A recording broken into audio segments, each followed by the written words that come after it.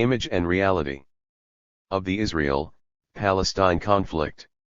Norman G. Finkelstein. To my beloved parents.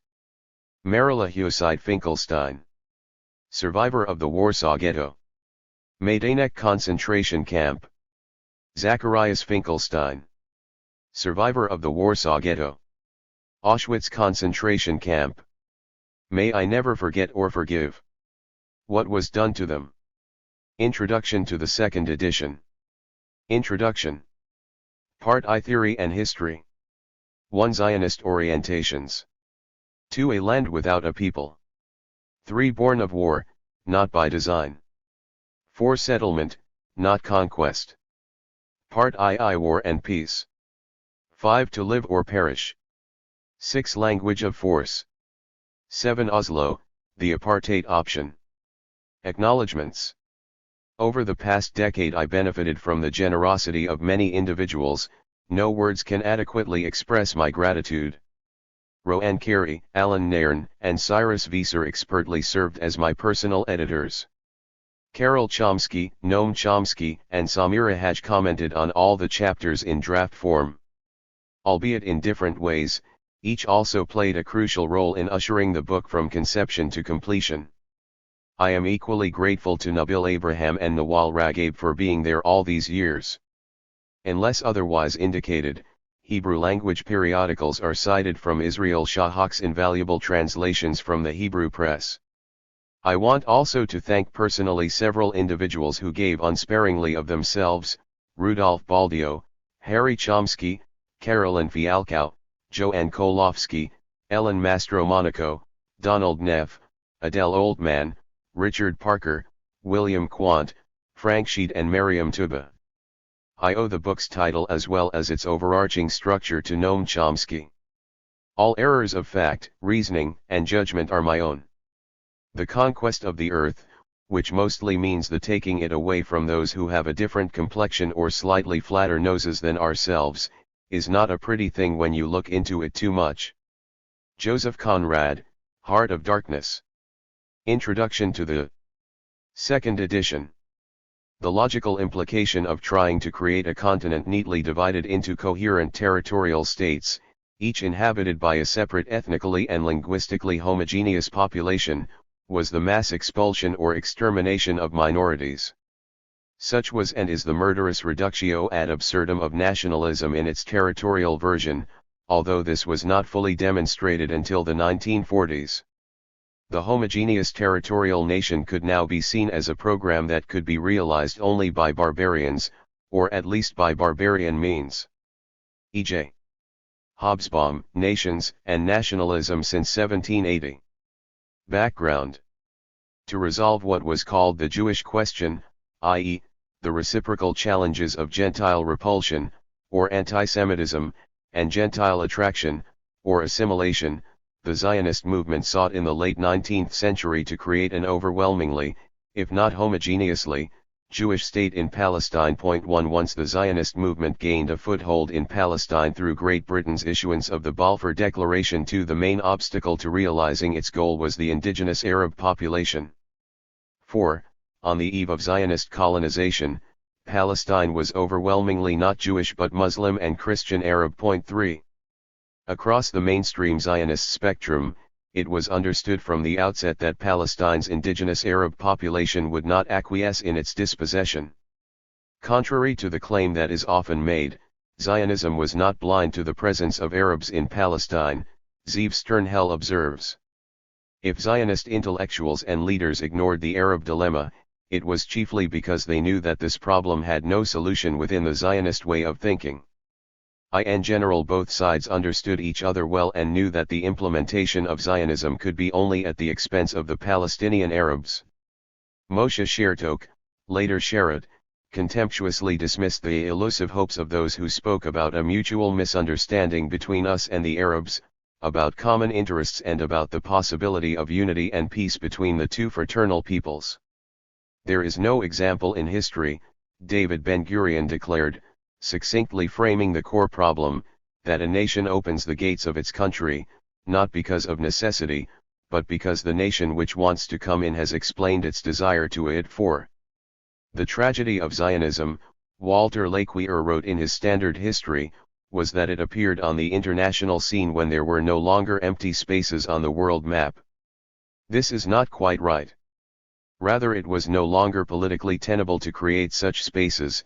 Extermination had ceased to be an option of conquest. 5 Basically, the Zionist movement could choose between only two strategic options to achieve its goal: what Benny Morris has labeled the way of South Africa, the establishment of an apartheid state, with a settler minority lording it over a large, exploited native majority, or the way of transfer. You could create a homogeneous Jewish state, or at least a state with an overwhelming Jewish majority, by moving or transferring all or most of the Arabs out. 6. Round 1, the way of transfer. In the first round of conquest, the Zionist movement set its sights on the way of transfer. For all the public rhetoric about wanting to live with the Arabs in conditions of unity and mutual honor, and together with them to turn the common homeland into a flourishing land, 12th Zionist Congress, 1921, the Zionists from early on were in fact bent on expelling them. The idea of transfer had accompanied the Zionist movement from its very beginnings, Tom Segev reports. Disappearing the Arabs lay at the heart of the Zionist dream, and was also a necessary condition of its existence. With few exceptions, none of the Zionists disputed the desirability of forced transfer, or its morality. The key was to get the timing right. Ben-Gurion, reflecting on the expulsion option in the late 1930s, wrote, "What is inconceivable in normal times is possible in revolutionary times, and if at this time the opportunity is missed and what is possible in such great hours is not carried out, a whole world is lost." 7. The goal of disappearing the indigenous Arab population points to a virtual truism buried beneath a mountain of apologetic Zionist literature. What spurred Palestinians' opposition to Zionism was not anti-Semitism, in the sense of an irrational or abstract hatred of Jews, but rather the prospect, very real, of their own expulsion. The fear of territorial displacement and dispossession, Morris reasonably concludes, was to be the chief motor of Arab antagonism to Zionism. Likewise, in his magisterial study of Palestinian nationalism, Yehoshua Porath suggests that the major factor nourishing Arab anti-Semitism was not hatred for the Jews as such, but opposition to Jewish settlement in Palestine. He goes on to argue that, although Arabs initially differentiated between Jews and Zionists, it was inevitable that opposition to Zionist settlement would turn into a loathing of all Jews. As immigration increased, so did the Jewish community's identification with the Zionist movement. The non-Zionist and anti-Zionist factors became an insignificant minority, and a large measure of sophistication was required to make the older distinction. It was unreasonable to hope that the wider Arab population, and the riotous mob which was part of it, would maintain this distinction. 8. It ought also to be remembered that Zionist leaders consistently claimed to be acting on behalf and with the support of world Jewry, a claim which to many Palestinians seemed increasingly credible, as first non-Zionist Jews in Palestine were marginalized during the Mandate as noted above, and, especially after 1967, as non-Zionist Jews around the world became, if not a small minority, certainly an increasingly voiceless one. From its incipient stirrings in the late 19th century through the Watershed Revolt in the 1930s, Palestinian resistance consistently focused on the twin juggernauts of Zionist conquest, Jewish settlers and Jewish settlements. 9 Apologetic Zionist writers like Anita Shapira juxtapose benign Jewish settlement against recourse to force. 10 In fact, settlement was force. From the outset, Zionism sought to employ force in order to realize national aspirations, Yosef Gorny observes. This force consisted primarily of the collective ability to rebuild a national home in Palestine. Through settlement, the Zionist movement aimed, in Ben-Gurion's words, to establish a great Jewish fact in this country that was irreversible, emphasis in original. 11 Moreover, settlement and armed force were in reality seamlessly interwoven, as Zionist settlers sought the ideal and perfect fusion between the plow and rifle. Moshe Dayan later memorialized that we are a generation of settlers, and without the combat helmet and the barrel of a gun, we will not be able to plant a tree or build a house. 12 The Zionist movement inferred behind Palestinian resistance to Jewish settlement a generic, and genetic, anti-Semitism, Jewish settlers being murdered, as Ben-Gurion put it, simply because they were Jews, in order to conceal from the outside world and itself the rational and legitimate grievances of the indigenous population. 13 In the ensuing bloodshed the kith and kin of Zionist martyrs would, like relatives of Palestinian martyrs today, wax proud at these national sacrifices. I am gratified, the father of a Jewish casualty eulogized, that I was a living witness to such a historical event. 14. It bears critical notice for what comes later that, from the interwar through early post-war years, Western public opinion was not altogether averse to population transfer as an expedient, albeit extreme, method for resolving ethnic conflicts. French socialists and Europe's Jewish press supported in the mid-1930s the transfer of Jews to Madagascar to solve Poland's Jewish problem. 15 The main forced transfer between the two world wars was effected between Turkey and Greece. Sanctioned by the Treaty of Lausanne, 1923, and approved and supervised by the League of Nations, this brutal displacement of more than 1.5 million people eventually came to be seen by much of official Europe as an auspicious precedent. The British cited it in the late 1930s as a model for resolving the conflict in Palestine.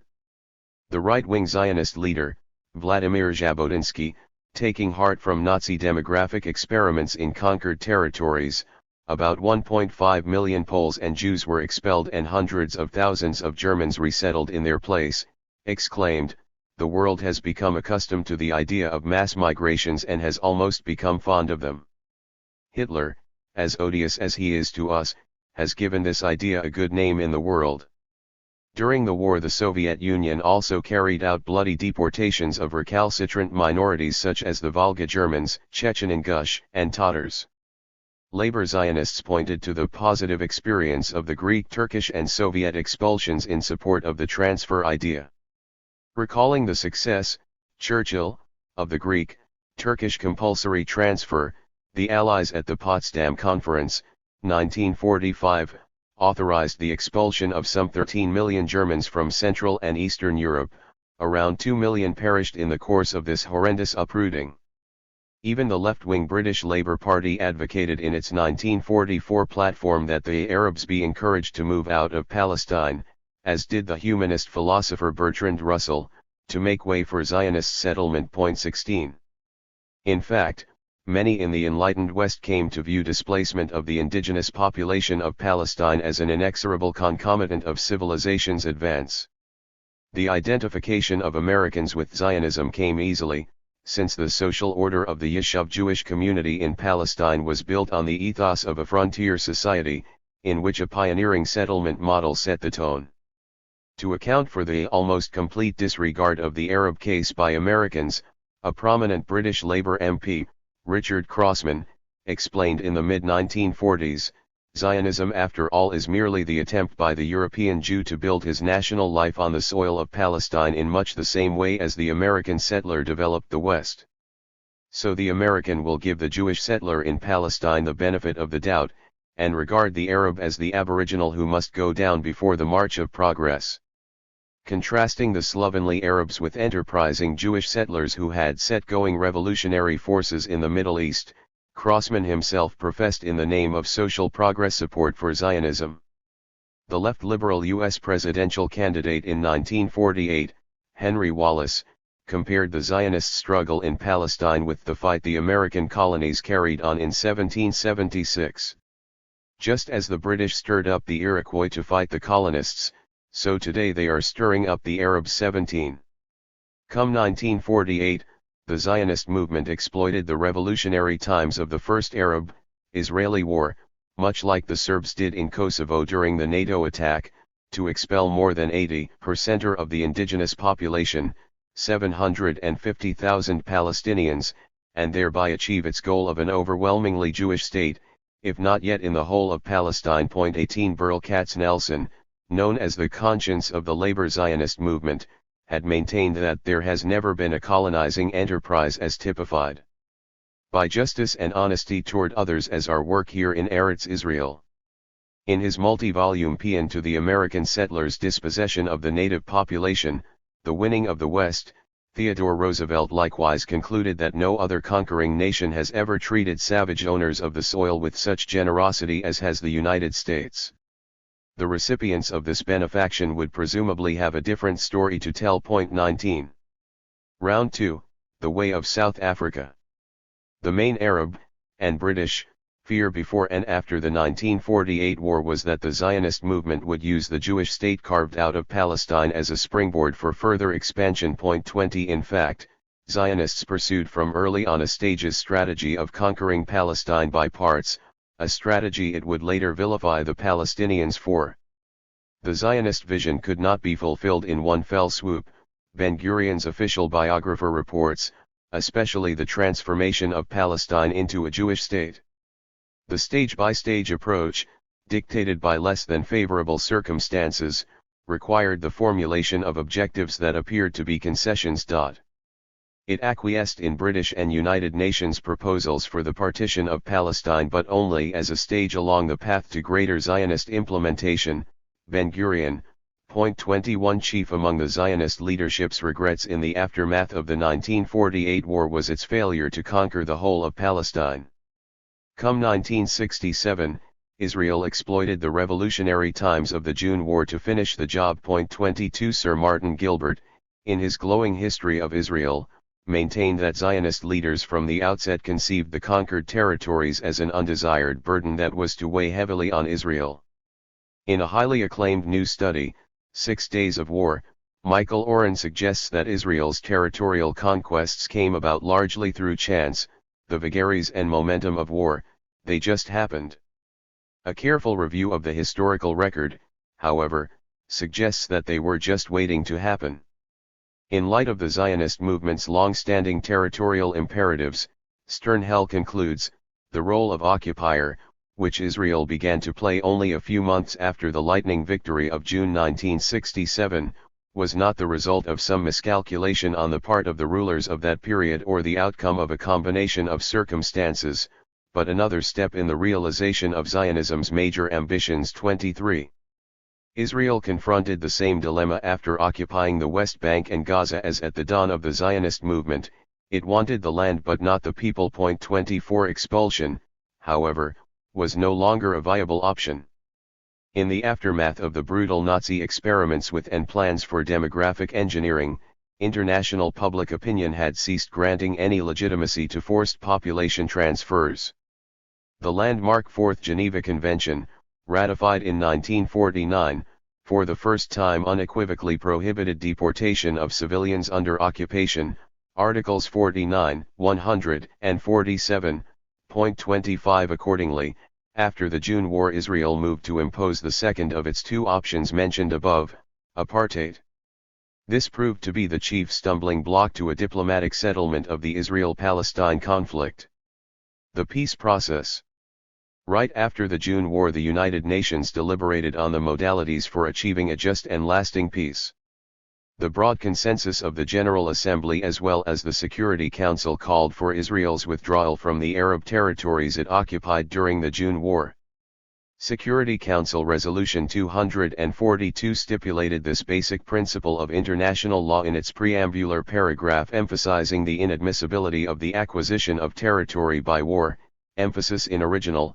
26. At the same time, Resolution 242 called on Arab states to recognize Israel's right to live in peace within secure and recognized boundaries free from threats and acts of force. To accommodate Palestinian national aspirations, the international consensus eventually supported the creation of a Palestinian state in the West Bank and Gaza once Israel withdrew to its pre-June borders. Resolution 242 had only referred obliquely to the Palestinians in its call for achieving a just resolution of the refugee problem. Although Defense Minister Moshe Dayan privately acknowledged that Resolution 242 required full withdrawal, Israel officially maintained that it allowed for territorial revision. 27 Israel's refusal in February 1971 to fully withdraw from the Sinai in exchange for Egypt's offer of a peace treaty led directly to the October 1973 war. 28 The basic parameters of Israeli policy regarding Palestinian territory were set out in the late 1960s in the proposal of Yigal Allon, a senior Labour Party official and cabinet member.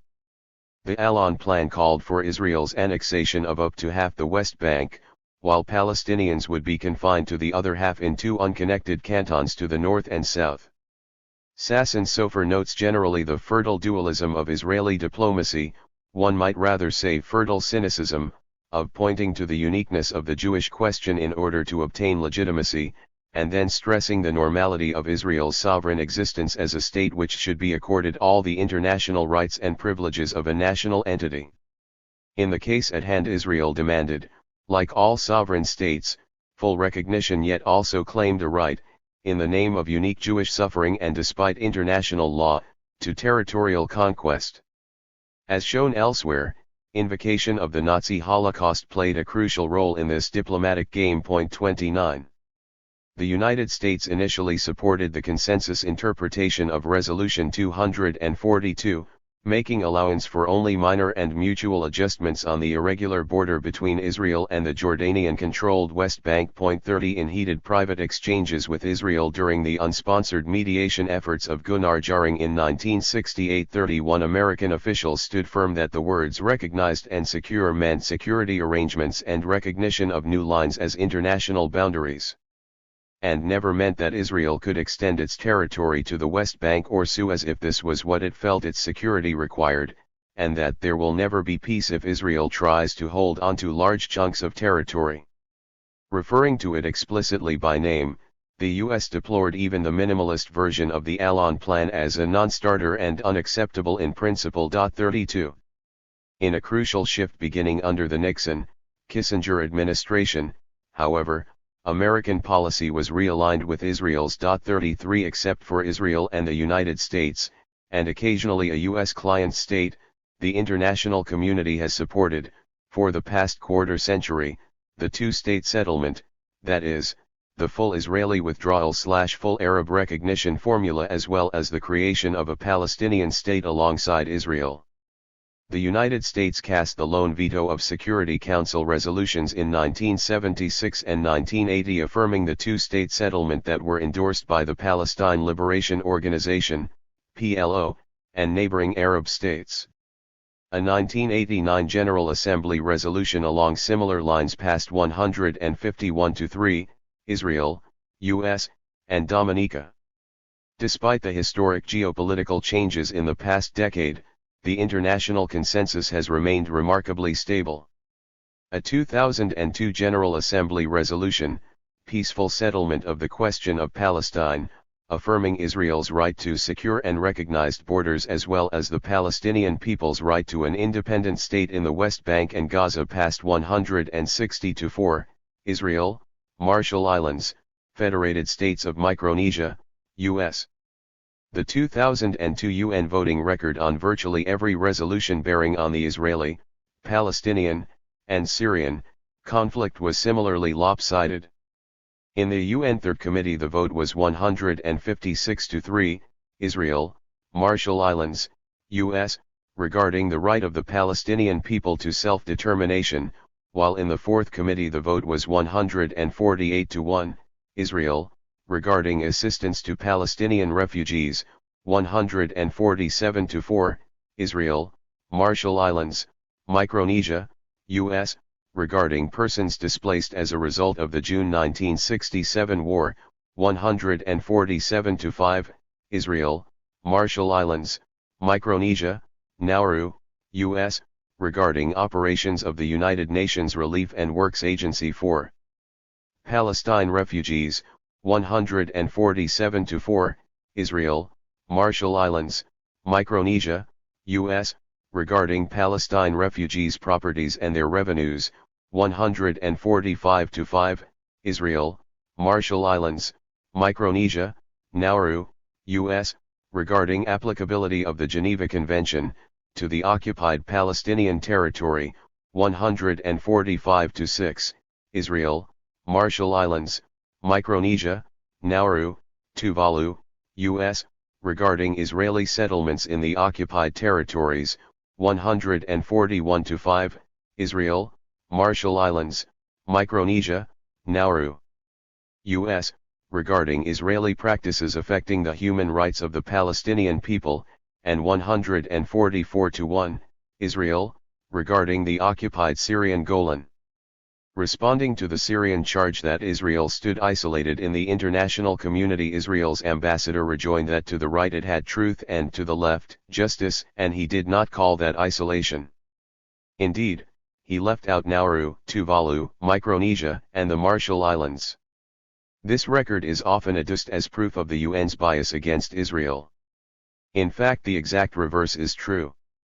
A careful study by Mark Weller of the University of Cambridge comparing Israel and the occupied territories with similar situations in Bosnia and Herzegovina, Kosovo, East Timor, occupied Kuwait, and Iraq, and Rwanda found that Israel has enjoyed a virtual immunity from enforcement measures such as an arms embargo and economic sanctions typically adopted by the UN against member states condemned for identical violations of international law. Given its conflict with the entire world community, Israel has unsurprisingly set as a crucial precondition for negotiations that Palestinians must drop their traditional demand for international arbitration or a Security Council mechanism. 34.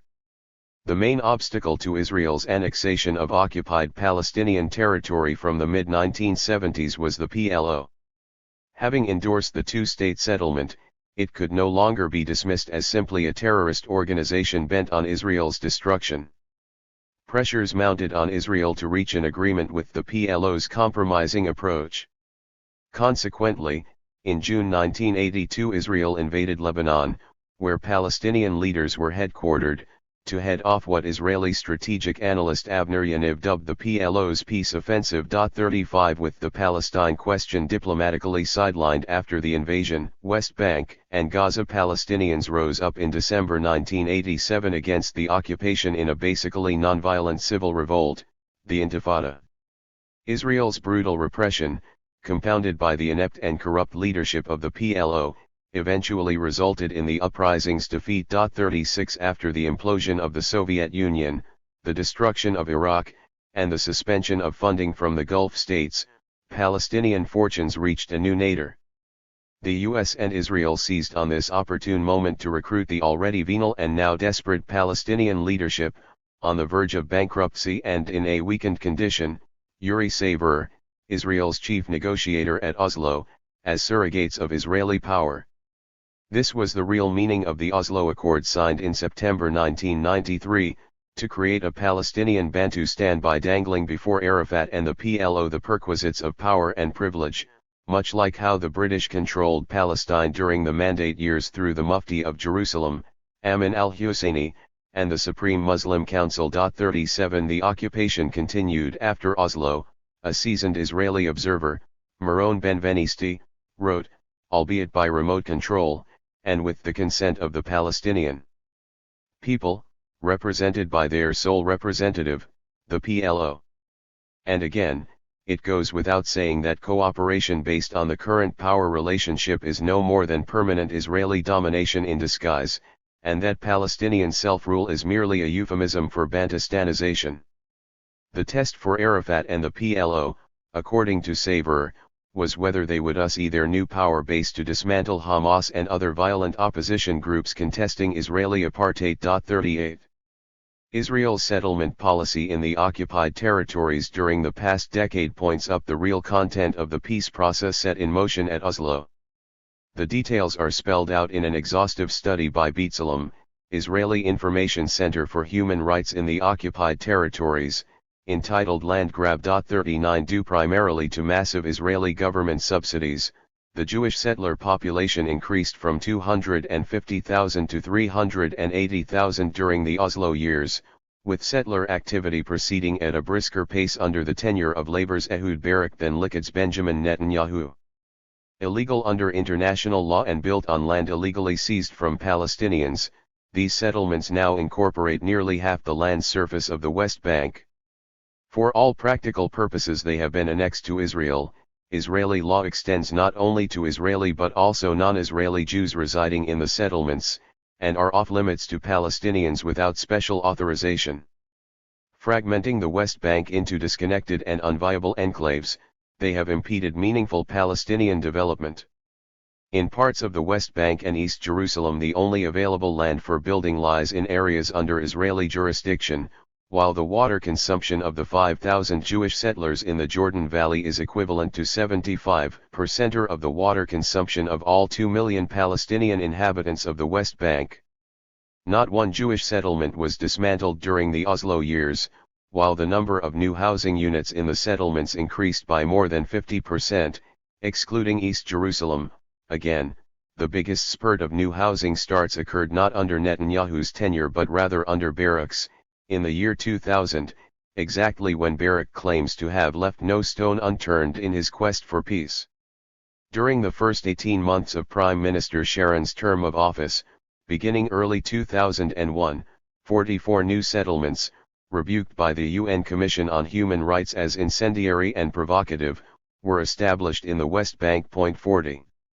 Israel has created in the occupied territories a regime of separation based on discrimination, applying two different systems of law in the same area and basing the rights of individuals on their nationality, the B'Tselem study concludes.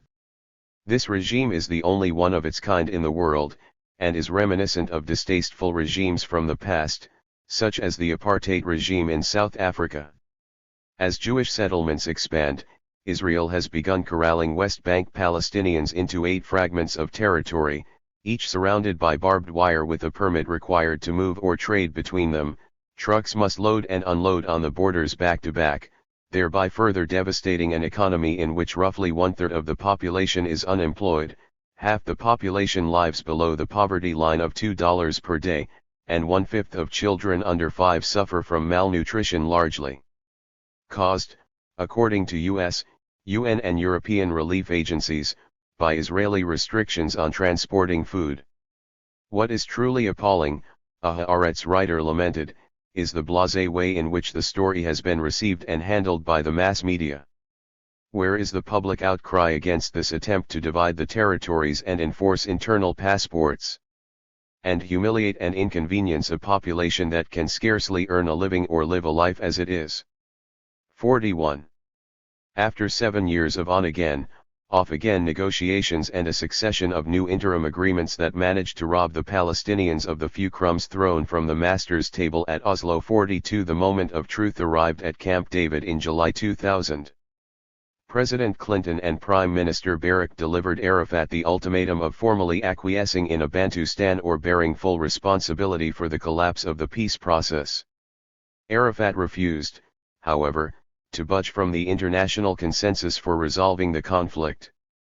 According to Robert Malley, a key American negotiator at Camp David, Arafat continued to hold out for a Palestinian state based on the June 4, 1967 borders, living alongside Israel, yet also accepted the notion of Israeli annexation of West Bank territory to accommodate settlements, though he insisted on a one-for-one swap of land of equal size and value, that is, the minor and mutual border adjustments of the original U.S. position on Resolution 242.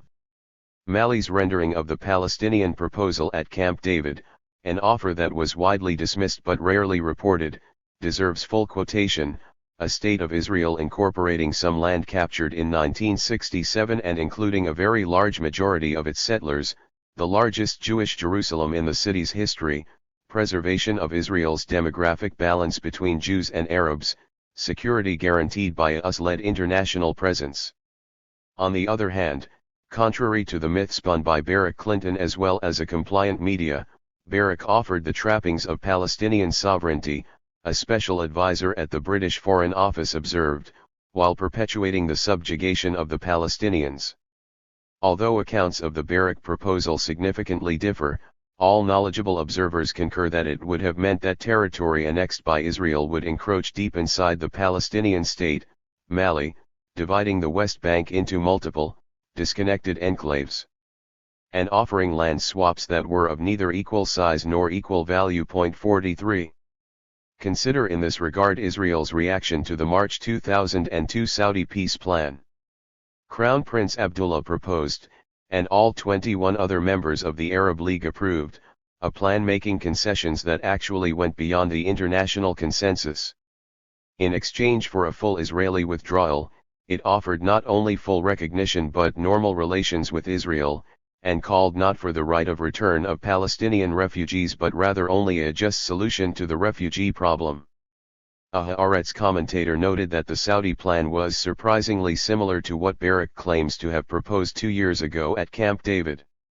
Were Israel truly committed to a comprehensive withdrawal in exchange for normalization with the Arab world, the Saudi plan and its unanimous endorsement by the Arab League summit ought to have been met with euphoria. In fact, after an ephemeral interlude of evasion and silence, it was quickly deposited in Orwell's memory hole. When the Bush administration subsequently made passing reference to the Saudi plan in a draft road map for settling the Israel-Palestine conflict, Israeli officials loudly protested. 44 Nonetheless, Barak's, and Clinton's, fraud that Palestinians at Camp David rejected a maximally generous Israeli offer provided crucial moral cover for the horrors that ensued. Learning from the Nazi Holocaust. In September 2000, Palestinians embarked on a second intifada against Israeli rule. In the warped thinking of Israelis since Oslo, Haaretz journalist Amira Hass wrote soon after the renewed resistance.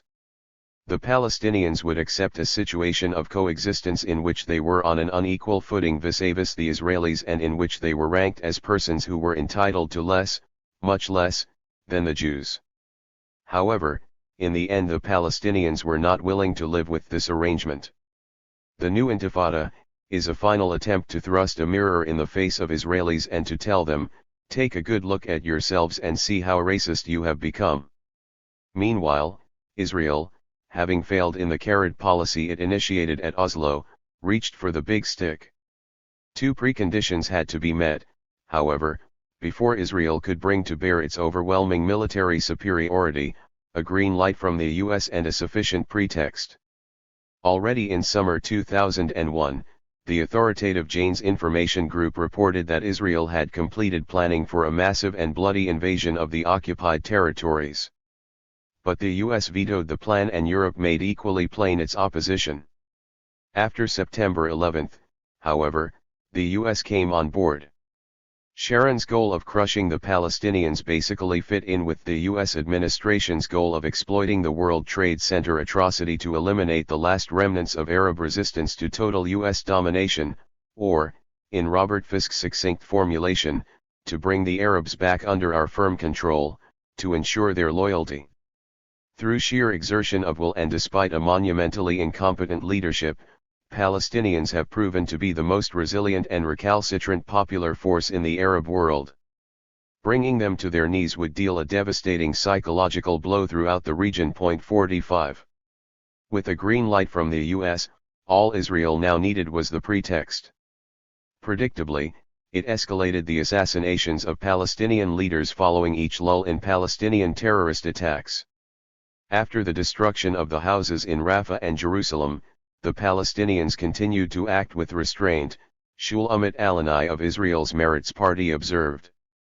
Sharon and his army minister, apparently fearing that they would have to return to the negotiating table, decided to do something and they liquidated Raid Karmi.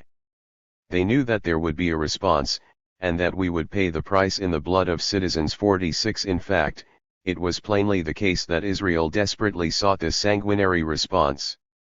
Once the Palestinian terrorist attacks crossed the desired threshold, Sharon was able to declare war and proceed to beat the basically defenseless civilian Palestinian population into submission.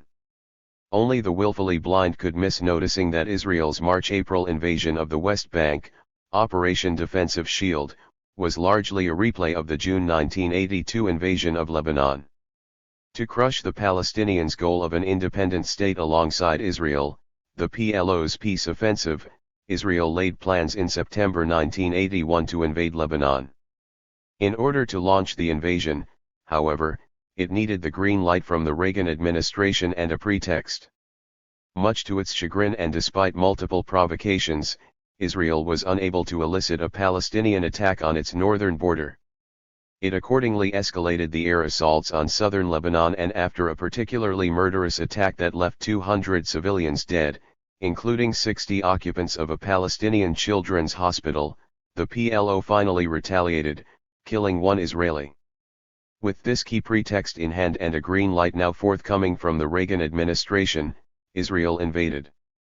Using the same slogan of rooting out Palestinian terror, Israel proceeded to massacre a defenseless population, killing some 20,000 Palestinians and Lebanese between June and September 1982, almost all civilians.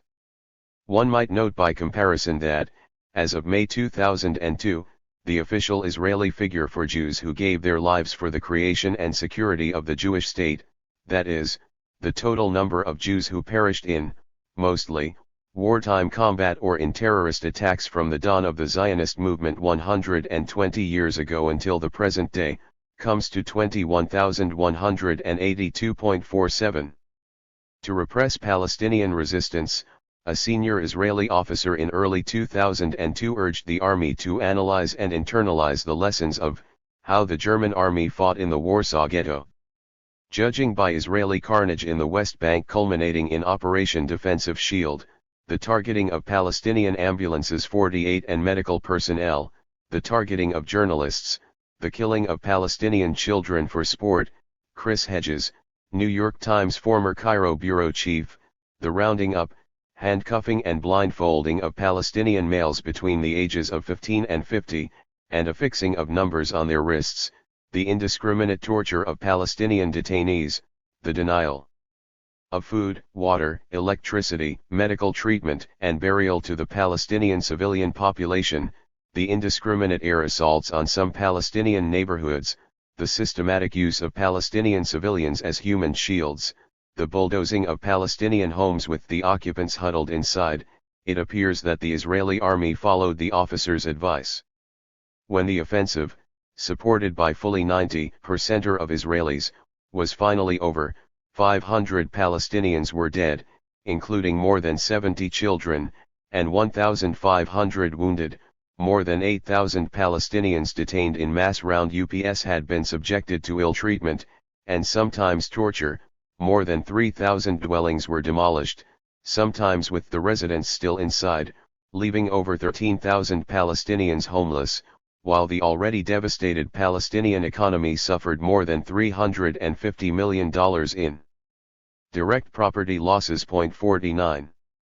The climax of Operation Defensive Shield was the Israeli siege in early April of Jenin refugee camp. A Palestinian militant told Amnesty International that the decision to resist was made by the community against the background of an Israeli incursion the month before that had met little resistance, and otherwise, where would we go? The Israelis had put a cordon around the town, we had no choice. We had nowhere else to fight. Human rights organizations consistently found that in the course of the siege Israeli forces committed serious violations of humanitarian law, some amounting prima facie to war crimes. Human Rights Watch, and the IDF Israel Defense Forces carried out actions which violate international human rights and humanitarian law. Some of these actions amount to war crimes. Amnesty International. Some 4,000 Palestinians, nearly a third of the camp's population, were rendered homeless in destruction that extended well beyond any conceivable purpose of gaining access to fighters, and was vastly disproportionate to the military objectives pursued. HRW, indeed, in one appalling and extensive operation, the IDF demolished, destroyed by explosives, or flattened by army bulldozers, a large residential area of Jenin refugee camp, much of it after the fighting had apparently ended. Amnesty. Some 54 Palestinians were killed, mostly civilians. 50 Typical of the documented Israeli atrocities in Jenin were these: a 37-year-old paralyzed man was killed when the IDF bulldozed his home on top of him, refusing to allow his relatives the time to remove him from the home. A 57-year-old wheelchair-bound man was shot and run over by a tank on a major road outside the camp, even though he had a white flag attached to his wheelchair. IDF soldiers forced a 60 5-year-old woman to stand on a rooftop in front of an IDF position in the middle of a helicopter battle, HRW. Israeli authorities apparently didn't initiate proper investigations in any of the unlawful killings, giving rise to fears that the IDF has been given a carte blanche to continue. Amnesty. Though the IDF offensive against Nablus in April 2002 has not received the attention of Jenin, Amnesty further found, there were more Palestinians casualties, 80, and fewer Israeli soldiers killed, 4, and a comparable pattern of human rights violations and war crimes as well as the complete or partial razing of religious and historical sites, in what frequently appeared to be wanton destruction without military necessity. In one grisly case, IDF soldiers repeatedly beat with their rifles, pummeled and flipped, and shoved off a truck and downstairs, a 25-year-old, paralyzed from the waist down and confined to a wheelchair. Amnesty. The IDF would later explain that the killing of a large number of civilians has deterrent value, senior IDF officer, and allowed for the killing of unarmed teenage boys on the grounds that they are people of an age to be fighters. It's only a flea's hop to the Nazi justification for killing Jewish children on the grounds that otherwise a generation of avengers filled with hatred will grow up. 51. Recalling that Israel, frequently supported by the United States, has blocked all attempts to end human rights violations and install a system of international protection in Israel and the occupied territories, Amnesty International called on the international community and, in particular, the United States government to immediately stop the sale or transfer of weaponry that are used to commit human rights violations to Israeli forces. It wasn't only human rights organizations that criticized Operation Defensive Shield. Ehud Barak, for example, registered dissent. According to the former Prime Minister, Sharon should have acted more forcefully. In the meantime, dismissing criticism of Israeli atrocities as driven by anti-Semitism, Holocaust industry CEO Elie Wiesel lent unconditional support to Israel. Israel didn't do anything except it reacted. Whatever Israel has done is the only thing that Israel could have done. I don't think Israel is violating the Human Rights Charter. War has its own rules, and went on to stress the great pain and anguish endured by Israeli soldiers as they did what they have to do. 52 Boasting that he left them a football stadium. One of Wiesel's agonized Israeli soldiers operating a bulldozer in Jenin later recounted in an interview, "I wanted to destroy everything. I begged the officers to let me knock it all down, from top to bottom. To level everything. For 3 days, I just destroyed and destroyed. I found joy with every house that came down, because I knew that they didn't mind dying, but they cared for their homes. If you knocked down a house, you buried 40 or 50 people for generations. If I am sorry for anything, it is for not tearing the whole camp down. I had plenty of satisfaction. I really enjoyed it." A B'Tselem investigation in Ramallah found that, typically, at the Ministry of Education, not only was the computer network taken, so were overhead projectors and video players. Other equipment, including televisions and file cabinets full of records, such as student transcripts, were simply destroyed. Hard disks were taken from civil society organizations that had invested years of work and millions of dollars to compile this material. "It was simply unbelievable," one young conscript recalled. "People simply made an effort to both destroy and rob. The sergeant major would bring a truck and load up. It was done openly. The total picture," B'Tselem concluded, "is one of a vengeful assault on all symbols of Palestinian society and Palestinian identity. This is combined with what can only be described as hooliganism, the result of thousands of teenage boys and young men in uniform allowed to run wild in Palestinian cities with no accountability for their actions." Haaretz reported that Israeli soldiers occupying Ramallah destroyed children's paintings in the Palestinian Ministry of Culture, and urinated and defecated everywhere in the building, even managing to defecate into a photocopier, no doubt with great pain and anguish. It seems that this has become an IDF rite of passage. During Israel's occupation of Beirut in 1982, Soldiers similarly defecated in Palestinian cultural and medical institutions. 53.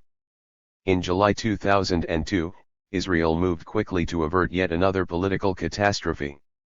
With assistance from European diplomats, militant Palestinian organizations, including Hamas, reached a preliminary accord to suspend all attacks inside Israel, perhaps paving the way for a return to the negotiating table. Just 90 minutes before it was to be announced, however, Israeli leaders, fully apprised of the imminent declaration, ordered an F-16 to drop a 1-ton bomb on a densely populated civilian neighborhood in Gaza, killing, alongside a Hamas leader, 11 children and 5 others, and injuring 140.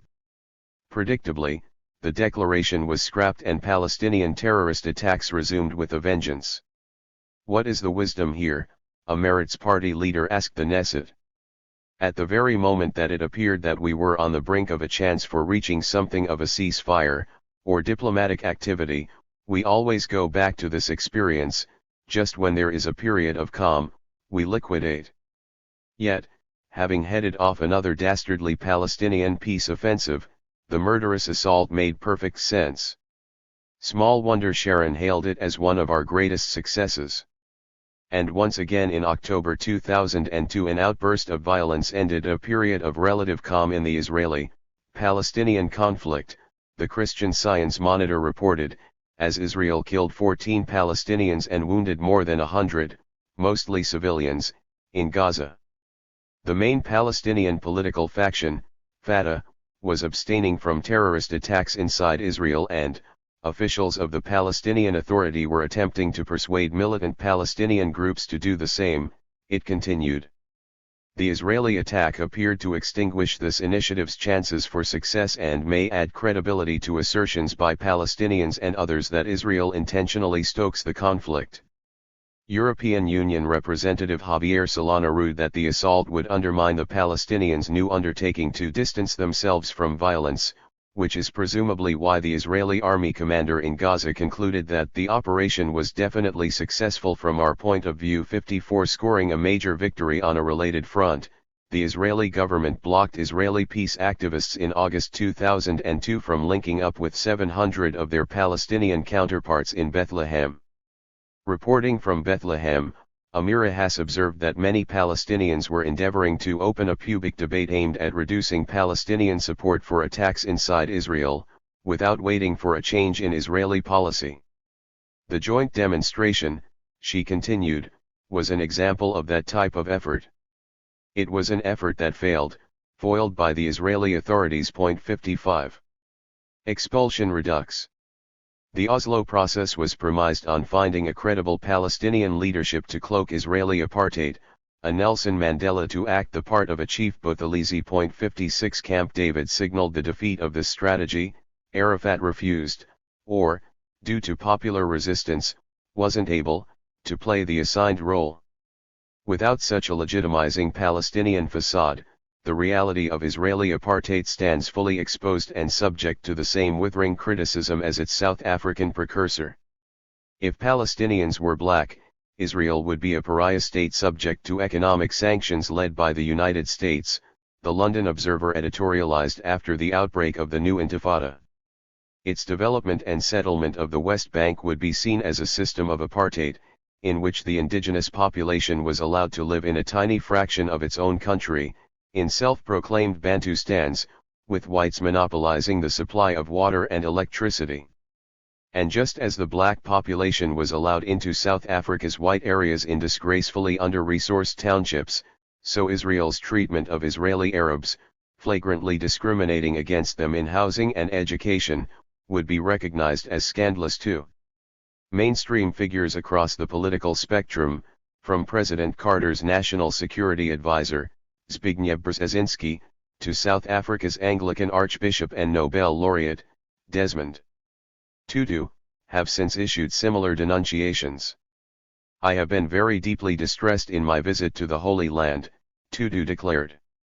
It reminded me so much of what happened to us blacks in South Africa. I have seen the humiliation of the Palestinians at checkpoints and roadblocks, suffering like us when young white police officers prevented us from moving about 57. But paradoxically, whereas apartheid is no longer a tenable Israeli option, expulsion once again may be. Israel adopted the apartheid strategy after new precedents in international law and public opinion barred ethnic expulsions.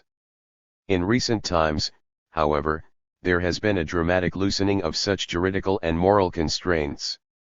Especially since September 11, the U.S. has even ceased honoring international law in the breach, but rather effectively declared it null and void. Unlike its 1991 devastation of Iraq, the US assault on Afghanistan was launched without any direct UN sanction, not because it couldn't get such a sanction but because it wanted to make the point of not needing one. Unlike its use in the past of covert operations and legitimizing facades, like the Nicaraguan Contras, to overthrow netless foreign governments, the US now brazenly talks about regime change. And in proclaiming the doctrine of preventive war, the Bush administration has dealt a mortal blow to Article 51 of the Union Charter prohibiting armed attack except in the face of an imminent threat. Since Bush came to office, the London Guardian observes, the United States government has torn up more international treaties and disregarded more UN conventions than the rest of the world has in 20 years. It has scuppered the Biological Weapons Convention while experimenting, illegally, with biological weapons of its own. It has refused to grant chemical weapons inspectors full access to its laboratories, and has destroyed attempts to launch chemical inspections in Iraq. It has ripped up the Anti-Ballistic Missile Treaty, and appears to be ready to violate the Nuclear Test Ban Treaty. It has permitted CIA hit squads to recommence covert operations of the kind that included, in the past, the assassination of foreign heads of state.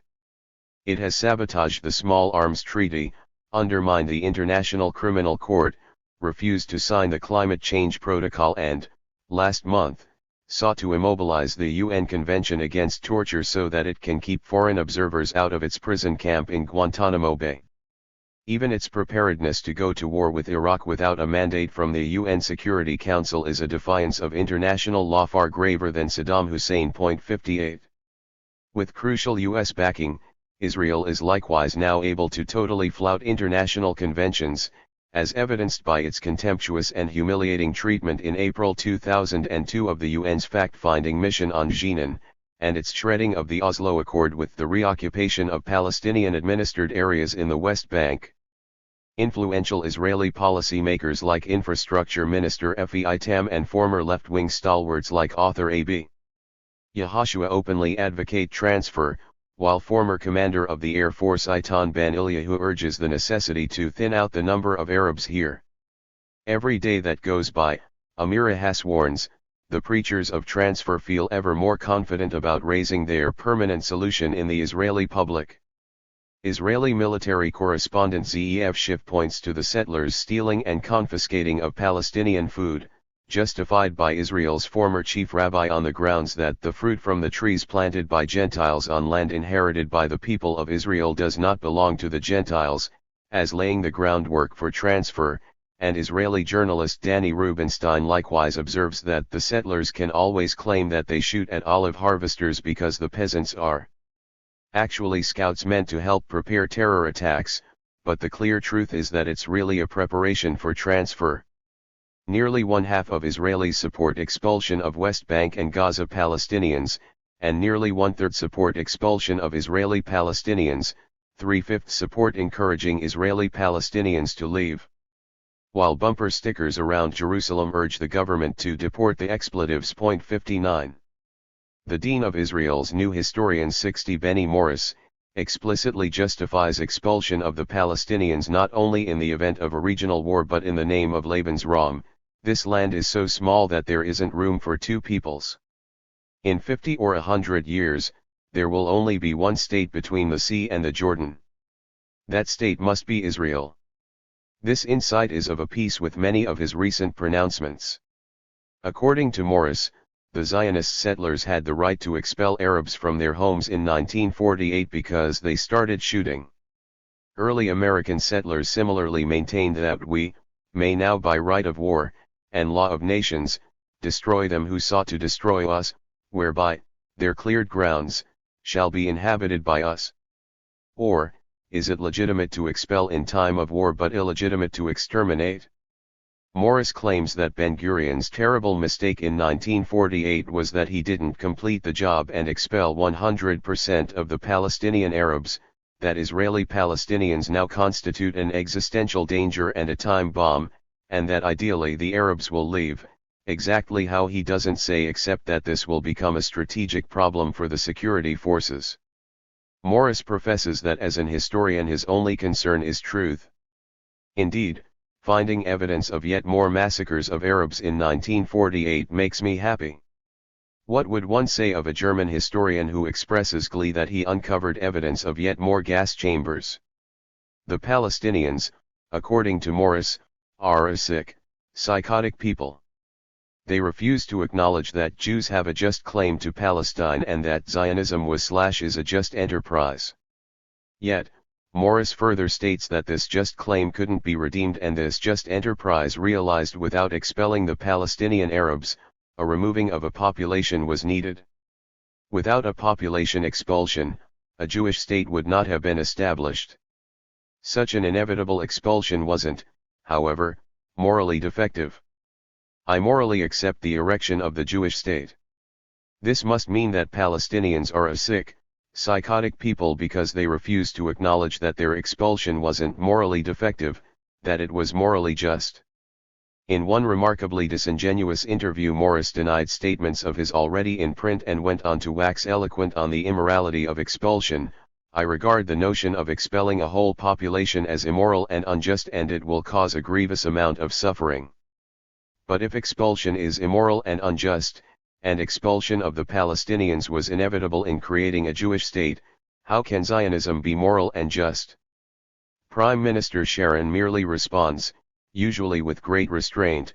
Morris stated, and in Operation Defensive Shield no army has ever been more discriminating and gone to such lengths to avoid inflicting civilian casualties, and accordingly the final tally was merely 200 or 300 deaths, mostly of Palestinian gunmen, and the destruction of several dozen homes.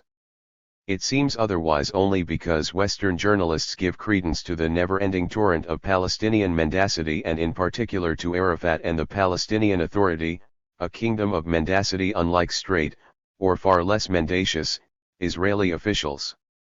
Putting to one side Sharon's own record on truth-telling, it bears notice that the most damning reportage on Israeli human rights violations typically comes not from Western but Israeli journalists, that all the major human rights reports on Operation Defensive Shield flatly contradict Morris's account of what happened, that Amnesty International found that virtually every official Israeli claim regarding its conduct during Operation Defensive Shield proved to be a flagrant lie, and that if Sharon shows great restraint, it's cause for wonder that, according to Israeli polls, everyone loves Arak because he beats Palestinians to a pulp. On the other hand, Morris's inference that someone like Barak, coming from the left with the credit as someone coming from the peace camp, would have had a much easier time using the IDF much more liberally is probably true, but this says much more about the brutality of Barak, and hypocrisy of the peace camp, than it does about the restraint of Sharon. With smug satisfaction, Morris goes on to observe that once Sharon deployed the requisite force, Palestinians learned some lessons and major acts of terrorism ceased. So, force does appear to work, at least in the short term. Indeed, the very short term, the day after his interview a suicide bomber blew up a bus. 61. Apart from mainstream Israeli support for expulsion, there's yet another cause for alarm. Throughout its history the Zionist movement has wagered against daunting odds. Victory always seemed beyond reach. The State of Israel owes its existence, Yael Zerubbabel writes, to the very ethos that raises ideological commitment beyond realistic calculations. Indeed, at each crucial juncture a miracle, this word constantly recurs in Zionist historiography, saved it, the miracle of the Balfour Declaration, Ben-Gurion, the miracle of the Partition Resolution, Chaim Weizmann, the miraculous simplification of Israel's tasks in the 1948 war, Weizmann, referring to the Arab flight, the miracle of the June 1967 war, The Miracle of Massive Immigration of Soviet Jewry to Israel. A close reading of the documentary record shows, however, that these weren't really miracles. Rather, in each instance the Zionists maximally exploited a slender historical opportunity, revolutionary times, by a comprehensive marshalling of their material and human assets. September 11 may yet prove to be another such occasion. The world has granted, or has been coerced into granting, the U.S. a kind of grace period to openly carry on like a lawless state. This means for Israel a window of opportunity to resolve the Palestine question, once and for all. It's a miracle waiting to happen. Short of a full withdrawal from the occupied territories, Israel's only alternatives are to continue tolerating the terrorist attacks or to expel the Palestinians. One is hard-pressed to imagine, however, that Israel will absorb these attacks indefinitely. Their relentlessness might also temper the ensuing international condemnation of an expulsion. 62. Should Israel attempt expulsion, it can probably count on support from powerful sectors in American life. House Majority Whip Tom DeLay and House Majority Leader Dick Armey sponsored a resolution supporting Israel's claim to the whole of Judea and Samaria, while Armey explicitly upheld that the Palestinians who are now living on the West Bank should get out of there. Senator James M. Inhofe of Oklahoma intoned that the most important reason the U.S. ought to support Israel was that God said so. Look it up in the book of Genesis. In Genesis 13:14, 17. This is not a political battle at all. It is a contest over whether or not the Word of God is true. When Senator Hillary Clinton, a liberal Democrat from New York, visited Israel earlier this year, she was hosted and embraced by Benny Elon, leader of Molde, a party officially committed to transferring the Palestinians. Turning to organized American Jewry, the picture becomes yet bleaker. A respected Washington attorney and Jewish communal leader, Nathan Lewin, called for the execution of family members of Palestinian suicide bombers. Reproaching critics of Lewin, prominent Harvard University Law School professor Alan Dershowitz and National Director of the Anti-Defamation League Abraham Foxman deemed Lewin's proposal a legitimate attempt to forge a policy for stopping terrorism.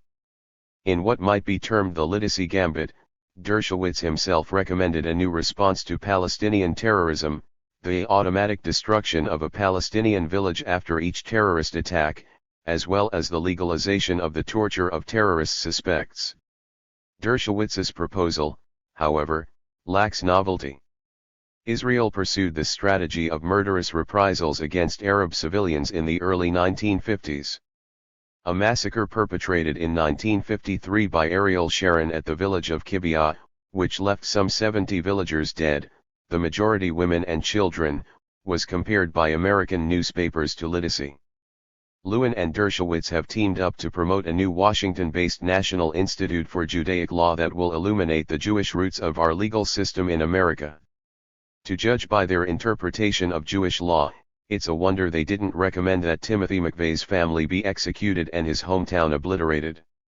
Inspired by Dershowitz, a group of former Israeli military officers and settlers supported by a pro-Israel charity in New York posted on its website this ingenious proposal to facilitate transfer.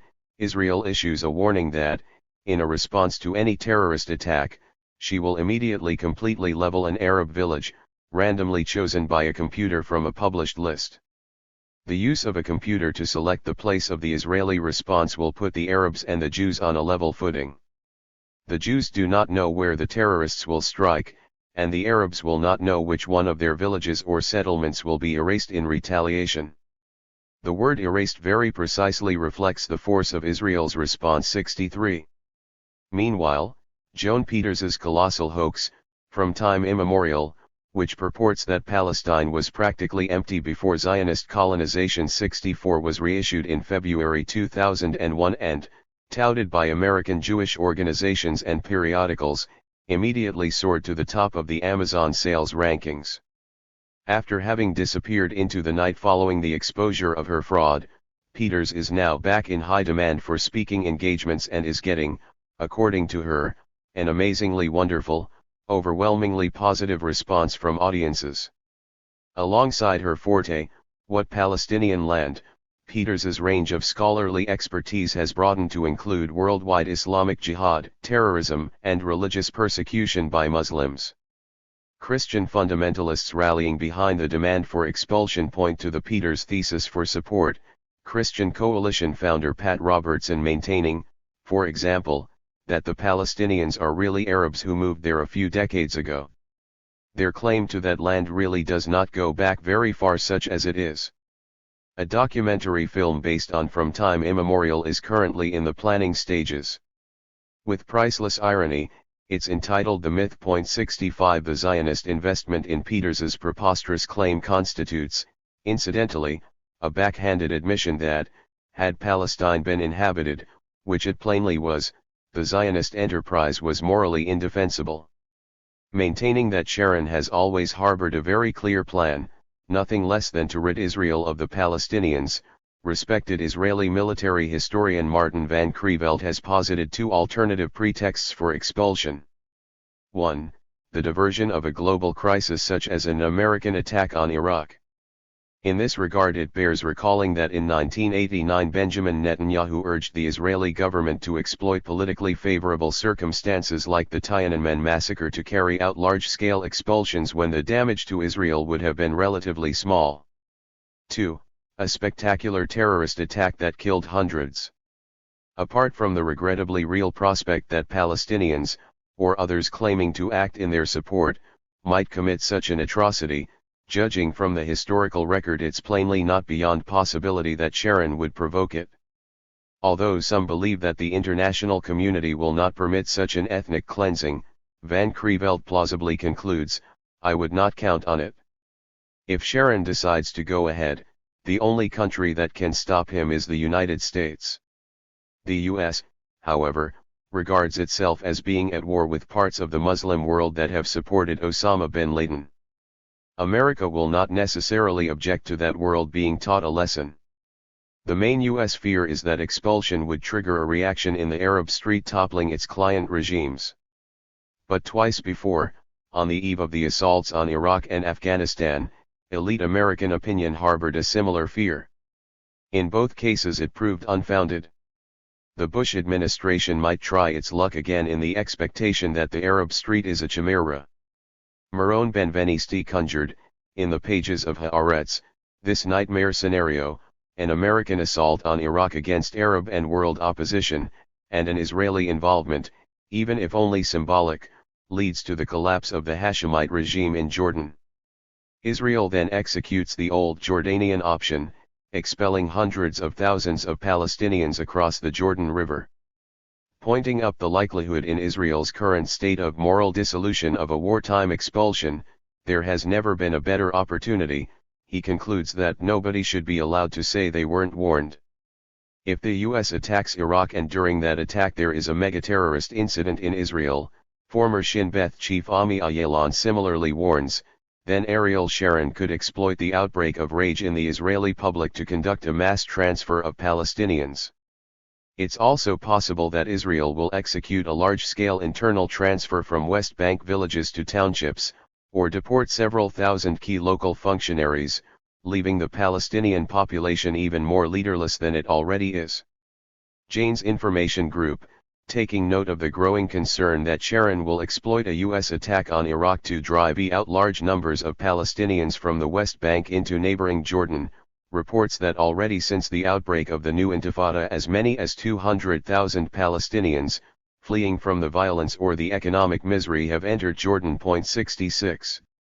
The question remains, what would it take to effect a full Israeli withdrawal and avert this catastrophe? The basic tendency of Israeli policy and people, observes the perceptive Israeli writer Boaz Evren, is to solve problems by means of force and to see force as the be-all and end-all, rather than trying diplomatic and political solutions, and to view borders with neighboring Arab states as nothing but a function of power relations. Likewise, Zeev Sternhell argues that a Zionist tenet is never giving up a position or a territory unless one is compelled by superior force. In this regard, it also bears keeping in mind what Van Creveld calls the unique position occupied by the military and martial values in Israeli society. It is comparable, if at all, only to the status the armed forces held in Germany from 1871 until 1945.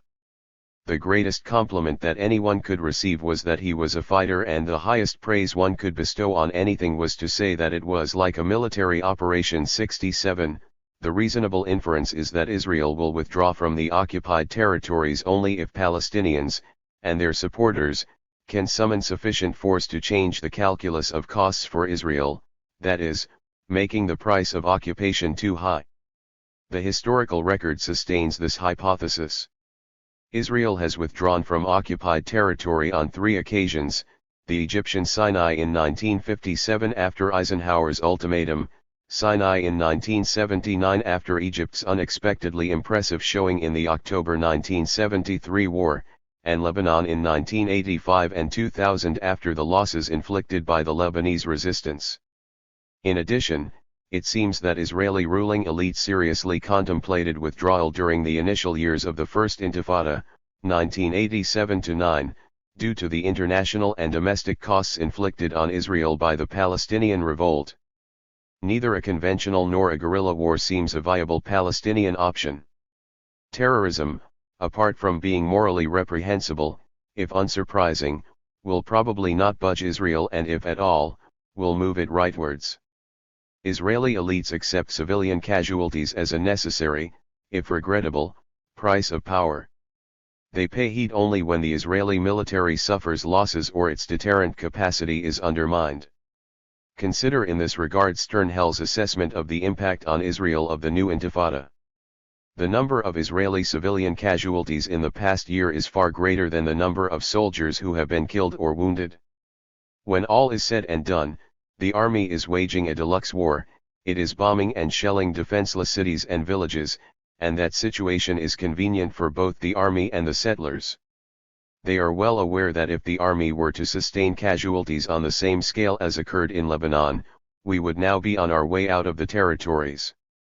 We perceive the death of civilians in shooting attacks or at the hands of crazed suicide bombers in the heart of our cities, including the extinction of whole families, as a decree of fate or as a kind of act of nature. However, the death of soldiers immediately poses the critical questions: what are the goals of the war? For what end are the soldiers being killed? Who sent them to their death?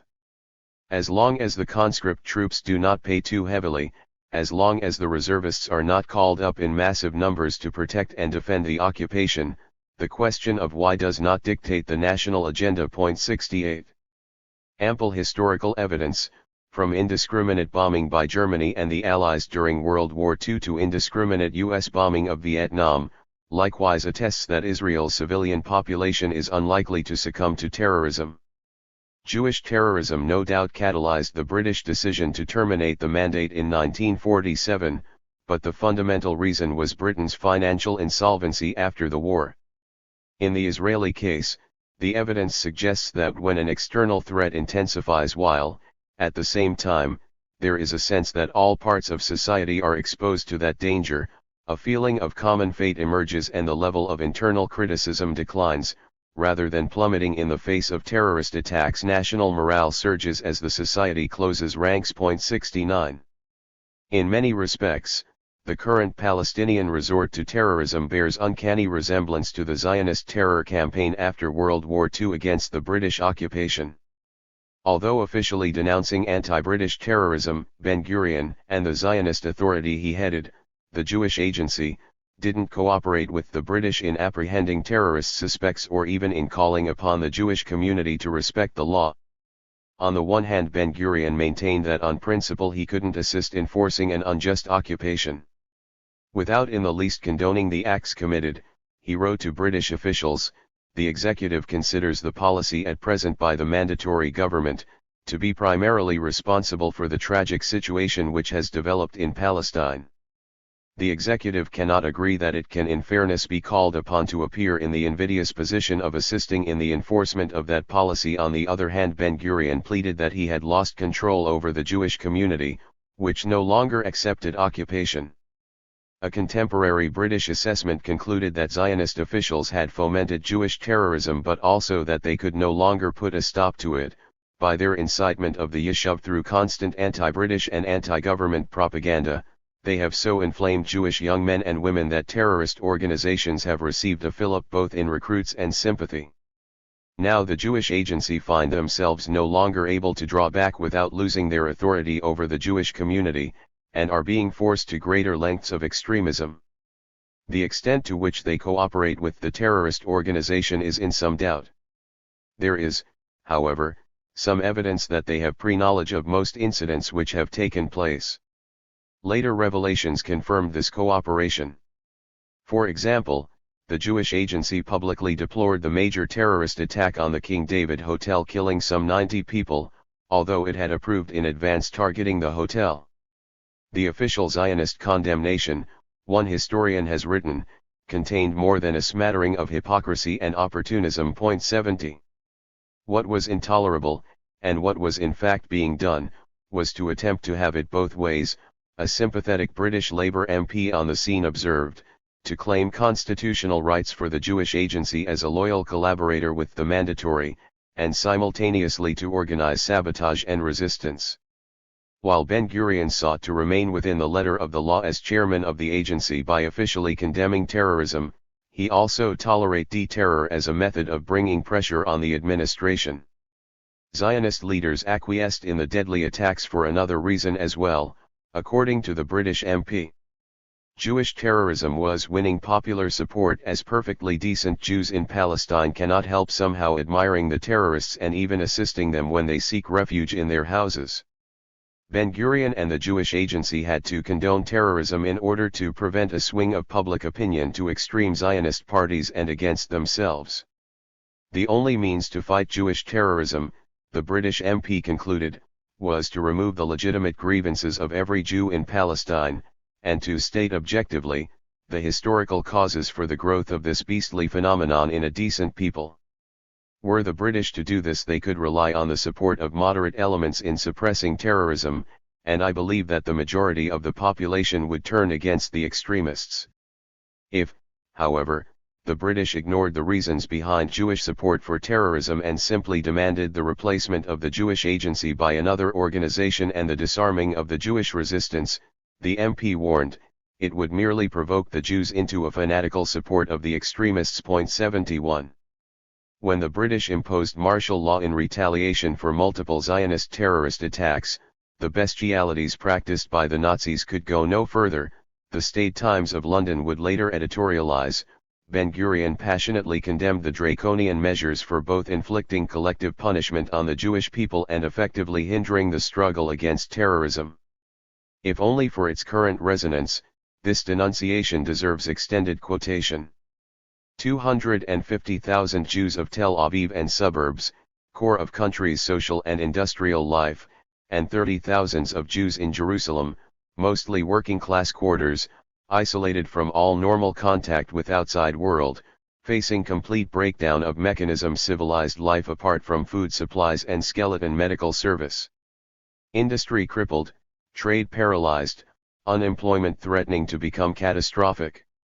Industrial raw materials cannot enter, goods manufactured with available stock cannot be marketed outside. Workers cut off from places of work, children from schools. These restrictions have not affected terrorists nor stopped their outrages, but instead have increased resentment of hard-hit population, created fertile soil for terrorist propaganda, frustrating communities' attempt to combat terrorism by itself. Martial law absolutely futile and senseless unless really meant to punish whole community, ruin its economy and destroy the foundations of the Jewish national home. 72.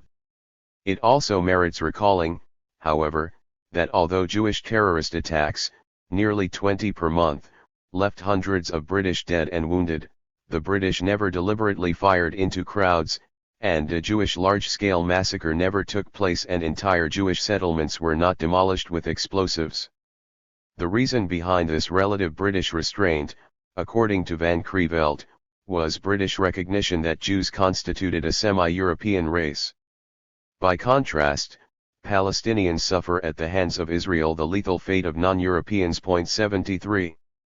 A nonviolent Palestinian civil revolt creatively building on the lessons of the First Intifada and synchronized with international, in particular, American, pressure probably holds out the most promise in the current crisis. It could bog down and neutralize Israel's army.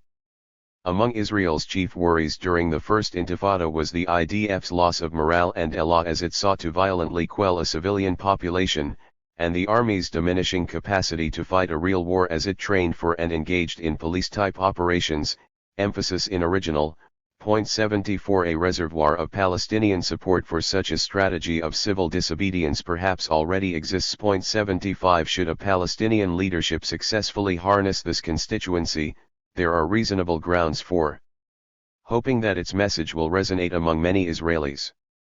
The refusnik movement among Israeli conscripts has prompted a national debate and, although registering massive support for Sharon's brutal repression, Israelis have supported in roughly equal numbers withdrawal from the West Bank and Gaza. Point 76.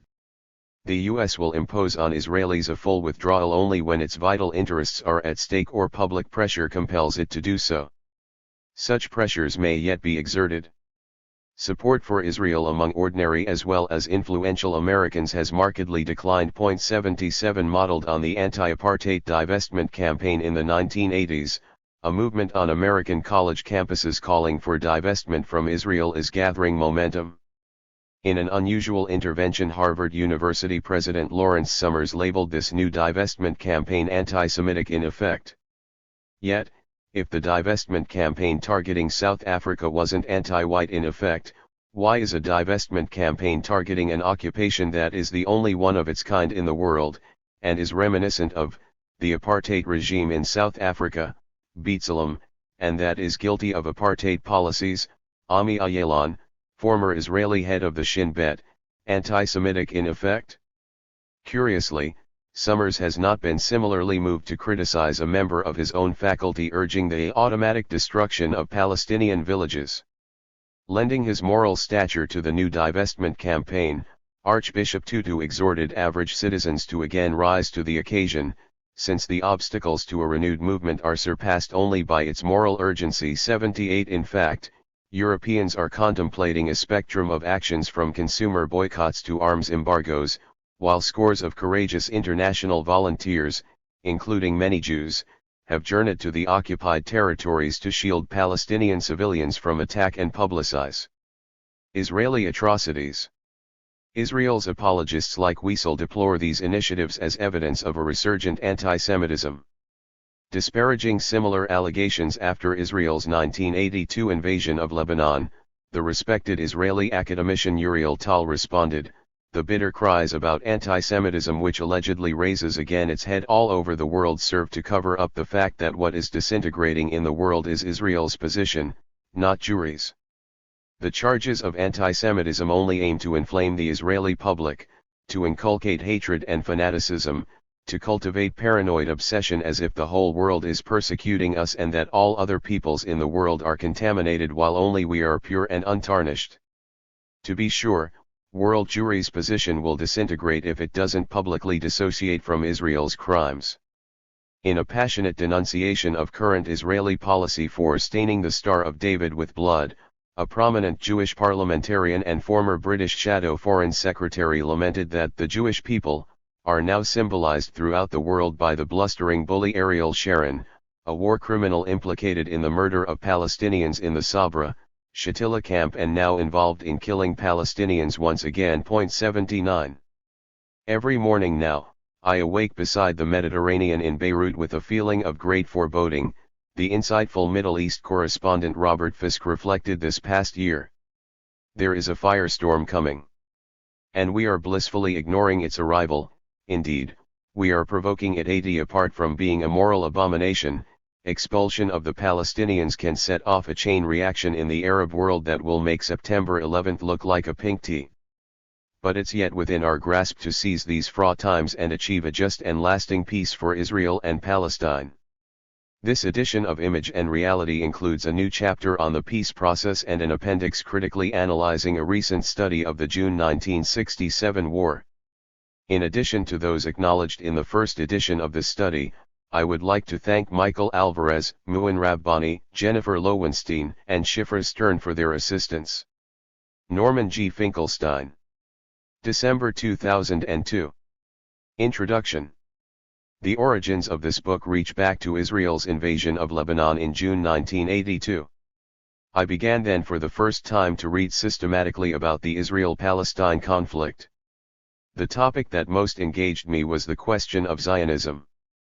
Specifically, I was intrigued by the debate joined by Michael Walzer and Noam Chomsky on whether a Jewish state can also be a democratic state. 1. The research proved sufficiently fruitful that I was able to turn it into a doctoral dissertation. 2. My thesis, that Zionism is a kind of romantic nationalism fundamentally at odds with liberal values, is synthesized in the first chapter of this volume.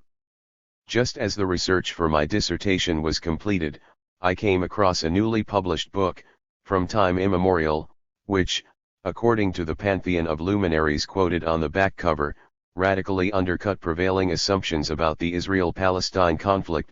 3. So disturbing, and bizarre, was the book's main argument, that Palestinians had, individually and en masse, fabricated their genealogies, that I read it with more than the usual care. It quickly became obvious that the said author, Joan Peters, had concocted, and, more revealingly, that the American intellectual establishment had lent its name to, a threadbare hoax. As it happened, documenting the fraud, Chapter 2 of this volume, proved by far the easier task as compared to publicizing my findings. A small sense of the difficulties met is sketched in the chapter's postscript. Chapters 3 and 4 consider two of the more substantial contributions to the literature on the Israel-Palestine conflict, Benny Morris's The Birth of the Palestinian Refugee Problem, 1947–1949, and Anita Shapira's Land and Power. 4. Morris's contention is that the Palestinian refugee problem was born of war, not by design. Shapira maintains that a fundamental supposition of the Zionist movement was that the realization of its project would not require the use of force. I conclude that the research findings, however original and useful, much more so in Morris's volume, do not support these largely apologetic arguments.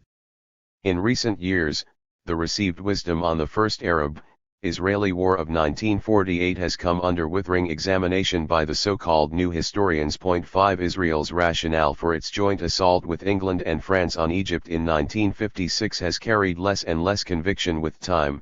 The few myths that managed to endure have now been punctured by Morris's latest study. 6. Israel was never able to make a credible case for its 1982 invasion of Lebanon. Even Israeli scholars fairly quickly conceded that calling the Lebanon War the War for the Peace of Galilee is more than a misnomer. It would have been more honest to call it the war to safeguard the occupation of the West Bank. 7. Yet, Israel's version of the June 1967 and October 1973 wars has shown remarkable resilience. In both instances, Israel is widely seen as the unprovoked victim of Arab aggression. Chapters 5 and 6 explore, respectively, the backgrounds to these wars. My conclusion is that the Israeli narrative does not in either case withstand close scrutiny.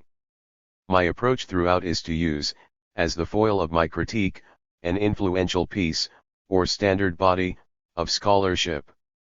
The form seemed best suited to my double purpose in writing this book, to point up the systematic bias of, as well as to make a modest contribution to, the extant literature on the Israel-Palestine conflict. Perhaps the most memorable passages of Leon Trotsky's The Revolution Betrayed 8 are those devoted to the Friends of the Soviet Union, that claque of left liberal intellectuals that served up one apologia after another for Stalin's crimes. Michael Walzer is one of the best-known friends of Israel. Walzer's intellectual odyssey offers an instructive insight into the etiology of apologetics for Israel. 9. In his early works, notably Just and Unjust Wars 10, Walzer's defense of Israel is embedded in a universal ethic. The task was easy enough since a critical literature on Israel barely existed, and Walzer, in any event, was able to pass scholarly muster with the barest reference to any literature at all. Israel's case was seemingly so unimpeachable that facts were almost beside the point. Beginning in the late 1970s, but especially after the Lebanon War, new scholarship became available which cast Israel and the Zionist legacy generally in a much harsher light than hitherto. Paralleling these literary revelations were the practical, political ones of Israel's brutal occupation of the West Bank and Gaza. Defending Israel with reference to the ordinary standards of right and wrong proved increasingly difficult. Symptomatically, Walzer jettisoned the liberal project, most famously in Spheres of Justice 11, as he argued that there was no universal moral code but, rather, only ethnically specific clusters of shared understandings. One national family cannot be judged by applying the shared understandings of another, and, more important, there is no common language to morally adjudicate between national families should a conflict arise. Substantive moral judgments are strictly reflexive. The moral universe inhabited by a national family is separate and disparate, homogeneous and enclosed. The liberation of one nation, as Walzer suggests in Exodus and Revolution 12, is not at all tainted if achieved at the expense of another nation's extermination. Each national family judges for itself according to its own peculiar standards and exigencies what is just and what is not. Incommensurate, juxtaposed national narratives thus displaced in Walzer the embracive notion of just and unjust wars.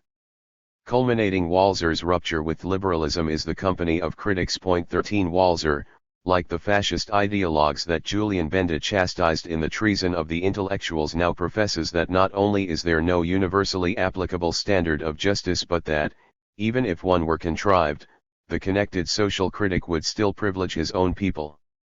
Asked to explain his silence as France waged a bloody, colonial war in Algeria, the French-Algerian writer, Albert Camus, replied, "I believe in justice, but I will defend my mother above justice." Walzer takes Camus's apothegm as his credo.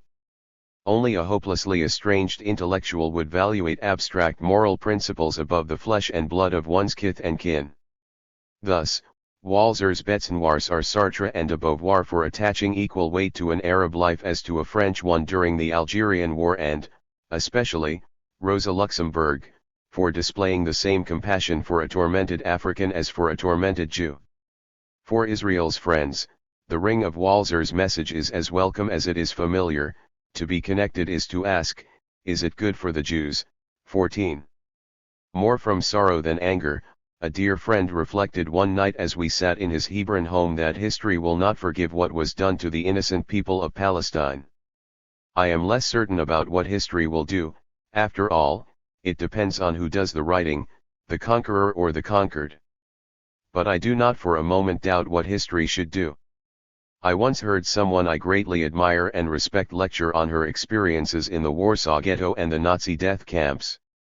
Asked afterwards her views on the Middle East conflict, my mother briefly replied, "What crime did the Palestinians commit except to be born in Palestine?"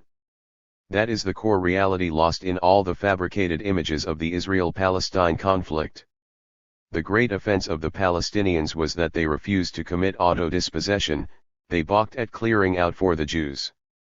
It is perhaps true that the common ethical code joining humanity is, at present, at any rate, a fairly rudimentary one, but one does not need more than such a rudimentary standard to measure that the people of Palestine have fallen victim to a colossal injustice. And I fail to see any redeeming virtue in connecting with the perpetrators of that injustice as against the victims of it. Jules Roy, also a French, Algerian writer, answered Camus, "It is not a matter of choosing one's mother above justice. It is a matter of loving justice as much as one's mother." 15. As the ample scholarly apparatus to this book attests, the plea of not knowing cannot in good faith be entered at history's bar. Those who want to know can know the truth, at all events, enough of it to draw the just conclusion. The mea culpa of Hitler's adjutant, Albert Speer, applies with equal force to the case at hand. Whether I knew or did not know, or how much or how little I knew, is totally unimportant when I consider what horrors I ought to have known about and what conclusions would have been the natural ones to draw from the little I did know. Those who ask me are fundamentally expecting me to offer justifications. But I have none. No apologies are possible. 16. Indeed, the Germans could point in extenuation to the severity of penalties for speaking out against the crimes of state. What excuse do we have? 17. Norman G. Finkelstein. September 1994, New York City. Part I. Theory and History. 1. Zionist Orientations. The theory and practice of Jewish nationalism. In Zionism and the Arabs, 1882 to 1948, a study of ideology, Yosef Gorny has provided the most authoritative study to date on the crucial period when the Zionist movement made its first contacts with, struggled against, and ultimately prevailed over Palestine's indigenous Arab population. Point 1. As its subtitle indicates, the focus is Zionist ideology. Gorny reveals in fascinating detail both the variousness of possibilities in the Zionist idea and its intransigent kernel that precluded any modus vivendi with the Palestinian Arabs. Defining the Zionist enterprise. Gorny begins by identifying the ideological consensus within which most, if not the full gamut, of Zionist thinking unfolded. One element of this consensus, he stresses throughout the study, was at the core of Zionist belief and proved to be the principal obstacle to any reconciliation with the Arabs, namely, that Palestine should one day contain a Jewish majority. Within the Zionist ideological consensus there coexisted three relatively distinct tendencies: political Zionism, labor Zionism, and cultural Zionism. Each was wedded to the demand for a Jewish majority, but not for entirely the same reasons. Point 2. The touchstone of the French revolutionary liberal idea was that a rational and just social order could and ought to be constructed on shared political, i.e. democratic, values. Hence, the nation-state was conceived above all else as a consensual relationship and the citizen as its irreducible unit and building block. Originating in the post-French Revolution reaction to Enlightenment rationalism and liberalism, political Zionism's point of departure was the presumed bankruptcy of the democratic idea. Point 3. Romantic nationalists argued that more profound bonds both naturally united certain individuals and naturally excluded others. Ideally, they concluded, each such organically connected community ought to be endowed with an independent state. Having located the thinking of Theodor Herzl, the founder of modern Zionism, in such German sources, Hans Kohn, probably the most eminent authority on modern nationalism, and himself a Zionist at one time, goes on to observe. According to the German theory, people of common descent should form one common state. Pan-Germanism was based on the idea that all persons who were of German race, blood, or descent, wherever they lived or to whatever state they belonged, owed their primary loyalty to Germany and should become citizens of the German state, their true homeland. They, and even their fathers and forefathers, might have grown up under foreign skies or in alien environments, but their fundamental inner reality remained German. Point 4. Analogous assumptions informed the distinctive Zionist approach to the Jewish question. Throughout the diaspora, its adherents argued, Jews constituted an alien presence amidst states belonging to other, numerically preponderant, nationalities. Anti-Semitism was the natural impulse of an organic whole infected by a foreign body, or too obtrusive a foreign body. In effect, the Zionist analysis of the Jewish question duplicated the reasoning of anti-Semitism, which invoked the same argument to justify Jew hatred. Indeed, the prescription it proposed for the Jewish predicament was inscribed in the logic of anti-Semitism as well. Political Zionism sought, not to combat anti-Semitism, which was viewed as, at best, a quixotic undertaking, but to achieve a modus vivendi with it. It proposed that the Jewish nation resolve the Jewish question by re-establishing itself in a state that belonged to it. To achieve this, Jews would have to constitute themselves somewhere as the majority, for, wasn't the statelessness of the Jews pointed up precisely in the fact that, everywhere in the diaspora, they formed a numerical minority? Majority status would consequently ratify the Jews' constitutional title to a state. The revisionist leader Vladimir Jabotinsky, who stood well within the Zionist ideological consensus, p. 165, all page references are to Gorny's book, therefore stated that the creation of a Jewish majority was the fundamental aim of Zionism, since the term Jewish state means a Jewish majority, and Palestine will become a Jewish country at the moment when it has a Jewish majority, pages 169, 170-1, 233.5.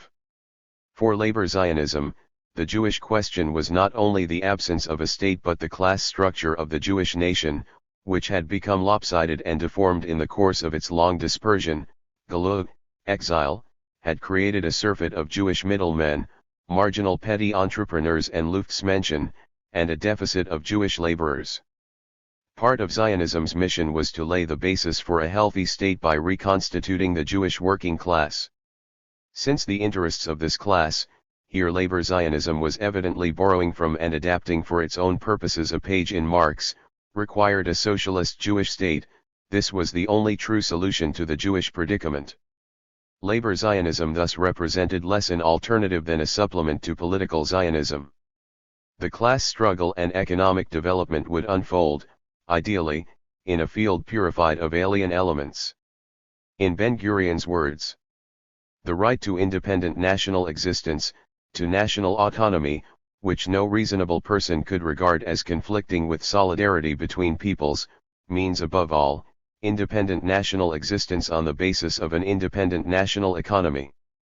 Pages 137-8, 6.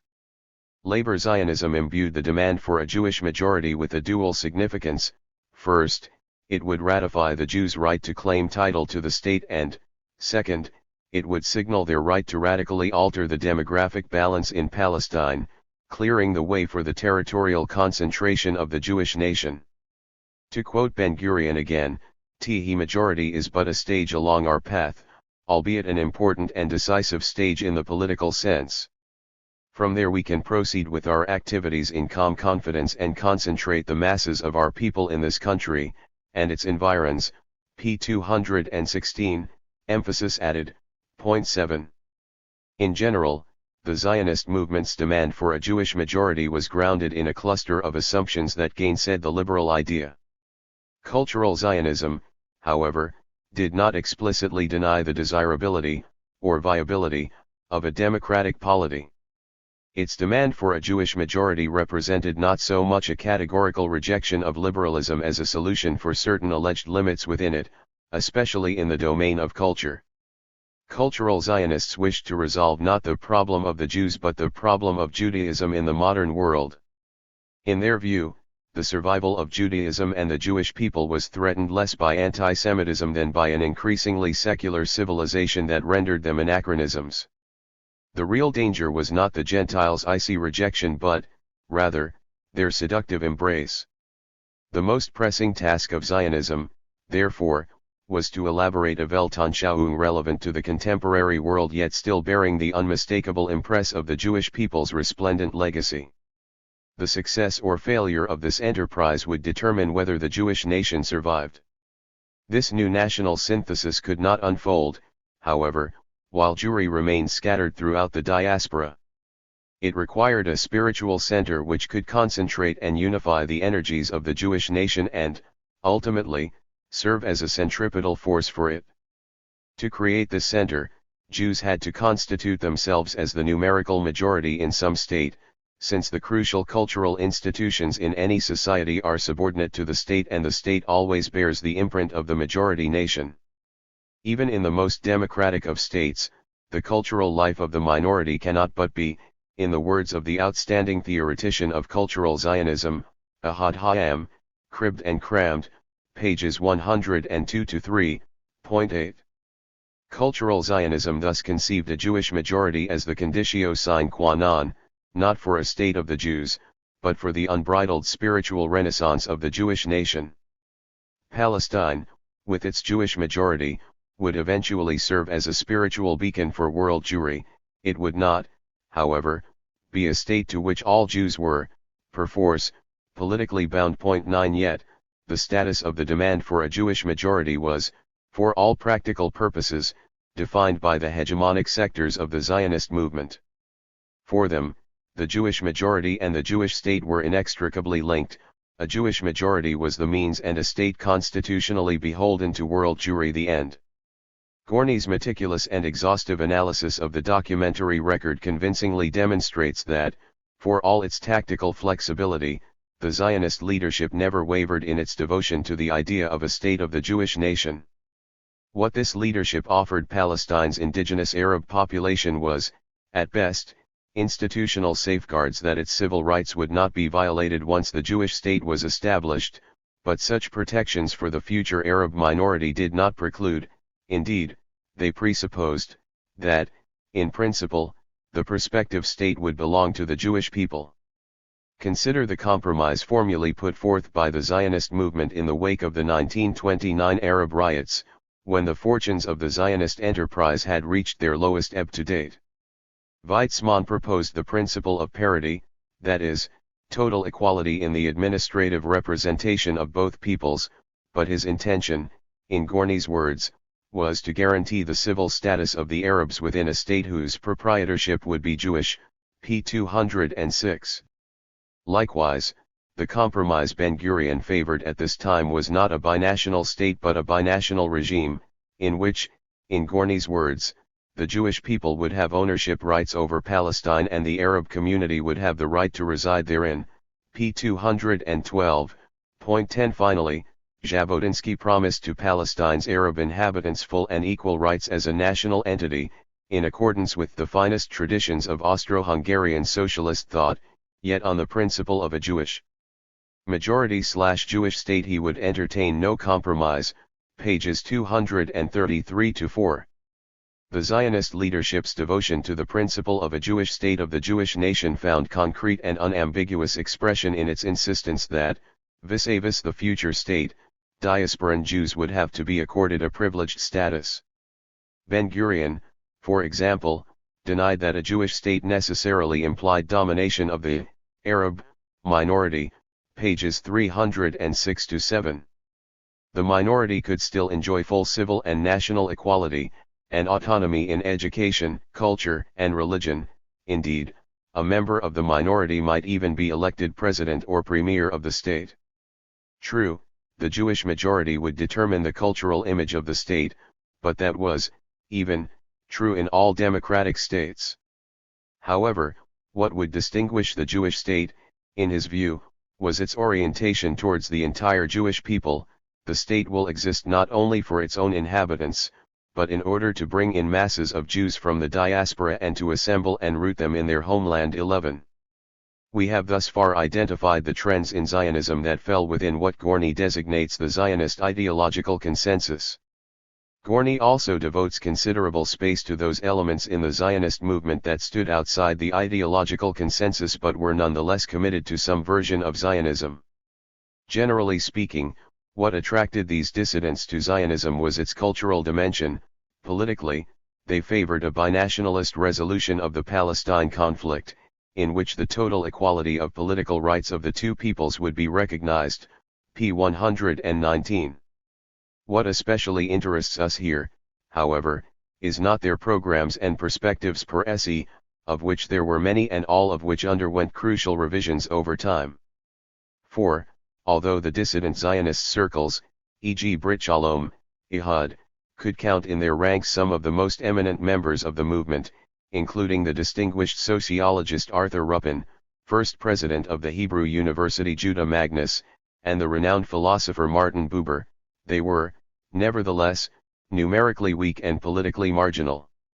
Rather, it is their critique, sometimes implicit, more often explicit, of the Zionist mainstream. This critique is noteworthy because it was both internal to the Zionist movement and thus not easily dismissed and, on any accounting, exceptionally cogent and incisive. Indeed, it is as pertinent today as it was when first elaborated. The Zionist dissidents denied that the success of the Zionist project, at any rate, as they defined it, hinged on the Jews constituting themselves as the majority in Palestine. They were not in principle opposed to Jews becoming at some point the numerically preponderant element. What they objected to was the meaning conferred on the idea of a Jewish majority by their adversaries in the Zionist movement.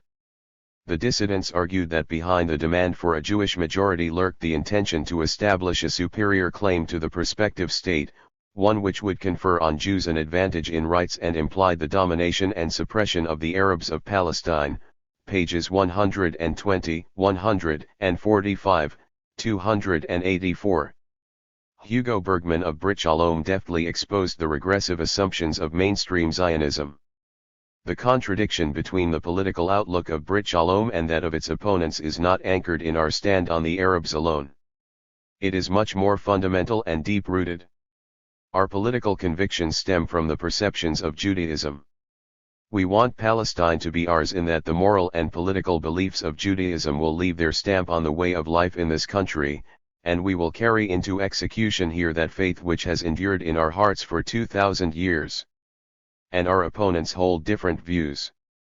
When they speak of Palestine, of our country, they mean our country, that is to say not their country. This viewpoint is borrowed from Europe at the time of its decline. It is based on the concept of a state which is the property of one people. Thus several European states today believe that the existence of a state implies that one people, among the peoples residing there, should be granted priority right. They justify this injustice by means of the sacred egotism of the state. Pages 122-3, emphasis in original. Bergman also denounced the concept of the people of the country which, in his words, award prior right to one people over another, as if the one were the native son and the other a stepchild, p. 123. In effect, it contract over the democratic principle of citizenship. Justifying the Zionist enterprise. Zionism sought to establish a state that the Jewish people could claim fully as their own. In a state thus conceived, non-Jews, even if enjoying full rights of citizenship, could hope to figure, at best, as an excrescence on the body politic. The realization of the Zionist project in Palestine thus, in effect, implied the transformation of the indigenous Arab population into a gratuitous presence living on the sufferance of the Jewish majority. All its apparent, or public, optimism notwithstanding, the Zionist leadership harbored few illusions that the Palestinian Arabs would ever acquiesce to such an eventuality. Jabotinsky mocked the idea that the roots of Arab objections perhaps lay in their imperfect understanding of the Zionist enterprise. The Arabs understood it only too well, which was why they were so vehemently opposed even to its modest beginnings, pages 165-6. During the Arab Revolt of 1936-39, Weizmann conceded to his comrades assembled at the Zionist Congress that if I were an Arab, I would undoubtedly think as they do, although I would certainly act somewhat differently, p. 249.12. Concomitantly, the Zionist leadership did not suffer from any illusions that its project would not have to be imposed on Palestine's overwhelmingly Arab majority or that its implementation could be accomplished without the egregious violation of democratic norms. Several days before his death, Burl Katznelson, for instance, admitted to a meeting of young people that a Jewish state meant forcing the will of the Jews on the Arabs, that this was reprehensible from the point of view of pure democratic morality, but that all Zionist actions had been carried out against the wishes of the majority, p. 303.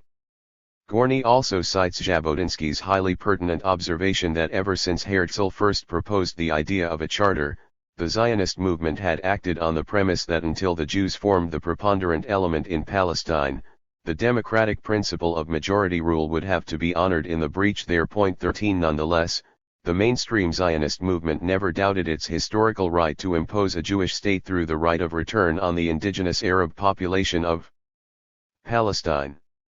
Zionism grounded its preemptive right to establish a Jewish state in Palestine, a right that, allegedly, superseded the aspirations of the indigenous population, in the Jewish people's supposedly unique claim to that land. To fully understand this argument, we must first step briefly back to the genesis of Zionist ideology. Modern anti-Semitism combined two conceptually distinguishable, if, in practice, overlapping, discourses, each of which disputed from a different angle the liberal understanding of the relationship between nation and state.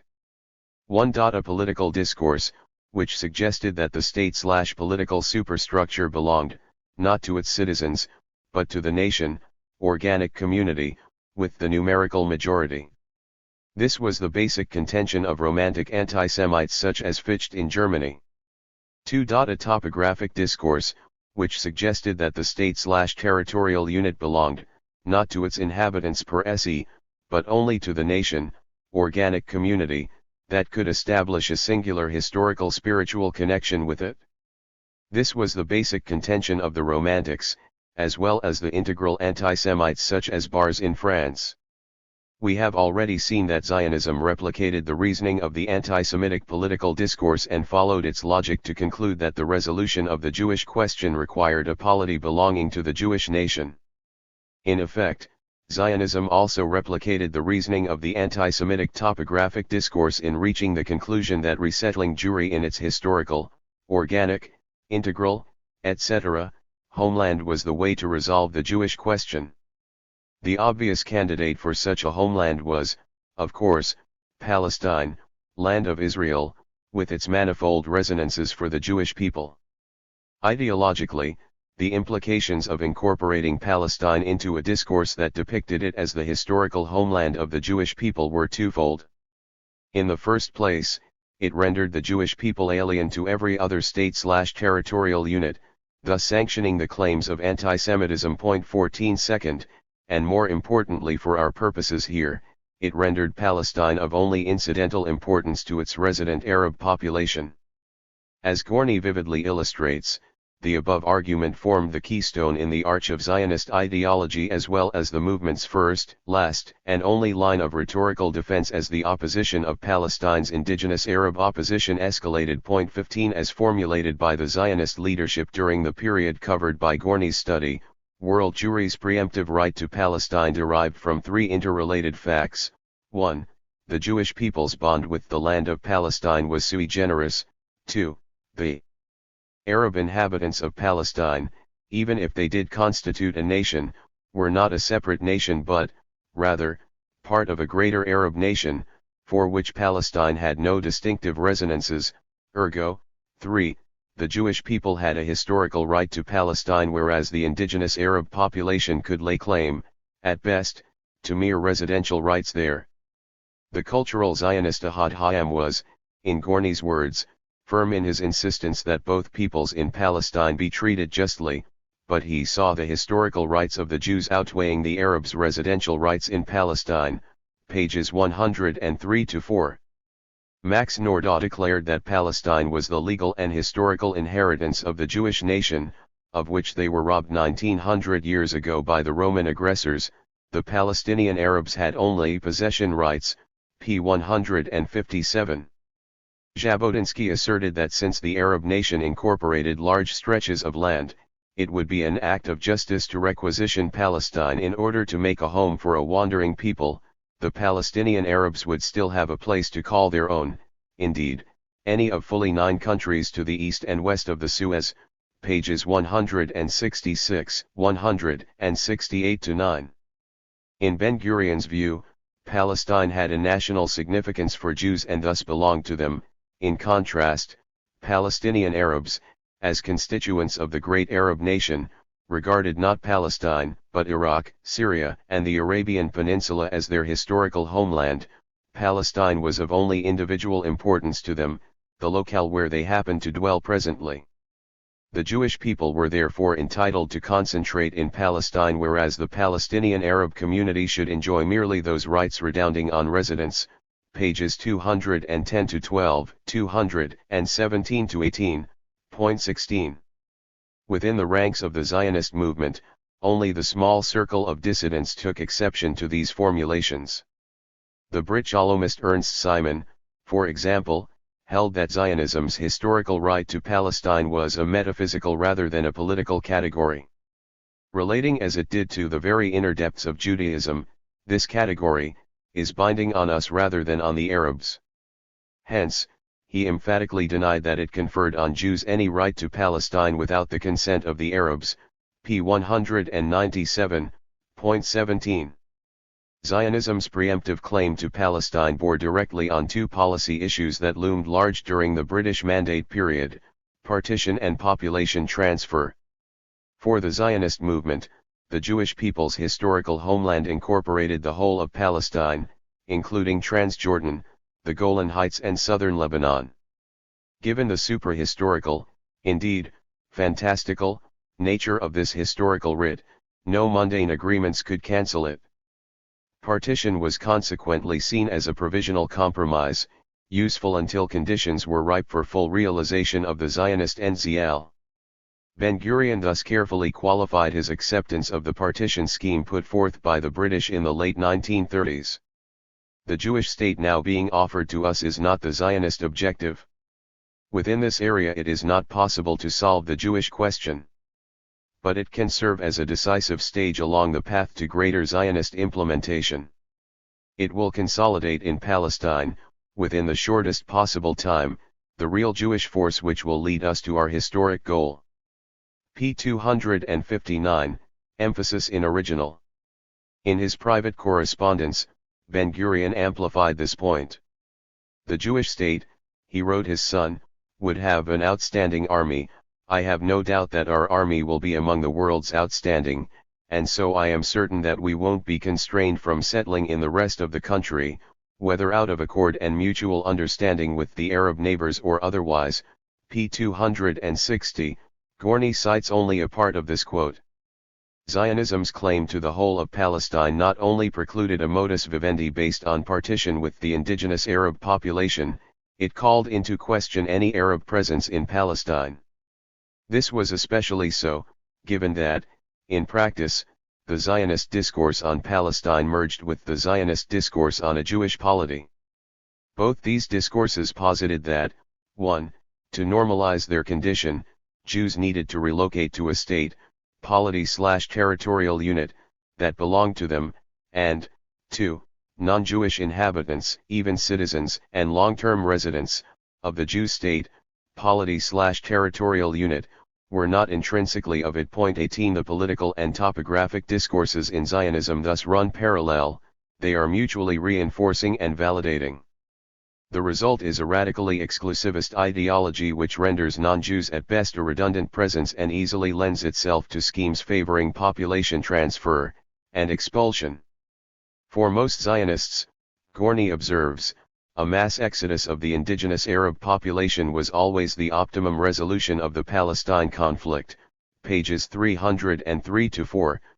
19 Labor Zionists, for example, did not view the idea of a mass transfer as morally deplorable at any time, and their hesitations related only to its political effectiveness, p. 305.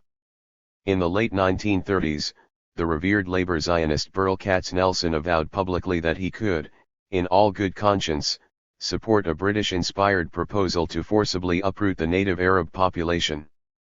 A distant neighbor is better than a close enemy. They will not suffer through the transfer, and we most certainly will not. In the last analysis, this is a political settlement reform benefiting both parties. I have thought for some time that this is the best of all solutions, and during the riots I became more convinced that it must happen someday. p. 258. Even the extreme left of the Zionist labor movement agreed that there was nothing morally objectionable in the notion of a compulsory population transfer. True to his Zionist convictions, Aharon Zisling thus said that do not deny our moral right to propose population transfer. There is no moral flaw to a proposal aimed at concentrating the development of national life. The contrary is true, in a new world order it can and should be a noble human vision. Zisling's only reservation was pragmatic, its implementation could result in an all-out war with the neighboring Arab states, p. 262. On the other end of the mainstream Zionist spectrum, Jabotinsky likewise did not consider population exchange an historical injustice, even if forcibly applied, pages 270-1. 20. Implementing the Zionist enterprise. We have seen that the root cause of the Palestine conflict was, to quote Gorny, the Zionist aspiration to restore full or partial sovereignty over Palestine to the Jewish people, p. 13. The Zionist movement sought to establish a Jewish state in Palestine, that is, a state in which non-Jews would figure, at best, as a superfluous presence. Zionist leaders were fully cognizant that the indigenous Arab population of Palestine would view with alarm any and all efforts to create such an exclusivist state. We turn now to the strategy that they elaborated to cope with the anticipated, and, subsequently, actual, resistance. Such an inquiry is useful not only for its intrinsic historical interest but also because it reveals the deep sources of present-day Israeli strategic thinking. Within the Zionist movement, strategic consensus on the Arab question was remarkable. Point 21 Essentially, this consensus was informed by three interrelated premises. 1. The Zionist movement should neither expect nor seek the acquiescence of the Palestinian Arabs. In his seminal series of articles, aptly entitled The Iron Wall, Jabotinsky insists that a voluntary agreement between us and the Arabs of Palestine is inconceivable, now or in the foreseeable future, precisely because they are not a mob, but a living nation, pages 165-6. We have seen that, notwithstanding their public protestations to the contrary, most Zionist leaders concurred in this view.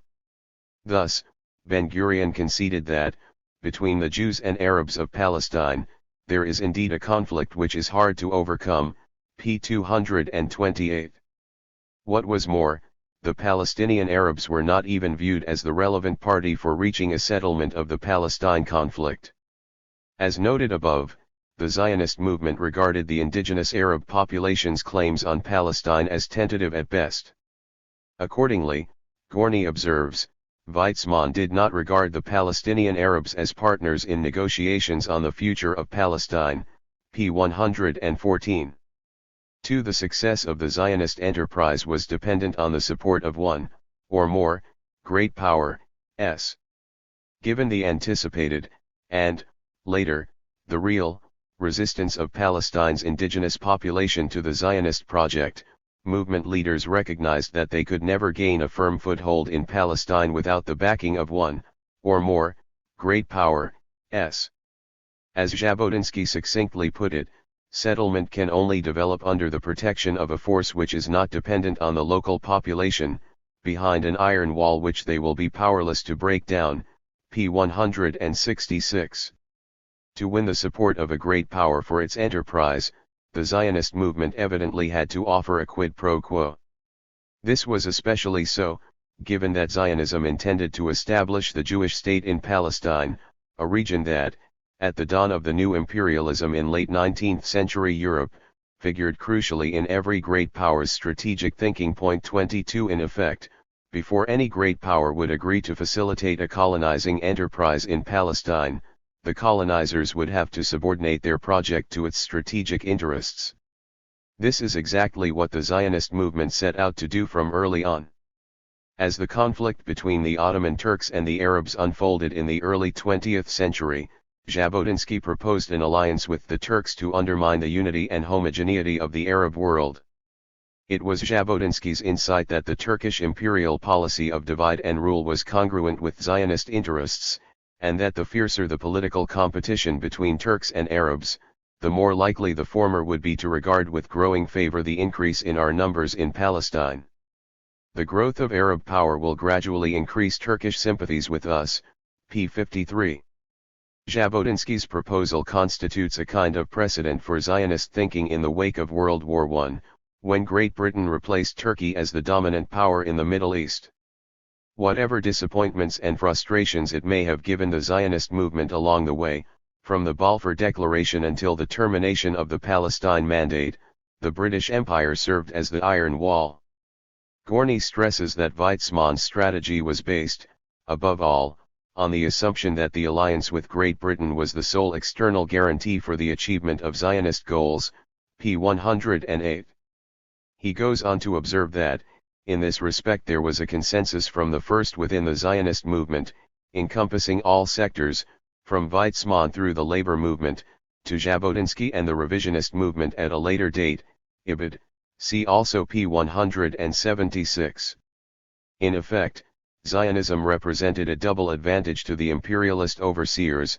On the one hand, it could serve as an imperial bridgehead in a strategically crucial but politically volatile region and, on the other, it could serve as a lightning rod for local popular discontent, thereby deflecting attention from the imperial power. Essentially this, the Jewish state as strategic asset, was the quid pro quo that the Zionist movement offered the British. Gorny observes that Weizmann, who handled the external affairs of the Zionist movement, devoted his untiring efforts to persuading the British government of the identity of interests between the national goals of the two peoples, p. 108. He thus argued that a Jewish Palestine could serve as a regional garrison to defend the Suez Canal, as well as a loyal political base amidst the newly independent Arab states.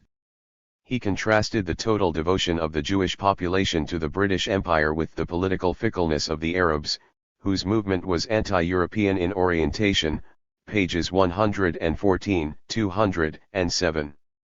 Similarly, Jabotinsky, who formulated strategy for the quasi-autonomous revisionist wing of the Zionist movement, asserted that, if there is one outpost on the Mediterranean shore in which Europe has a chance of holding fast, it is Palestine, but a Palestine with a Jewish majority, p. 234.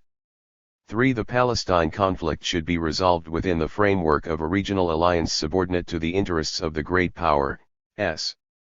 In Jabotinsky's view, the Jewish state idea was so antithetical to Arab sensibilities that the Zionist movement could count only on the British to support its endeavors, p. 166. Less extreme Zionist leaders, however, articulated a more nuanced approach to the Arab world, distinguishing between the Palestinian Arabs and their brethren who were not directly affected by the Zionist enterprise. The neighboring Arab regimes, they believed, could be convinced, however reluctantly, of the advantages of a partnership with Zionism. The Zionist movement would facilitate the Arab Renaissance in exchange for the right to exercise sovereignty in a small corner of the vast territory over which the Arab people claimed jurisdiction. The Palestine conflict would thus find its resolution in an enlarged regional framework. On the one hand, once isolated from Arab politics in general, its significance would be dramatically reduced. As Weizmann put it in a letter to Balfour, the issue known as the Arab problem in Palestine will be of merely local character and, in effect, anyone cognizant of the situation does not consider it a highly significant factor, p. 110. On the other hand, the Palestinian Arabs could realize their national aspirations in their authentic homeland, i.e. the region that lay between the 3 points of the Mecca-Damascus-Baghdad triangle, which, with Zionist assistance, would soon be experiencing a rebirth. Hence, Ben-Gurion's optimistic suggestion that there was no inevitable contradiction between Jewish and Palestinian Arab national aspirations, so long as the problem was viewed in its full regional scope, p. 228. In effect, the Zionist movement was proposing to provide the linchpin of a pan-Arab confederation subordinate to the interests of the British Empire, pages 110-11, 260. The Jewish state would both serve as Great Britain's regional gendarme and bolster the local Arab regimes. Zionism's fundamental reliance on the British to establish and maintain its foothold in Palestine restricted its options vis-a-vis the Arab world. It could only enter into negotiations that were consistent with the interests of Great Britain, pages 86-7.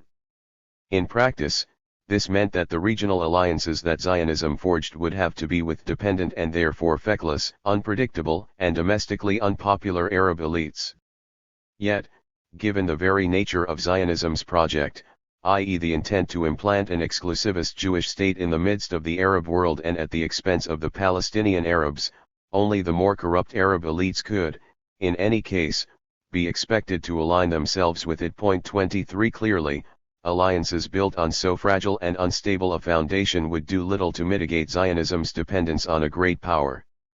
Indeed, the Zionist movement's identification with, and identification of Zionism with, the most regressive and barren social forces in the Arab world, an unavoidable consequence of the alliances, 24 would tend, ultimately, to increase its regional insecurity and exacerbate its dependence on a great power.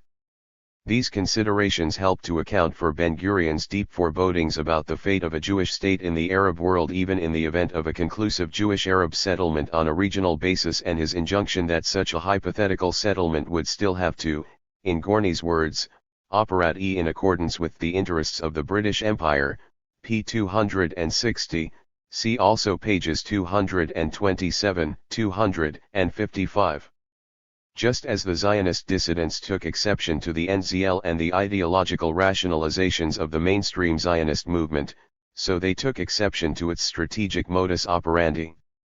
An August 1931 Brit Shalom editorial charged that in its quest for a Jewish majority and Jewish state, the Zionist movement had associated itself with, in Gorney's paraphrase, reactionary and imperialist forces against the resurgent East, p. 194. Point 25 sounding the same theme in a subsequent number of the association's journal 26. The distinguished Brit Shalomist Gershom Scholem suggested that the Zionist movement would one day regret the alliance it had forged with British colonialism against the oppressed peoples in the Arab world. Either it will be swept away with the imperialist nations or burned in the furnace of the revolution of the renascent East.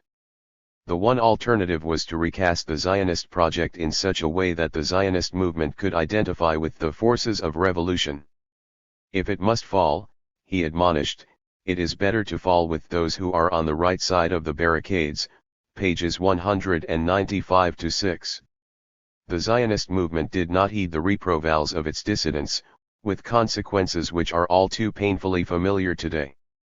Indeed, the scope of the Zionist enterprise has, by now, been reduced to its modus operandi. Israel has not resolved the Jewish question. If anything, the enthrallment of the self-described Jewish state to Western imperialism and its local satraps has exacerbated it. Israel has not become the spiritual beacon for world Jewry. Indeed, it is arguably less fecund culturally than the Jewish communities in so-called Galut. Point 27 Israel has not remade the Jewish people into a working nation. If anything, it is transforming Israeli Jews into a parasitic class, Pieds Noirs battening off cheap Arab labor and massive foreign subventions. Point 28. The means have become the ends. What is the raison d'etre of Zionism in the contemporary world save as an outpost of reactionary and imperialist forces against the resurgent East? 2. A land without a people. Joan Peters's wilderness image. Turn-speak, the cynical inverting or distorting of facts, which, for example, makes the victim appear as culprit. From time immemorial, p. 173. Few recent books on the origins of the Israel-Palestine conflict evoked as much interest as Joan Peters's study. From time immemorial, virtually every important journal of opinion printed one or more reviews within weeks of the book's release. Harper and Row reported that, scarcely 8 months after publication, From Time Immemorial went into its 7th printing. Author Joan Peters reportedly had 250 speaking engagements scheduled for the coming year. Reviewers have differed in their overall assessment of the book, but they have uniformly hailed the research and the demographic findings that are at the core of Peters's study. Yehuda Reinhartz, the distinguished biographer of Chaim Weizmann and current president of Brandeis University, acclaimed From Time Immemorial in Library Journal, April 15, 1984, as a valuable synthesis and new analysis that convincingly demonstrates that many of those who today call themselves Palestinian refugees are former immigrants or children of such immigrants. Walter Reich, who has made a career in recent years of cautioning against deniers of the Nazi Holocaust, happily joined in the chorus denying Palestinians a past. In his Atlantic Review, July 1984, Reich praised Peters's book as fresh and powerful, an original analysis as well as a synoptic view of a little-known but important human story. If Peters's arguments, he perorated, especially the demographic one, are confirmed, they will certainly change our assumptions about the Arab-Israeli conflict. In commentary, July 1984, Daniel Pipes threw all caution to the wind in his appraisal of Peters's findings. Her historical detective work has produced startling results which should materially influence the future course of the debate about the Palestinian problem. Ronald Sanders, author of a monumental study of the Balfour Declaration, likewise opined in the New Republic, April 23, 1984, that Peters's demographics could change the entire Arab-Jewish polemic over Palestine. Martin Peretz, again in the New Republic, July 23, 1984, suggested that there wasn't a single factual error in the book, and that, if widely read, it will change the mind of our generation. If understood, it could also affect the history of the future. At the other end of the mainstream spectrum, Sidney Zion gushed in National Review, October 5, 1984, that Peters's book was the intellectual equivalent of the Six-Day War, and that the most remarkable thing about it all, the scariest thing, is that nearly everything in this book reads like hard news. No area in the world has been so heavily covered by the news media. And yet one woman walks in and scoops them all. Timothy Foote, in the Washington Post, June 24, 1984, acclaimed from time immemorial as part historic primer, part polemic, part revelation, and a remarkable document in itself. The accolades continued. Nazi Holocaust scholar Lucy Davidovich congratulated Peters for having brought into the light the historical truth about the Mideast. Barbara Probst Solomon called from time immemorial brilliant, provocative, and enlightened. Barbara Tuchman ventured that the book was a historical event in itself. Saul Bellow predicted that millions of people the world over, smothered by false history and propaganda, would be grateful for this clear account of the origins of the Palestinians. Moralist Elie Wiesel promised that Peters's insight and analysis would shed new light on our understanding of the Mideast conflict. Arthur Goldberg, Paul Cowan, and others added their voices, and names, to the chorus of praise. That a scholarly work meets with critical acclaim would hardly be news, were it not for the fact that from time immemorial is among the most spectacular frauds ever published on the Arab-Israeli conflict. In a field littered with crass propaganda, forgeries, and fakes, this is no mean distinction. But Peters's book has thoroughly earned it. The fraud in Peters's book is so pervasive and systematic that it is hard to pluck out a single thread without getting entangled in the whole unraveling fabric. To begin with, the fraud falls into two basic categories. First, the evidence that Peters adduces to document massive illegal Arab immigration into Palestine is almost entirely falsified. Second, the conclusions that Peters draws from her demographic study of Palestine's indigenous Arab population are not borne out by the data she presents. To confound the reader further, Peters resorts to plagiarism. Daunting Hercules. Peters purports to document massive illegal Arab immigration into the Jewish settled areas of Palestine during the British Mandate years, 1920–48. Her thesis is that a significant proportion of the 700,000 Arabs residing in the part of Palestine that became Israel in 1949 had only recently settled there, and that they had emigrated to Palestine only because of the economic opportunities generated by Zionist settlement. Therefore, Peters claims, the industrious Jewish immigrants had as much, if not more, right to this territory than the Palestinian newcomers. Peters begins by recalling that Palestine's Arab population expanded at a remarkable rate during the years of the British Mandate. She is skeptical of the generally accepted opinion, scholarly, official British, even mainstream Zionist too, that natural increase accounts for by far the greater part of the growth in Palestine's Arab population in this period. Peters writes that the so-called unprecedented rate of natural increase among the non-Jews was never satisfactorily broken down or explained, p. 223. She takes special exception to the findings of the population expert, her phrase, A.M. Carr Saunders in his 1936 study, World Population.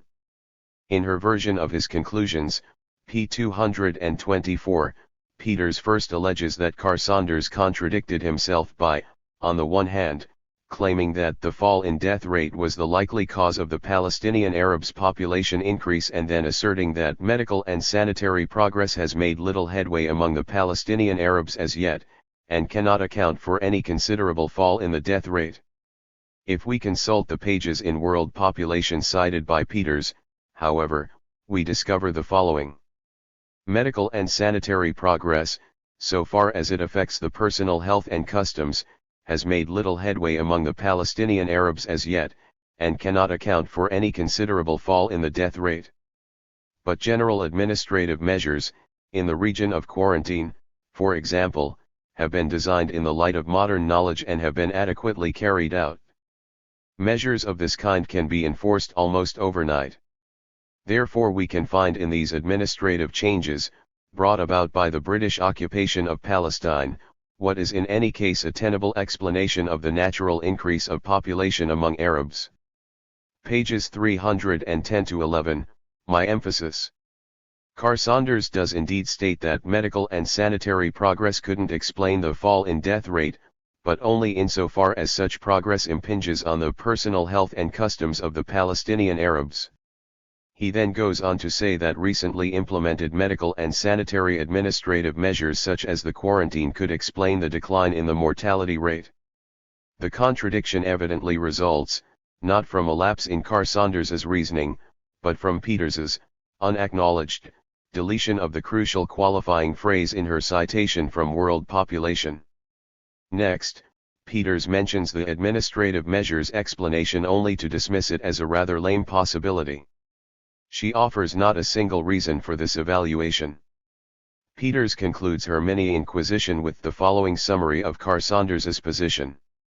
In other words, the new phenomenal rise in the Arab population of Palestine, which had remained sparse and static for 200 years despite constant replenishing, was attributed to a sudden, hyped natural increase of the existing long-settled indigenes. That phenomenon, or so went the rationalization, resulted from new conditions. Yet, it was also acknowledged that because of its recent timing, the introduction of those new conditions could not in fact have been responsible for the population increase in the period of time for which it was credited. Peters's emphases.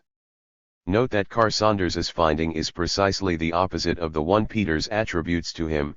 The new conditions, i.e. general administrative measures, offer a tenable explanation of the natural increase of population among Arabs. Having thus mangled what she now qualifies as a self-contradicting expert source, Peters swings her cleaver in the direction of the 1938 Palestine Partition Commission report, which she reproves for trying to reconcile contradictory facts, pages 224-5. She cites, without comment, the following excerpt from the report to illustrate this supposed shortcoming. We thus have the Arab population reflecting simultaneously two widely different tendencies, a birth rate characteristic of a peasant community in which the unrestricted family is normal, and a death rate which could only be brought about under an enlightened modern administration, with both the will and the necessary funds at its disposal to enable it to serve a population unable to help itself. It is indeed an ironic commentary on the working of the mandate and perhaps on the science of government, that this result, which so far from encouraging has almost certainly hindered close settlement by Jews on the land, could scarcely have been brought about except through the appropriation of tax revenue contributed by the Jews. Peters's emphasis. Peters is apparently unaware that different tendencies often coexist in the real world and that the observation of the Partition Commission cited above is no more than a commonplace illustration of this fact. In this manner, Peters sets aside the conventional wisdom on the demographics of Palestine's Arab population during the Mandate years. She is now in a position to advance her own explanation of the Arab population's unusual growth, namely, massive hidden immigration. That is, Peters avers that a significant part of the population of Palestine in 1947 was not indigenous. Peters is reluctant to specify the exact percentage of Palestinian Arabs who were not indigenous. This is a curious omission on the part of an author who elsewhere pretends to achieve scientific precision in her calculations. The few hints that Peters does give about this crucial matter are remarkable for their inconsistency. This, too, is odd in a study that devotes so much space to alleged numerical discrepancies in refugee reports, population statistics, and other documents.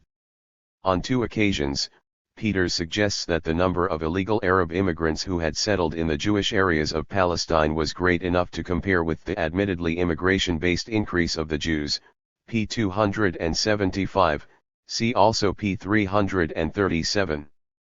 That would put total illegal or unrecorded Arab immigration at about 370,000. Elsewhere, p. 381, Peters seems to set her sights considerably lower, at least 200,000 through 1939, she reports. In a third place, p. 298, she implies that almost the entire Arab population of Palestine was immigrant and not indigenous. Point 3 That would put the total number of hidden Arab immigrants and their descendants at roughly 1,300,000. In still a fourth place, p. 253, Peters muses whether Arab immigration into the Jewish settled areas of Palestine between 1893 and 1947 may have been in the 10:1 ratio to Jewish immigration she purports to establish for the very first years of modern Zionist settlement. Point 4 By this calculation, Arab immigration into Palestine's Jewish settled areas through 1947 would have been on the order of 3,700,000. That is well over 1,000% greater than the second of Peters's estimates quoted above. What is even more astonishing is that this figure is nearly 3 times the total Arab population in all of Palestine in 1947.5. For the sake of argument, let us assume that the figure Peters wishes to propose for illegal Arab immigration is somewhere between 200,000 and 400,000. Peters is thus alleging that non-indigenous Arabs constituted fully one-half of the Arab population residing in the region of Palestine that became Israel in 1949. The first thing to be said about this thesis is that Peters's own data refute it.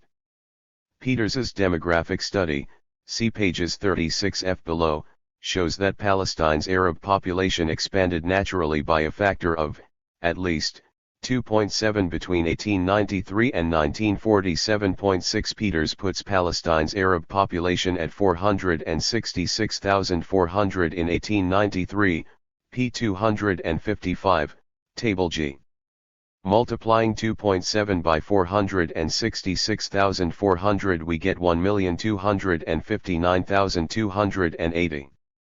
Palestine's total Arab population stood at 1,303,800 in 1947, ibid.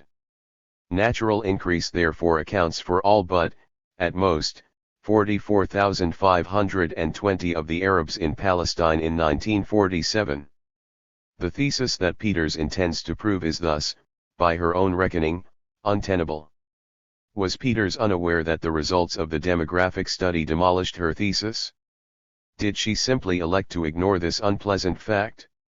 Citing British government records, p. 427, Peters puts the official estimate of illegal Arab immigrants who had settled in Palestine at about 10,000 for all 30 years of the British Mandate.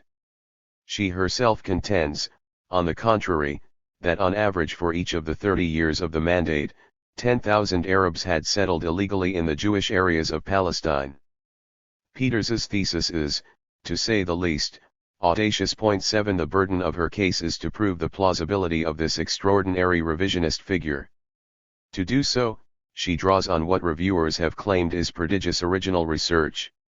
Even John C. Campbell, in the one lukewarm notice to date, the New York Times Book Review, May 13, 1984, acclaimed Peters's massive research, which would have daunted Hercules.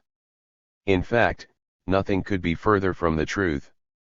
A close reading of Peters's voluminous footnotes reveals that she relies almost exclusively on the standard official documents of the period, the 1930 Hope-Simpson Report, the 1937 Peel Commission Report, the 1945-46 Anglo-American Survey of Palestine, the annual British reports to the League of Nations and so on. None of this evidence is new. Point 8. This discovery raises an intriguing question. Without exception these official, mostly British-authored reports concluded that, in the words of the Survey of Palestine, Arab immigration for the purposes of settlement in Palestine is insignificant. Point 9 Yet, Peters manages to use these very same documents to prove precisely the contrary. How does she manage this astonishing volte-face? In effect, Peters uses a three-pronged strategy to supply evidence where none exists: 1.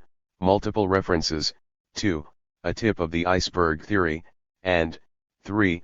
Major surgery. Multiple references. The fragments of evidence that Peters does offer the reader, almost all of which are, in any case, falsified, are repeated over and over again. Peters's wildly chaotic presentation of the relevant material manages to conceal this fact to some extent. Tip of the iceberg theory. Peters repeatedly implies that the scant evidence she does come up with is actually worth many times its apparent value. This is because the British purportedly turned a blind eye to all but the most flagrant cases of illegal Arab immigration into Palestine. It follows that for every reported Arab deported from Palestine, many other illegal Arab immigrants must have been allowed to stay behind. This argument hinges on the allegation that the British were indifferent to all but the most egregious instances of illegal Arab infiltration.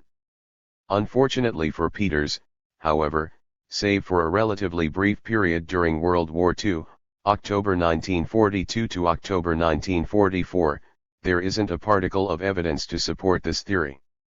But Peters did not let this obstacle deter her. She completely falsifies a section of the 1930 Hope-Simpson report to secure the crucial evidence and then repeatedly refers back to this same doctored material at each critical juncture in the text to clinch her argument. Peters construes the section in question to mean that the British only deported flagrant illegal Arab immigrants, letting many others stay. This is sheer invention. The document says nothing of the sort. Rather, it makes the following recommendations for handling illegal immigration, Jewish, Arab, etc., into Palestine. Discouragement of illicit entry. As to the treatment of such illegal immigrants, when they are discovered, it should be the rule that they are at once returned to the country whence they came. The rule may possibly work harshly in individual cases, but unless it is understood that detection is invariably followed by expulsion, the practice will not cease. It is probable that it will cease entirely as soon as it is discovered that the rule is actually in force. The case of the pseudo-traveler who comes in with permission for a limited time and continues in Palestine after the term of his permission has expired is more difficult. Where the case is flagrant, recourse should certainly be had to expulsion. In case of no special flagrancy, and where there is no special objection to the individual, it is probably sufficient to maintain the present practice, under which he is counted against the labor schedule, though this method does a certain injustice to the Jewish immigrant outside the country, whose place is taken by the traveler concerned. Point 10. Before turning to Peters's rendering of these two paragraphs, the following points should be stressed. A. The report evidently urges that illegal immigrants be deported at once. B. A single exception is made in the case of the pseudo-traveler of no special flagrancy, he may be reclassified as a legal immigrant. C. Jews were by far the main beneficiaries of the latter special provision. 11. D. The British included, in the total figure for recorded Arab immigration, 12 all Arab travelers reclassified as legal immigrants. Point 13. The special case of the reclassified pseudo-traveler is thus, for the purposes of Peters's argument, completely irrelevant. Recall that Peters alleges that, in addition to the officially registered Arab immigrants, some 300,000 unrecorded Arabs had entered and settled in Palestine. The only policy statement in the Hope-Simpson report pertinent to her thesis reads, illegal immigrants should at once be returned to the country whence they came. Peters makes 19, sometimes implicit, more often explicit, references to the section of the Hope-Simpson report cited above. She purports that it says /admits /acknowledges /suggests that 1. Illegal Arab immigrants were addressed only when their detection had become flagrant, p. 229. 2. All but the most blatant cases of illicit Arab immigration were overlooked, ed. p. 232. 3. The case of the pseudo-traveler who comes in with permission for a limited time and continues in Palestine after the term has expired is present practice, a method that was injustice to the Jews, p. 232, Peters's emphases. 4. Large-scale Arab immigration was a recognized practice, p. 233. 5. It was the present practice of British officials to blink at all but the most flagrant of the thousands of Arabs immigrating into western Palestine, p. 296. 6. The illegal Arab immigration was an injustice that was displacing the prospective Jewish immigrants, p. 296, Peters's emphasis. 7. Illegal Arab immigrants were expelled only in flagrant cases, p. 297. 8. The illegal immigrants subject to immediate deportation were all Arabs, p. 297. 9. Only when flagrant illicit immigrants are discovered should they be deported, p. 297. 10. Arab immigrants and immigrants were committing an injustice because these émigrés from other areas were filling the places, meant to provide space for the hundreds of thousands, if not millions, of Jewish refugees, p. 326. 11. The sufficient British practice was to add the Arab immigrants into the economic absorptive capacity as though they were indigenous Arab population for millennia, p. 375. 12. It was injustice for illicit Arab immigrants to take the places that Palestinian Jews created for Jewish immigrant hopefuls outside the country, p. 375. 13. It was the casual British practice to allow illicit Arab immigrants to take the places of would-be Jewish immigrants abroad, p. 375. 14. Illegal Arab immigrants and Arab immigrants were all counted as natives unless they were flagrant, p. 376. 15. The police were encouraged not to deport illegal Arab immigrants, and the only Arab deportees were those whose presence had become flagrant, pages 376-7. 16. Policy only found those illegal Arab immigrants who were flagrant, p. 378. 17. The Palestine authorities were under orders not to deport Arab illegal immigrants unless they were embarrassingly noticeable, p. 379, Peters's emphasis. 18. The Arab demand for justice is injustice, p. 394. 19. Arab migrants and immigrants committed the injustice of taking the places of Jews in the Jewish national home, p. 402. As comparison with the full text of the cited section of the Hope-Simpson report shows, each and every one of the above references to its content falsifies both the letter and the spirit of the document. To sum up, Peters argues ad nauseam that, since the British responded to only the most flagrant instances of illegal Arab immigration, we should assume for every illegal Arab immigrant reported deported during the Mandate years, many times more illegal immigrants must have remained in Palestine. Without the falsification of the Hope-Simpson report, Peters could not have sustained this thesis, which is fundamental to the argument of her book. Major surgery. Peters still needs the tip to prove the iceberg. She still needs a fact before she can make multiple references to it. Peters resolves this problem by embarking on a falsification spree that, in John Campbell's phrase cited earlier, would have daunted Hercules. Peters does not adduce one substantive, pertinent piece of evidence to document her thesis that is not in some way mangled. But though Peters is a gross falsifier, she is not lacking in cleverness. For example, the quotations she falsifies in the text are often accurately rendered somewhere in a footnote. I suspect that Peters will at some point argue that she could not possibly have intended to conceal anything since the full quotation is right there, buried in her 120 pages of footnotes. This is not the place to document all of Peters's crude and shameless distortions. In the space available, I will first sample and gloss Peters's characteristic methods. These are illustrated in tables 2.1, 2.2, and 2.3. Hope-Simpson Report, 1930. From time immemorial. Comments. In Palestine, Egyptian labor is being employed in certain individual cases.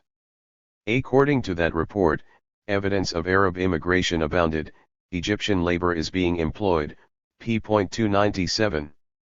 Peters does not even insert an ellipsis after employed to indicate that something, in this case, the crucial qualifier, was deleted. She corrects for her oversight in the footnote where the quote appears in full.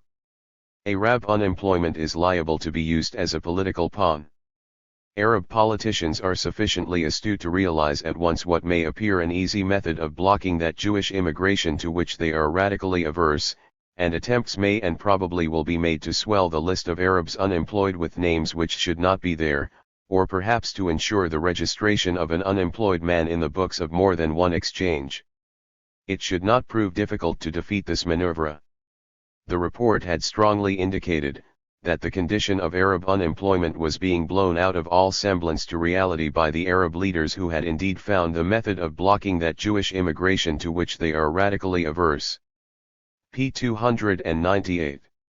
The illicit Arab immigration from Syria and Transjordan had swollen unemployment lists and was used as a political pawn toward blocking immigration to which they are radically averse. p. 374. The entire paragraph is addressing a hypothetical situation, one which, in the report's words, it should not prove difficult to defeat. There can be no doubt that there is at present time serious unemployment among Arab craftsmen and among Arab laborers. Arab unemployment is serious and general. Further, Arab unemployment was claimed when in fact such was not the case. According to the report, Arab unemployment figures were inflated. p. 298. For the subordinate clause, according to see above comments. This is a nice example of one of Peters's unsung achievements in from time immemorial packing multiple falsifications into a single sentence. Table 2.1. Peel Commission Report, 1937. From time immemorial. Comments. A large proportion of Arab immigrants into Palestine come from the Oran. These people go in considerable numbers to Haifa, where they work in the port. It is, however, important to realize that the extent of the yearly exodus from the Oran depends mainly on the state of the crops there. In a good year the amount of illegal immigration into Palestine is negligible and confined to the younger members of large families whose presence is not required in the fields. Most persons in this category probably remain permanently in Palestine, wages there being considerably higher than in Syria. According to an authoritative estimate, as many as 10 or 11,000 Oranese go to Palestine temporarily in search of work in a really bad year. The Deputy Inspector General of the Criminal Investigation Department has recently estimated that the numbers of Oranese illegally in the country at the present time is roughly 2,500. My emphases. The Arab immigrants, particularly Oranese from Syria, the report stated probably remain permanently in Palestine. But although the number of Oranese who illegally immigrated was authoritatively estimated at 10,000 to 11,000 during a bad year in the Oran, only the unrealistically, perhaps disingenuously low government estimate of 2,500 were concluded to be in the country at the present time. p. 310. Recall that Peters must prove not only that massive numbers of Arabs had entered but also that they had settled in Palestine. In the original text, the Oranese who remained permanently explicitly refers, not to the 10,000, 11,000 during a bad year, but rather to a negligible sum who immigrate in a good year. This particular falsification serves a triple purpose: I. Documenting massive illegal Arab settlement in Palestine, 2. Illustrating the bad faith and untrustworthiness of the British reports, unrealistically, perhaps disingenuously low government estimate of 2,500, and 3. Pointing up the alleged contradictions between the facts reported in the official documents and their conclusions. The Peel Commission report, like every other document of the period, concluded that Arab illegal immigration is mainly casual, temporary, and seasonal. Table 2.2. Anglo-American Survey of Palestine, 1945-6. From time immemorial. Comments. Arab illegal immigration is mainly casual, temporary, and seasonal. The survey observes that, for example, immigration increases in boom and emigration in bust periods. To illustrate this particular pattern of temporary immigration, the following example is cited. Boom conditions in Palestine in the years 1934-6 led to an inward movement in Palestine, particularly from Syria. The depression due to the state of public disorder during 1936-9 led to the return of these people and also a substantial outward movement of Palestinian Arabs who thought it prudent to live for a time in the Lebanon and Syria. Under the heading Arab illegal immigration, a 1945-6 report noted that, the boom conditions in Palestine in the years 1934-6 led to an inward movement into Palestine, particularly from Syria. p. 517, footnote 49. The quote is used in Peters's section headed Hints of Substantial Unrecorded Immigration. It points up one of Peters's favorite techniques for falsifying a document, trenching an observation from its critical context. The survey divides Arab immigration into Palestine during World War II into two categories. First, the 3,800 Arabs who were brought in under official arrangements, and, second, the considerable numbers, of which no estimates are available, who were either recruited by private contractors or else entered individually. What the official Anglo-American survey of 1945-6 definitively disclosed, is that, tens of thousands of Arab illegal immigrants were recorded as having been brought into Palestine.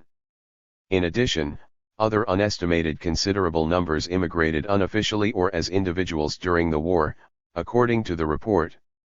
p. 379, all emphases in Peters's text. The latter sentence in Peters's rendering refers unmistakably to the second category of Arab immigrant workers. Note, for example, the quotation marks around considerable, unofficially and individuals, and the italics in unestimated. The tens of thousands must then refer to the first category, those who entered under official arrangements. Yet, the survey records only 3,800 such immigrant workers. In one group of nearly 10,000 reported foreign workers, most of whom eventually deserted or remained in Palestine illegally, the survey states that the Arab illegal immigrants were Egyptians, Syrians, Lebanese, also small numbers from Transjordan, Persia, India, Somaliland, Abyssinia, and the Hejaz. p. 378. There is no such reference in the survey. Peters fabricates it by splicing together two categories of immigrant workers listed in the document that she already tallied. Peters's falsified presentation, pages 378-9, of the, for her purposes, crucial section of the survey from which this quote is allegedly taken is, even by her exalted standards, in a class all its own. Table 2.3. The examples in tables 2.1, 2.2, and 2.3 are typical of Peters's falsification technique. Here are some more inspired falsifications. 1. Peters writes, p. 275, her emphasis from 1920 the preoccupation of Palestine's administration would be concentrated solely upon limiting the immigration of the Jews. As a British report attested, for Arab immigration a different set of rules applied. But the context of the quotation, in the Survey of Palestine, is a discussion of how Arab housing differs from Jewish housing. And the document continues. Although different considerations apply to Arab immigration, special consideration need not be given to the latter as, out of a total number of 360,022 immigrants who entered Palestine between 1920 and 1942, only 27,981 or 7.8% were Arabs. The number of room units to house Arab immigrants has, therefore, been calculated on the same basis as Jewish immigrants. So the phrase different considerations, which Peters finds so sinister and pregnant, refers not to immigration policy but to housing construction. Peters repeats the same falsification on pages 250 and 514, footnote 31. 2. Peters asserts that, in 1893, some 60,000 Jews and 92,300 non-Jews inhabited the region of Palestine that became Israel after the 1948 war, pages 250-1. Point 14. Since 38,000 of the non-Jews were Christians, Jews were perhaps a marginal majority. But, according to Peters's tables in the back of the book, pages 424-5, not 92,300, but 218,000 Arabs resided, in 1893, in that slice of Palestine that became Israel. Peters manages this neat little trick by dividing the region of Palestine that became Israel into three areas and then forgetting, in her text, the two areas of what became Israel in which there was virtually no Jewish, but significant Arab settlement. Point 15. 3. To prove that the mandatory authorities were more hostile to illegal Jewish than illegal Arab immigration, Peters cites, pages 346 and 548, footnote 26, the self-contradicting 1933 annual report to the League of Nations, which states on page 35 that here was a considerable increase of illicit immigration, mostly of Jews, entering as transit travelers or tourists. Peters's emphasis, yet. On p. 180, separated from the immigration material by 145 pages, was the report that the extent of illicit and unrecorded immigration into Palestine from or through Syria and Transjordan has been estimated at about 2,000 and Jewish as to 50%. From mostly Jews, the estimate had dropped to 50%. This revelation is simply untrue. The breakdown on p. 180 of the report refers only to illicit immigration through contiguous territories. Peters forgets that there was also infiltration directly through Palestine's ports, with would-be immigrants posing as transit travelers and tourists. There is no contradiction between the two statements in the report. I would add parenthetically that, in general, the British reports are models of precision, clarity, and internal consistency. The contradictions Peters purports to have uncovered in them are all of her own making. 4. Peters tells us in her chapter on official disregard of Arab immigration that, contrary to popular belief, Jews were not dispossessing the indigenous Arab population but, rather, the landless Arab peasants in Palestine were mostly new Arab entrants, p. 323. Her only documentation for this thesis is an article by Moshe Braver, an Israeli professor. Peters quotes Braver as follows, p. 546, footnote 76. Landless peasants were new immigrants. But Braver actually wrote, the immigrants were mostly landless laborers. In other words, he does not say that all landless Arabs were immigrants, he says that the immigrants were landless. 5. To document the British mandatory government's indifference to Arab infiltration of Palestine, Peters cites the 1935 annual report to the League of Nations in which, she asserts, only Jewish immigration into Palestine was catalogued. That was the only heading, p. 275. In fact, the British report in question meticulously and exhaustively tabulates every conceivable aspect of Arab immigration on 9 consecutive pages. Peters could hardly have overlooked these tabulations since the comparable statistics for Jewish immigration appear on the very same pages in parallel columns. Every annual British report on Palestine, and Peters purports to have scrutinized 13 of them, contains identical exhaustive tabulations of Arab immigration under the same chapter heading, Immigration and Emigration. Point 16. In this connection, another of Peters's falsifications merits special comment. Peters, and her reviewers, make much of the alleged remarks of an anonymous 30-year archivist, a specialist in the Foreign Office and Colonial Office records on the Middle East for the Public Record Office in London. He purportedly told her that Arab immigration into Palestine did not exist. There was no such thing. No one ever kept track of that, p. 270, Peters's emphasis. Yet, every British annual report to the League of Nations and every major official British study of the period includes an exhaustive tabulation and detailed commentary on Arab immigration. If no one ever kept track of Arab immigration, how were the tables composed? Where did the numbers come from? Finally, let me turn to the central piece of evidence that Peters brings to bear in support of her thesis. The item is tucked away in the minutes of the League of Nations Permanent Mandates Commission hearings on Britain's Palestine Mandate.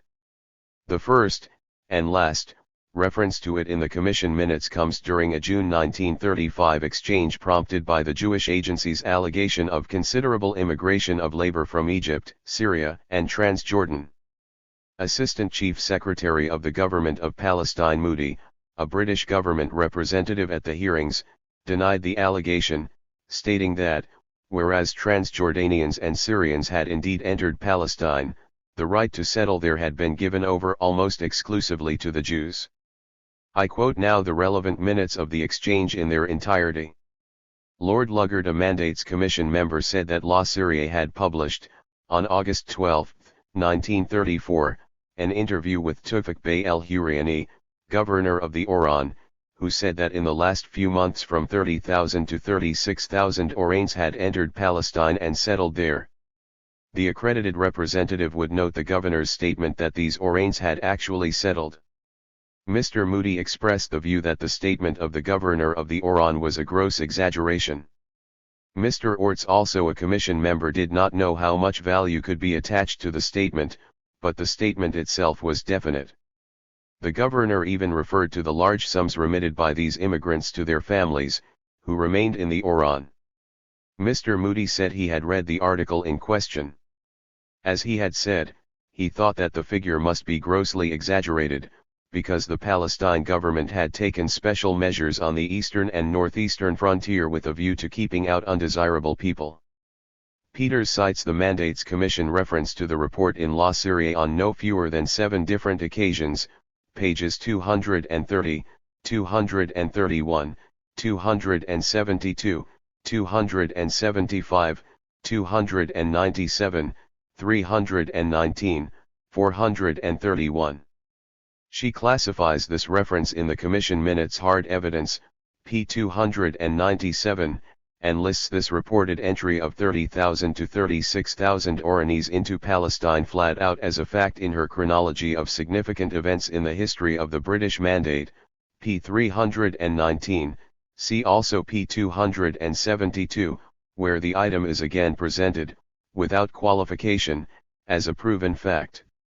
Yet, Peters cites not a single cross-reference for a report that, in the view of the British government representative, was grossly exaggerated. The representative's vigorous rejoinder, also cited in the Commission minutes, does not rate a single mention in Peters's book. Instead, citing these same June 1935 minutes, Peters falsely states that the Mandates Commission verified, p. 231, and recognized, p. 319, the influx, in the space of just a few months, of 30,000 to 36,000 Oranese, and that the Commission took special note, that the Orains, not merely passing through, had indeed settled, p. 230.17. To be sure, Oranese did enter Palestine in fairly significant numbers in the mid-1930s, but they departed, in equal numbers, soon thereafter. The Survey of Palestine reported that the boom conditions in Palestine in the years 1934-6 led to an inward movement into Palestine, particularly from Syria. The depression due to the state of public disorder during 1936-9 led to the return of these people. 18 Peters herself devotes considerable space to documenting the hasty leave-taking, p. 272, of the Oranese in 1936.19. She quotes one private British government memorandum to the effect that 128 Oranese left today. Many more are expected to leave tomorrow. According to a second memorandum, countrymen from Oran had applied urgently and pleadingly to be sent back to their homes for reason that there was no work, and they did not wish to be involved in more trouble. Peters seems not to be aware that the batch of memoranda she cites on the frantic exodus of Oranese between 1936 and 1939 renders her most significant find, her hard evidence of massive illegal Arab immigration and settlement, namely, the unverified La Syrie report mentioned in the Mandates Commission hearings, worthless. Recall that Peters wishes to prove that fully 50% of the Arabs residing in the Jewish settled areas of Palestine in 1947 were really illegal Arab immigrants. But by 1947, the Oranese had long since departed from Palestine. The strange case of Area 4. Peters's highly touted demographic study is the centerpiece of From Time Immemorial. Yet, this study is marred by serious flaws. 1. Several extremely significant calculations are wrong, and, 2, numbers are used selectively to support otherwise baseless conclusions. Peters claims to plot demographic growth and shifts within Palestine, i.e. the region bordered on the east by the Jordan River and on the west by the Mediterranean Sea, between the years 1893 and 1948. Her central thesis is that at least 170,000 of the 600,000 odd refugees in 1948 were and had to be recent migrants from the West Bank and Gaza Strip. For the purposes of her study, Peters divides Palestine into 5 areas, 3 of which, I, 2, and 4, correspond to the whole of pre-1967 Israel, and the remaining 2, 3 and V, to the West Bank and Gaza. Area I was the main zone of Jewish settlement between the years 1893 and 1948. Peters provides the following geographic breakdown of Palestine's indigenous Arab population in 1893, p. 255, Table G. Area I: 92,300. Area 2: 38,900. Area 3: 14,300. Area 4: 87,400. Area V: 233,500. She next suggests that the indigenous Palestinian Arab population expanded by a factor of 2.7 between 1893 and 1947.20. Peters assumes for the Palestinian Arab population in the area of Jewish concentration the same rate of natural increase that she has calculated for the Palestinian Arab population in the non-Jewish areas between 1893 and 1947. However, actual population figures for Palestinian-born Arabs in certain of the 5 areas differed markedly from the projected increase. Table 2.4, based on Peters's data, pages 424-5, Appendix V, juxtaposes the actual number of indigenous Palestinian Arabs in each of the 5 areas in 1947, column A, against what the figure would have been had the indigenous population in each area expanded by natural increase alone, column B. A. Actual indigenous Palestinian Arab population, 1947. B. Projected indigenous Palestinian Arab population, 1947. C.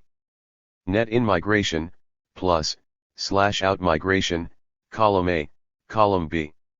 Area I: 417,300. 249,210.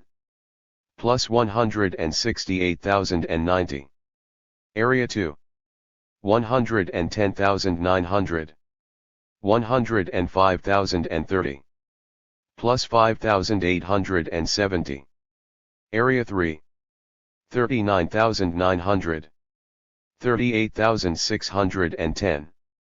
Plus 1,290. Area 4: 125,100. 235,980. Minus 110,880. Area V: 507,200. 630,450. Minus 123,250. Note: Peters uses a uniform national rate of natural growth to project the 1947 indigenous Palestinian Arab population in each of the 5 areas from the 1893 census. From the data from Area I, 1893 pop, 92,300, projected 1947 pop, 249,210, a rate of 2.7 is inferred, 249,210/92,300.21. Aside from the data for Area 4, to which I will return presently, my significant calculations differ only slightly from those of the author. Table 2.4. Peters contends that the excessive number of indigenous Palestinian Arabs in Area I, center of Jewish settlement, and the unnaturally sparse Palestinian Arab population in Area V, center of Arab settlement, can only be explained by Arab in-migration. 22. In other words, approximately 170,000 Palestinian Arabs forsook their native soil in the West Bank/Gaza region of Palestine and moved into the areas of Jewish settlement in order to take advantage of the new opportunities opened up by the thriving Yishuv economy. Peters further argues that these 170,000 Palestinian Arab immigrants likely found themselves among the refugees in 1948 since their roots in the Jewish settled part of Palestine were not very deep. But, and this is her crucial point, these Arabs were not really refugees since they had followed the Jews into this corner of Palestine and thus were not indigenous to it. Their real homes were in the West Bank and Gaza areas of Palestine. Peters thus concludes. From the evidence, then, among the estimated 430,000 to 650,000 Arab refugees reported in 1948, well over 170,000 are apparently Arabs who were returning to Arab areas in Palestine, the West Bank or Gaza, from the land that became Israel, the Jewish settled areas where those Arabs had recently arrived in search of better opportunities. p. 258, Peters's emphasis, 23. The first point to be made about this argument is that the case Peters mounts for massive illegal Arab immigration into Palestine contradicts it. Peters arrives at the figures in column A of table 2.4 above by deducting the officially tabulated number of nomads and legal and illegal immigrants for each area from the total Arab population for that area. For example, Peters puts the total Arab population in Area I at 462,900. From this sum she subtracts the 8,800 nomads, 27,300 legal immigrants and 9,500 illegal immigrants officially tallied for this region, p. 425, and thus obtains the figure of 417,300. Recall, however, that Peters puts the real number of illegal immigrants in Area I at about 300,000. Peters assumes that the Arab immigrants illegally entering Palestine all settled in the main zone of Jewish colonization, Area I, CP 425, Appendix V, 1947, Column D. In that case, Column A in Table 2.4 should actually read 126,800 and Column C, minus 122,410. But then nothing remains of Peters's central conclusion from her demographic study. Simply put, if Arabs immigrated in massive numbers to Area I, there could not have been any in-migration to this region. Further, even if Peters's argument is evaluated on its own terms, the demographic evidence in the study does not support the 170,000 figure cited repeatedly in the text. Her actual findings are, at best, trivial. Let us look closely at Area 4, the Western Galilee, etc., in Table 2.4 above. This region is also short by approximately 111,000 indigenous Palestinian Arabs. Couldn't these 111,000 souls have migrated to Area I? But recall that this region was incorporated into Israel in 1948, in which case, if they did indeed flee, these Arabs were genuine refugees. In other words, Arab indigenes from the Western Galilee region of what became Israel migrated to the Yishuv area during the Mandate period and then fled, for whatever reason, in 1948 and became refugees. It seems not to have occurred to Peters that 170,000 Arab immigrants could not have all come from the West Bank and Gaza if, by her own reckoning, these areas were not short by that many Arabs. Peters offers not a single word to explain why these 111,000 migrants from Area 4, a part of Israel, should not be subtracted from the 170,000 migrants who were allegedly returning home in 1948.24. Not only does Peters completely ignore the significant demographic changes in Area 4 when they threaten to render her findings trivial, but she actually falsifies the relevant numbers. According to Peters's chart, p. 425, Appendix V, there were only 71,200 fewer indigenous Arabs in Area 4 than the projection based on the 1,893 census. The real number is closer to 111,000, see Table 2.4 above, point 25. What is more, all the data are arranged in what can only be described as a curiously confusing manner. For no apparent reason, the regions that eventually comprised Israel are labeled I, 2 and 4 and the remainder of Palestine 3 and V, see key to map, p. 246. As a result, all but the most attentive readers can easily be misled. For example, in the chart on p. 425, areas I, II and III are boxed off from areas 4 and V. It is very easy to forget that the first of the latter two regions, 4, from which, as we have seen, there was very significant outmigration, became part of Israel. Why did Peters section off Area 3, and not Area 4, with areas I and II?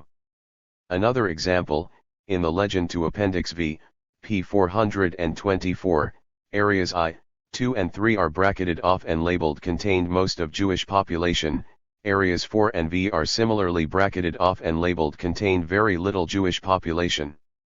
But, according to Peters's map on p. 246, Area 3 contained no Jews. By grouping in this highly misleading and altogether erroneous fashion the 5 regions, the distinct impression is again left that the first 3 areas became Israel while the remaining 2 fell within the jurisdiction of the Arabs in 1948. Area 4 easily gets lost in the shuffle. 26. Had Peters properly grouped the 5 areas in her charts, it would have been obvious to any attentive reader that, 1. The demographic changes within what became Israel could have more or less cancelled each other out, therefore, 2.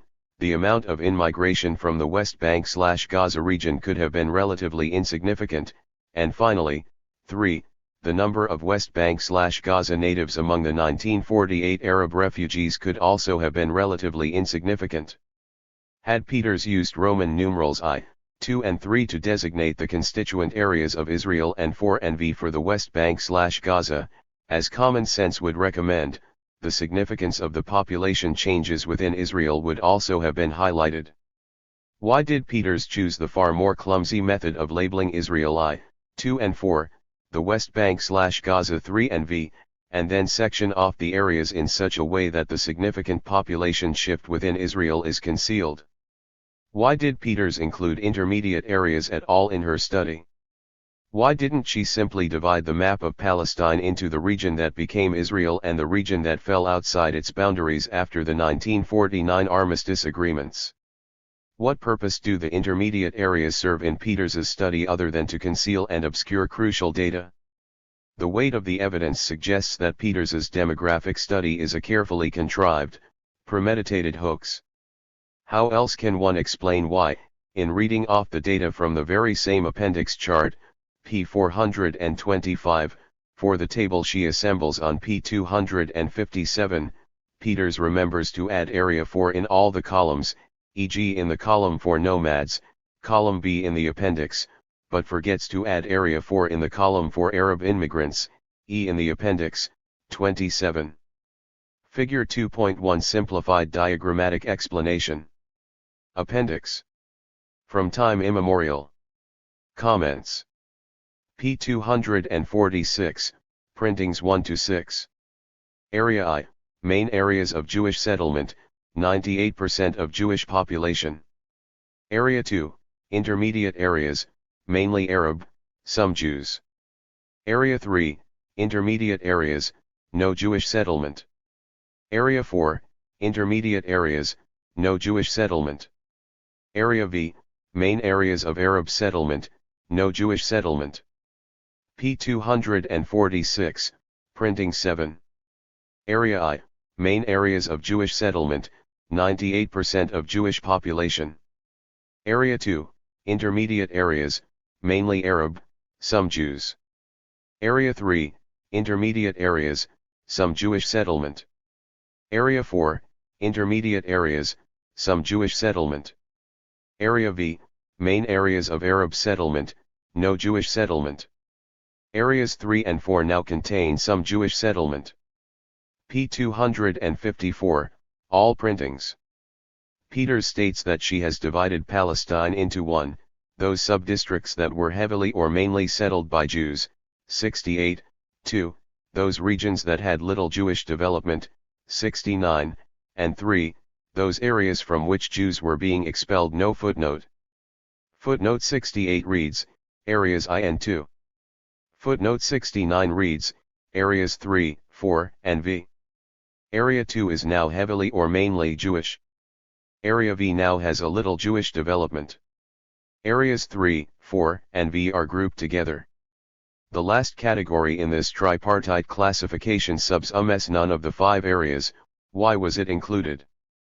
P 255, Table G, all printings. Area I, main areas of Jewish settlement. Area 2, some Jews, mainly Arab. Area 3, intermediate. Area 4, intermediate. Area V, main areas of Arab settlement, no Jewish settlement. Area 2 now contains only some Jews and is mainly Arab. Areas 3 and 4, intermediate, are now separated out from Area V, no Jewish settlement. Area V now has no Jewish settlement. P 424, all printings.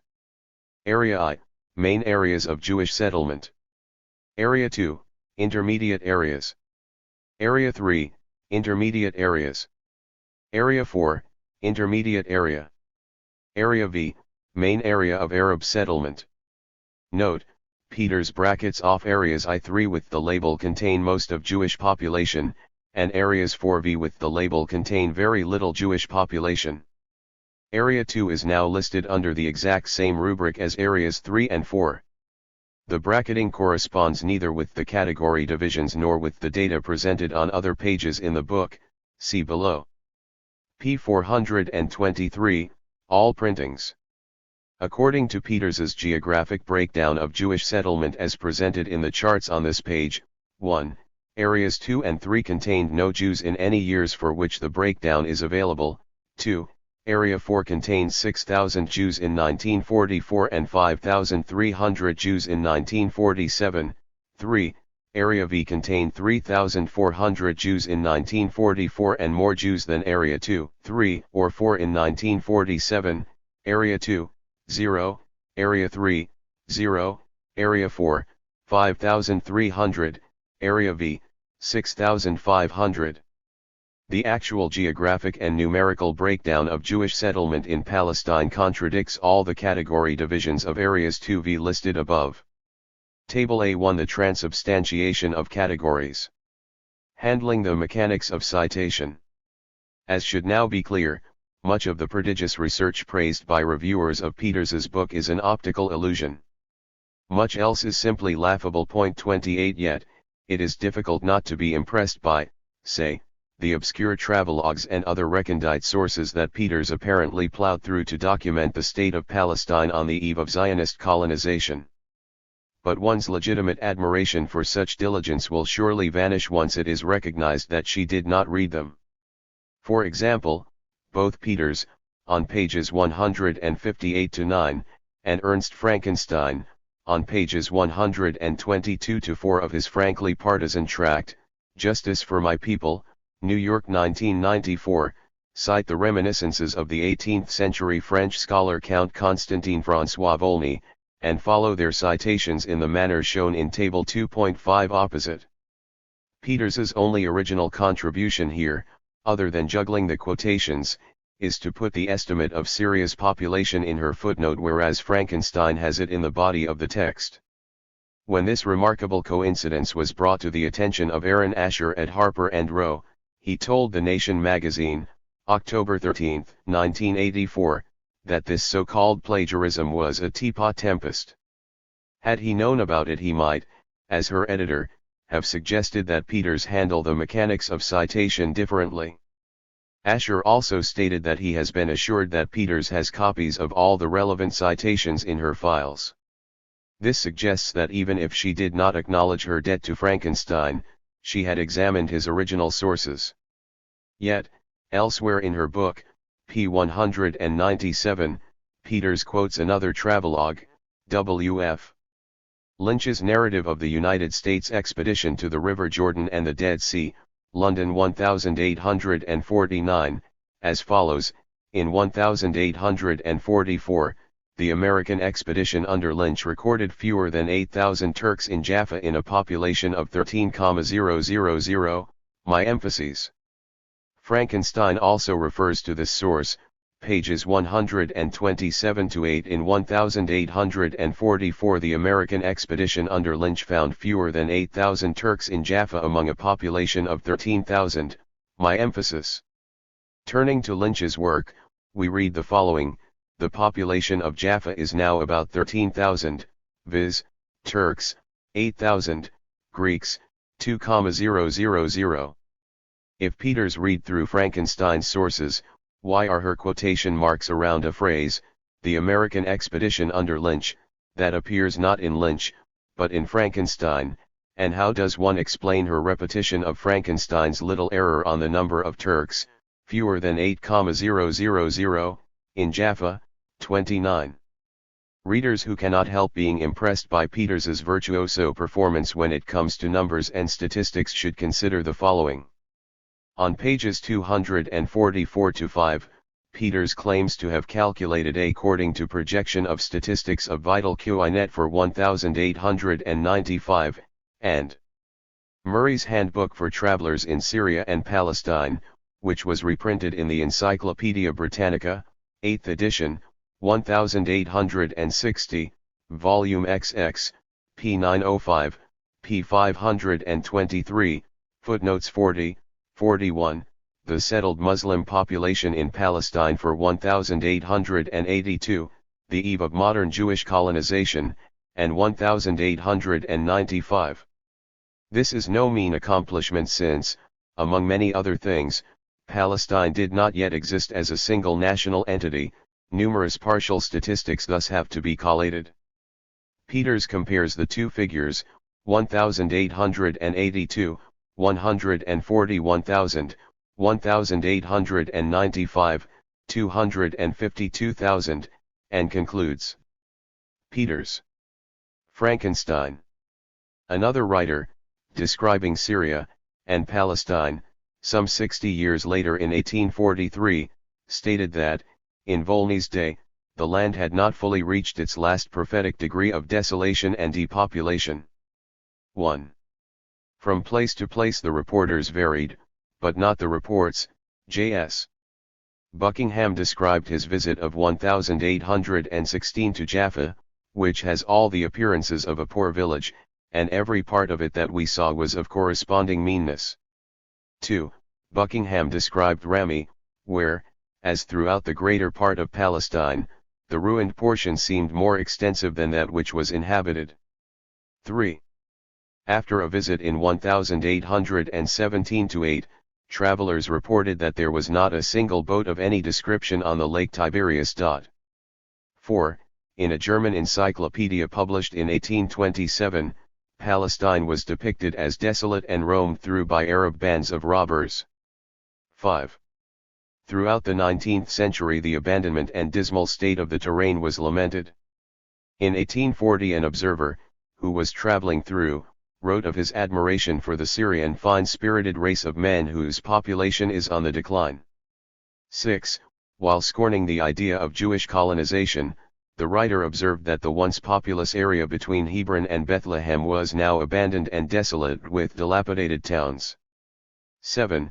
Jerusalem consisted of a large number of houses, in a dilapidated and ruinous state, and the masses really seemed to be without any regular employment.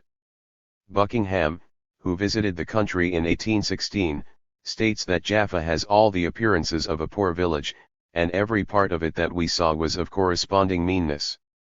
1. He visited Ramleh, where, as throughout the greater part of Palestine, the ruined portion seemed more extensive than that which was inhabited. 2. Thereafter conditions deteriorated further. In his, Volney's, day, writes Keith in 1843, 3, the land had not fully reached its last prophetic degree of desolation and depopulation. The population, viz., of the whole of Syria, rated by Volney at 2.5 million, is now estimated at half that amount. This statement corresponds to the observations of other travelers, for instance Olin, 1840, who is a specially valuable witness, since he admires the Palestinian, Syrian, population, a fine-spirited race of men, and ridicules the idea of Jewish colonization. 4. According to him, the population is on the decline. 5. In Hebron, many houses are in a dilapidated state and uninhabited. The once populated region between Hebron and Bethlehem is now abandoned and desolate and has dilapidated towns. 6. In Jerusalem, a large number of houses are in a dilapidated and ruinous state. The masses really seem to be without any regular employment. 7. A German encyclopedia published in 1827 calls Palestine desolate and roamed through by Arab bands of robbers. 8. Irby, who visited the country in 1817-8, found not a single boat of any description on the lake of Tiberias. 9. Table 2.5. Even if we assume a high rate of natural increase of 1.5% per annum for that 13-year period, the population would not have increased to more than 170,000 or so. The only plausible answer is that Arab immigration coincided exactly with the time Jewish development commenced. Pages 244-5. Peters's statistical tour de force has thus apparently produced a highly original conclusion. Point 30. But Peters need not have gone to all the trouble. Ernst Frankenstein used the exact same sources, even the same edition of Murray's Handbook, did the exact same calculations and derived identical figures. His conclusion reads almost word for word like Peters's. Even if we admit the possibility of a natural increase of 20 to 25% during these 13 years, Frankenstein converts the 20 to 25% to the 1.5 per annum percentage used in Peters's text in his next paragraph. The 141,000 settled Muslims of 1882 cannot possibly, by natural increase, have exceeded the figure of 170,000 to 175,000. Here, therefore, we are confronted with a large immigration of Arabic-speaking people which coincides with the development of the Jewish settlements. p. 128, 31. One may, finally, note that the Frankenstein-Peters sources have always figured as a staple in official Israeli polemics. To cite one example at random, the Israeli representative lectured the Security Council in June 1973 that before the Jews came, the land of Israel stood desolate. Those of the conquerors who settled in the land were few, their populated localities sparse. Travelers who visited the area described it always as a dying land. The Frenchman Volney, who toured Palestine in 1785, wrote that it was desolate. A. Keith, writing some decades after Volney, commented, in his Volney's day the land had not reached its last degree of desolation and depopulation. 32. In her fulsome blurb for From Time Immemorial, Nazi Holocaust scholar Lucy Davidovich congratulates Peters for having dug beneath a half-century's accumulation of propaganda and brought into the light the historical truth about the Middle East. What Peters actually did was dig beneath a half-century's accumulation of pro-Zionist propaganda tracts and unearth a particularly ludicrous one, from which she proceeded to plagiarize generously. 33. Postscript. By the end of 1984, From Time Immemorial had gone through 8 printings, cloth, and received some 200 notices, ranging from ecstasy to awe, in the United States. The only false notes in this crescendoing chorus of praise were the Journal of Palestine Studies, which ran a highly critical review by Bill Farrell, the small Chicago-based news weekly in these times, which published a condensed version of this writer's findings, and Alexander Coburn, who devoted a splendid series of columns in The Nation to exposing the hoax. Otherwise, it proved impossible to open any discussion of the book. Joan Peters, via her publisher, peremptorily dismissed the findings of fraud as without merit, and Harper and Row senior editor Aaron Asher defended Peters's right not to reply to published attacks on her work, regardless of their nature or provenance. The periodicals in which From Time Immemorial had already been favorably reviewed refused to run any critical correspondence, e.g. The New Republic, Atlantic, Commentary. Periodicals that had yet to review the book rejected a manuscript on the subject as of little or no consequence, e.g. The Village Voice, Dissent, the New York Review of Books. Not a single national newspaper or columnist contacted found newsworthy that a best-selling, effusively praised study of the Middle East conflict was a threadbare hoax. In April 1985, From Time Immemorial was awarded the prestigious National Jewish Book Award in the Israel category. Chairing the committee that honored Peters was the renowned authority on the Arab mind, Raphael Patai. Patai and his fellow judges discounted without explanation the copious documentation of fraud. Reaffirming that it was very happy with the Peters selection, the Jewish Book Council declared the matter closed. Yet in early 1985, the disinformation effort began to unravel as Peters's book went into a British edition. The reviews in England were devastating.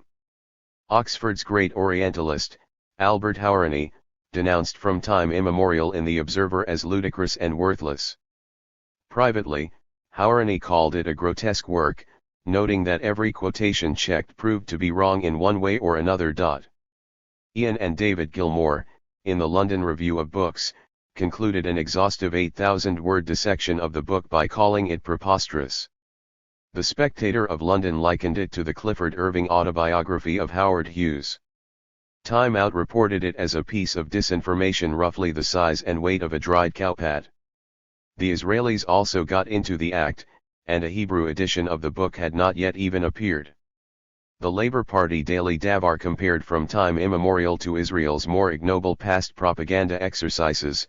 The liberal weekly Katirat Rashid published a detailed exposé of the cover-up by the U.S. media, and the chair of the philosophy department at the Hebrew University, Avishai Margalit, derided Peters's web of deceit. Back in the United States, l'affaire Peters was fast becoming a singular embarrassment as word began to circulate that a major literary political scandal was being suppressed. In February 1985, the New York Review of Books finally commissioned and in early March received a lengthy piece on From Time Immemorial by the noted Israeli scholar Yehoshua Porath. For fully 9 months it was kept under wraps. Published only after a barrage of critical commentary, the Porath essay dismissed out of hand Peters's theses, yet scrupulously avoided any mention of her fraudulent scholarship. Every effort to raise this obviously crucial issue in the review's correspondence columns proved unavailing. In October, Edward Said delivered a stinging and eloquent riposte to Peters and her acolytes in the pages of The Nation.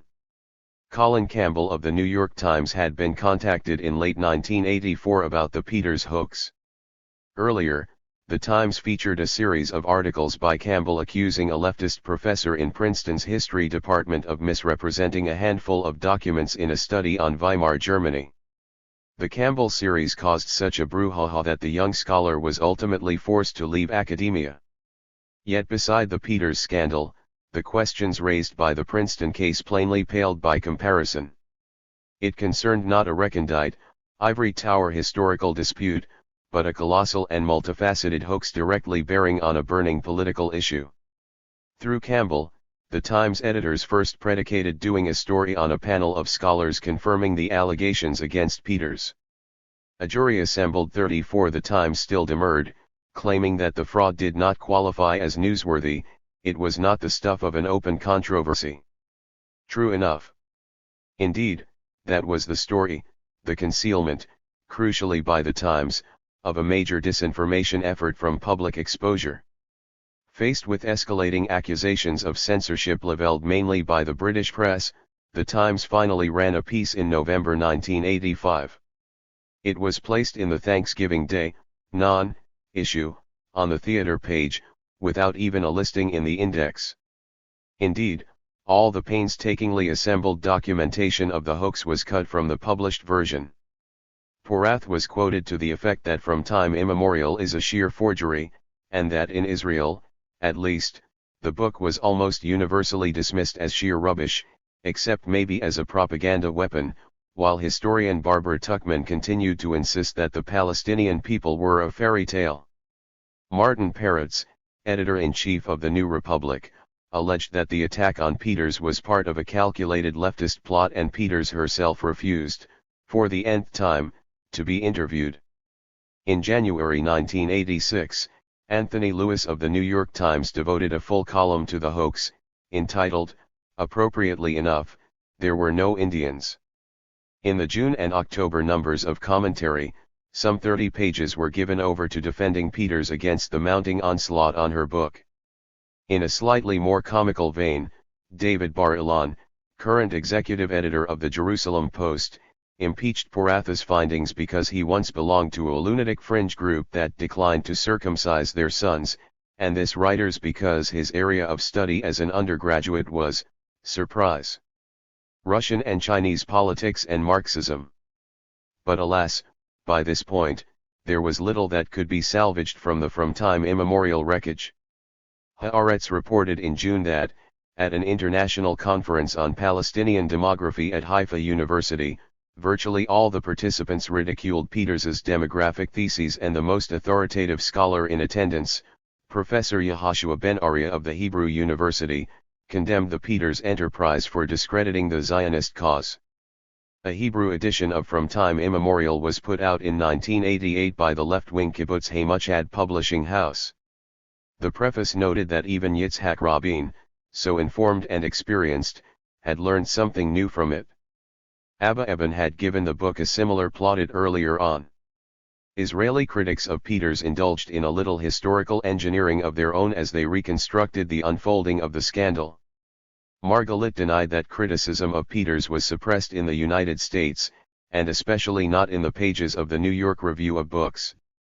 Porath, moreover, was now cast as the hero of the hour, a role that he happily accepted. Yediot Aharonot reported that the debate centering around the reliability of Peters's data featured the important historian Yehoshua Porath. Writing in Haaretz, Tom Segev gushed that Porath did something unheard of: he checked Peters's sources. Leaving to one side that Peters's sources had been checked and the findings circulated well before Porath had ever set eyes on From Time Immemorial, the one thing Porath did not do in the New York Review of Books piece, as noted above, was question Peters's use of sources. Of Peters's original endorsers, to date only Daniel Pipes and Ronald Sanders have publicly acknowledged any lapses in Peters's scholarship, if not in her central theses. Sanders rejoined in the New York Review that, all the criticism notwithstanding, there is an original and significant argument at the heart of her book, and that it must be granted that she has achieved ample results. Pipes likewise opined in the same issue that the book presents a thesis that no reviewer has so far succeeded in refuting, that Peters supports this argument with an array of demographic statistics and contemporary accounts, the bulk of which have not been questioned by any reviewer, and that because it makes such good sense, I put credence in the argument. Brazenly asserting that none of Peters's detractors had produced any specific charge with citation and reference of falsification, Barbara Tuchman ascribed the concerted campaign in England of vilification to growing anti-Semitism, and the American smear campaign to a cabal of committed and long-term apologists of the Palestine Liberation Organization. No explanation was suggested for the Israeli prong of the alleged conspiracy. Asked informally whether he had any second thoughts about his embrace of From Time Immemorial, Saul Bellow replied that with hindsight and given another chance he would do no such thing, no doubt, since this time the fraud was publicly exposed. Elie Wiesel, the revered guardian of historical memory, was made privy to the hoax fairly early on, but chose silence, as in the title of his collected Pensées, Against Silence. Questioned privately about his endorsement, Wiesel noted in extenuation that political science was not his forte. Aside from emoting, one wonders what is. At any rate, Wiesel cheerfully lent his name to the subsequently issued paperback edition of the book, as did all the other original endorsers, plus historian Theodore White. Famed Orientalist Bernard Lewis was the second individual thanked on Peters's acknowledgments page, specifically for his extended encouragement, introductions to invaluable contacts and sources, and generous sharing of his personal archival resources, cooperation of which Peters was especially appreciative. Already a few months after From Time Immemorial was published, Lewis had in his possession voluminous evidence that the book was a hoax. Yet, he categorically refused to comment on any aspect of the matter, even with a graduate student at his own university, this writer. Oddly, Lewis later lamented that the linking of his name with the disinformation effort was an interesting example of how myths are born.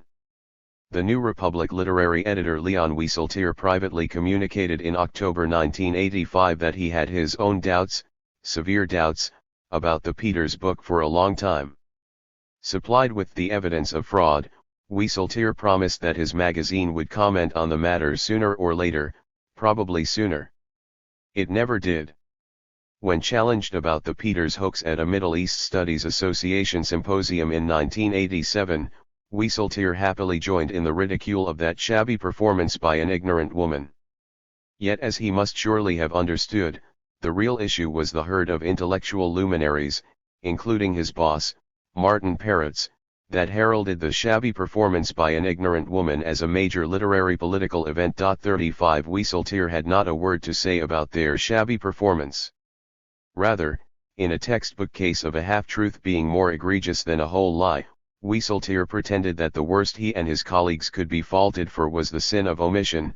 Peters' book should have been refuted in my magazine, in other magazines, it was not.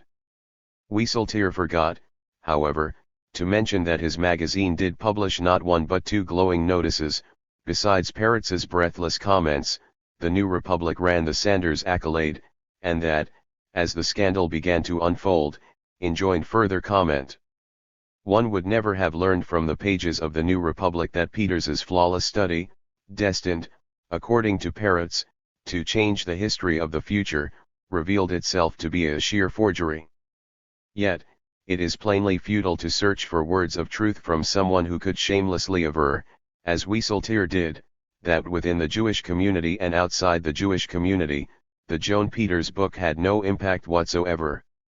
When extensive documentation of and a long essay on the hoax was published in book form in 1988, 36 Wieseltier gave yet another of his ironclad personal commitments to review it in the New Republic. 6 years later, one still waits. Even at the extreme left of the political spectrum, the question of Palestine suffered from incredible bad faith. Jewish Currents, a relic of the Stalinist left, published in May 1987 a review essay in defense of From Time Immemorial. Fully apprised that it was a hoax, then president of the Center for Constitutional Rights, Morton Stavis, nonetheless acclaimed Peters's book as a historical panorama that was illuminating and useful. The vilification Stavis pronounced wholly unjustified. As for Joan Peters herself, she has not been seen or heard from in nearly a decade. Dispatched to Orwell's memory hole, her name is no longer mentionable in polite company. Reviled or forgotten, Peters no doubt finds comfort in the knowledge that, like Jonathan Pollard, she has, in the words of Shakespeare's Othello, done the state some service, and they know it. And despite all, From Time Immemorial still clings to life. Thus, Israeli Likud leader Benjamin Netanyahu recently observed in a tome with scholarly pretensions that, beginning with the first wave of Zionist immigration in 1880 and continuing through successive waves and after World War I, Palestine was rapidly transformed.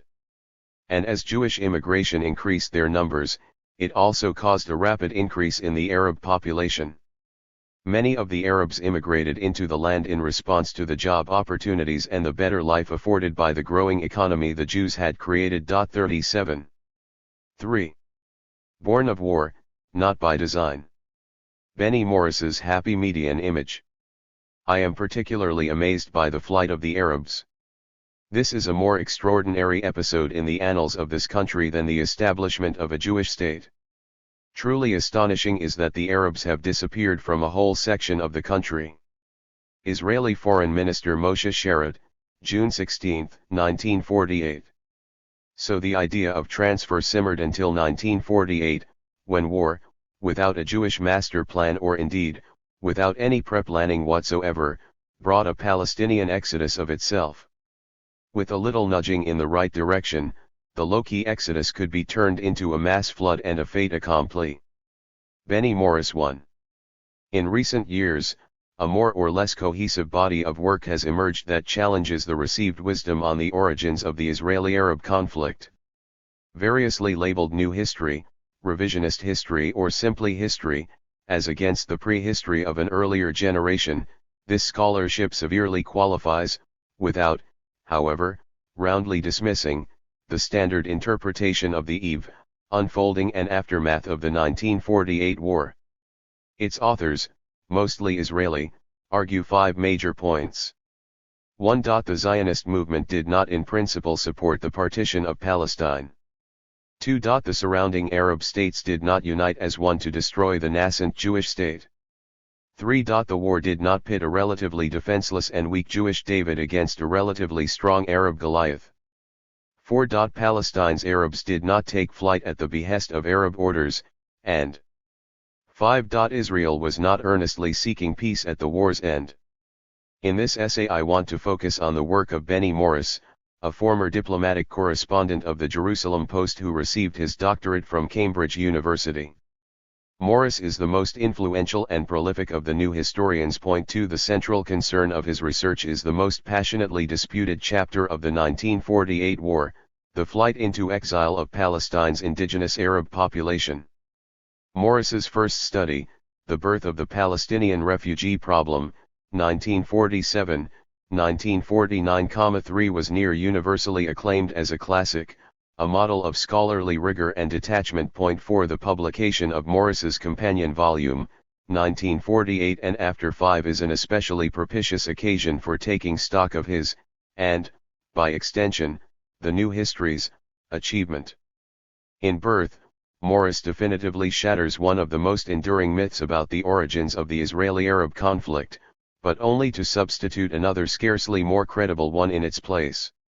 The aim of Morris's study is to explain why roughly 700,000 Palestinians fled their homes in the wake of the November 1947 United Nations General Assembly resolution supporting the creation of an Arab and Jewish state in Mandatory Palestine. Point 6. The book's central thesis is that neither of the standard accounts of the Palestinians' exodus can withstand close scholarly scrutiny. The Zionists did not expel them with premeditation, as the Arabs allege, and the invading Arab states did not urge them to leave, as the Zionists allege. The truth, as Morris sees it, rather lies in the vast middle ground between these two extremes. The Palestinian refugee problem was born of war, not by design, Jewish or Arab. It was largely a byproduct of Arab and Jewish fears and of the protracted, bitter fighting that characterized the First Israeli-Arab War. In smaller part, it was the deliberate creation of Jewish and Arab military commanders and politicians. 1948, p. 88, Birth, p. 286. Morris further asserts that, under the given circumstances, i.e. mutual fear and hostility, war, and so on, the creation of the Palestinian refugee problem was almost inevitable. Birth, p. 286. The results of Morris's research thus apparently belie the most damaging Arab Claim 7 and exonerate Israel of any real culpability for the catastrophe that befell Palestine's indigenous population in 1948.8. While these conclusions will not satisfy those among Israel's partisans who will accept nothing but Arab culpability, they nevertheless substitute a new version of what occurred in 1948 which as well requires judicious analysis. In this chapter I will argue that Morris has substituted a new myth, one of the happy median, for the old. My contention will be that the evidence that Morris adduces does not support his temperate conclusions and that the truth lies very much closer to the Arab viewpoint. 9. The essay is divided into 4 sections. In the first section, I discuss Morris's handling of evidence. I suggest that his uncritical use of Israeli documents skews his conclusions. In the second section, I discuss Morris's handling of the Arab broadcasts argument. I suggest that his qualified dismissal of this argument does not go far enough. In the third section, I discuss Morris's central thesis that the Arab refugee problem was born of war, not by design. I suggest that Morris's own evidence points to the conclusion that Palestine's Arabs were expelled systematically and with premeditation. In the fourth section, I discuss the general framework in which Morris situates the Arab flight. I suggest that Morris's singular emphasis on the military factor, what he refers to as Israel's life and death struggle, obscures the ideological motivations behind Israel's decision to expel Palestine's Arabs. Evidence. Morris bases his studies on Israeli archival materials, many of which have only recently become available, and the standard semi-official accounts of the war. 10 While these sources can provide much valuable information, the uncritical manner in which Morris handles them casts some serious doubts on his conclusions. Indeed, Morris himself has in recent years warned against a naive reliance on such materials.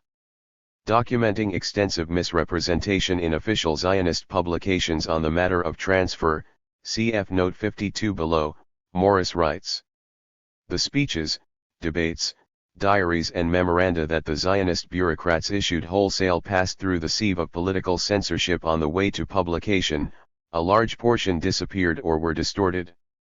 Historians and students using those sources would do well to employ a large measure of caution." 11. Consider, however, the following typical examples. Morris repeatedly warns readers to treat with extreme circumspection the diary entries and public pronouncements of Ben-Gurion, yet uncritically reports certain of his conclusions. Morris notes that Ben-Gurion's testimony cannot be trusted because he was driven by concern for his place in history and the image of himself and the image of the new state he wished to project for posterity. Birth, p. 165, cf. Birth, pages 136-7, 218, 292-3, 329-30, note 24, 335, note 40, 1948, p. 113. For example, he ridicules Ben-Gurion's repeated assertion in 1948 and 1949 that Israel has never expelled a single Arab as a lie that even the most gullible journalists and UN officials found hard to swallow. Tickon, p. 82.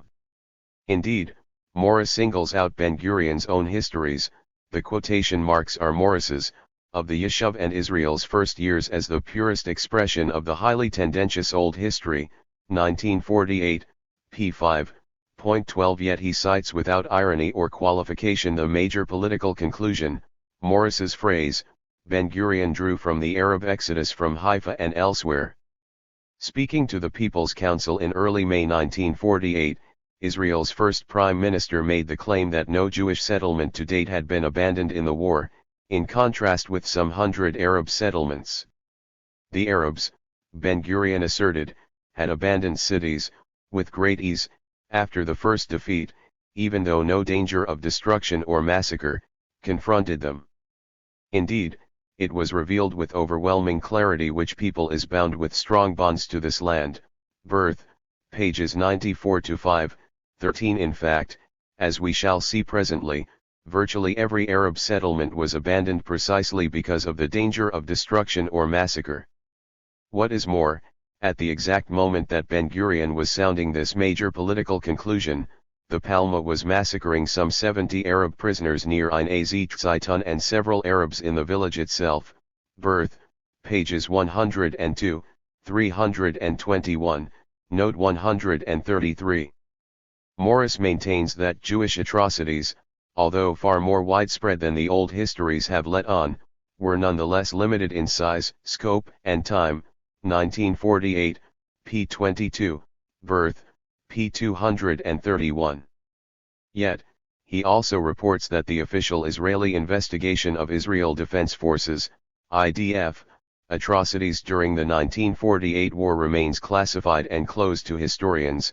Birth, p. 351, note 45. It is unclear, then, why Morris is so certain about the circumscribed range of Jewish atrocities. Indeed, I will discuss in Chapter 4 recent evidence casting grave doubts on Morris's facile assumption. In any event, Morris's rendering of Jewish atrocities has a distinctly sanitized quality. Morris writes, "At Sabairan, where Izl met resistance, the villagers fled after 20 died in the firefight, and an Izl armored car fired at the fleeing villagers. More than 100 old people, women, and children, who had not fled from Sabairan and the other villages, were held for a few days behind barbed wire at an assembly point in Sabairan, after which they were expelled to Al-Fam, a village in Arab-held territory to the southeast. The Jewish troops combed the villages to ascertain that they were empty and to make sure they stayed empty. An IZL officer at al-Shawf later recalled searching a column of refugees and finding a pistol and rifle among their possessions. The troops detained 7 young adult males and sent the rest of the column on its way to al-Fam. The troops then demanded to know who the weapons belonged to. When the 7 Arabs refused to own up, the IZL men threatened to kill them. When no one owned up, the IZL officer held a field court-martial, which sentenced the 7 to death. The 7 were then executed.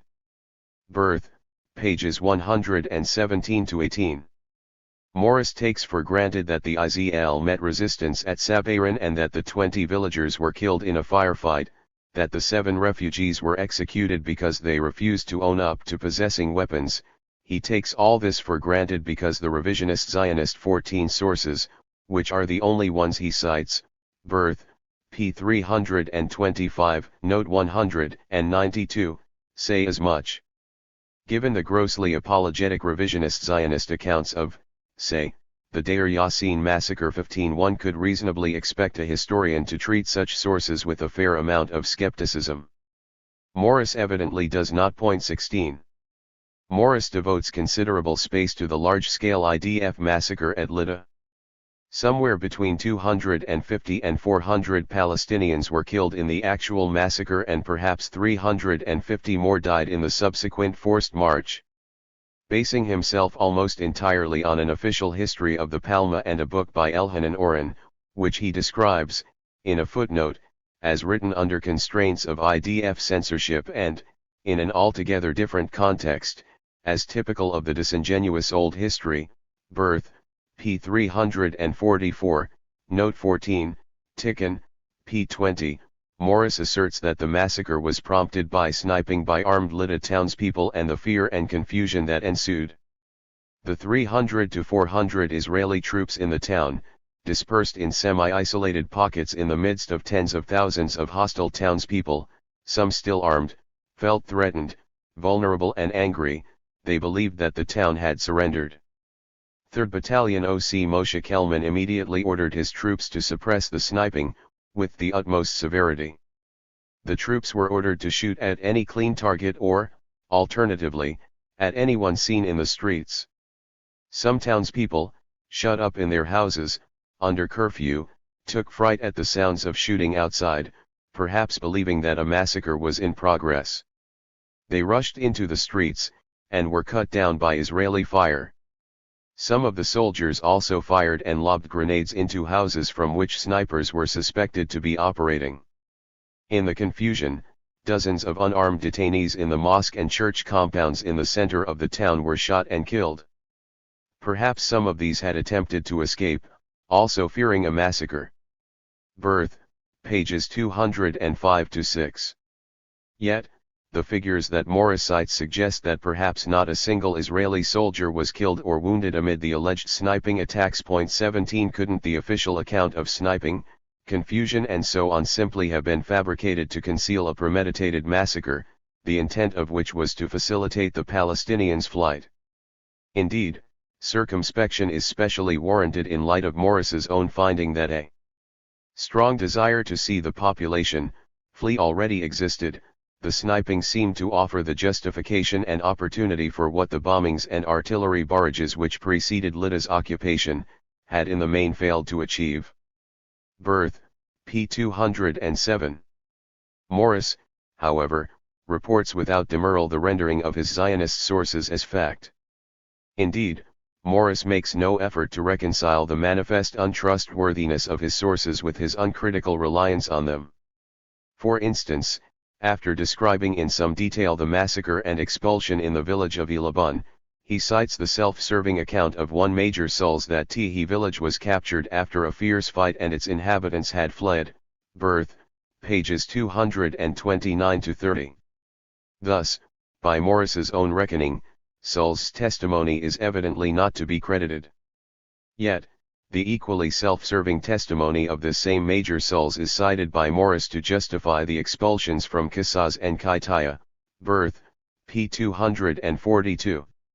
Similarly, Morris documents that, contrary to the self-serving accounts of a local IDF officer and an official of a neighboring kibbutz, the villagers of Beit Naktuba did not flee at the behest of Arab orders but were ordered to leave by the IDF, 1948, pages 195-7.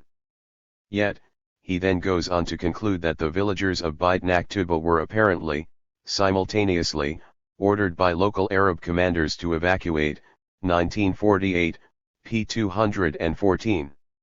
Revealingly, Morris is much more cautious in his handling of the few Arab sources he cites.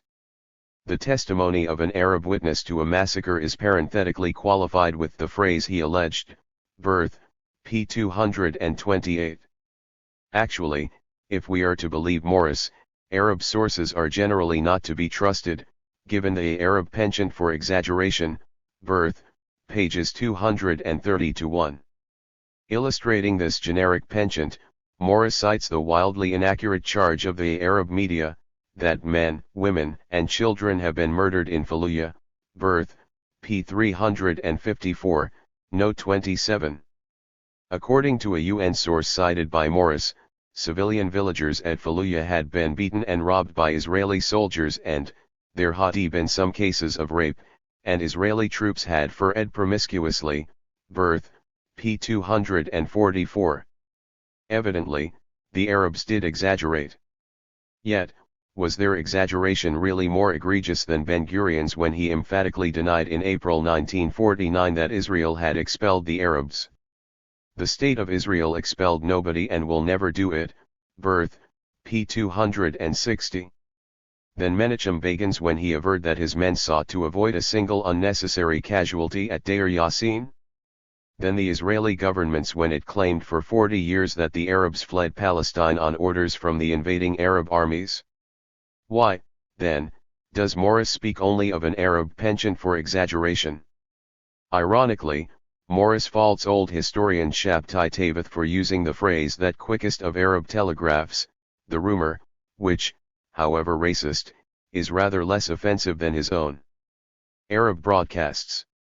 Since the birth of the refugee question, Israeli propaganda has steadfastly held that, in response to Arab radio broadcasts urging flight to clear the field for the invading Arab armies, the Palestinians departed of their own volition, indeed, despite Zionist entreaties that they remain in place. This claim was conclusively demolished by British scholar Erskine Childers and Palestinian scholar Walid Khalidi as far back as the early 1960s. They reported that the backfiles of the Near East monitoring stations of the British and American governments, both of which covered not only all the radio stations in the Near East but the local newspapers as well, contained no evidence of such Arab orders. This finding, however, had little, if any, impact on mainstream scholarship. 18 Benny Morris has now lent his Israeli imprimatur to the finding, making it far more difficult to ignore. As Walid Khalidi pungently observed, Morris, unequivocally and commendably confirms the death of the, albeit long deceased, Arab evacuation orders. 19 The relevant passages of birth read as follows.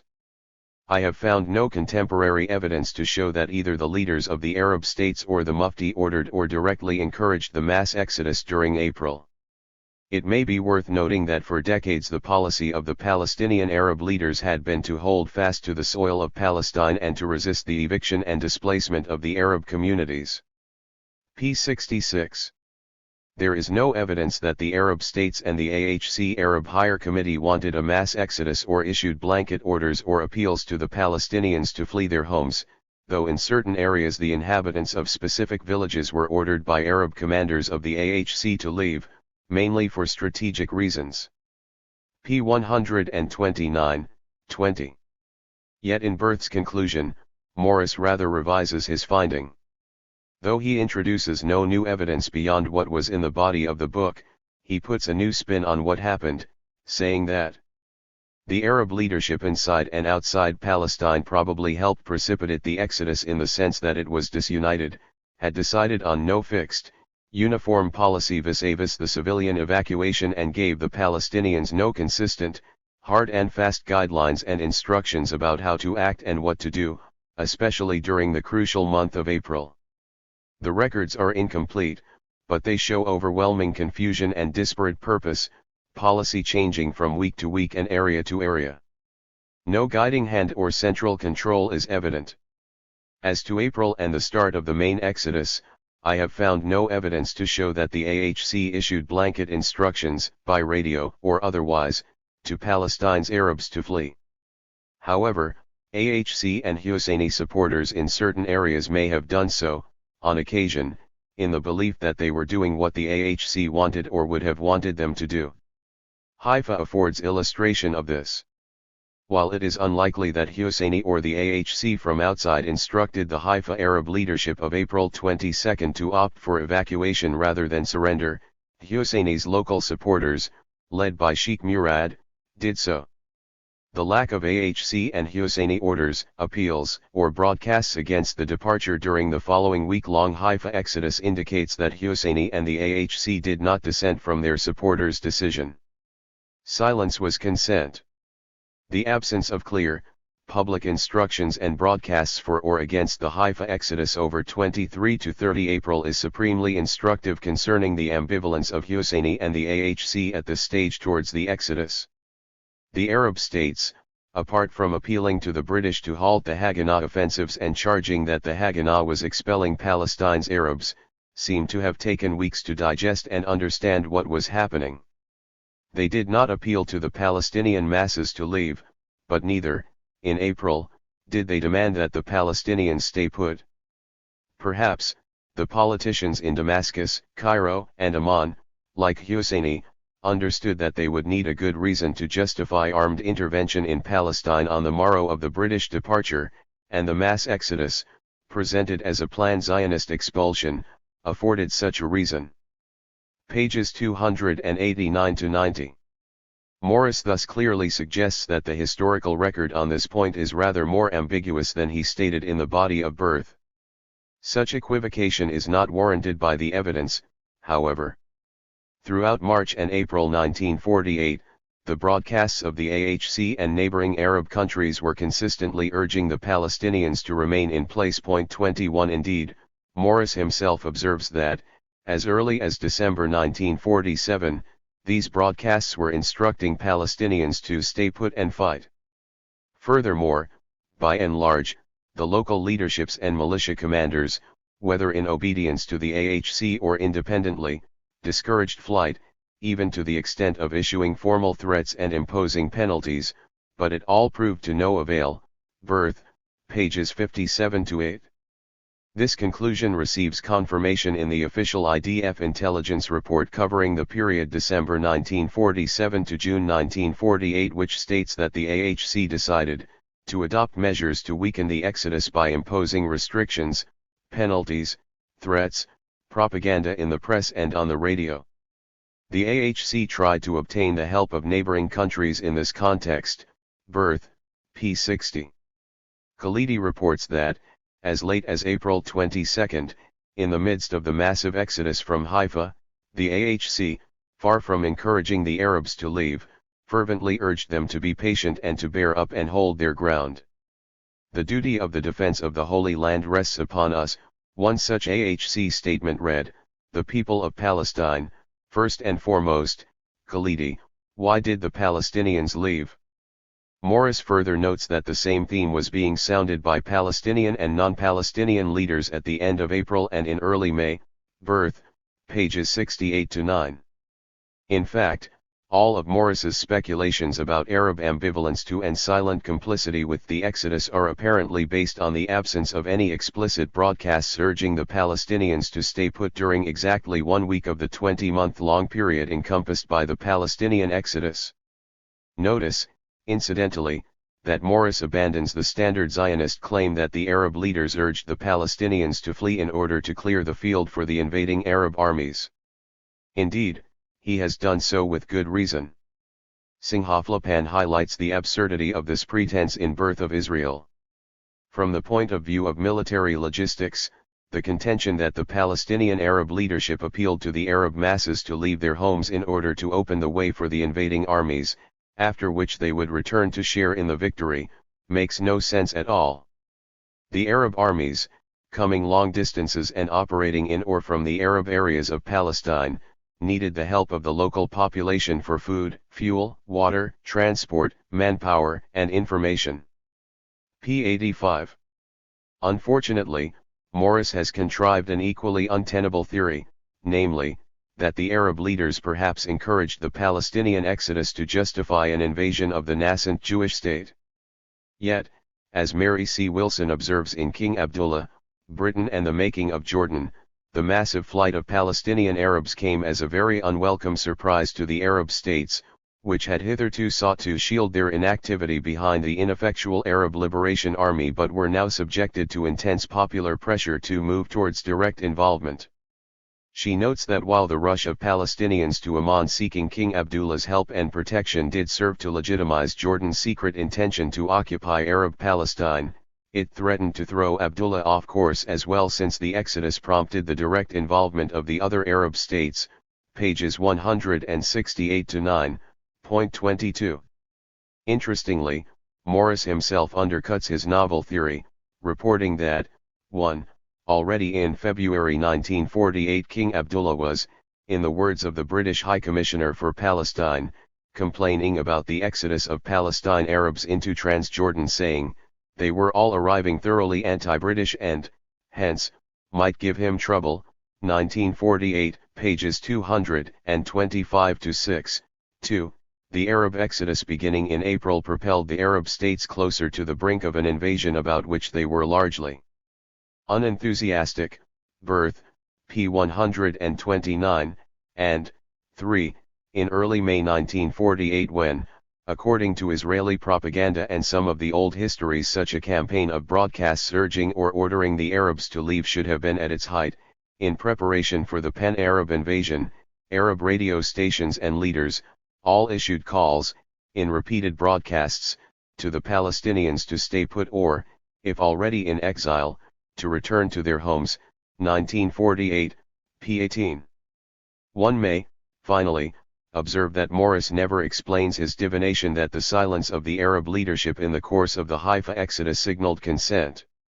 It may just as well have signaled despair, helplessness, embarrassment, confusion, as with the Zionist leadership's reaction to the Nazi Holocaust.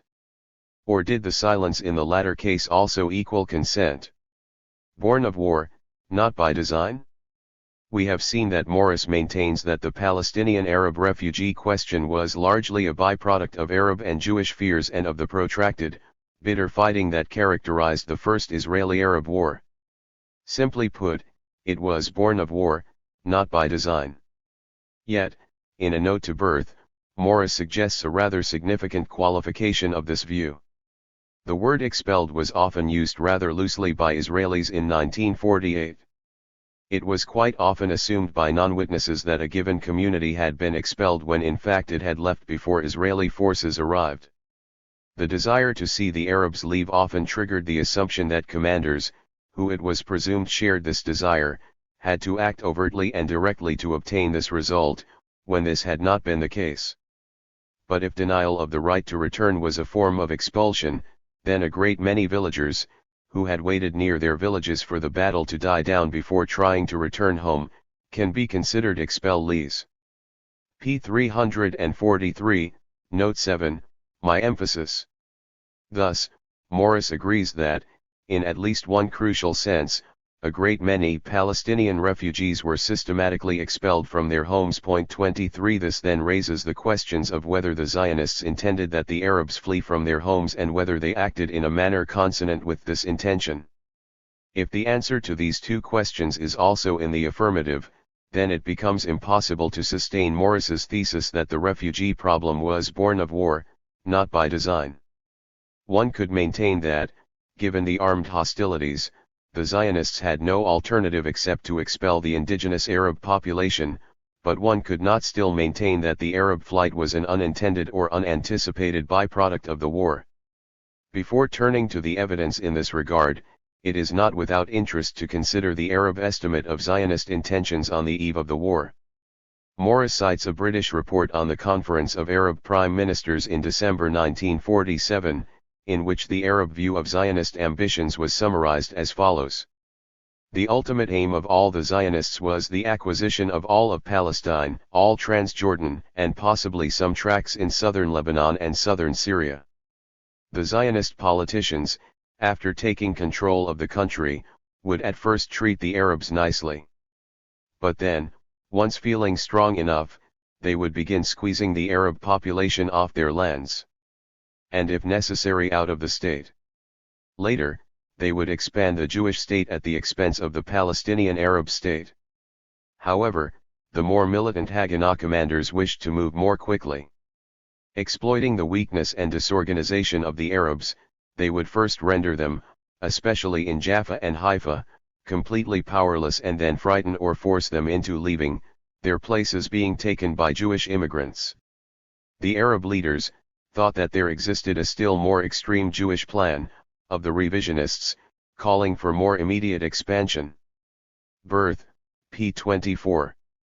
For all the monumental corruption and incompetence of the Arab leaders, one cannot but be impressed by the prescience of their analyses.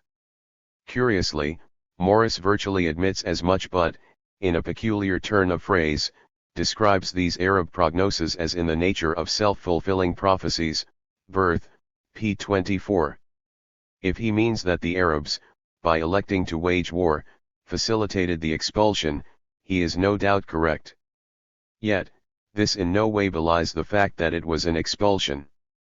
The Arab flight from Palestine divides into basically two stages, the first covering the period from the November 29, 1947 UN General Assembly resolution to the Israeli Independence Declaration in May 1948, and the second covering the period from June 1948 to the signing of the armistice agreements in mid-1949. I will deal with each of these stages in turn. November 1947 to May 1948. For the period preceding Israel's birth, Morris focuses primarily on the months April, May. Morris's central conclusion reads as follows. The main wave of the Arab exodus, encompassing 200,000 to 300,000 refugees, was not the result of a general, predetermined Yishuv policy. The Arab exodus of April-May caught the Yishuv leadership, including the authors of Plan D, by surprise, though it was immediately seen as a phenomenon to be exploited. Birth, p. 128. This conclusion incorporates three claims, none of which, in my opinion, can sustain close scrutiny. 1. April, May 1948 witnessed the main wave of the Arab exodus. 2. The Arab exodus was not the result of a general, predetermined Yishuv policy, and 3. The Arab exodus during these months caught the Yishuv leadership, including the authors of Plan D, by surprise. April-May 1948 witnessed the main wave of the Arab exodus. Morris divides the Arab flight from Palestine into 5 waves: December 1947 to March 1948, April, May 1948, July, October 1948, October, November 1948, and December 1948 to September 1949. Of these 5 waves, he reports that the main wave unfolded April-May 1948, as the bulk of the Palestinian refugees, some 250,000 to 300,000, went into exile. Morris devotes by far the largest chapter of his study, the second wave, the mass exodus, April, June 1948, to the Arab exodus during these months. 24 The unmistakable inference is that this wave is somehow typical. Indeed, Morris describes the events in Haifa during April and May as illustrative of the complexity of the exodus, 1948, p. 18. Yet, Morris's periodization obscures the fact that Israel's statehood declaration was actually the watershed date. In the weeks immediately preceding May 14, the Zionist leadership was especially sensitive to international pressure because of threats, emanating particularly from the United States, to rescind or modify the partition resolution. This concern for world public opinion acted to some extent as a brake on Zionist policy vis-a-vis the Palestinian Arabs. As Avi Shlaim puts it in Collusion Across the Jordan, the flight of the Palestinian Arabs in April 1948 served the military needs of the Yishuv but endangered its international position. A major contention of official Zionist propaganda was that peaceful relations between Arabs and Jews were possible, and Ben-Gurion himself repeatedly declared a Jewish-Arab alliance to be one of the three main objectives of his policy. Any sign of deterioration, any incident liable to plunge Palestine into a bloodbath, naturally encouraged the opponents of partition.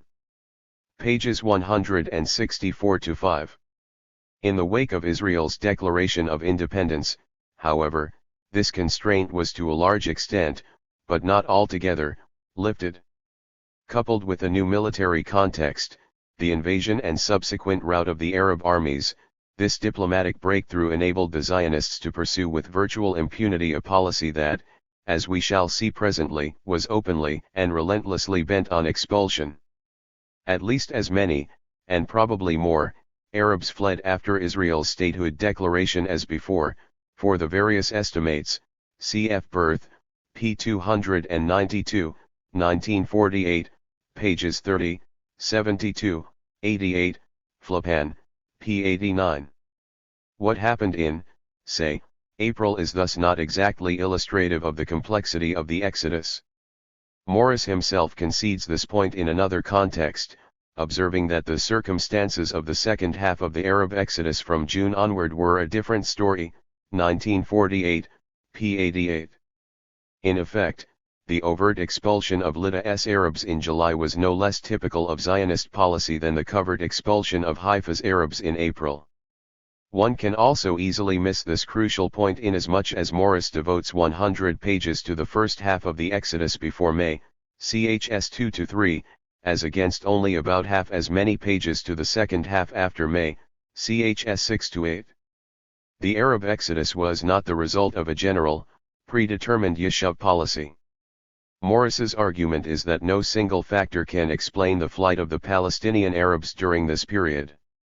There is probably no accounting for the mass exodus, without understanding the prevalence and depth of the general sense of collapse, of falling apart, that permeated Arab Palestine, especially the towns, by April 1948. In many places, it would take very little to induce the inhabitants to pack up and flee.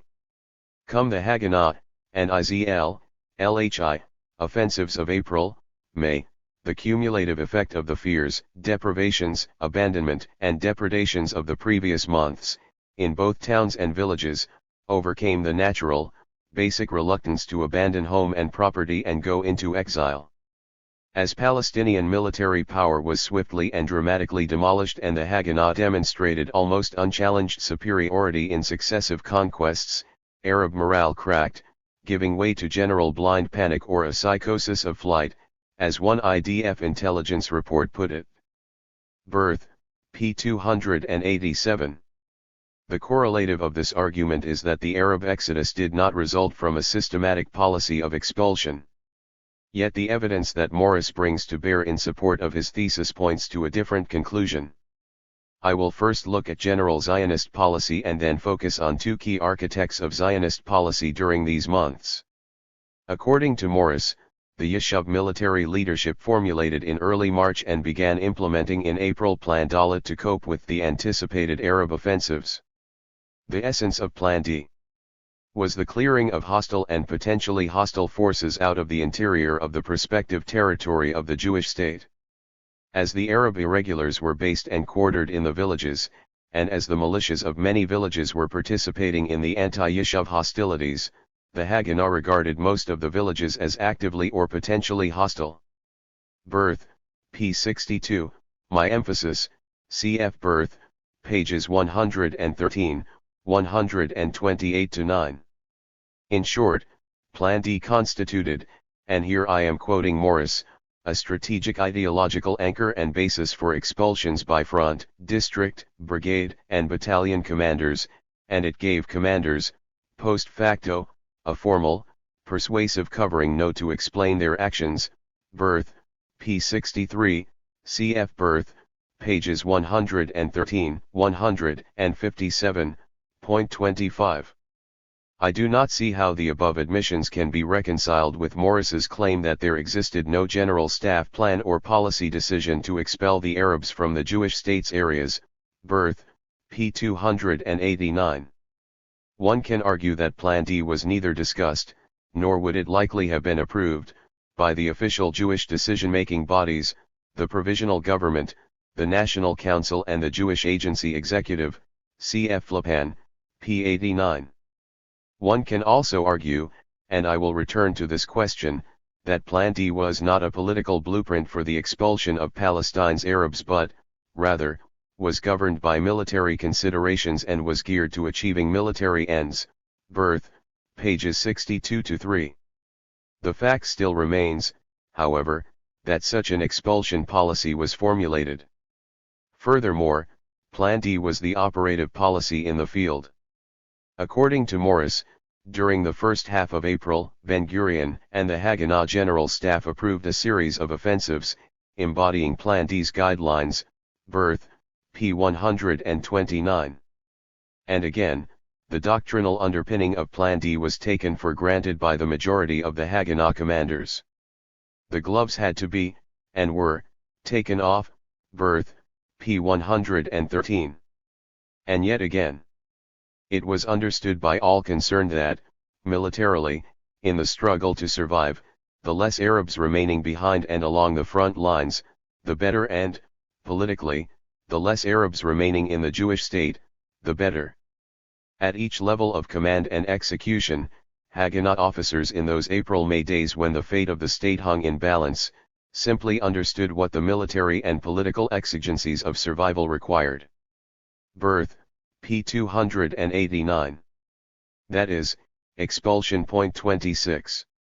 In accordance with Plan D, the Haganah and dissident Zionist groups launched a series of military offensives, the fully anticipated result of which was the Arabs' flight from Palestine.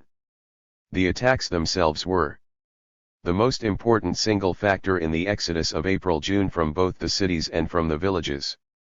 This is demonstrated clearly by the fact that each exodus occurred during and in the immediate wake of each military assault. No town was abandoned by the bulk of its population before Jewish attack.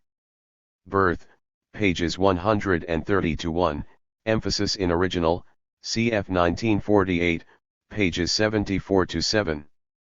The widely publicized slaughter at Deir Yassin, the massacres in Kirbet Nasr ad-Din near Tiberias and Ein Az-Zaitun near Safed, the indiscriminate and protracted mortarings in Haifa 27 and Acre, the use of loudspeakers broadcasting black propaganda, i.e. terrifying, messages in Arabic, crop burnings, and so on, spurred into exile those Palestinians not sufficiently impressed by the lightning assaults of the Zionist forces. 1948, pages 71, 75-6, 173-90 passim. Especially outside the major urban centers, it was standard Haganah and IDF policy to round up and expel the remaining villagers, usually old people, widows, cripples, from sites already evacuated by most of their inhabitants. Birth, p. 288. Finally, Morris reports that the Arab exodus during these months was certainly viewed favorably and with satisfaction by the bulk of the Yeshuv's leadership. 1948, p. 87. Given that the expressed aim of the wartime Zionist leadership was to expel the Arabs, given that its intention became operative policy in the field, given that the tactics of the Jewish commanders had the predictable result of inducing a mass flight, and given that Palestinians who fled the scene of battle were blocked from returning to their homes once hostilities were suspended, not too much significance would seem to attach to Morris's observation, itself questionable, as we shall see below, that expulsion orders were rarely issued since most of the villages were completely or almost completely empty by the time they were occupied. Birth, p. 131. Morris does acknowledge that the atrocity factor, his phrase, played a major role in certain areas of the country in encouraging Arab flight. Birth, pages 130, 288, 1948, pages 75-6. Nonetheless, there are several curious twists in his account. In the first place, he rightly points to the pivotal role of the Deir Yassin massacre, but accuses the Arab radio stations of luridly and repeatedly broadcasting accounts of it for weeks. Birth, p. 130, cf. Birth, p. 114, where he refers to the Arab media atrocity campaign. Yet, according to an authoritative, if controversial, Israeli military historian of the 1948 war, Yuri Milstein, the reports on Deir Yassin that spurred the Arabs into exile were mostly fabricated or exaggerated by various elements on the Jewish side. No deportations, evacuations, had a shot, January 1, 1988. Furthermore, in Berth's conclusion, Morris revises the meaning of the atrocity factor. There it mainly refers not to Zionist brutalities but to Arab premonitions of Jewish retribution, Arab villagers and townspeople, prompted by the fear that the Jews, if victorious, would do to them what, in the reverse circumstances victorious Arab fighters would have done, and did, occasionally, as in the Etzion block in May, to defeated Jews, took to their heels. The actual atrocities committed by the Jewish forces serve, in this reckoning, only to reinforce such fears considerably. Berth, p. 288. In any event, Morris provides only the flimsiest of evidence, for example, a hearsay account of an American reporter's conversation with an English sergeant in which the latter surmised what the Arabs must have imagined to themselves as they fled. Berth, pages 363-4, note 2, to support his tendentious redefinition of the atrocity factor. Point 28. Much ink has been spilled on the mass Arab exodus from Haifa in late April. Point 29. There is no need to rehearse all the specific arguments here. For our purposes, the important point is that events in Haifa generally conform to the pattern of terror, assault, and expulsion described above. Intercommunal strife in Haifa first peaked in December 1947 with an unprovoked attack by Irgun members on a crowd of Arab refinery workers. By April, some 15,000 to 20,000 of Haifa's 70,000-strong Palestinian community had already fled the city, as hostilities continued to escalate. In accordance with Plan D, the Haganah launched its major offensive against Haifa on April 21. Attacking Jewish forces made liberal use of psychological warfare and terror tactics. We have already noted the ghastly scene near the port area. Jeeps were also brought in broadcasting recorded horror sounds, including shrieks, wails and anguished moans of Arab women, the wail of sirens and the clang of fire alarm bells, interrupted by a sepulchral voice calling out in Arabic, "Save your souls, all ye faithful. Flee for your lives," according to the eyewitness account of a Haganah officer, and threats to use poison gas and atomic weapons against the Arabs. Palumbo, p. 64. The Carmeli Brigade was ordered to kill every adult male encountered and to attack with firebombs all objectives that can be set alight. Berth, pages 76-7. According to Morris, clearly the offensive, and especially the mortaring which took place during the morning of April 22, precipitated the mass exodus. Berth, p. 85, 1948, p. 21. Amid the wrack of Haifa, negotiations convened between the local British, Zionist, and Arab civilian authorities. By this time probably half and perhaps more of Haifa's Arabs had already fled in terror, many fearing a repetition of the Deir Yassin massacre. For reasons that still remain obscure, the Arabs refused to accept the surrender terms, choosing instead to evacuate the city. Haifa was the only place in April or later where civilian Zionist leaders asked the Arabs to stay put, and one of only a handful of places where the local Arab leadership made an organized, considered decision to leave. 1948, p. 20. But the pleas on one side and the demorals on the other were largely irrelevant to the actual unfolding of events. For the atrocities continued unabated, with the civilian Zionist authorities saying one thing and the Haganah doing something else altogether. Berth, p. 90. With only several thousand Arabs remaining, certain Zionist authorities did finally make a serious effort to halt the exodus, apparently for fear of diplomatic repercussions and the serious strains in the Haifa economy that the flight of Arab workers would cause. Point 30. Watching the Arabs flee, Ben-Gurion, who visited the city on May 1, reportedly exclaimed, "What a beautiful sight." Palumbo, p. 76. Learning that one Zionist official in the city was trying to persuade the Arabs to stay, Ben-Gurion remarked, "Doesn't he have anything more important to do?" Birth, p. 328, note 4. The policy he announced was to treat the remaining Arabs with civil and human equality, but it is not our job to worry about the return of the Arabs who had fled. Birth, p. 133. In July, Haifa's remaining Arab inhabitants, some 3,500, were packed into a ghetto in the downtown Wadi Nisnas neighborhood, 1948, pages 149 to 71. Morris maintains that there is no evidence that the architects of, and commanders involved in, the offensive of 21–2 April hoped that it would lead to an Arab evacuation of Haifa. He goes on to observe that at the level of Karmali Brigade headquarters, no orders were ever issued to the troops dispersed in the Arab districts to act in a manner that would precipitate flight. Birth, pages 85, 92, cf 1948, p. 84. Yet Morris himself so qualifies these claims as to render them at best trivial. First, we are told that clearly the Haganah was not averse to seeing the Arabs evacuate Haifa. Birth, p. 86. We next learn that, notwithstanding Karmali headquarters orders issued somewhat belatedly, that forbade looting and urged the Arabs to remain calm and return to work, if not explicitly to stay in the city, there was certainly an undercurrent of more militant thinking akin to the IZL approach. At the company and platoon levels, officers and men cannot but have been struck by the thought that the steady Arab exodus was good for the Jews and must be encouraged to assure the security of Jewish Haifa. A trace of such thinking in Karmali Brigade headquarters can be discerned in the diary entries of Yosef Weitz for 22–24 April, which the JNF executive spent in Haifa. I think that this flight-prone state of mind among the Arabs should be exploited, and we should press the other inhabitants not to surrender but to leave. We must establish our state, he jotted down on April 22.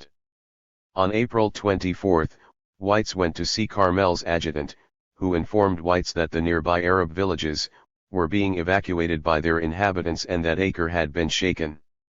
I was happy to hear from him that this line was being adopted by the Haganah command, that is to frighten the Arabs so long as flight-inducing fear was upon them. Weitz, it appears, found a responsive echo in Karmali Brigade headquarters. It made simple military as well as political sense. Haifa without Arabs was a more easily defensible, less problematic city for the Haganah than Haifa with a large Arab minority. Birth, pages 92–3. In short, de facto Zionist policy, even at the level of the Karmali Brigade headquarters, was to press the Arab exodus from Haifa. Thus, Milstein observes that, notwithstanding the Zionists' claim that they wanted the Arabs to stay in Haifa, but the Arabs refused, the truth was different. The commander of the Karmali Brigade, Moshe Carmel, feared that many Arabs would remain in the city. Hence, he ordered that 3-inch mortars be used to shell the Arab crowds on the market square. The crowd broke into the port, pushing aside the policemen who guarded the gate, stormed the boats and fled the city. The whole day mortars continued to shell the city, even though the Arabs did not fight. No deportation, evacuation. Indeed, the great efficacy of these indirect methods, among others, in Haifa is singled out by the above-cited IDF intelligence report of June 1948 in its recommendations for precipitating Arab flight, 1948, p. 71.31.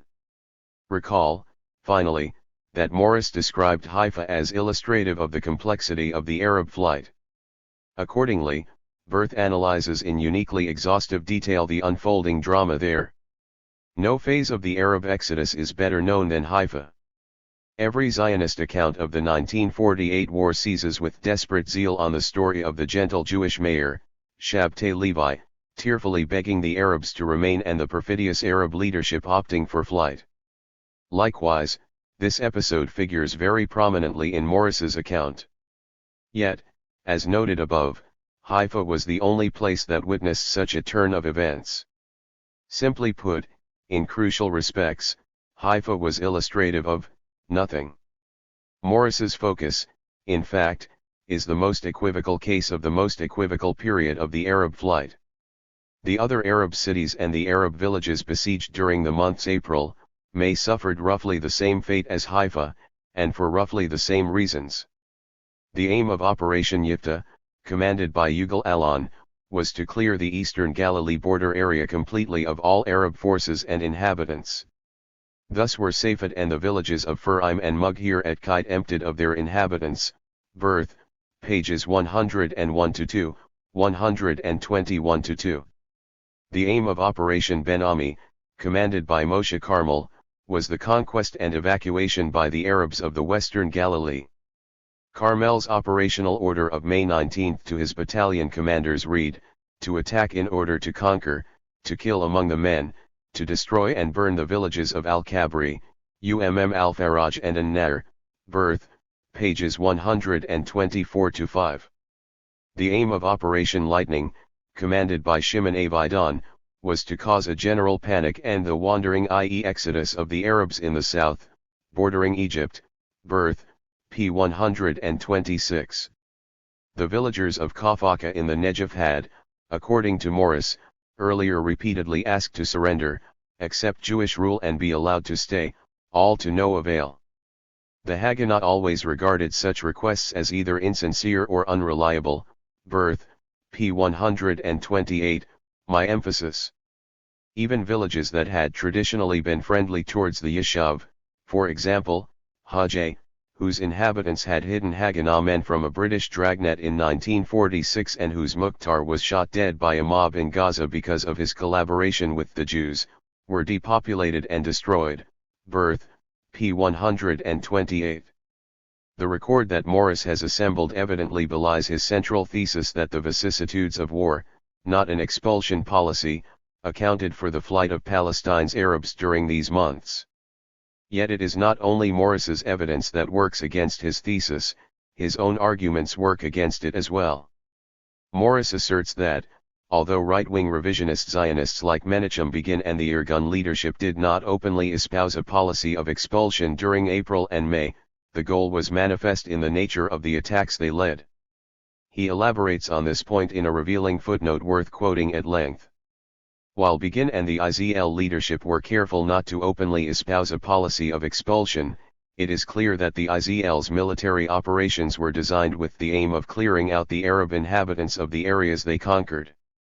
Following the massacre at Deir Yassin, the IZL fighters trucked out the remaining villagers to East Jerusalem. In May in the hills of Ephraim the IZL assault ended in the flight of the majority of the villagers, and those who remained in place were, within days, swiftly sent packing. In their post-operational reports, the IZL commanders emphasized their satisfaction with the fact that the assaults had precipitated mass civilian Arab flight. 1948, p. 37.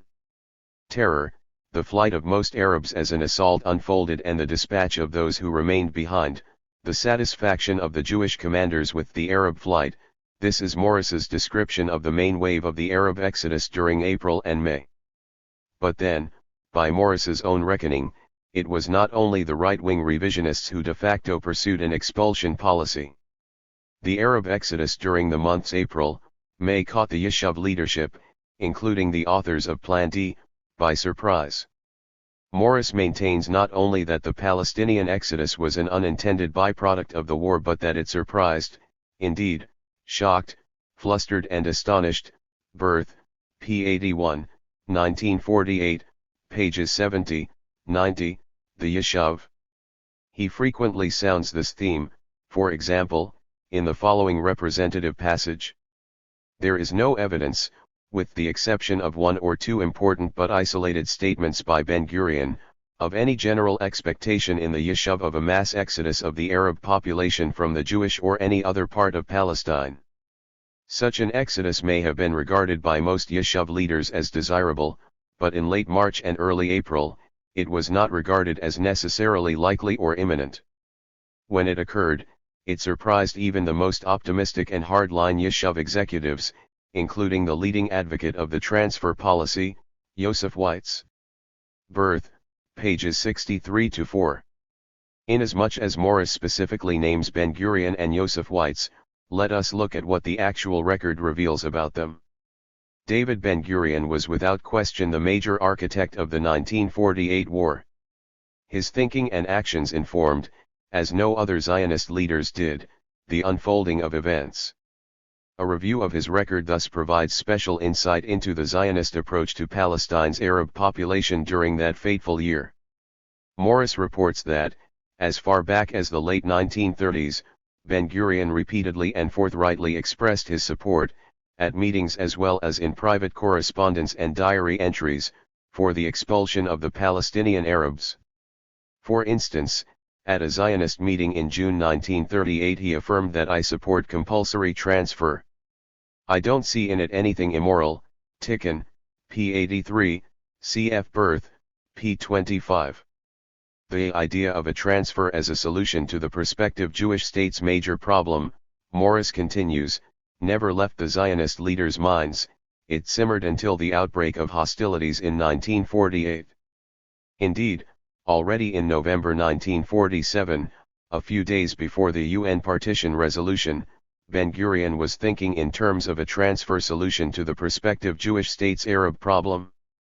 Hence, he advised giving the Arabs of the future Jewish state citizenship in the future Arab state so as to facilitate their expulsion in the likely event of war. Then, as the Palestinians first began to flee before the Zionist assaults during the early days of the war in December 1947, Ben-Gurion grasped that the moment was at hand to implement transfer. Morris writes, with a little nudging, with a limited expulsion here and the raising of a village there, and with a policy of military conquest usually preceded by mortar barrages, this trickle of an exodus, he realized, could be turned into a massive outflow. Tikkun, p. 82, 32. On February 7, 1948, Ben-Gurion spoke approvingly at a Mappé Council meeting of the Arab flight from West Jerusalem and anticipated its generalization. He was delighted that not since the days of the Roman destruction was Jerusalem so completely Jewish as today. There are no strangers, i.e. Arabs. 100% Jews. He added that what happened in Jerusalem and what happened in Haifa could well happen in great parts of the country, if we the Yishuv hold on. It is very possible that in the coming 6 or 8 or 10 months of the war there will take place great changes, and not all of them to our detriment. Certainly there will be great changes in the composition of the population of the country. Birth, p. 52, Tikkun, p. 83, 1948, pages 40, 90, Milstein, no deportations, evacuation. When asked at this same Mappé meeting about the absence of Jewish-owned land in strategic areas of Palestine, Ben-Gurion replied, "The war will give us the land. The concepts of ours and not ours are only concepts for peacetime, and during war they lose all their meaning." Birth, p. 170. Indeed, throughout this month, he repeatedly expressed his intention to appropriate Arab lands in the course of the upcoming war. For example, he suggested to Weitz on February 10 that Weitz divest himself of conventional notions. In the Negev we will not buy land. We will conquer it. You are forgetting that we are at war. Birth, p. 170. Morris comments on this latter exchange. Of course, Ben-Gurion was thinking ahead, and not only about the Negev. The White Paper of 1939 had almost completely blocked Jewish land purchases, asphyxiating the kibbutzim and blocking Jewish regional development. The partition resolution had earmarked some 60% of Palestine for the Jewish state. Most of it was not Jewish-owned land. But war was war and, if won, as Ben-Gurion saw things, it would at last solve the Jewish state's land problem. Birth, p. 170.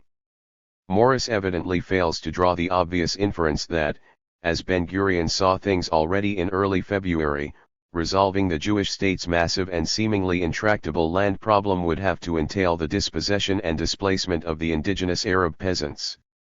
Thus, on the eve of the Haganah offensive resulting in that Arab exodus which allegedly surprised Ben-Gurion, the latter anticipated that the Zionists would enter the empty Arab villages and settle in them.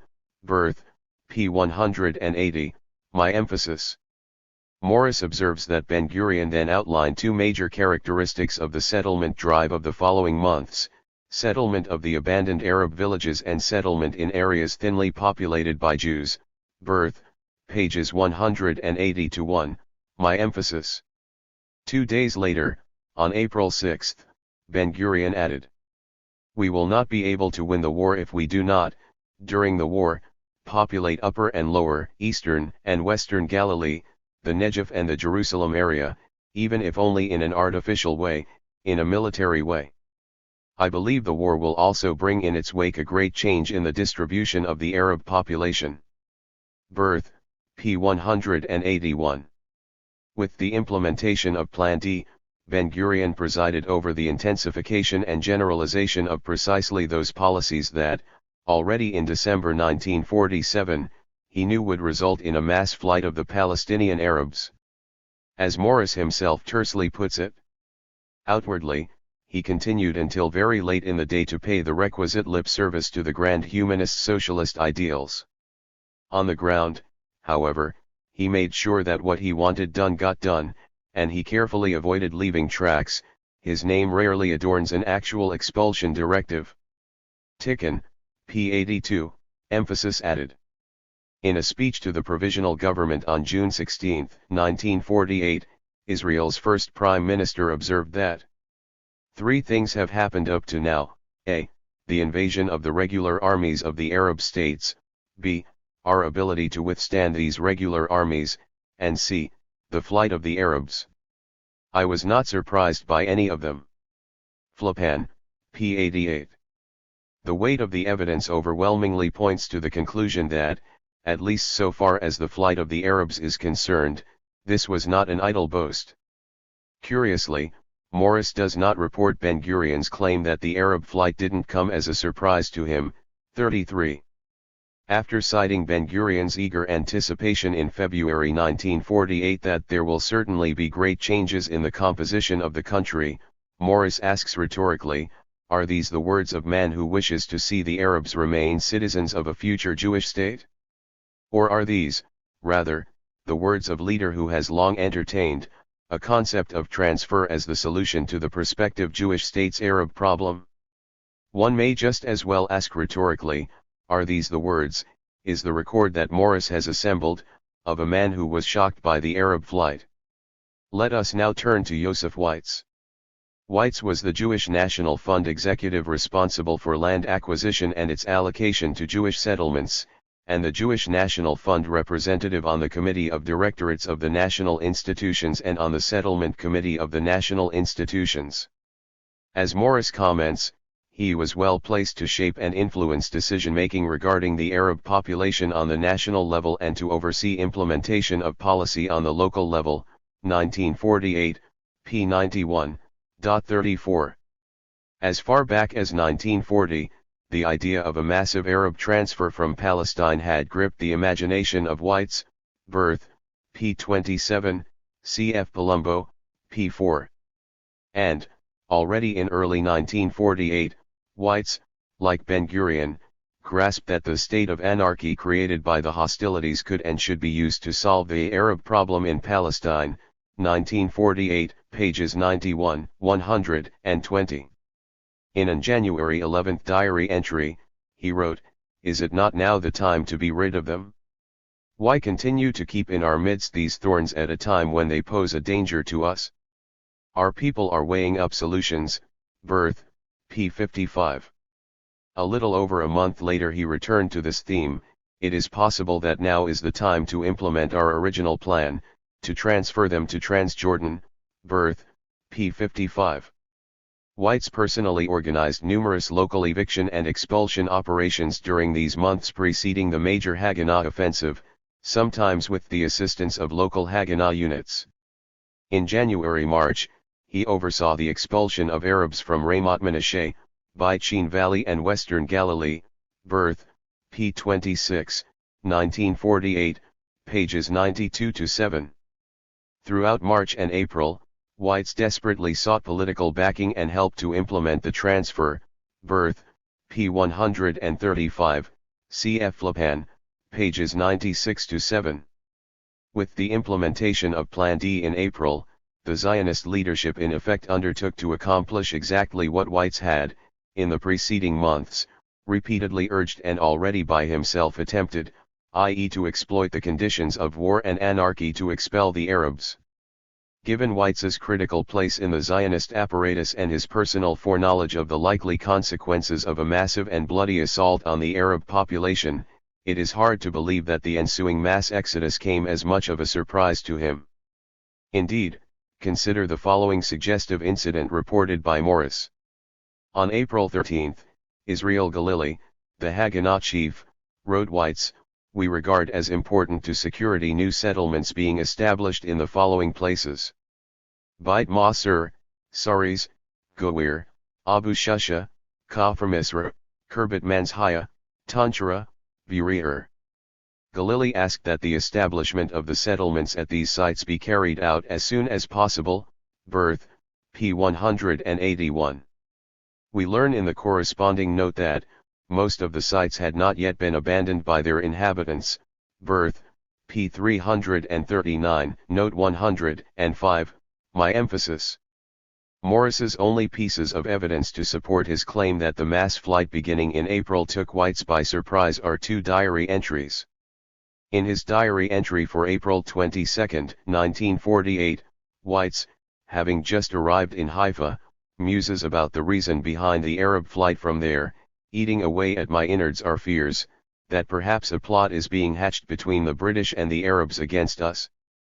Maybe the evacuation will facilitate the war against us."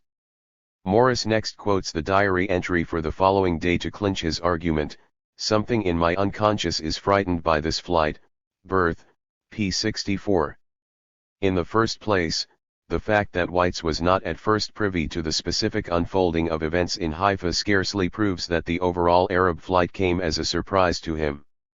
Furthermore, Weitz quickly recovered his bearings. The very same day that his innards were being eaten away by fears and the day before his unconscious was being frightened by the Arab exodus, Weitz was already urging that the flight-prone state of mind of Haifa's Arabs be exploited in order to hound the rest of the inhabitants so that they should not surrender and then stay put. "We must establish our state." So reads the remainder of Weitz's diary entry for April 22, 1948, which Morris inexplicably only reports some 30 pages later in another context in Birth, pages 92-3, cf. 1948, p. 100. By April 24, Weitz is gleefully recording that his line was being adopted by the Haganah command, that is, to frighten the Arabs in Haifa so long as flight-inducing fear was upon them. Birth, p. 93, cf. 1948, p. 100.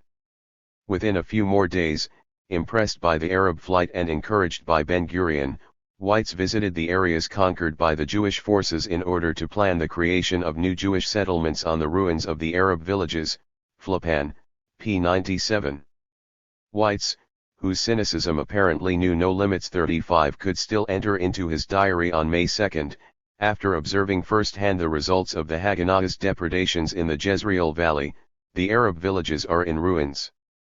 The houses and huts are completely destroyed, that the Arabs there left in a psychosis of fear. Village after village was abandoned in a panic that cannot be explained." Birth, p. 111, my emphasis.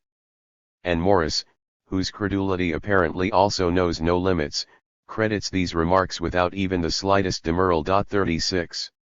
Thanks in no small part to Weitz's lobbying efforts, the Arab flight from Palestine was fast becoming a fait accompli by the summer of 1948.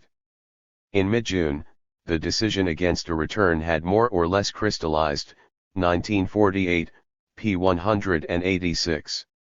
Weitz now spearheaded an unofficial and then in August an official transfer committee to prevent the repatriation of the Arab refugees. In this capacity, he supervised the destruction of, or resettlement of Jews in, the abandoned Arab villages. For details, see CHS 4-5 of Birth and CH4 of 1948. Morris observes that the great majority of the Jewish settlements, including the kibbutzim, and officials supported these policies. Birth, pages 167-8. The decision to block repatriation of the Arab refugees coincided with Israel's embarkment on a headlong expulsion policy, to which I will return presently. Before doing so, however, I want to take note of a curiosity in Morris's argument. We have seen that there is precious little evidence that the Arab flight from Palestine came as a shock to the wartime Zionist leadership. Yet there is ample evidence that a crucial component of the Yishuv believed that the wartime Zionist leadership was engaged in a policy of mass expulsion. This was MAPAM, the United Workers' Party. MAPAM was unusually well placed to follow the unfolding of events in 1948. Much of the Haganah/IDF's officer corps was recruited from MAPAM, e.g. Galilee, Carmel, Rabin, and Alon. Moreover, committed as it was to achieving a modus vivendi with the Arab world, MAPAM enjoyed atypically close relations with the Palestinian Arabs. Finally, Omer Hatzair, which together with Adat Hayavada formed MAPAM in January 1948, managed to accumulate an extensive archive on the Arab flight. Now, according to Morris, the majority opinion in MAPAM throughout 1948 was that Ben-Gurion's policy was tending toward expulsion. A debate did ensue in MAPAM on the Arab exodus, but this debate generally assumed that the Arabs were being expelled. The only real question was whether politics or the exigencies of combat inspired Ben-Gurion's War of Expulsion, 1948, pages 184, 71. In early May, Aharon Cohen, director of MAPAM's Arab department, wrote that a deliberate eviction of the Arabs is taking place. Others may rejoice, I, as a socialist, am ashamed and afraid. A few days later he repeated that the Arabs were being expelled, a transfer of the Arabs from the area of the Jewish state was being executed, out of certain political goals and not only out of military necessity. And at a MAPAM meeting in June, Cohen charged that it had depended on us whether the Arabs stayed or fled. They had fled, and this was the implementation of Ben-Gurion's line in which our comrades are also active. At a late May MAPAM political committee meeting, Eliezer Prey, the editor of the party's daily paper, accused elements of the Yishuv, e.g. whites, of carrying out a transfer policy by blood and fire, aimed at emptying the Jewish state of its Arab inhabitants. In July, MAPAM leader Yaakov Hazen threatened that the robbery, killing, expulsion, and rape of the Arabs could reach such proportions that we would no longer be able to stand belonging to a coalition with Ben-Gurion's MAPA. In May 1948, MAPAM had joined the newly formed government as a junior partner.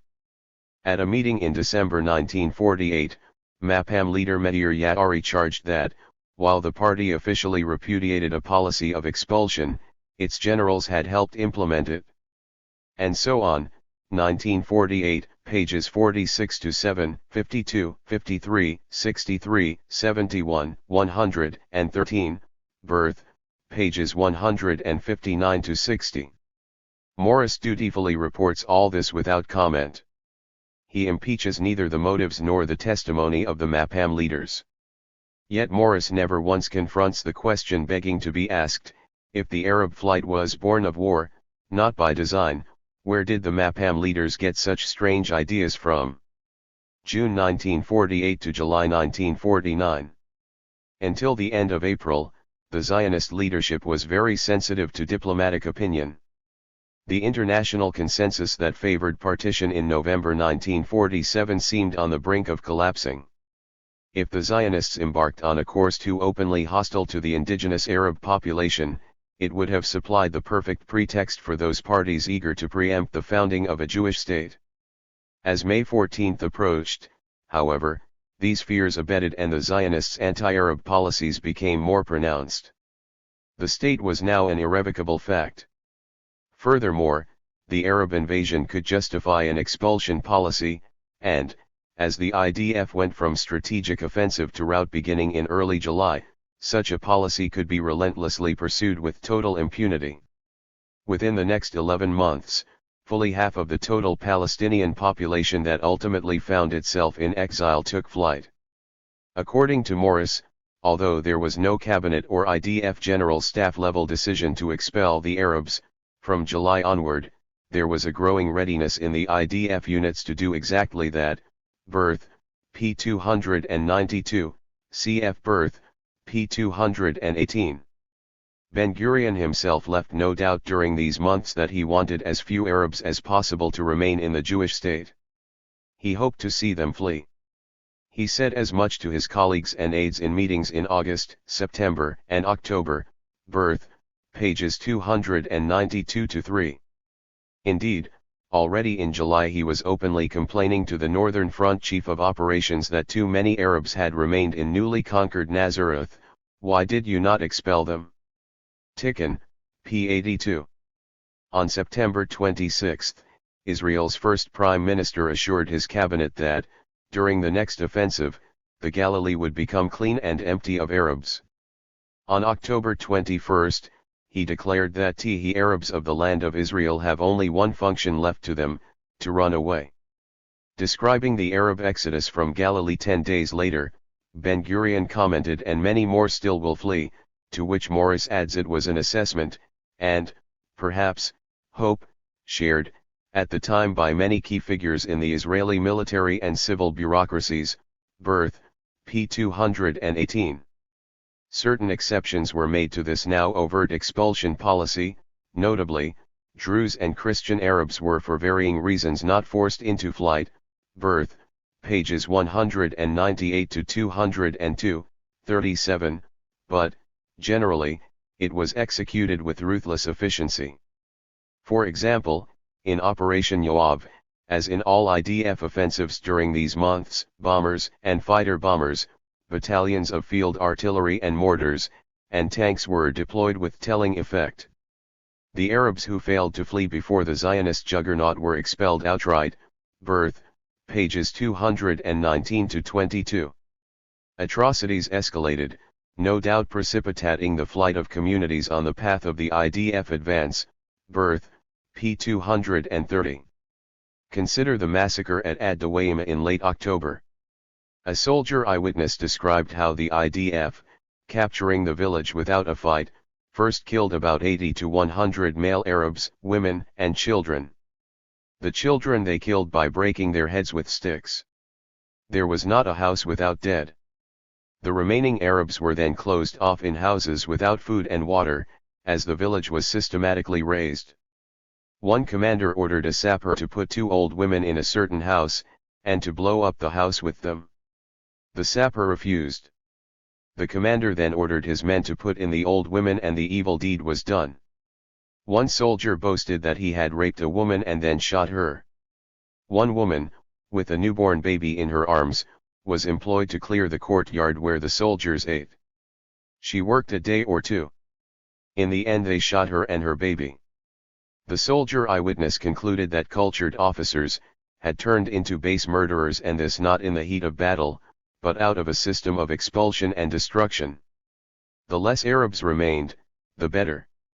This principle is the political motor for the expulsions and the atrocities. Birth, pages 222-3, my emphasis, 38. Morris reports the following, very partial, inventory of IDF atrocities committed in the October fighting, as presented to the Political Committee of Mapam. Sussev, 52 men tied with a rope and dropped into a well and shot. 10 were killed. Women pleaded for mercy. There were 3 cases of rape. A girl aged 14 was raped. Another 4 were killed. JISH, a woman and her baby were killed. Another 11 were killed. SASA, cases of mass murder, though 1,000, lifted white flags and a sacrifice was offered to welcome the army. The whole village was expelled. Salihah, 94, were blown up with a house. At a Mapam meeting in November, IDF atrocities, or, as Morris sometimes calls them, excesses and nudging, in the Galilee were described as Nazi acts. Birth, p. 350, note 37. Probably thinking about the Ad-Dawaima massacre, Aharon Zisling of Mapam remarked at another meeting in November that I couldn't sleep all night. Jews too have committed Nazi acts. Birth, p. 233.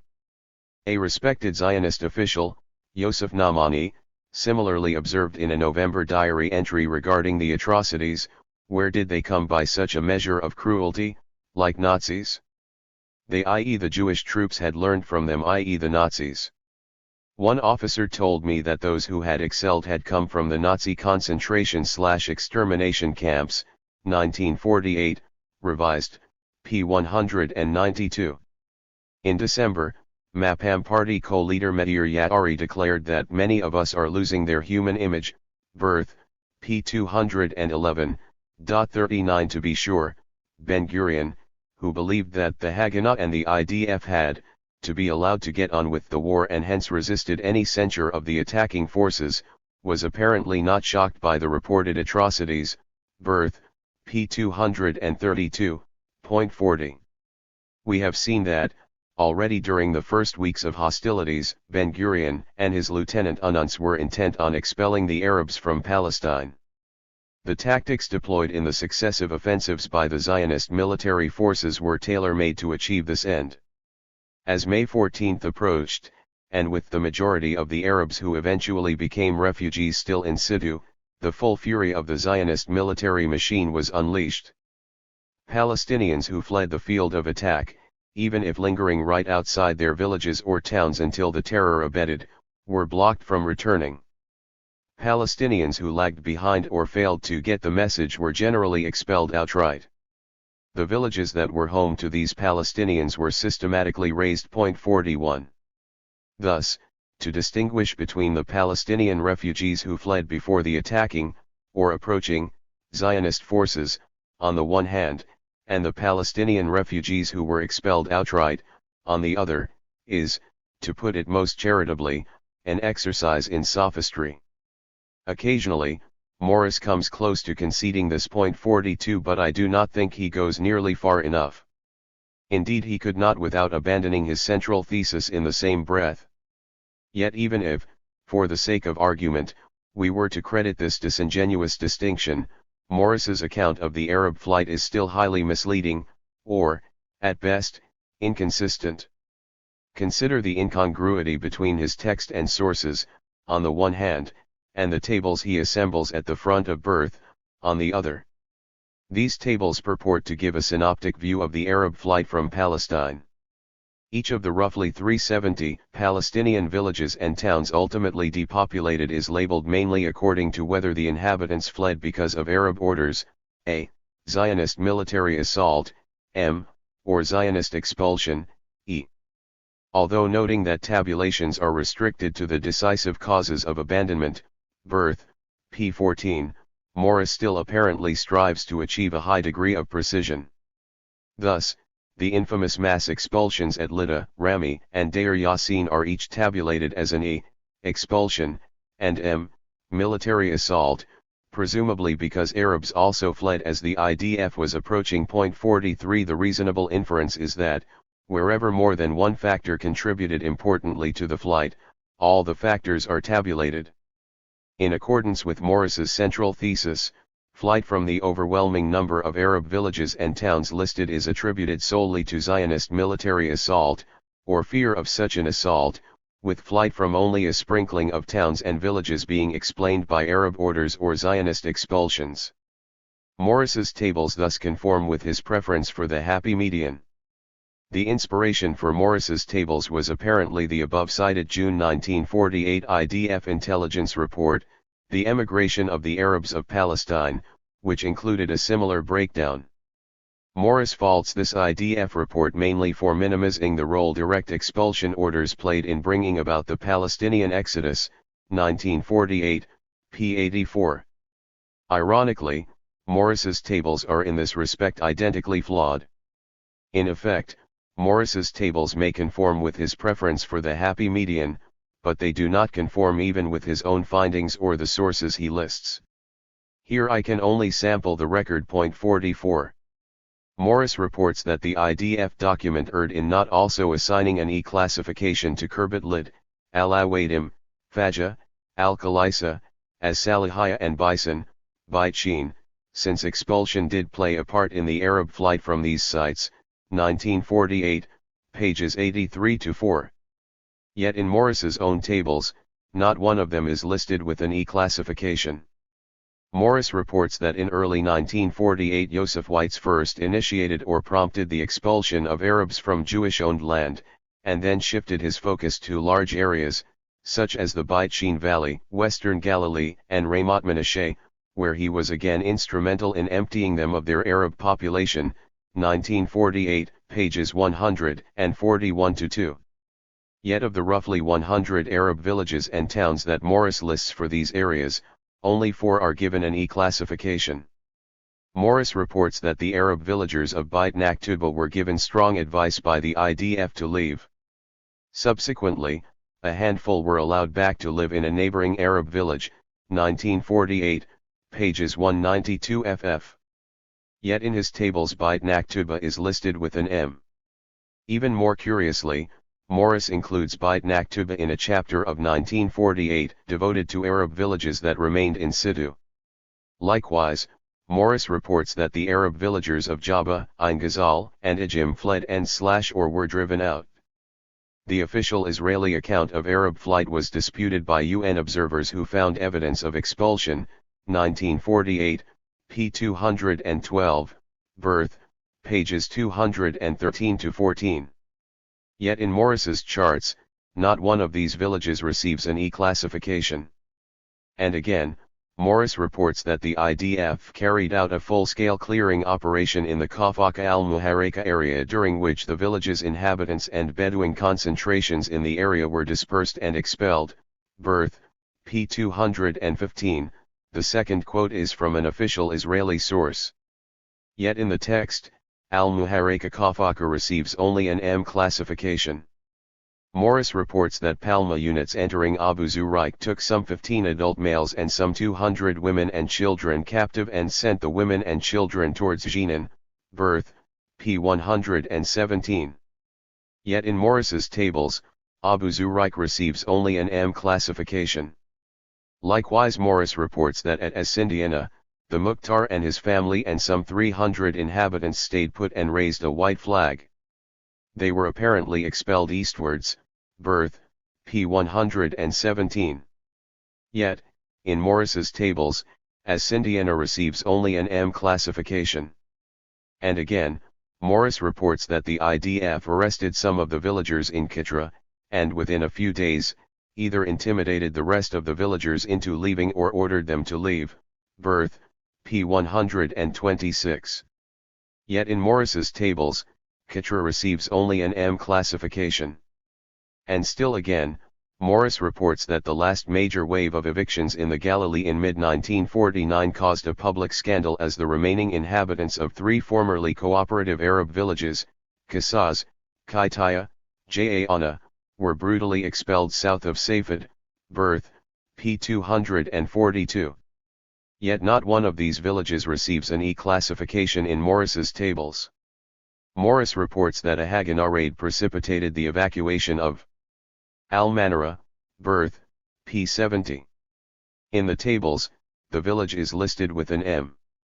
The only source that Morris cites is Naf-Nizal, the Palestinian exodus from Galilee, 1947 to 1949.45. Turning to Nizal, we read that Zionist soldiers attacked El-Manara, a village of 490 Arab inhabitants, chased its inhabitants out, destroyed some houses, and left leaflets behind warning the inhabitants not to return because the village had been mined, pages 28-9. Morris reports that a Haganah force captured the village of Kirbet Nasir ad-Din. Some non-combatants were apparently killed and some houses destroyed. Most of the population fled to Libya or to Tiberias. Several dozen villagers remained in situ, birth, p. 71. In the tables, Nasir ad-Din receives 3 classifications, none of which is an A. The main source cited by Morris is Nizal.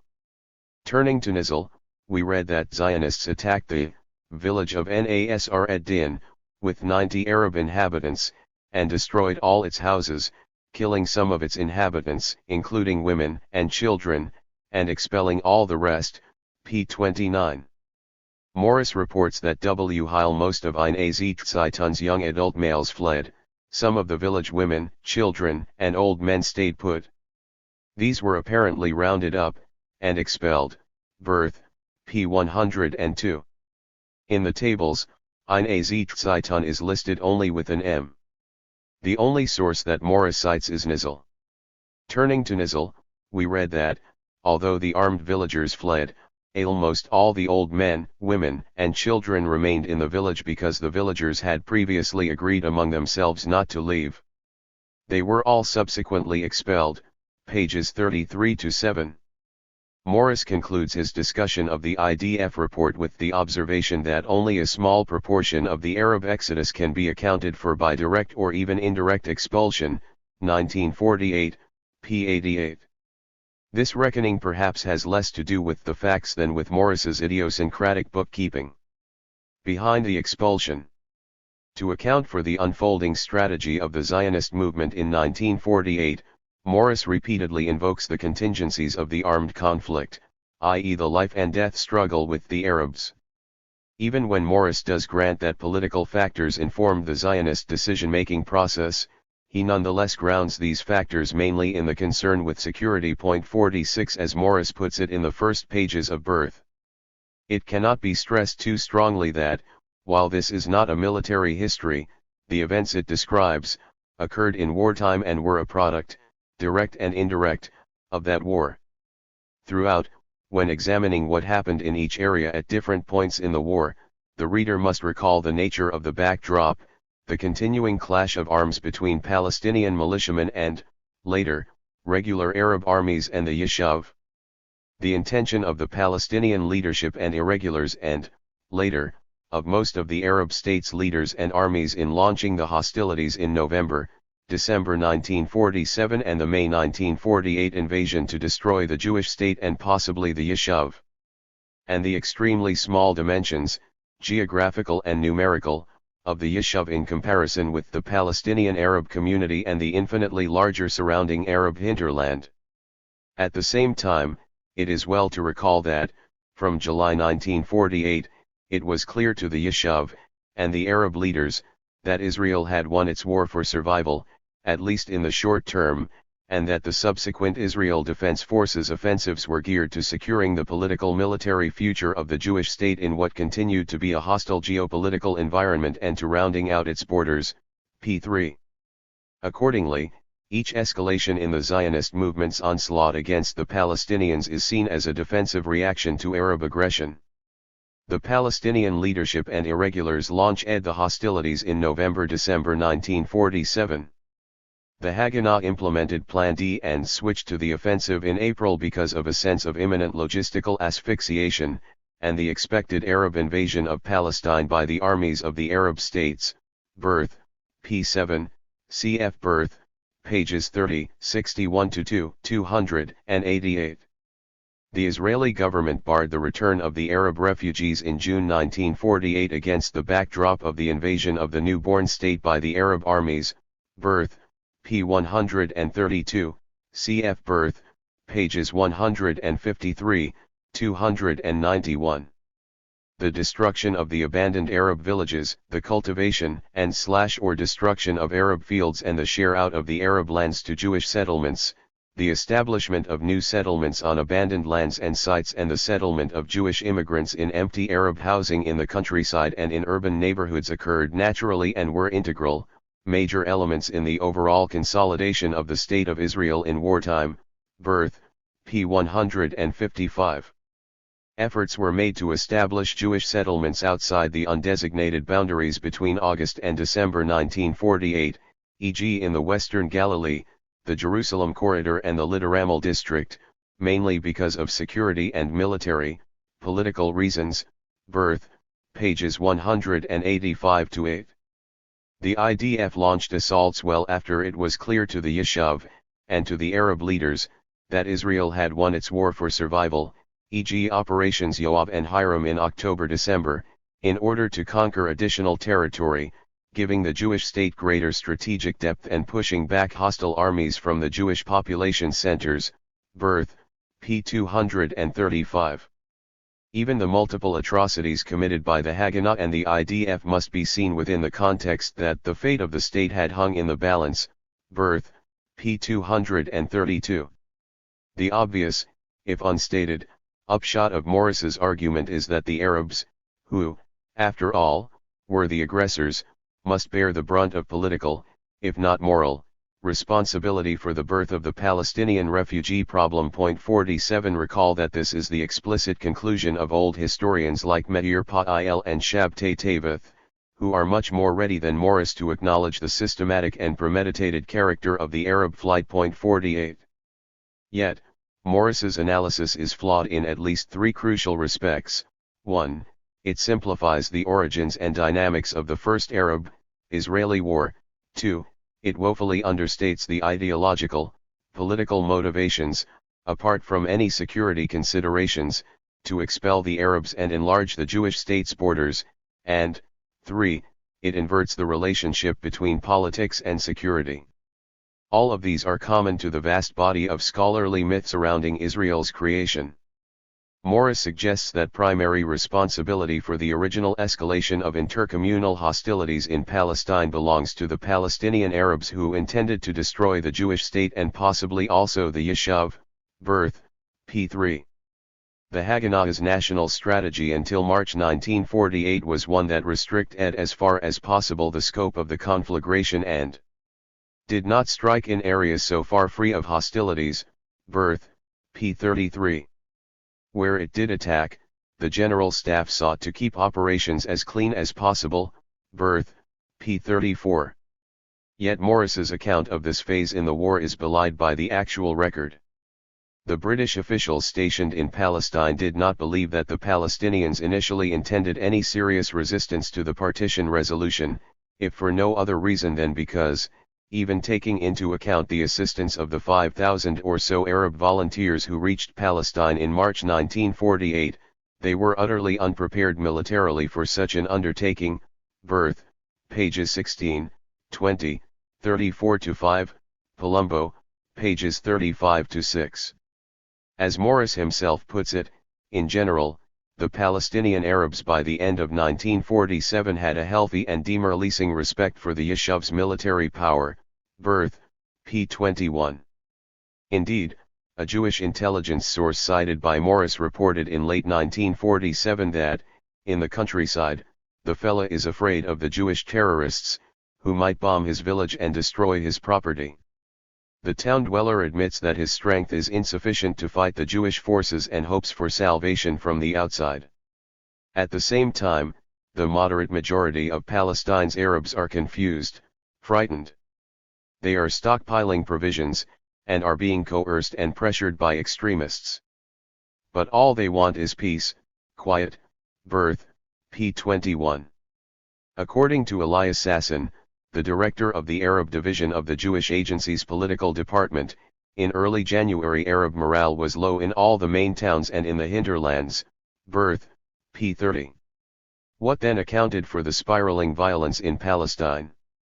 Flipan points to a clear pattern in Arab-Jewish relations between December 1947 and March 1948, in which lethal terrorist attacks by the Irgun or Lehi resulted in Arab retaliations, and then the Haganah, while always condemning the actions of the Irgun and Lehi, joined in with an inflaming counter-retaliation.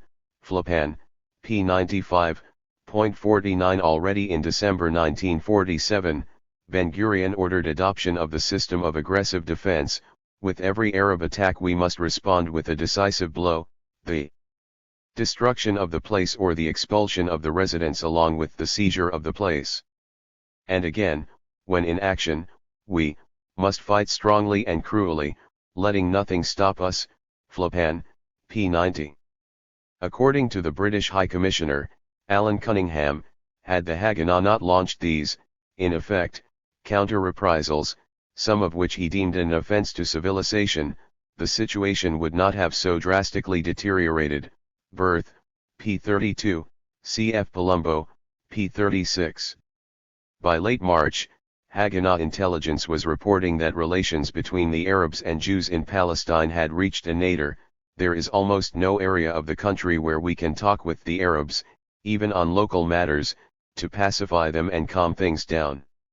According to two senior Haganah intelligence officers, in large measure the situation was a product of ill-conceived Jewish military actions and overreactions.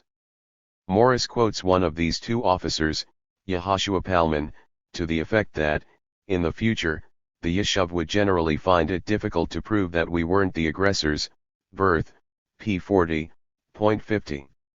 One reason that Morris is unable to perceive the Yishuv's large measure of responsibility for the slide into full-scale war is his predilection for casting it in a strictly defensive, reactive posture vis-a-vis the Arabs. In his reckoning, the Haganah, especially, was engaged during these months only in reprisals, in a strategy of forceful retaliation, birth, p. 56, in cautionary and punitive raids, birth, p. 156, in retaliatory strikes, birth, p. 156, in a retaliatory policy, 1948, p. 188, and so on, albeit sometimes misdirected, sometimes excessive, birth, p. 36. The result of Morris's wishful reading of the historical record is a gross distortion of it. Consider the following examples. 1. Morris reports on page 41 of Birth that the intercommunal strife in Haifa in December 1947 culminated in an IZL bombing at the gates of the Haifa oil refinery, the vengeful Arab massacre of Jewish refinery workers and the Haganah reprisal of December 31 at Balad Ash-Sheikh, a large satellite village southeast of Haifa.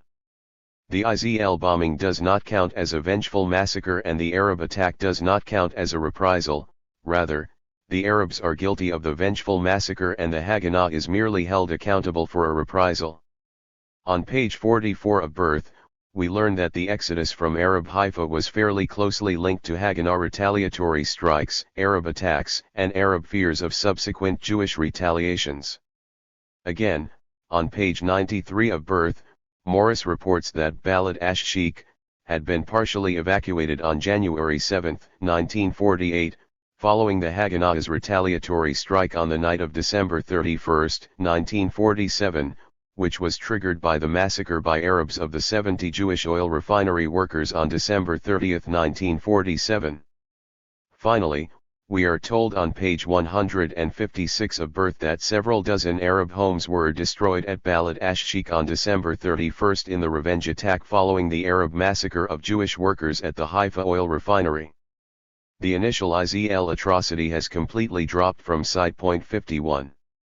2. According to Morris, the Haganah attack on Qisas in December 1947, in which a dozen civilians, including 4 children, were killed, was severely criticized by the Arab division of the Jewish Agency's political department for unnecessarily spreading the fighting to a hitherto quiet area, Birth, p. 33.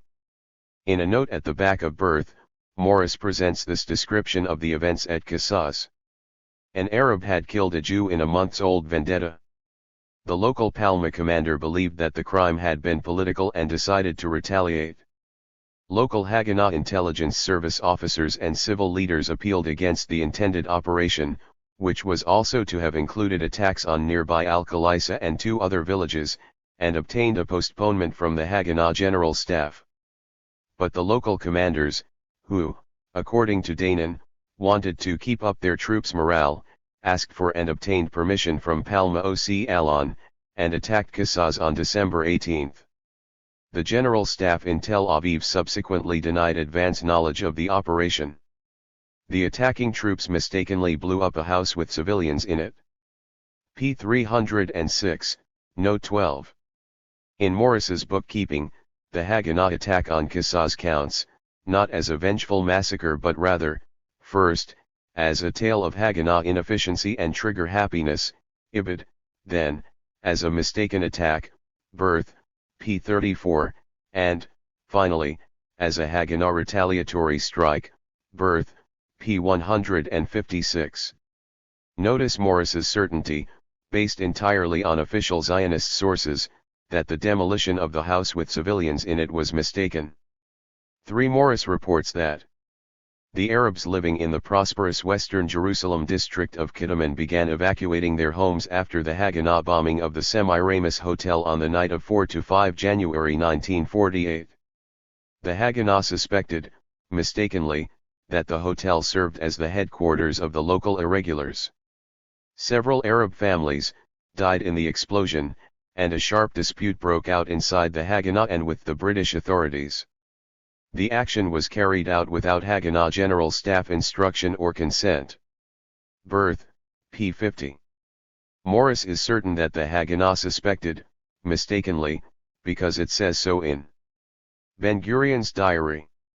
He begins the paragraph following the description of this atrocity with the words, "Other Haganah retaliatory strikes hit Arab," my emphasis. Morris includes in his first chapter a lucid, if brief, discussion of the notion of transfer in Yishuv thinking. He points out that the idea of a voluntary or compulsory transfer of all or the bulk of the Arabs inhabiting the Jewish state areas had been in the air since the mid-1930s. Birth, p. 25.52. Yet Morris's treatment of this crucial topic is deficient in at least two respects. In the first place, it barely figures in the explanatory framework he uses to account for the origins of the refugee problem. Second, on the rare occasion that this factor is introduced, it is grounded in the concern with security, e.g. the Arabs were barred from returning to their homes because they were seen as a potentially subversive element. The reality is rather more complicated. The aim of the Zionist enterprise was to create a Jewish state in Palestine, a state that belonged to the Jewish people. 53 The sine qua non of such a Jewish state was seen to be a permanent Jewish majority. The ideal was a homogeneously Jewish constituency. These beliefs were anchored in a theoretical discourse that went well beyond, indeed, was entirely distinct from, security concerns. The compulsory transfer of the nascent Jewish state's Arab population was thus prefigured in the ideology of Zionism. This was especially the case inasmuch as the Jewish state anticipated in the UN partition plan yielded not a Jewish majority, let alone a stable Jewish majority, but, rather, an Arab majority, 507,780 Arabs as against 499,020 Jews. The escalating hostilities and, eventually, the Arab invasion surely contributed to the Zionists' preference for expulsion, but they also served as a convenient pretext for executing it. Furthermore, Arab opposition and resistance to the Zionist movement was rooted preeminently in the latter's intent to create a state that would, at best, marginalize, and, more than likely, expel them. The security threat posed by the Arabs thus resulted from Zionism's ideological, political agenda. Yet, in Morris's reckoning, this relationship is inverted. The Zionist leadership's ideological political disposition for expulsion resulted from the security threat the Arabs posed to the Jewish state. Morris's failure to give real weight to the animating impulses of the Zionist enterprise also disfigures his account of the Arab invasion and its aftermath. Morris concedes that, from July onward, it was clear that Israel had won its war for survival, birth, p. 3, and that, henceforth, the IDF was on the strategic offensive, birth, p. 197. Indeed, there was never too much doubt that the Zionists would prevail in the field of battle. Save for a brief 3-week period, May 15 to June 11, the Haganah/IDF generally had the edge in the traditional indices of military strength. As Morris himself succinctly puts it, the truth is that the stronger side won, 1948, pages 13 to 16, 33 to 4. Nonetheless, Morris takes at face value the claims in official Zionist documents that the assaults from July onward were strictly defensive in nature. 54 Consider his account of Operation Dani, which resulted in the sacking of Lydda and Ramel.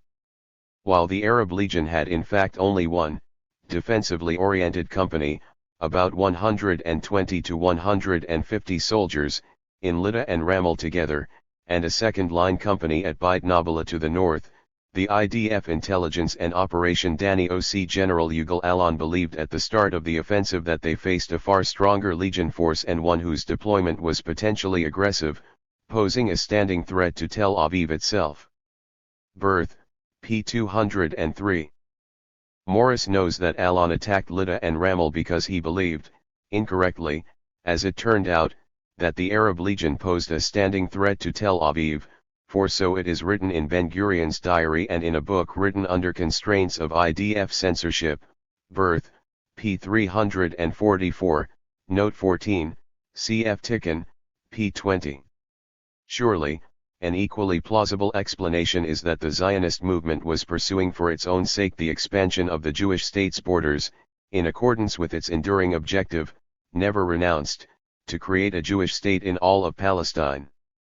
As Morris himself puts it early on, whereas Ben-Gurion was generally willing to accept partition and the establishment of a Jewish state in part of the country, he remained committed to a vision of Jewish sovereignty over all of Palestine as the ultimate goal of Zionism, Birth, p. 3. Yet, in Morris's account, this ideological concern figures not at all as a causal factor for the Zionists' land grab in 1948, which resulted in Jewish sovereignty over 37% or more of Palestine than was allotted to the Jewish state by the United Nations. Yet, even leaving the ideological mainsprings of the Zionist project aside, the massive immigration of Jews anticipated by the Zionist movement, too, presupposed the expulsion of the indigenous Arab population. As early as December 20, 1940, Weitz wrote in his diary, "It must be clear that there is no room in the country for both peoples. If the Arabs leave it, the country will become wide and spacious for us. The only solution is a land of Israel, without Arabs. There is no room here for compromises. There is no way but to transfer the Arabs from here to the neighboring countries, and to transfer all of them, save perhaps for the Arabs of Bethlehem, Nazareth, and Old Jerusalem. Not one village must be left, not one Bedouin tribe. The transfer must be directed at Iraq, Syria, and even Transjordan. For this goal funds will be found. And only after this transfer will the country be able to absorb millions of our brothers and the Jewish problem will cease to exist. There is no other solution." Birth, p. 27. The same point was made by Dr. Yaakov Thon, a founding member of the pacifist Brit Shalom, in 1937. "Without transferring the Arab peasants to neighboring lands, we will not be able to bring into our future state a large new population. In short, without transfer there can be no Jewish immigration." Palumbo, p. 4. The dimensions of this problem are suggested by the fact that, of the 20,418,023 dunams held by the Israeli state at the war's end, only 1,475,766 were owned by Jews. Conclusion. Let me conclude by putting Morris's achievement in perspective. Morris has indisputably produced landmark studies.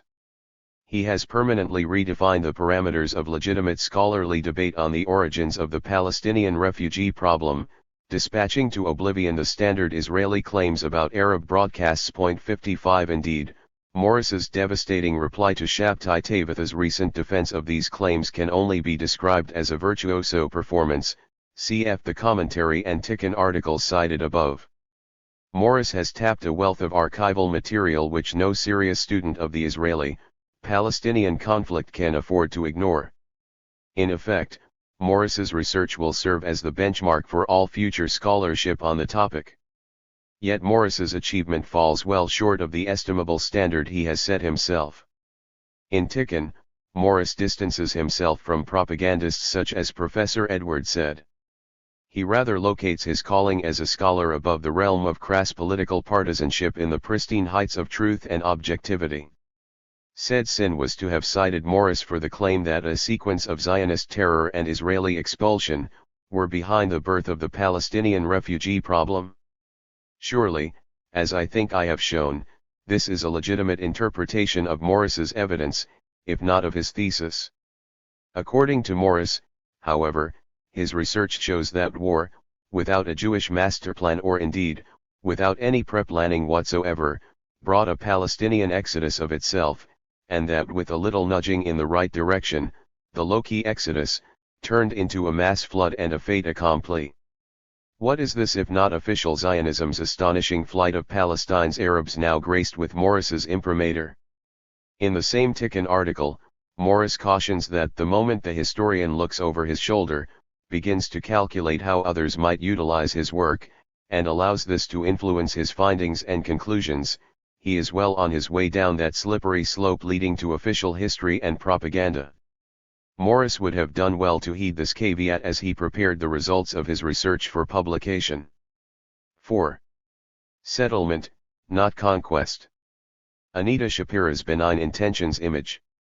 And then they teach men that to accept an error which is of service to them, the myth, is an undertaking which does them honor, while it is shameful to admit a truth which harms them.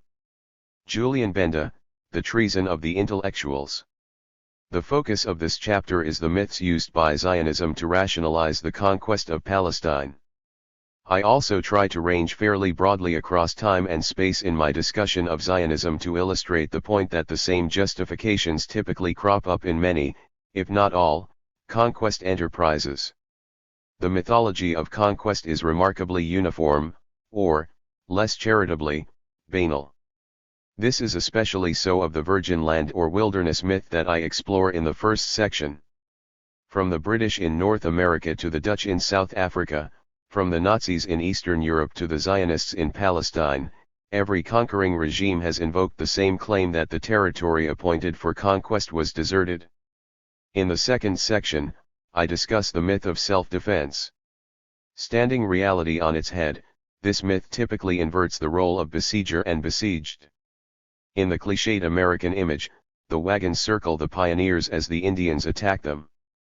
The Zionist version of this myth is neatly captured in the title of Connor Cruise O'Brien's best-selling potboiler, The Siege, The Saga of Israel and Zionism. 1. In the third section, I explore one of Zionism's most cherished myths, purity of arms. I conclude that its practical significance was nil, and as a doctrine its closest analog was, ironically, Nazism. In the second and third sections, I use as my main foil historian Anita Shapira, the bellwether of Zionist orthodoxy. I focus on her most recent volume, Land and Power, The Zionist Resort to Force, 1881, 1948,2, which effectively summarizes the current state of mainstream Zionist scholarship. To compare phenomena is not to equate them. In the case at hand, it is even less to equate the scale of actual crimes committed by the respective conquest regimes. Historian Mark Bloch has in fact suggested that a primary purpose of historical comparison is the identification of differences. 3. Yet, there is no point in making historical analogies if they do not bear on crucial common features, otherwise one's findings risk being dismissed, justly, as trivial. My own view is that the similarities I point to between Zionism and other conquest mythologies are significant, indeed, disquietingly so. The virgin land or wilderness myth. Historian Francis Jennings has proposed that there exists a standard conquest myth. Its core component is the belief that the territory slated for conquest is a virgin land or wilderness. 4. This conviction performs a crucial rationalizing function, often retrospective, for the colonizer, inasmuch as the right of inhabitants to the place where they and their families have lived and made a life is basic. 5. A refinement of this belief suggests that the territory, if not literally empty, is thinly peopled by unsettled tribes whose aboriginal rights of tenure are at best tenuous, since they have not worked the land. History has shown that this generic conquest myth possesses remarkable resiliency. Indeed, what is most striking about it is its banal repetition across time and space. The apologists of conquest cannot be credited with originality, yet, given the willful credulity of their intended audiences, they do not have to be. Consider the apparently disparate instances of the English conquest of North America, the Dutch conquest of South Africa, the Nazi conquest of Eastern Europe, and the Zionist conquest of Palestine. One of the first formal justifications for seizing Indian lands in North America was published in London in 1622. The author contended that a sufficient reason to prove our going thither to live lawful was that, whereas England was full, North America was empty, spacious, and void. Further, its few inhabitants do but run over the grass, as do also the foxes and wild beasts, and lack the art, science, skill, or faculty to use either the land or the commodities of it. Recalling the example of the ancient patriarchs who removed from straighter places into more roomy ones, where the land lay idle and wasted and none used it, though there dwelt inhabitants by them, he concluded that it is lawful now to take a land which none used and make use of. 6. One already notices in the brief compass of these remarks almost all the components of the basic conquest myth: the quasi-virgin land, the nomads that merely run over it, their near savagery, like foxes and wild beasts, the moral, England is full, and biblical or providential, the ancient patriarchs, sanction of the conquest enterprise, and the regenerative or civilizing mission it incorporates. They possess no art, science, skill to use the land. The Reverend Samuel Purchas, a friend of John Smith, leader of the Virginia colony, penned at roughly the same time another seminal rationalization for colonization by conquest. He urged that Christian Englishmen might rightfully seize Indian lands because God had intended his patrimony to be cultivated and not to be left in the condition of that unmanned wild country, which they the savages range rather than inhabit.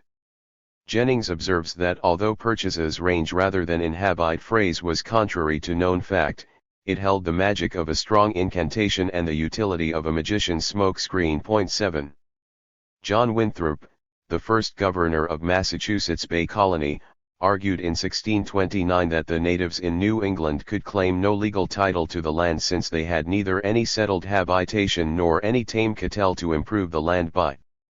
John Locke, whose more technical distinctions in the second treatise of government, for example, between a natural and civil right to property, were anticipated by Winthrop, repeatedly adverts to the virginal state of the New World, the inland, vacant places of America, the wild woods and uncultivated waste of America, left to nature, without any improvement, tillage, or husbandry, the several nations of the Americans that are rich in land, and poor in all the comforts of life, whom nature having furnished as liberally as any other people, with the materials of plenty, i.e., a fruitful soil, apt to produce in abundance, what might serve for food, raiment, and delight, yet, for want of improving it by labor, have not 1/100th part of the conveniences we enjoy, etc.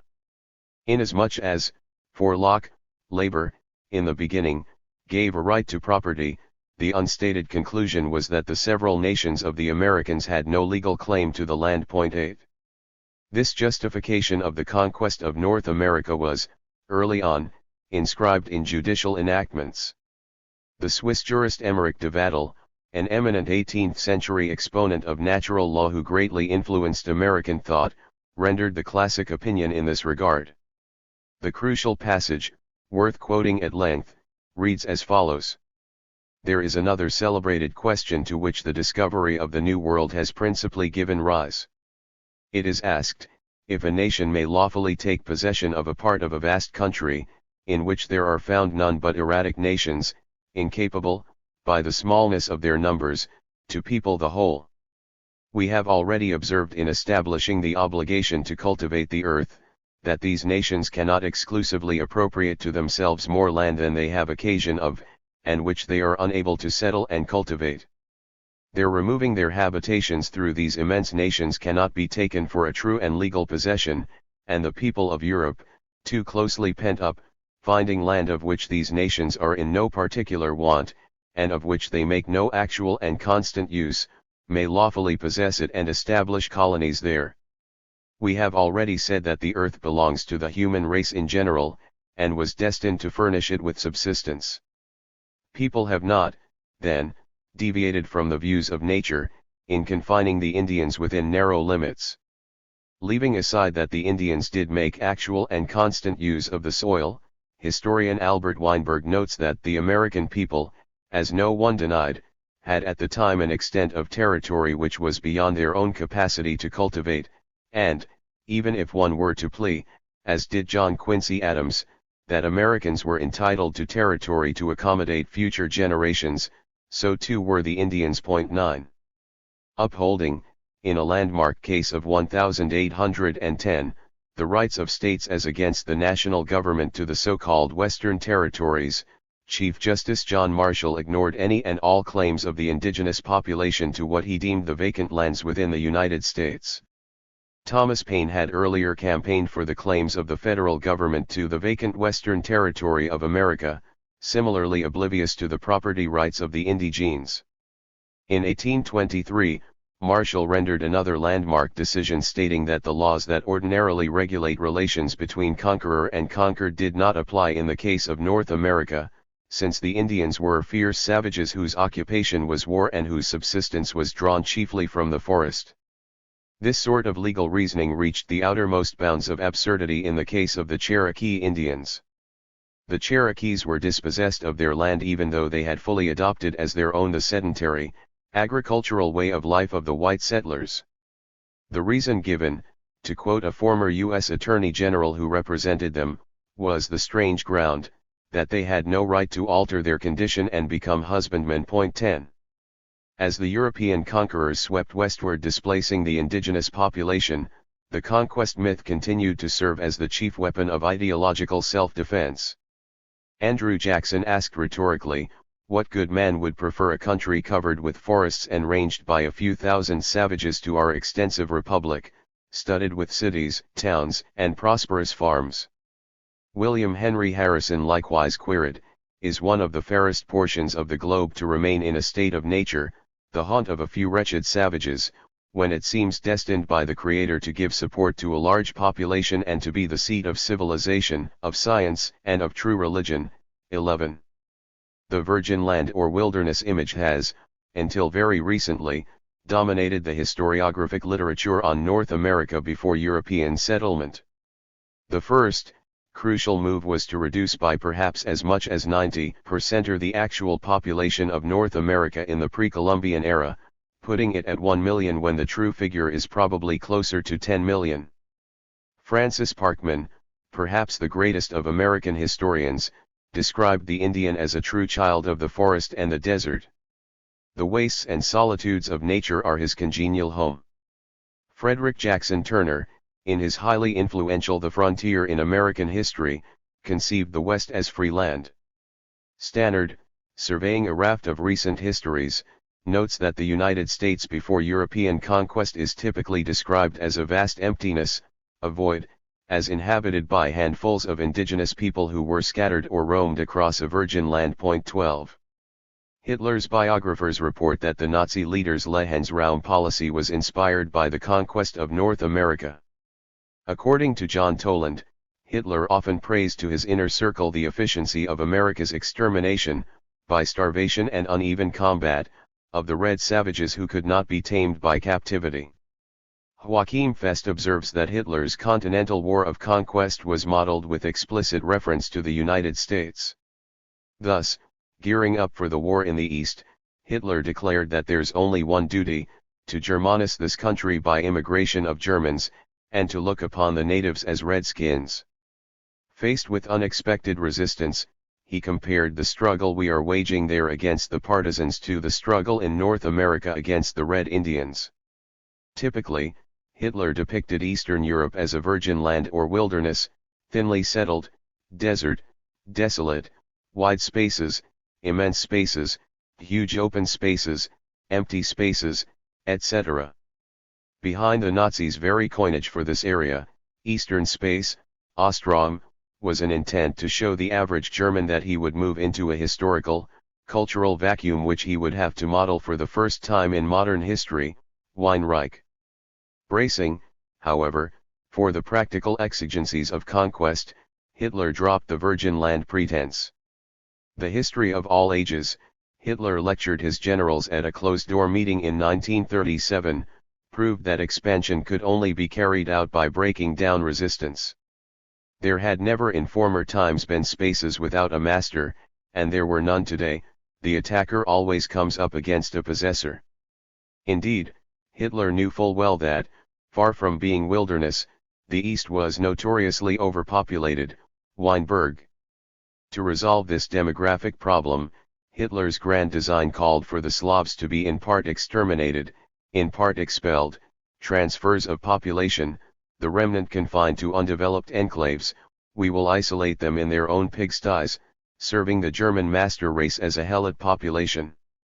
Meanwhile, millions of ethnic Germans would be relocated to the east until our settlers are numerically superior to the natives. 13. In Mein Kampf, Hitler offered a rationale for his continental war of conquest that was eerily reminiscent of the apologetics for the North American conquest. Noting that it can certainly not be the intention of heaven to give one people 50 times as much land and soil in this world as another, Hitler exhorted Germans not to let political boundaries obscure the boundaries of eternal justice. If this earth really has room for all to live in, let us be given the soil we need for our livelihood. Recall that the Swiss jurist Vattel had similarly maintained that, inasmuch as the people of Europe are closely pent up and the Indians have more land than they have occasion of, Europeans have not deviated from the views of nature, in confining the Indians within narrow limits. After all, the earth belongs to the human race in general, and was destined to furnish it with subsistence. 14. The comparison between Hitler and his European and American precursors can be made still more exact. In his so-called secret book, Hitler lucidly spelled out the ultimate logic of his social Darwinist views. The earth, he wrote, is awarded by Providence to people who in their hearts have the courage to conquer it, the strength to preserve it, and the industry to put it to the plow. Hence every healthy, vigorous people sees nothing sinful in territorial acquisition, but something in keeping with nature. The primary right of this world is the right to life, so far as one possesses the strength for this. Hence, on the basis of this right, a vigorous nation will always find ways of adapting its territory to its population size. Yet, Hitler's defense of conquest was but an anemic facsimile of the one given by the man who coveted not the East but the West.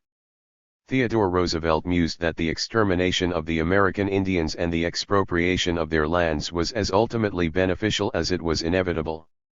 Such conquests, he continued in an evocation of Nietzsche's Blonde Beast, are sure to come when a masterful people, still in its raw barbarian prime, finds itself face to face with the weaker and wholly alien race which holds a coveted prize in its feeble grasp. Hitler could not have put it better. 15. Indeed, Hitler explicitly located his Lebensraum project within the long trajectory of European racial conquest. The white race, established for itself a privileged position and economically privileged supremacy, Hitler accurately observed in a speech deserving of extended quotation. In the closest of connections to a political concept of supremacy which has been peculiar to the white race, for many centuries and which it has upheld as such to the outer world. England did not acquire India in a lawful and legitimate manner, but rather without regard to the natives' wishes, views, or declarations of rights, and she maintained this rule, if necessary, with the most brutal ruthlessness. Just as Cortés or Pizarro demanded for themselves Central America and the northern states of South America not on the basis of any legal claim, but from the absolute, inborn feeling of superiority. The settlement of the North American continent was similarly a consequence not of any higher claim in a democratic or international sense, but rather of a consciousness of what is right which had its sole roots in the conviction of the superiority and thus the right of the white race.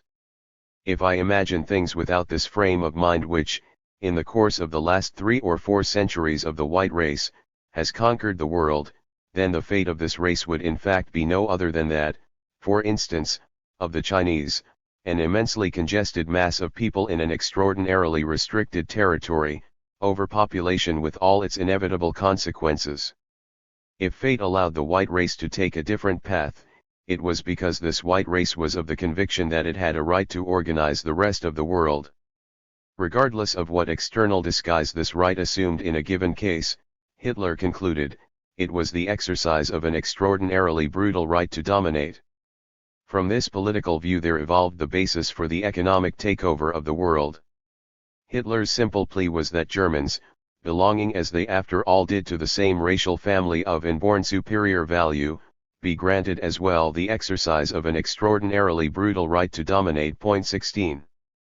The earliest Dutch officials and Cape colonists did not doubt that the indigenous African population had lived in southern Africa from time immemorial.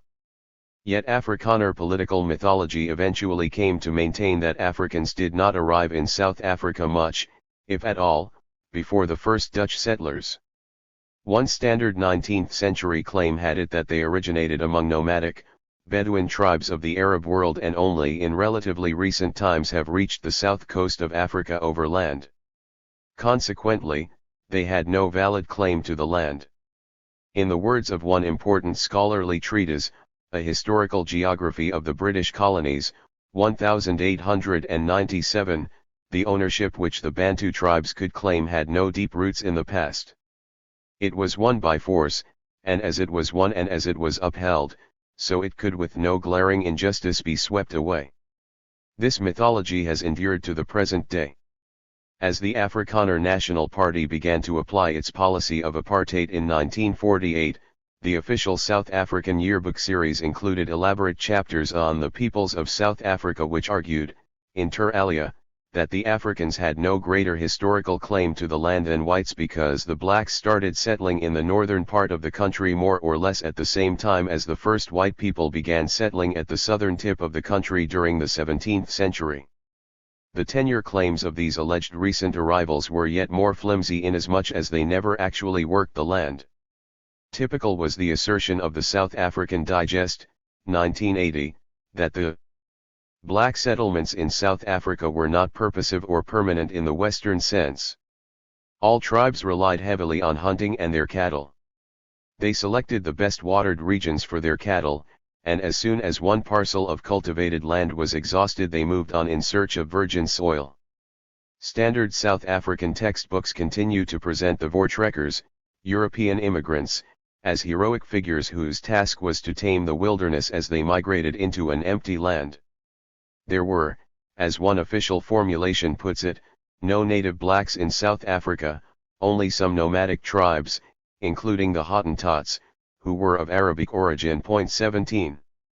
Until World War I, Israel's Angwil slogan "A land without a people for a people without a land" typified Zionist propaganda on Palestine.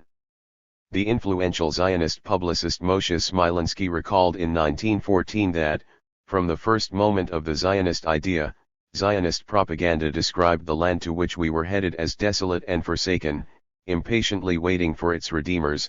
A feeling of certainty was created that Palestine was a virgin country. For Smilansky, this myth accounted for the attitude of contempt which the Zionist settlers harbored for the indigenous population.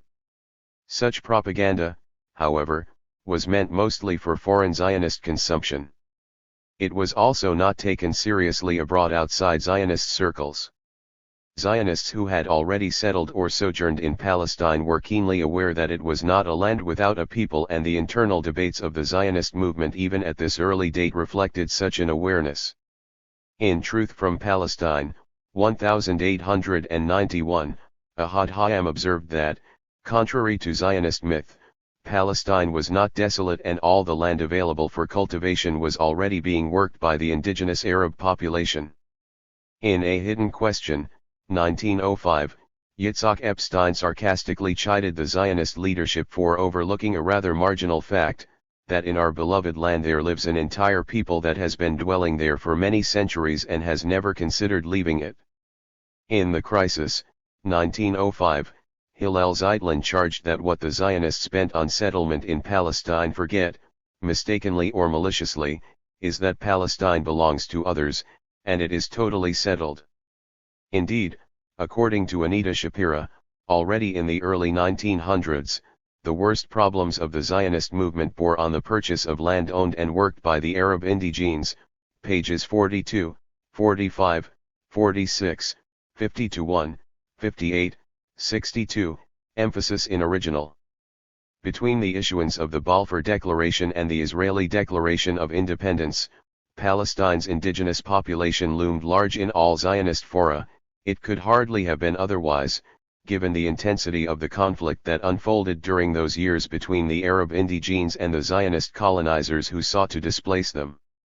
After Israel's establishment, Zionist literature systematically and with considerable effect rewrote the history of Palestine, in particular, by writing the Arabs and the Arab presence out. The mythology served a double, interrelated, purpose. It delegitimized any Arab claim to Palestine, and it validated the central Zionist dogma of a sui generis connection between Jews and Palestine in that only the Jewish people could establish an authentic, organic bond with the land of Israel and cause it to blossom forth. This genre had its roots in the Yishuv in the 1930s when, according to Shapira, it became popular to maintain that the Arabs in Palestine had forfeited any right to the land because they had neglected it, allowing it to become a desolate wasteland. p. 215.18 The view of Palestine as a virgin land or wilderness during the 1,800 years of Jewish exile was also a staple of the ideological preparation of the socialist Zionist youth then. Palestine, they were told, had turned into a wasteland and lost its fertility, summer droughts, desolation of generations, eternal swamps. The new Jewish settlements were said to have redeemed the land. The areas densely populated by Arab villages were regarded, in Shapira's words, as though they were empty of inhabitants, pages 271-4. With the effective expulsion of the indigenous population from what became Israel and the systematic physical destruction of its former presence, the post-1948 Zionist literature reiterated these themes with renewed force and confidence. In David Ben-Gurion's monumental A Personal History, Palestine on the eve of Zionist colonization is described as in a virtual state of anarchy, primitive, neglected, and derelict. Jewish settlements revitalize the land of Israel as they are built on desolate tracts, on swamps and sands, on deserted and barren hillsides. The indigenous population barely figures in Ben-Gurion's personal history even of the Mandate period, except as rioters and an ominous, if ungrounded, Arab problem. 19. In The Jews in Their Land, Isaac Ben-Zvi, Israel's second president, provides a copiously detailed accounting of the Jewish communities, minuscule and overwhelmingly anti-Zionist, although one would never know it from this record, in Palestine during the pre-Mandate period. The Arabs, generally cast as Bedouins, are variously depicted as ransacking, looting, pillaging, robbing, cheating, vandalizing, plundering, or terrorizing the Jews. The one thing that they apparently did not do is live and labor in Palestine, which must await the Jewish colonists to be rebuilt. 20. Abba Eban recalls in My Country that the physical link between Jews and Palestine was never broken as a thin but crucial line of continuity had been maintained by small Jewish settlements. On the other hand, Palestine never became the cradle of another independent nation and the association of the land with Jewish history was never obscured or superseded. Indeed, Palestine on the eve of Zionist colonization is described by Eban as a backward and desolate place, stagnant, constantly ravished by malaria and pestilence, squalid, unpromising, almost repellent, aside, presumably, from that thin but crucial line of Jewish continuity. 21. Even in Zionist literature more sensitive to the presence of an indigenous non-Jewish population, the emphasis remains on the unique Jewish connection to Palestine and the tenuousness of the Arab one. In his authoritative A History of Zionism, Walter Laqueur states that the departure point of any discussion of Zionism is the central place of Palestine in the thoughts, the prayers, and the dreams of the Jews in their dispersion, and that physical contact between the Jews and their former homeland was never completely broken. Yet, although much space is given over to the unseen Arab question, Laqueur still describes pre-mandatory Palestine as in a state of utter decay, a desolate province. One is reminded of Jennings's paradox that the very same historians who launch their narratives with the encounter between the European colonist and the indigenous Indian population go on to repeat identical mythical phrases purporting that the land-starved people of Europe had found magnificent opportunity to pioneer in a savage wilderness. 22. Nonetheless, it took the unique moral climate of the American Jewish intellectual community to produce that ne plus ultra of the conquest genre, Joan Peters's From Time Immemorial. Marshalling nearly 2,000 footnotes and a wealth of exacting demographic data, Peters purported to prove with all the rigors of scholarship what Zionist propaganda had hitherto only bandied as a rallying cry or suggestively hinted at, that Palestine was, literally, uninhabited on the eve of Zionist colonization, and that if the Arab population did not materialize, literally, ex nihilo in Palestine, it did surreptitiously enter to exploit the economic opportunities that the Jews created when they made the desert bloom. 23 The upshot of Peters's thesis, then, was that the 4.5 million souls calling themselves Palestinian had, each and all, falsified their genealogies. The only lacuna in her massive tome was the modalities of the conspiracy's parturition. Did a cabal of elders of Araby converge on a graveyard in the dead of night as per another conspiracy? From time immemorial was quickly shown to be a threadbare hoax. What else could it have been? But that did not prevent Israel's more prominent American supporters from catapulting it into bestsellerdom. The reception they accorded Peters's book recalls an observation by Norman Cohn in his classic, and remarkably pertinent, study of the Protocols of the Elders of Zion. The Protocols, he wrote, are such a transparent and ludicrous forgery that one may well wonder why it was ever necessary to prove the point, yet multitudes of people who were by no means insane took them perfectly seriously. 24 New Republic editor-in-chief Martin Peretz, for example, exulted that Peters's book contained not a single factual error, which was true, but only in the trivial sense that it contained no facts period, and that, if widely read, it could alter the history of the future, which, alas, from time immemorial did not do, although it did alter the history of the past, indeed, impressively so. 25. By pushing the virgin land or wilderness myth to its logical conclusion, Peters and her cronies performed the useful, if unwitting, service of exposing its sheer absurdity. Paradoxically, no single work more conclusively established the existence of an indigenous population in Palestine displaced by Zionist conquest. As Zionism embarked on a new round of colonization in the West Bank and Gaza, it was almost inevitable that the virgin land or wilderness myth would be resurrected. One index of the current effort's farcicality, however, is that Peters's volume is being touted as the authoritative text. 26. The myth of self-defense. In Land and Power, Israeli historian Anita Shapira remains faithful to the conventional view of Palestine on the eve of Zionist colonization.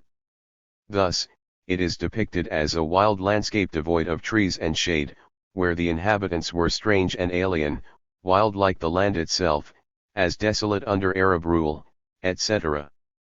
Pages 53-214. Nonetheless, the focus of Shapira's book is the encounter between the Zionist settlers and the indigenous Arab population. As a result, the myth of the virgin land or wilderness does not figure prominently in her history. Rather, Shapira's main aim is to validate another of Zionism's conquest myths. The mainstream, labor Zionist movement long publicly maintained that it did not anticipate or intend resorting to force against the indigenous population to achieve its aims, but only did so as the result of an accumulation of intractable circumstances.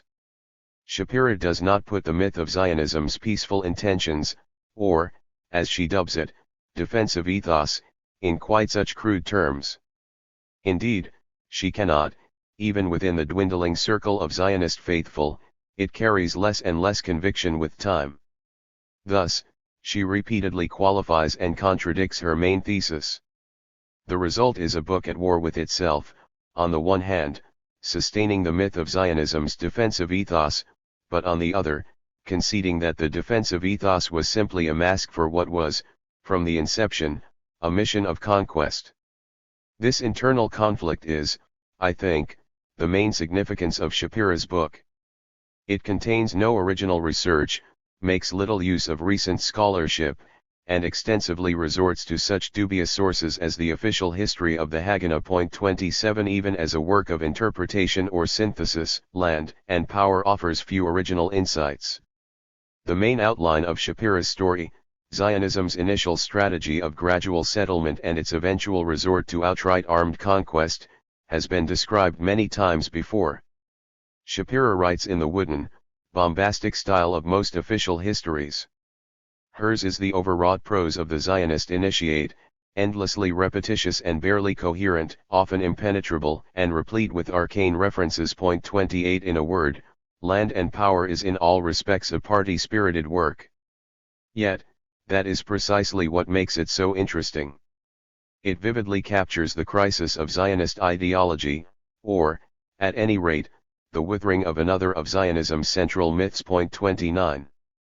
Shapiro places the Jewish settlement of Palestine within the framework of the Zionist idea. Zionism, Shapiro observes, originated in the Romantic exclusivistic, also, German, Völkisch, brand of nationalism that purported that blood ties, common ethnic origin, etc., not citizenship or agreement, were the proper foundations of community. Accordingly, its aim from the outset was to create a Jewish state in all of Palestine, that is, to alter the demographic, economic, and cultural balance of powers so that Jews would be its rulers and masters, lords and masters, also, to change the character of the land from an Arab country to a Jewish one. The minimum requirement for such a state was a Jewish majority that would rule over the Arabs.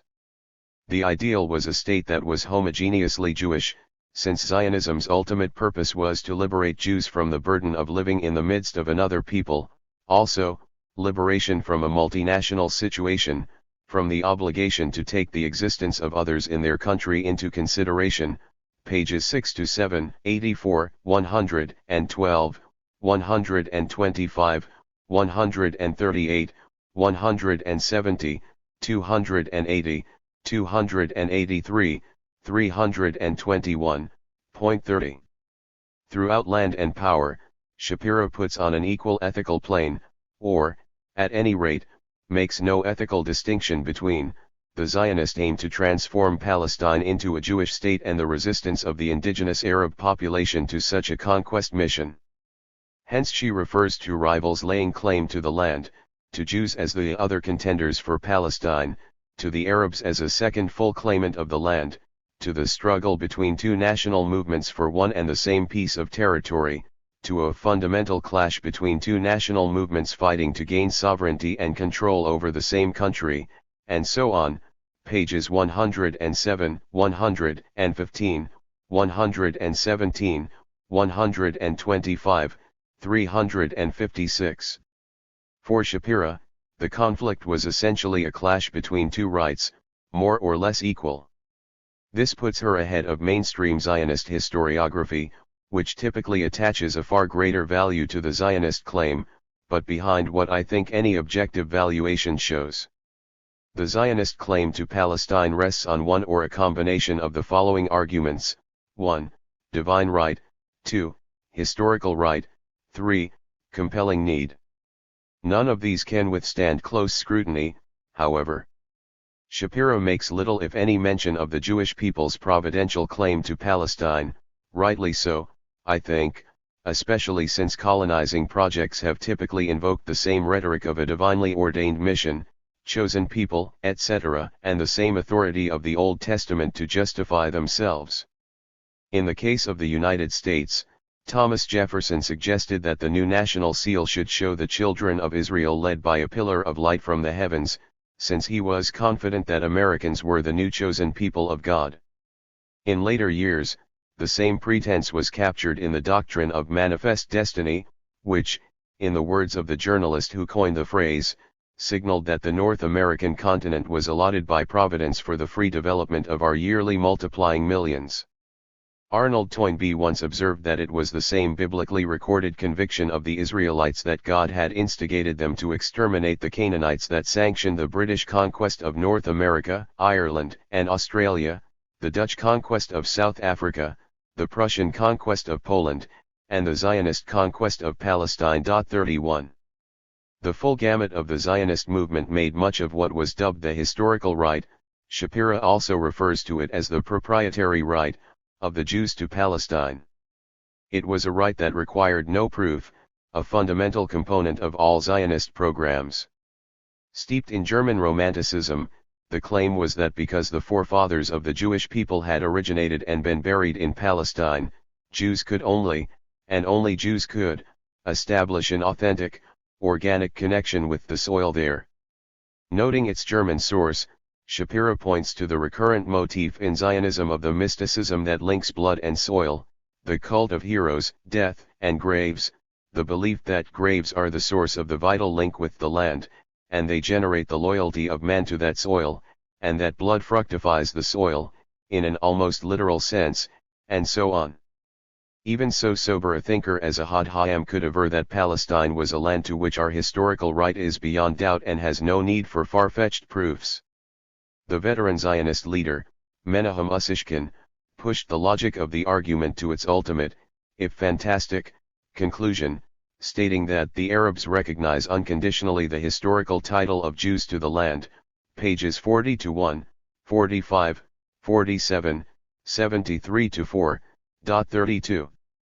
This sort of historical right was also seized by the romantic precursors of Nazism and, with a vengeance, by the Nazis themselves, to justify the conquest of the East. 33 Germany was said to have legitimate claims on Slavic territory, especially but not limited to Poland, since it was already inhabited by the Germans in primeval times, fertilized by the most noble ancient German blood, Germanic for many centuries and long before a Slav set foot there, Teutonic German Volksboden for 3,000 years as far as the Vistula.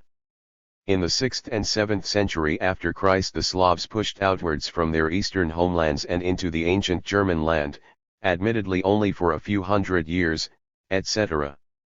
The Slavic interlopers, by contrast, were seen as history's squatters who merely existed in surroundings that they could not master. Only the remnant or newly settled German communities were supposedly able to shape the environment and by so doing make it their own in the course, ephemeral as it was, of Slavic rule. Poland under the Slavs, for example, was depicted as an artificial entity, more a melange of inchoate nationalities than a cohesive nation, that had fallen into a state of abject decay, untitled fields surrendered to the thorny clutches of wild nature, desolate farm buildings, soil erosion, with the notable exception of the German enclaves that managed to endure and even thrive despite all. Substitute the proper nouns and one could be reading any standard Zionist history of Palestine. Indeed, so profound is the affinity of these two literatures that it is registered even in specific phraseology. Thus in 1939, the eminent pro-Nazi historian, Albert Brackmann, portrayed Germany as Europe's defender and bulwark against the East, and the bearers of civilization against barbarism. A half-century earlier, Theodor Herzl portrayed the prospective Jewish state as Europe's wall of defense against Asia, and an outpost of civilization against barbarism. 34. In any event, Zionism's historical right to Palestine was neither historical nor a right. It was not historical inasmuch as it voided the 2 millennia of non-Jewish settlement in Palestine and the 2 millennia of Jewish settlement outside it. It was not a right, except in the romantic mysticism of blood and soil and the romantic cult of death, heroes, and graves. The quoted phrases are Shapira's. The Zionist claim as against the indigenous Arab population also rested on compelling need. This argument took two overlapping forms. The first was the ideological, romantic one that the Jewish nation suffered persecution on account of its homelessness, and only the restoration of the Jewish nation to a state of its own in its ancestral homeland would end the persecution. Yet, the claim of Jewish homelessness is founded on a cluster of assumptions that both negates the liberal idea of citizenship and duplicates the anti-Semitic one that the state belongs to the majority ethnic nation. In a word, the Zionist case for a Jewish state is as valid or invalid as the anti-Semitic case for an ethnic state that marginalizes Jews. 35. The non-ideological, humanitarian kernel of the above argument was that Jews suffering persecution needed and were entitled to a place of refuge. Why shouldn't Palestine, which was surely able to accommodate an influx of Jews, have served as such a haven?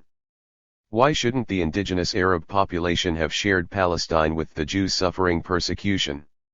Shapiro makes the most of this argument. The Arabs are repeatedly cast as making an exclusive claim to Palestine and the Jews as merely demanding their right to settle side by side with the Arabs in Palestine. Yet, as we have seen, she also acknowledges, indeed, often on the very same pages, that the Zionist aim was to create a Jewish state in all of Palestine that would at minimum politically rule over the Arabs and ideally physically displace them altogether so as to liberate Jews from the burden of living in the midst of another people.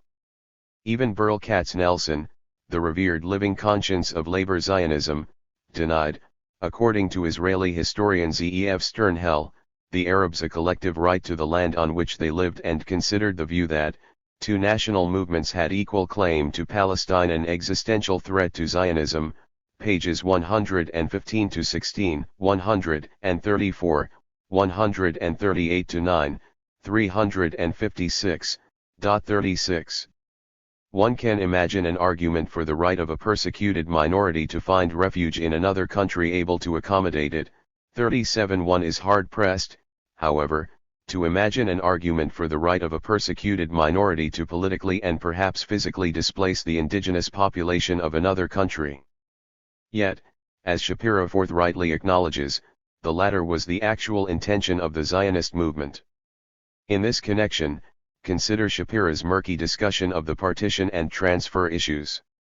Regarding the 1937 partition proposal of the Peel Commission, Shapiro juxtaposes the Arab side, which rejected it out of hand because they still viewed themselves as the exclusive owners of Palestine, against the Jewish side, where a stormy debate developed between proponents and opponents of partition.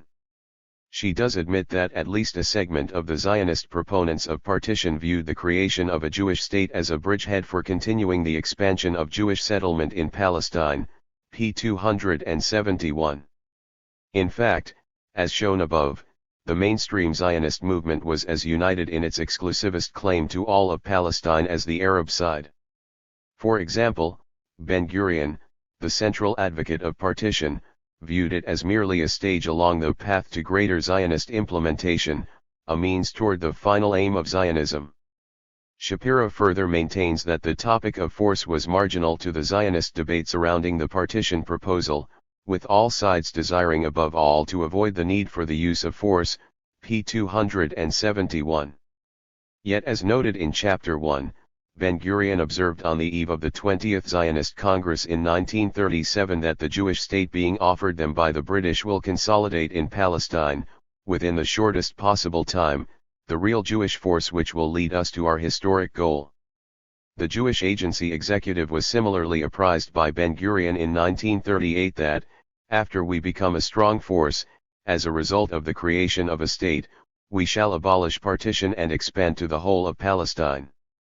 Recall also that in his private correspondence, Ben-Gurion anticipated that the Jewish state would have an outstanding army, and so I am certain that we won't be constrained from settling in the rest of the country, whether out of accord and mutual understanding with the Arab neighbors or otherwise. 38. For a study that is centrally concerned with the Zionist resort to force, the book's subtitle, and is nothing if not verbose, Shapiro's work gives the crucial topic of population transfer in Zionist thinking remarkably short shrift. Shapiro dispatches it in a little over one page, pages 285-6. By comparison, fully 20 pages are devoted to the early Zionist frontier settlement of Tel Hai. This is all the more noteworthy inasmuch as the culmination of the Zionist resort to force was, after all, a massive transfer of the indigenous Arab population in 1948. Shapiro's discussion of the Zionist transfer conception is, for all its brevity, remarkably disingenuous. She contextualizes it as based on what was assumed as the positive experience between Turkey and Greece, and of the Volga Germans and Tartars by the Russian government. There is not even a hint at the terrifying brutality that accompanied the positive experience. Another enlightened antecedent she points to was the lesson of the 1930s that states should aspire to ethnic uniformity, indeed, Hitler's lesson. One is hard-pressed to reconcile these precedents with Shapiro's asseveration that Zionist leaders like Burl Katznelson were committed only to a peaceful transfer of population based on mutual agreement. In fact, Katznelson repeatedly placed himself on record as with an absolutely clear conscience favoring the compulsory transfer of the Palestinian Arabs. Ben-Gurion is said by Shapiro to have firmly opposed the idea of an imposed transfer plan in the 1940s. Yet, as seen in chapters 1 and 3 above, already in the late 1930s Ben-Gurion openly declared himself a strong partisan of an imposed transfer.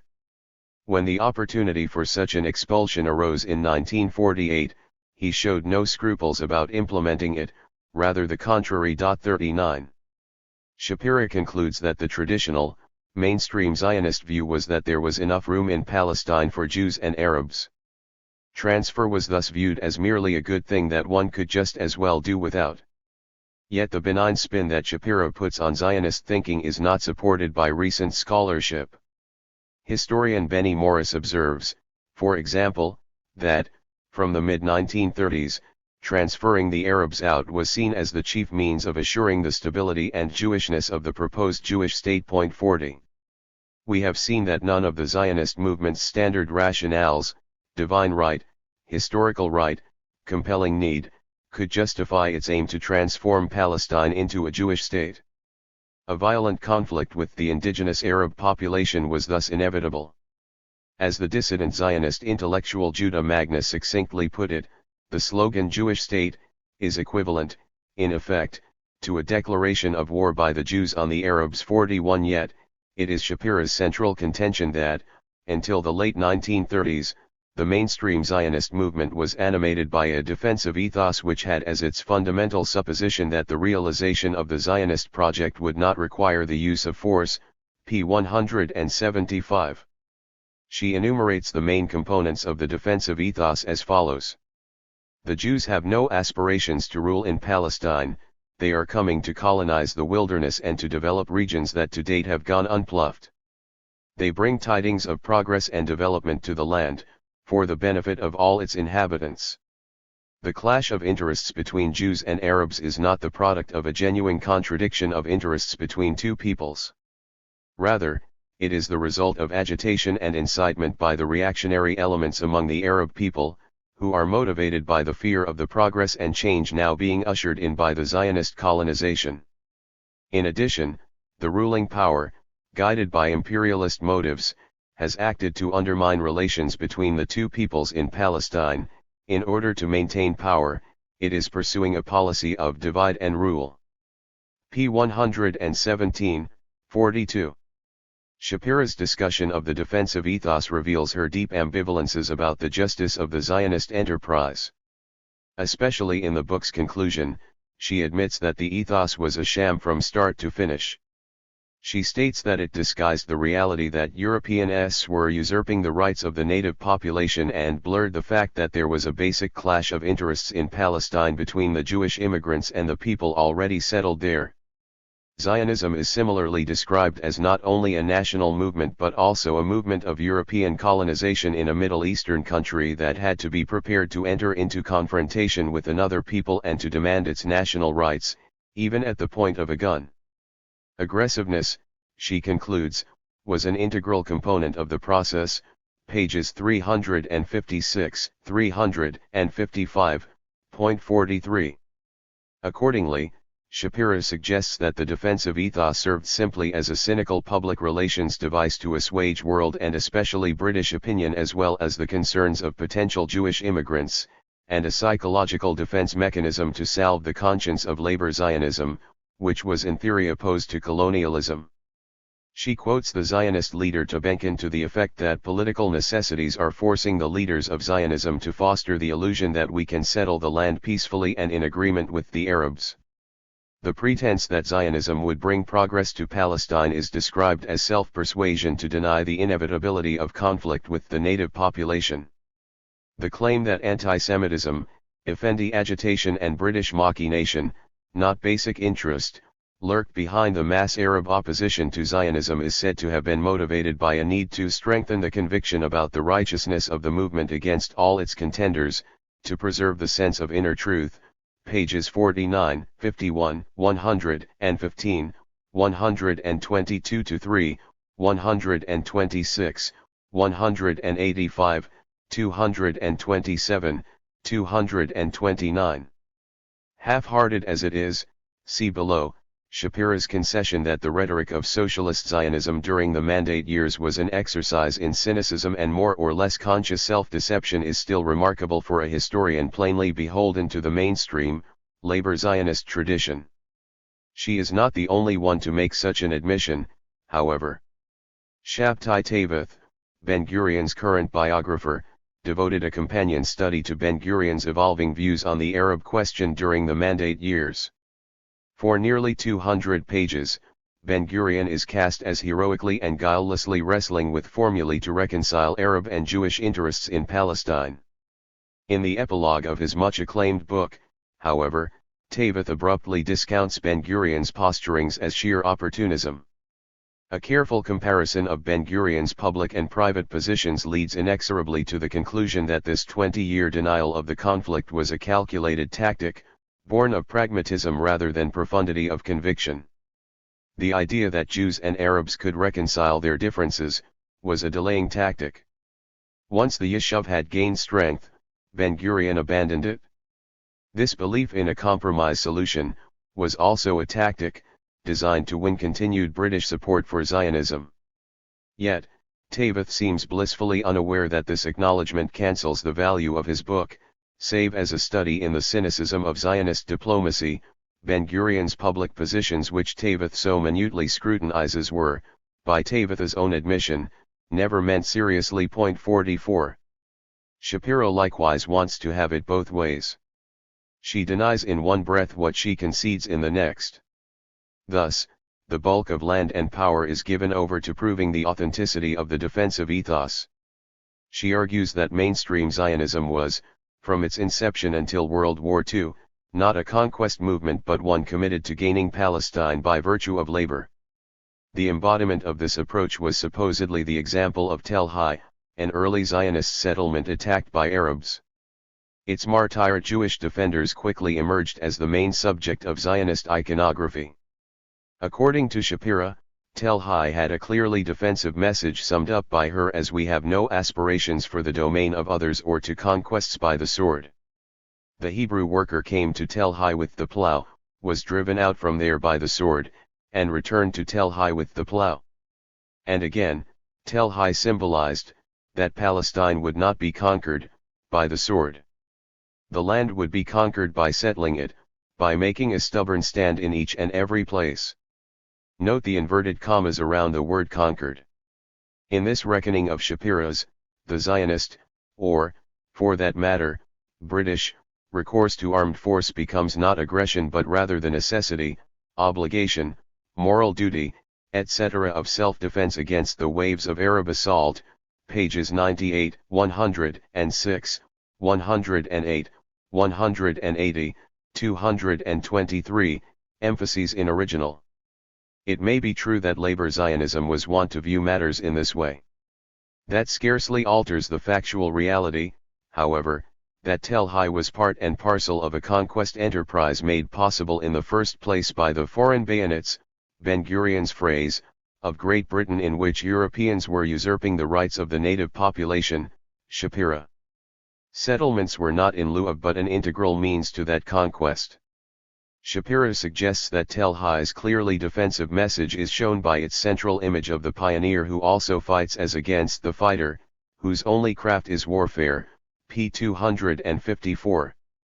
Yet in The Winning of the West, Theodore Roosevelt invokes the identical image of the early settlers whose only two implements were the axe and rifle, for they were almost equally proud of their skill as warriors, hunters, and woodchoppers, of these hunters, woodchoppers, and farmers who were also their own soldiers, etc.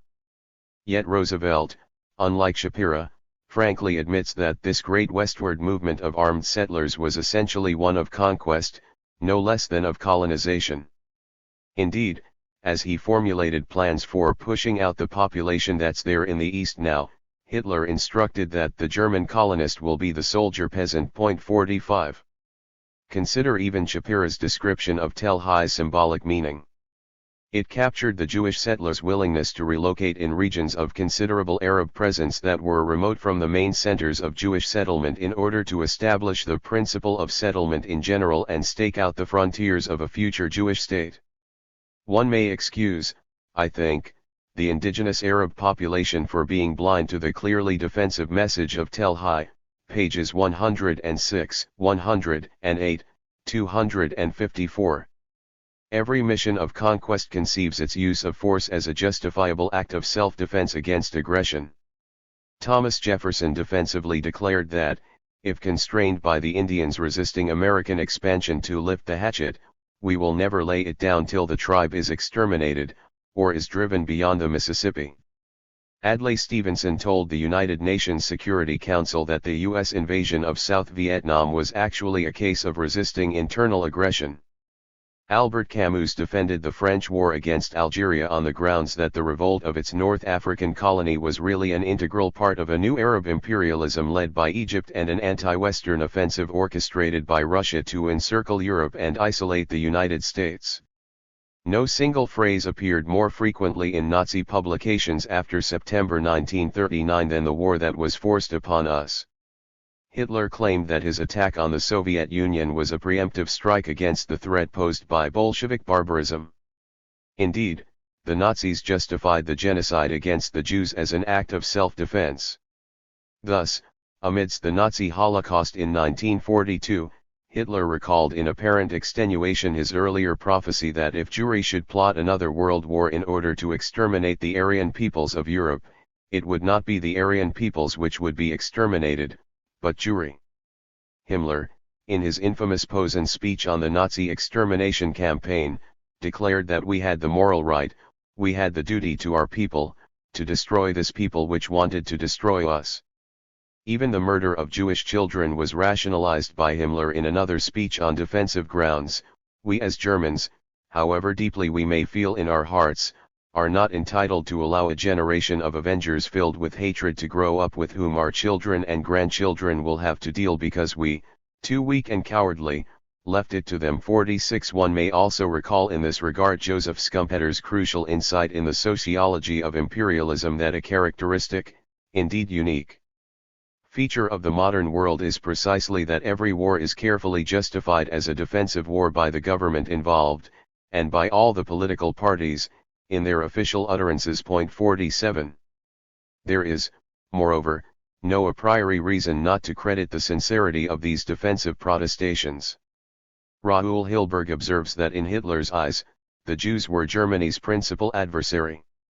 The battle he fought against them was a defense. 48. And the Zionist leader Moshe Sharad perhaps truly believed that preventing Arab rule in Palestine is defense, p. 287. Noam Chomsky has noted that it is not unusual for policymakers to get caught up in the fantasies they spin to disguise imperial interventions and even for the delusional system to present a faint reflection of reality. It must, after all, carry some conviction. Yet the point of the serious historian, Chomsky pertinently observes, is to disentangle motive from myth. Shapira is, for the most part, unwilling or unable to do so, however. For her, Zionism, whose aim was to transform all of Palestine into a Jewish state that would at minimum rule over the Arabs, was nonetheless not a movement of conquest but one committed to gaining Palestine by virtue of labor as typified in the clearly defensive message of Tel Hai, where force was used only when necessary in self-defense. Ironically, Ben-Gurion himself had no difficulty disentangling the rhetoric of self-defense from the reality of conquest. Thus in 1938, he stated, "When we say that the Arabs are the aggressors and we defend ourselves, that is only half the truth. As regards our security and life we defend ourselves. But the fighting is only one aspect of the conflict which is in its essence a political one. And politically we are the aggressors and they defend themselves." 49. Aside from the clearly defensive message of Tel Hai, the only piece of evidence Shapira adduces for the genuineness of the defensive ethos is Ben-Gurion's allegedly tireless efforts to forge an alliance between Arab and Jewish workers. Shapiro would have it that Ben-Gurion served as the tribune for the revolutionary idea of a joint union that would vault national lines, underscoring the superiority of class identity over national identity, pages 135-8, 182-3, 283. Yet, as Shapira also half admits, his support for a joint union with the Arabs was purely pragmatic. Ben-Gurion was a veteran of the Second Aliyah, which was fully committed to the principle of Jewish labor, i.e. to the building of a Jewish society by Jews alone, from foundation stone to rafter, p. 64, cfp 220. The main obstacle posed to the conquest of labor by Jewish workers was the competition of cheap Arab labor. In the sectors of the Palestinian economy financed by Jewish capital, the principle of Jewish labor was eventually established, more often than not, coercively, by the Histadrut. Especially in public works and government service under the auspices of the British Mandate administration, however, such a discriminatory principle could not be imposed by the Yishuv. In this exceptional instance, Ben-Gurion proposed to free up spaces for Jewish workers with higher wage demands by organizing the Arab workers as well, thereby making Jewish labor more competitive. The revolutionary idea of a joint union was plainly not a principled commitment to vault national lines. It did not contradict the labor Zionist aim of an exclusively Jewish economy in an exclusively Jewish state. The joint union was merely a lesser evil where the principle of Jewish labor could not, yet, be enforced. And, in any event, almost nothing ever came of it. Indeed, so little was labor Zionism committed to vaulting national lines in the interests of class solidarity that it was given to stressing the national component of the Jewish-Arab conflict in order to dissuade Jewish landowners from using Arab labor, p. 67, emphasis in original, point 50. The defensive ethos was never the operative ideology of mainstream Zionism. From beginning to end, Zionism was a conquest movement. The subtitle of Shapira's study is The Zionist Resort to Force. Yet, Zionism did not resort to force. Force was, to use Shapira's apt phrase in her conclusion, inherent in the situation, p. 357. Gripped by Messianism after the issuance of the Balfour Declaration, the Zionist movement sought to conquer Palestine with a Jewish legion under the slogan "In blood and fire shall Judea rise again," pages 83 to 98. When these apocalyptic hopes were dispelled and displaced by the mundane reality of the British Mandate, mainstream Zionism made a virtue of necessity and exalted labor as it proceeded to conquer Palestine dunam by dunam, goat by goat. Force had not been abandoned, however. Shapiro falsely counterposes settlement, by virtue of labor, to force, by dint of conquest. Yet, settlement was force by other means. Its purpose, in Shapira's words, was to build a Jewish infrastructure in Palestine so that the balance of power between Jews and Arabs had shifted in favor of the former, pages 121, 133, CFP 211. To the call of a Zionist leader on the morrow of Tel Hai that we must be a force in the land, Shapira adds the caveat, he was not referring to military might but, rather, to power in the sense of demography and colonization, p. 113. Yet, Shapira willfully misses the basic point that demography and colonization were equally force.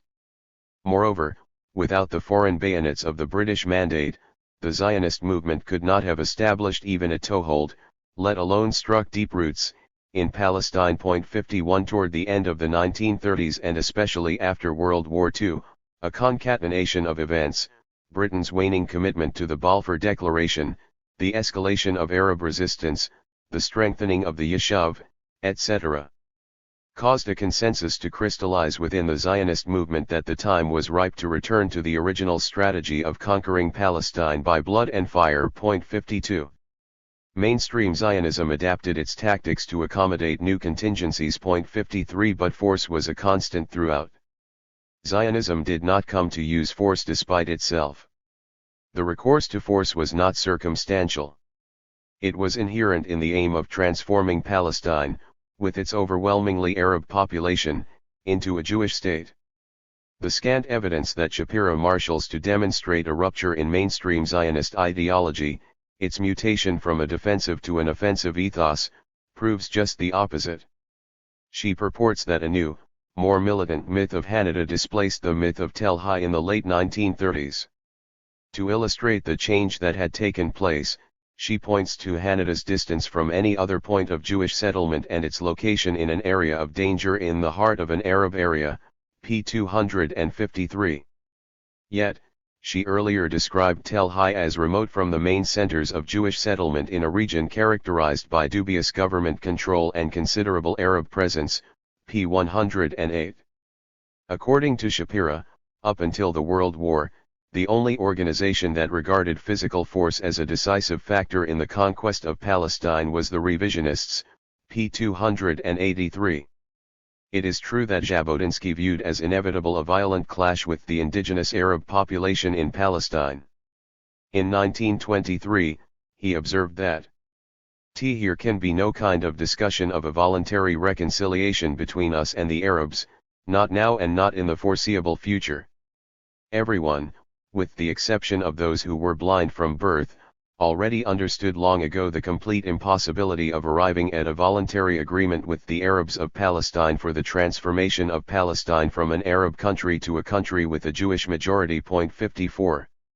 Yet, how different is the sentiment expressed in these words written 5 years earlier, in 1918.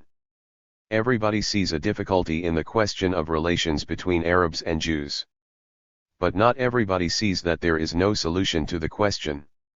No solution. There is a gulf and nothing can fill this gulf. It is possible to resolve the conflict between Jewish and Arab interests only by sophistry. I do not know what Arab will agree that Palestine should belong to the Jews. We, as a nation, want this country to be ours. The Arabs, as a nation, want this country to be theirs. The author was David Ben-Gurion. 55. The myth of purity of arms. A second major theme of land and power is the metamorphosis in the Jewish attitude to physical violence from a self-image that abhors violence in any form to one that is identified with military might and does not hesitate to resort to force when deemed necessary. p. 8. It is true that, in this regard, the Zionist movement traversed a considerable distance in a brief time span. One may recall Sartre's classic depiction of the modern European Jew as often as not a weak creature who is ill-prepared to cope with violence and cannot even defend himself. 56. Yet by 1948, the Jew was able not only to defend himself but to commit massive atrocities as well. Indeed, according to the former director of the Israel Army Archives, in almost every Arab village occupied by us during the War of Independence, acts were committed which are defined as war crimes, such as murders, massacres, and rapes.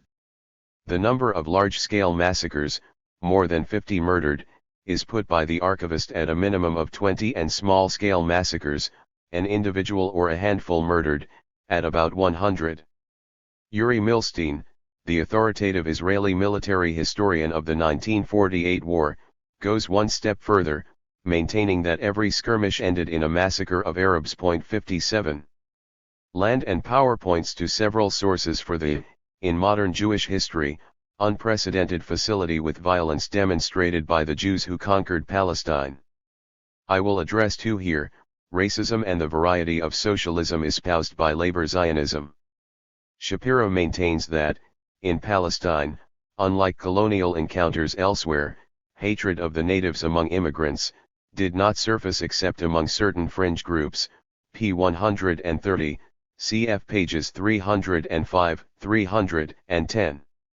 Yet, the evidence of her study suggests that the Zionists succumbed to the typical paternalistic contempt of the natives that easily glided into hatred when the natives resisted encroachment. The humanist ideals of socialist Zionism no more mitigated these racist attitudes than, say, France's humanist ideals mitigated them in Algeria.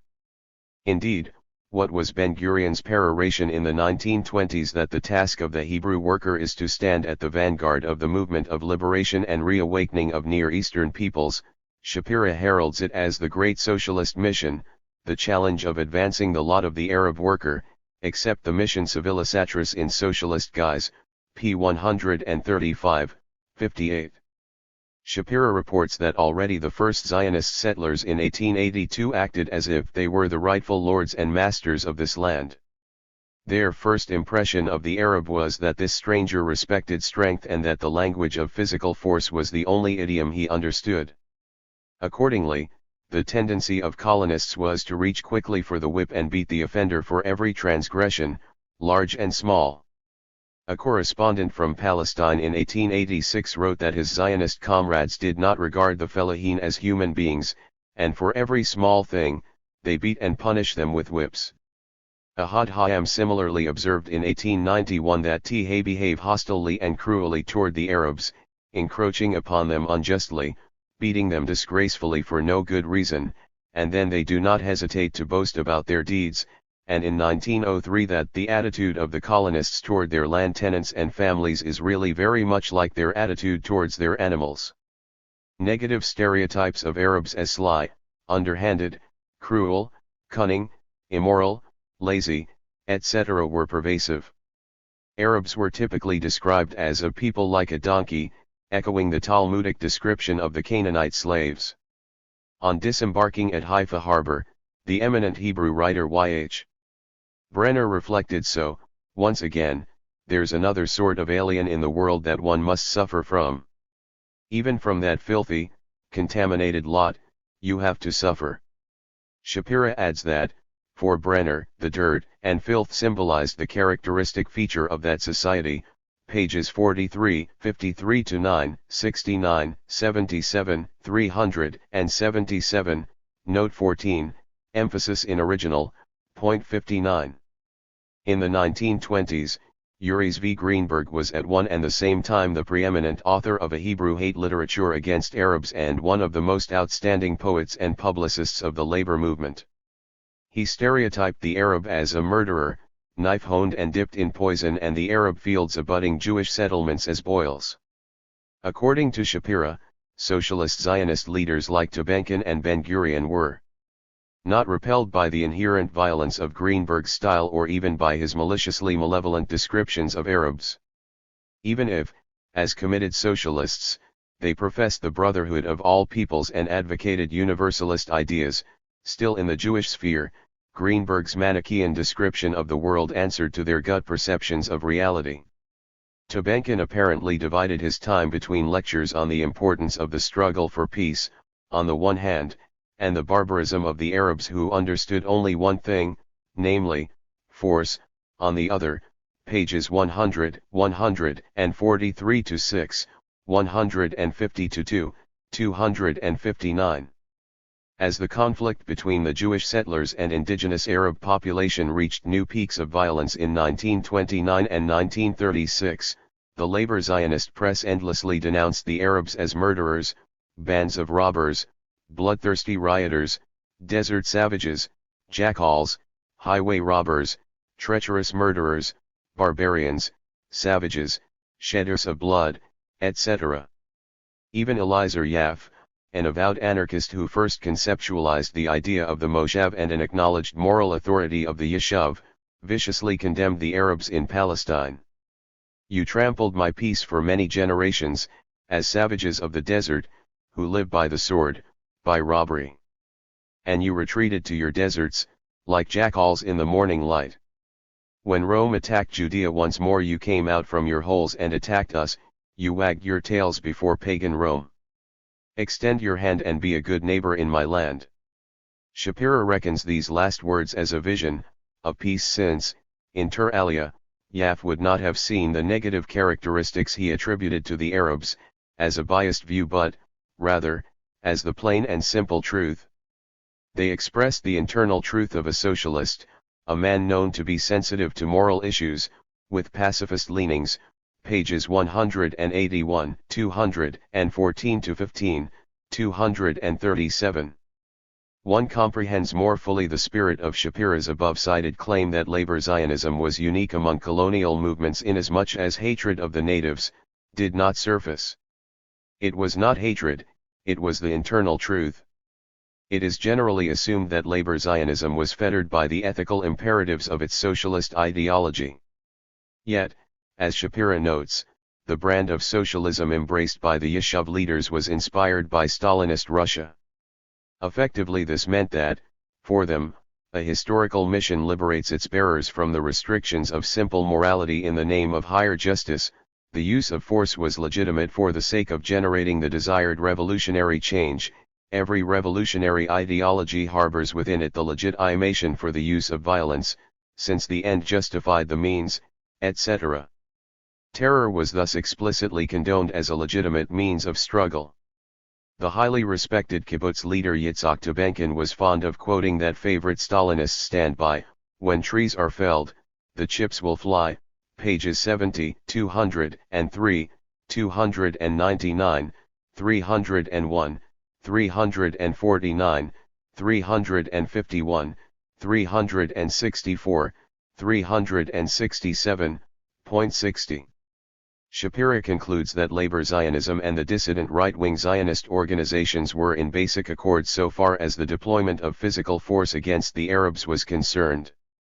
One need hardly stress that, coming as it does from a mainstream Zionist historian, such an acknowledgement is remarkable. Shapira reports that, during the Arab Revolt of 1936-39, the Irgun-Zevei Lumi engaged in uninhibited use of terror, mass indiscriminate killings of the aged, women, and children, the execution of Jews suspected of informing, even though some of these persons were totally innocent, the extortion of funds and acts of robbery, in the Jewish community in order to finance their actions, attacks against British without any consideration of possible injuries to innocent bystanders, and the murder of British in cold blood, etc. Pages 247, 249, 350. Yet Shapira observes that, although labor Zionism's approach to violence was more civilized than the Irgun's, they did not differ in essential respects, p. 252. Comparing the elite labor Zionist shock troops of the Palma and the Irgun, she again maintains it is doubtful whether the external differences in framework and patterns of behavior were sufficient to create a different attitude toward fighting or to develop civilian barriers to military callousness and insensitivity, p. 365.61. The reality of labor Zionism's fabled purity of arms is pointed up in Shapira's discussion of Yishuv policy during the Arab Revolt. As is well known, Ben-Gurion initially urged a policy of self-restraint, hayavlaga, that barred attacks on innocent Arab civilians. In accordance with recent historiography, Shapira concludes that pragmatic, not moral considerations were the decisive element in shaping this policy, namely, to force the British to fulfill the terms of the mandate or, at any rate, not to provide them with a pretext for abandoning it. As Ben-Gurion succinctly put the issue, Arab terror is directed toward achieving the Arab objective of terminating the British mandate, whereas Jewish terror contradicts the Jewish objective of preserving it, pages 234-6, 247.62. Yet, Shapira significantly adds that the policy of self-restraint underwent various modifications and changes over the course of the 3 years of the Arab Revolt. In fact, with British sanction, it was effectively abandoned. The British officer Charles Ord Wingate, who rumor had it used to line up in a row villagers suspected of murder and then select every 10th one to be executed, recruited field squads from the labor Zionist settlements for merciless raids on Arab villages. 63. The approach prevalent among the ranks of the field squads was that if a village had served as a hiding place for an Arab gang, it was permissible to place collective responsibility on the village. The boundaries of the permissible and impermissible in the treatment of these villagers was vague and intentionally blurred. As we have seen, Shapira concludes that, in practical effect, these boundaries did not differ from the avowedly terrorist Irguns, pages 249, 251-2. Ideologically, labor Zionism's approach to violence was distinguished by the kindred values of impersonality and rationality. Shapira suggests that these sensibilities rendered labor Zionism, if not practically different, still morally superior to the revisionist movement.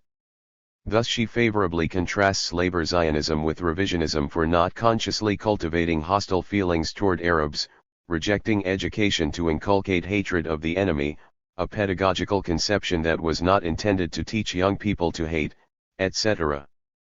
Indeed, she credits labor Zionism with misgivings as it executed its unsavory, if appointed, tasks, pages 76, 251, 300, 305, 310.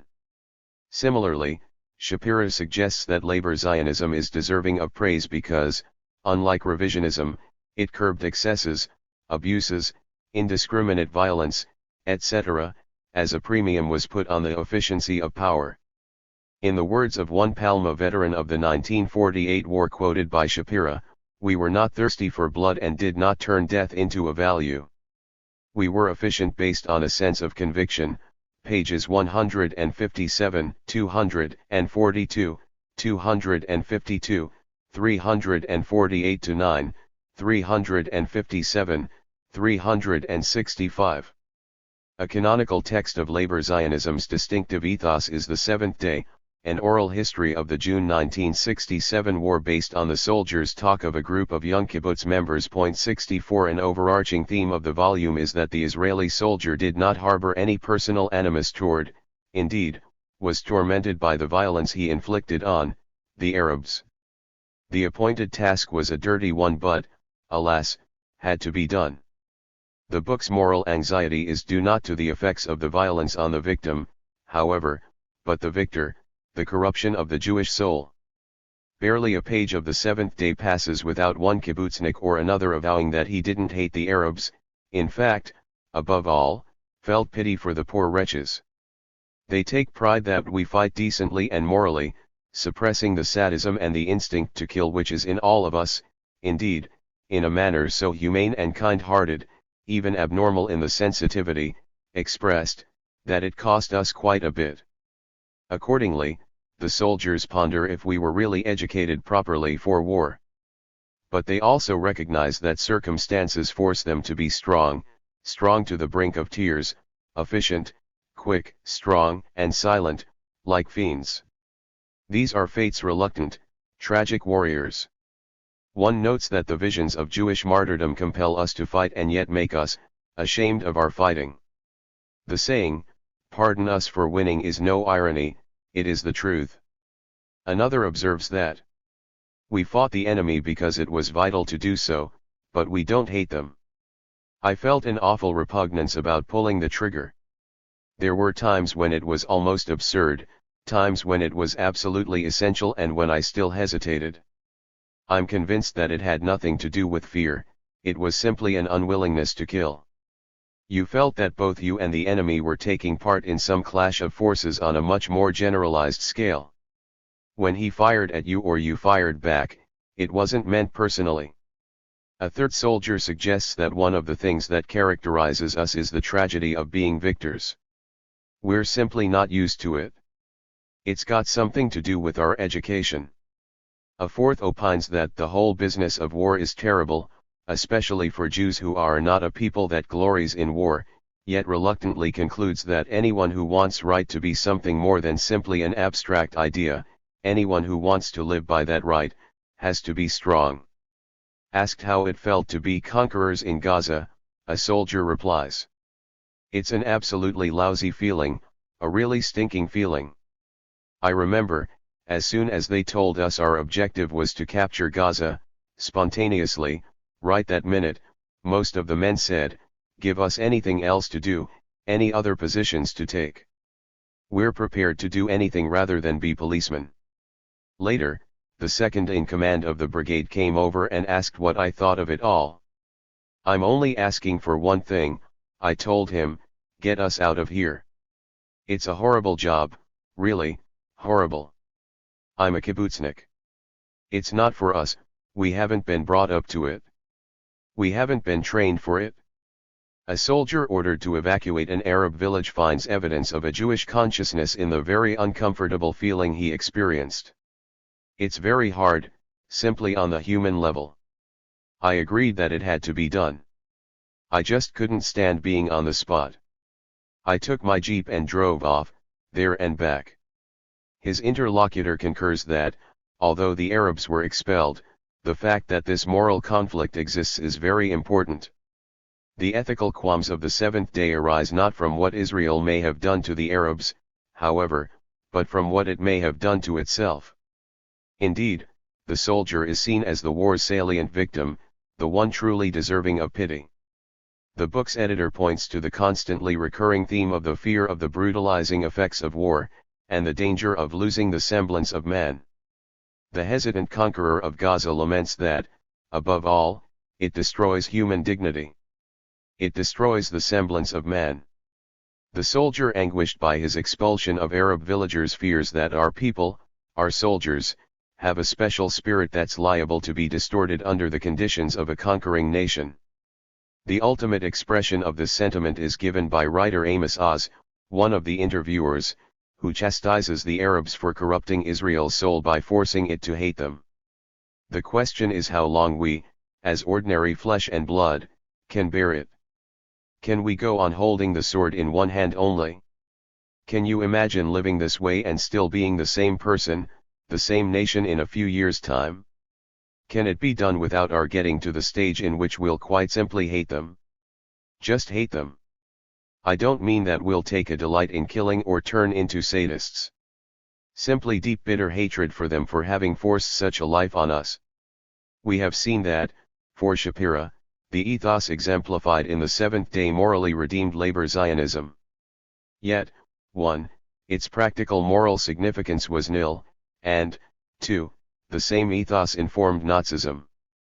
As noted above, labor Zionism was not averse to breaking any moral threshold in fulfillment of its historical mission. Its ethos meant only that the violence used must be suited to the desired end and impersonally administered. The decisive point is nicely, if perhaps unwittingly, made by the scholar Robert Alter in a review of Shapira's book in the New Republic. Alter credits Ben-Gurion with condemning the gratuitous torture of Arabs during the 1948 war. He observes that the abuse of force, as Ben-Gurion understood, was nothing less than a betrayal of Zionism. The key word is gratuitous. Torture was permissible, but not gratuitous torture, which was an abuse of power. 65 Only the gratuitous use of torture was, for Ben-Gurion, and presumably Alter, a betrayal of Zionism. 66. Consider now Nazi ideology. Historian Heinz Honey observes that, contrary to widespread belief, abuse of force was not truly integral to the final solution. The fact that brutes and sadists made use of the extermination machine does not mean that they were typical of it. Sadism was only one facet of mass extermination and one disapproved of by SS headquarters. Himmler's maxim, he continues, was that mass extermination must be carried out coolly and cleanly, even while obeying the official order to commit murder the SS man must remain decent. Historian Joachim Fest similarly comments that the new type of man of violence recruited by Himmler was concerned with the dispassionate extermination of real or possible opponents, not with the primitive release of sadistic impulses. Sadism was seen as an example of human weakness that contradicted the ideal type. Himmler's perpetually reiterated moral admonishments, notes Fest, were in no way a merely feigned moral austerity not meant seriously. They are founded on the principle of rational terrorism. Ideological concerns also meshed with pragmatic ones, as Himmler worried that sadistic excesses, if left unchecked, would undermine military discipline and competence. Efficiency, writes Hilberg, was the real aim of all that humaneness. We shall never be rough or heartless where it is not necessary, that is clear, Himmler told an assembly of Nazi murderers at Posen. His lieutenants were exhorted to be hard but not become hardened, and to intervene at once should some commander exceed his duty or show signs that his sense of restraint is becoming blurred. The SS leader even issued definite instructions forbidding his subordinates to indulge in gratuitous torture. An order of August 1935 laid down that any independent, individual action against the Jews by any member of the SS is most strictly forbidden. Concentration camp guards had to sign a declaration every 3 months that they did not mistreat prisoners. In autumn 1942, Himmler declared that, in the case of unauthorized shootings of Jews, if the motive is purely political, there should be no punishment unless such is necessary for the maintenance of discipline. If the motive is selfish, sadistic, or sexual, judicial punishments should be imposed for murder or manslaughter as the case may be. And he did on occasion actually have SS sadists punished. In effect, there were two distinct categories of murder: the final solution, which, however ghastly, was sanctioned by Germany's historical mission, on the one hand, and the gratuitous torture of prisoners or excesses, on the other. Against the latter category, according to Honey, the SS judicial machine was set in motion. 67. In his post-war memoir, Commandant of Auschwitz, the exemplary ultra-Nazi Rudolf Höss underlines that he never personally hated the Jews, indeed, that the emotion of hatred was foreign to his nature. He reports never having sanctioned the horrors of the concentration camps, by which he evidently intends, not the systematic mass extermination supervised by him, but the sadistic outbursts he claims to have used every means at my disposal to stop. Hence, he continues, I myself never maltreated a prisoner, far less killed one. Nor have I ever tolerated maltreatment by my subordinates. I was never cruel, and I have never maltreated anyone, even in a fit of temper. Repeatedly, Hoes professes profound disgust at those SS guards who gratuitously tortured camp inmates. They did not regard prisoners as human beings at all. They regarded the sight of corporal punishment being inflicted as an excellent spectacle, a kind of peasant merry-making. I was certainly not one of these. He notes that his blood runs cold as he recalls the fearful tortures that were enacted in Auschwitz. Unfortunately, he confides, nothing can prevail against the malignancy, wickedness, and brutality of the individual guard, except keeping him constantly under one's personal supervision. Special contempt is reserved for the prisoner collaborators given to orgies of violence. They were soulless and had no feelings whatsoever. I find it incredible that human beings could ever turn into such beasts. It was simply gruesome. Hoes delineates the SS ideal negatively as to act from neither criminal intent nor from pity. Both these last motives were seen as equally reprehensible. In his own case, the internal battle is to achieve self-mastery and unbending severity despite an instinctive sympathy for the wretched victims. In the SS, Hoes observes, hard necessity must stifle all softer emotions. Yet, he returns again and again to the war within himself between the ideal and his own inner fragility. I should have explained that I was not suited to concentration camp service, because I felt too much sympathy for the prisoners. But I did not wish to reveal my weakness, that I was too soft. I never grew indifferent to human suffering. I have always seen it and felt for it. Yet because I might not show weakness, I wished to appear hard, lest I be regarded as weak, and had to disregard such feelings. In the face of Eichmann's grim determination, I was forced to bury all my human considerations as deeply as possible. I had to continue this mass murder and coldly to watch it, without regard for the doubts that were seething deep inside me. 68. For the Nazis, Germany had been singled out for a fate at once cruel and glorious. It was the appointed instrument of a task as grisly as it was imperative. Himmler, for instance, viewed his role in the Nazi genocide as a personal sacrifice for Germany's great historical mission. At public meetings, the SS leader typically declared that the final solution had become the most painful question of my life, that he hated this bloody business that had aroused him to the depth of his soul, but everyone must do his duty, however hard it might be, that we have completed this painful task out of love for our people, that it was the curse of the great to have to walk over corpses, that we have been called upon to fulfill a repulsive duty and he would not like it. If Germans did such a thing gladly, etc. To assuage his unhappy executioners as they performed their heavy task in the East, Himmler pointed to the moral conflicts that racked them as evidence of an elevated German consciousness. I can tell you that it is hideous and frightful for a German to have to see such things. It is so, and if we had not felt it to be hideous and frightful, we should not be Germans. However hideous it may be, it has been necessary for us to do it, and it will be necessary in many other cases. 69. Accordingly, the Nazi mass murderers imagined that they, not the Jews, were the war's authentic victims. While mowing down their Jewish victims, Honey writes, the Einsatzgruppen believed that they were entitled to the sympathy of all good Aryans. As he proceeded with mass murder in Serbia, Gruppenführer Turner lamented that the job is not a pretty one. Paul Blobel, leader of Einsatzkommando 4A, maintained after the war that the real unfortunates were the liquidators themselves. The strain was far heavier in the case of our men who carried out the executions than in that of their victims. From a psychological point of view, they had a terrible time. Himmler praised the Einsatzgruppen for preserving their humanity, the semblance of man, as it were, despite the terrible ordeal they had been put through. Most of you will know what it means to see 100 corpses, 500, 1,000, lying there. To have gone through this and yet, apart from a few exceptions, examples of human weakness i.e. sadism, to have remained decent, this has made us hard. This is a glorious page in our history that has never been written and never shall be written. 70.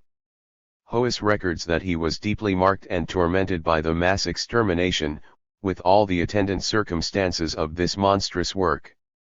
Regarding the extermination order for the gypsies, my best loved prisoners, if I may put it that way, the Auschwitz commandant muses, nothing surely is harder than to grit one's teeth and go through with such a thing, coldly, pitilessly and without mercy. Forced to bear personal witness to the final solution yet suppress the paroxysms of guilt and disgust convulsing him, Hoes's suffering scales exquisite peaks of tortured sublimity. Like a latter-day Saint Augustine, he confesses, I had to exercise intense self-control in order to prevent my innermost doubts and feelings of oppression from becoming apparent. I had to appear cold and indifferent to events that must have wrung the heart of anyone possessed of human feelings. I might not even look away when afraid lest my natural emotions got the upper hand. I had to watch coldly, while the mothers, with laughing or crying children went into the gas chambers. My pity was so great that I longed to vanish from the scene, yet I might not show the slightest trace. I had to watch hour after hour, by day and by night, the extraction of the teeth, the cutting of the hair, the whole grisly, interminable business. I had to stand for hours on end in the ghastly stench, while the mass graves were being opened and the bodies dragged out and burned. 71. One need not entirely gainsay the moral anxiety of the Nazis. 72 to recoil at their repulsive, perverted sanctimoniousness. For, beyond the grotesque pretense they made of being victims, let alone the preeminent victims. 73 What were the Nazis' cloying public displays of angst if not duplicitous exercises in self-extenuation and self-exculpation? Honey excoriates the spurious self-pity and ineradicable, Philistine self-righteousness of the Nazi executioners that prevented them from regarding themselves as murderers, indeed, enabled them seriously to believe that in fact they were tragic figures. From their grotesquely exaggerated sense of righteousness in the fulfillment of their civic duty, he continues, sprang the notion that basically in the midst of all this murder they were men of compassion who had every sympathy with those who must die. Recalling Hoes's avowal in his memoir that he never grew indifferent to human suffering. I have always seen it and felt for it, Fest scathingly comments that what he believed to be sympathy for his victims was nothing but sentimental pity for himself, who was ordered to carry out such inhuman acts. Thus, Fest further notes, he was able to claim merit for a completely self-centered sentimentality, which placed him under no obligation to take any action, and to credit himself with the mendacious self-pity of the sorrowful murderer as evidence of his humanitarianism. 74. In an essay on Israeli kitsch, Hebrew University philosopher Avishai Margalit points to the egregious example of the seventh day. The clear but unstated message of the book, he observes, was one of rueful moral self-congratulation. We are beautiful, but we must shoot to kill, but not before we go through an agonizing search of our tormented soul. We may now add that the soldiers' talk of the group of young kibbutzniks was as unoriginal as it was revolting. Indeed, as Dostoevsky long ago recognized, the most refined shedders of blood have been almost always the most highly civilized gentlemen, to whom all the official terrorists could not have held a candle. 75. Part 2. War and Peace. 5. To live or perish. Abba Eban reconstructs the June 1967 war. So on the fateful morning of June 5, when Egyptian forces moved by air and land against Israel's western coast and southern territory, our country's choice was plain. The choice was to live or perish, to defend the national existence or to forfeit it for all time. Abba Eban, United Nations General Assembly. Propaganda is the art of persuading others of what you do not necessarily believe yourself. Abba Eban, in contemporary aphorisms. The June 1967 war marked a decisive crossroads in the history of the modern Middle East. It redefined the contours of the Arab, Israeli conflict as well as the terms of its settlement. Yet, for all the importance rightly attached to the June War, it has come to be viewed as a remarkably uncomplicated affair, indeed, as the locus clas sicut of a virtuous David prevailing, against all odds, over an odious Goliath. In this essay, I want to consider the main premises that underpin the standard depiction of the June War. To do so, I will use as my foil the copious body of commentary produced by Abba Eban. Eban is Israel's most authoritative and eloquent voice on foreign affairs. In his varied capacities, Ambassador to the United States, UN Permanent Representative, Minister of Foreign Affairs, memoirist, lecturer, professor, elder statesman, documentarian, Eban more than any other single individual has shaped American perceptions of the Middle East conflict. Eban's soaring rhetoric in the spring of 1967 was arguably his finest, or, at any rate, most influential, hour. I will juxtapose Eban's rendering of the war's origins and aftermath against what the documentary record and scholarship reveal. My purpose is not per se to expose Eban as a liar and fraud, an interesting but not very significant revelation, especially inasmuch as one almost expects a diplomat to prevaricate in the heat of battle and to preserve his and his country's reputation as best he can in retrospect. Rather, it is precisely because the imagery that Eban conjured up in 1967 is not dismissed as partisan but typically informs, indeed, constitutes the summa summarum of, conventional wisdom that it merits close scrutiny. One may add that the exposure of the fragile foundations of Eban's interpretive edifice offers insight not only into the mythology surrounding the June War but also into the dominant culture that sustains that mythology. In the first section, I will examine the main junctures on the road to the June War. I will argue that Eban's account effaces Israel's provocation of Nasser and its responsibility for the failed diplomacy. In the second section, I will examine Eban's justifications for Israel's preemptive attack. I will argue that none of Eban's rationales can withstand critical scrutiny. In the third section, I will examine the international consensus that crystallized in the war's wake as embodied in United Nations Resolution 242. I will argue that Eban's interpretation of 242 stands well outside that consensus. Diplomacy. A massive Israeli retaliatory strike has more than once ignited the fuse that ended in an explosion in the Middle East. ELM. Burns, Chief of Staff of United Nations Forces in the Middle East during the mid-1950s, testifies that before Israel's raid on Gaza in February 1955, the facts did not indicate a critical situation. Kenneth Love likewise reports that violence was infrequent on the Egyptian-Israeli frontier before Gaza. Indeed, according to Donald Neff, Nasser since coming to power 2.5 years earlier, had shown scant interest in the usual Arab expressions of hatred for Israel. The Arab nationalist leader's energies were focused inward as he sought to shepherd Egypt into the modern world. But the unprecedentedly bloody Israeli assault, which left 38 Egyptian soldiers and civilians dead and nearly as many wounded, changed everything. It was, in Burns's words, the decisive event that set a trend which continued until Israel invaded the Sinai in October 1956.1. In mid-November 1966, Israel embarked on its largest military action since the Suez War. An armored brigade of nearly 4,000 men attacked the West Bank town of Samu in the Hebron Hills, methodically destroying 125 homes, a clinic, a school, and a workshop, and killing 18 Jordanian soldiers as well. One Israeli soldier was killed. Condemning the raid at the United Nations, U.S. Ambassador Arthur Goldberg noted that the toll it took in human lives and in destruction far surpasses the cumulative total of the various acts of terrorism conducted against the frontiers of Israel. I wish to make it absolutely clear, he pronounced, that this large-scale military action cannot be justified, explained away or excused by the incidents which preceded it and in which the government of Jordan has not been implicated too. The ostensible purpose of the Israeli attack was to punish King Hussein for, and force him to curb, Palestinian infiltration. Guerrillas operating from Jordanian territory had killed 3 Israelis in October and early November. Yet, leaving to one side that Israel's reprisal policy was not only contrary to international law but counterproductive as well. 3. The fact is that, as Odd Bull, Chief of Staff of UN forces in the Middle East at the time, recalled, the Jordanian authorities did all they possibly could to stop infiltration. A UN military observer on the Israel-Jordan border noted even more emphatically that Jordan's efforts to curb infiltrators reached the total capabilities of the country.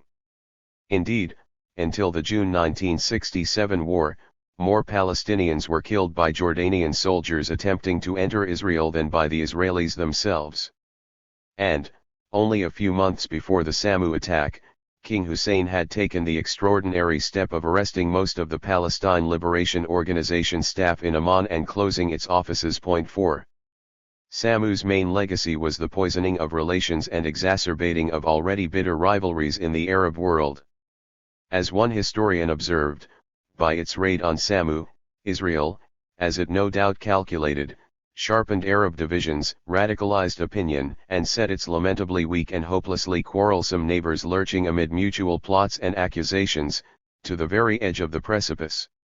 In particular, a new round of mutual recriminations was fueled with Radio Jordan, for example, taunting Nasser for his empty rhetoric in not rising to the kingdom's defense and for using the United Nations Emergency Force, UNEF, stationed in Sinai and Gaza as a pretext for not confronting Israel. 5.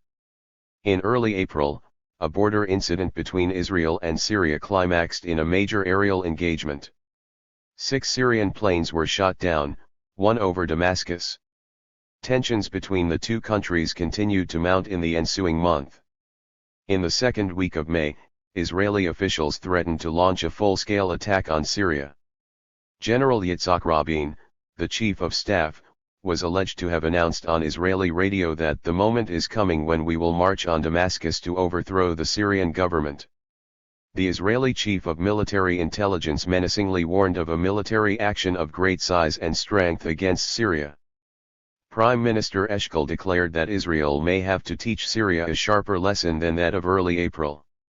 In a front-page dispatch headlined "Israelis ponder blow at Syrians, some leaders decide that force is the only way to curtail terrorism," the New York Times reported that some Israeli leaders have decided that the use of force against Syria may be the only way to curtail increasing terrorism. This has become apparent in talks with highly qualified and informed Israelis.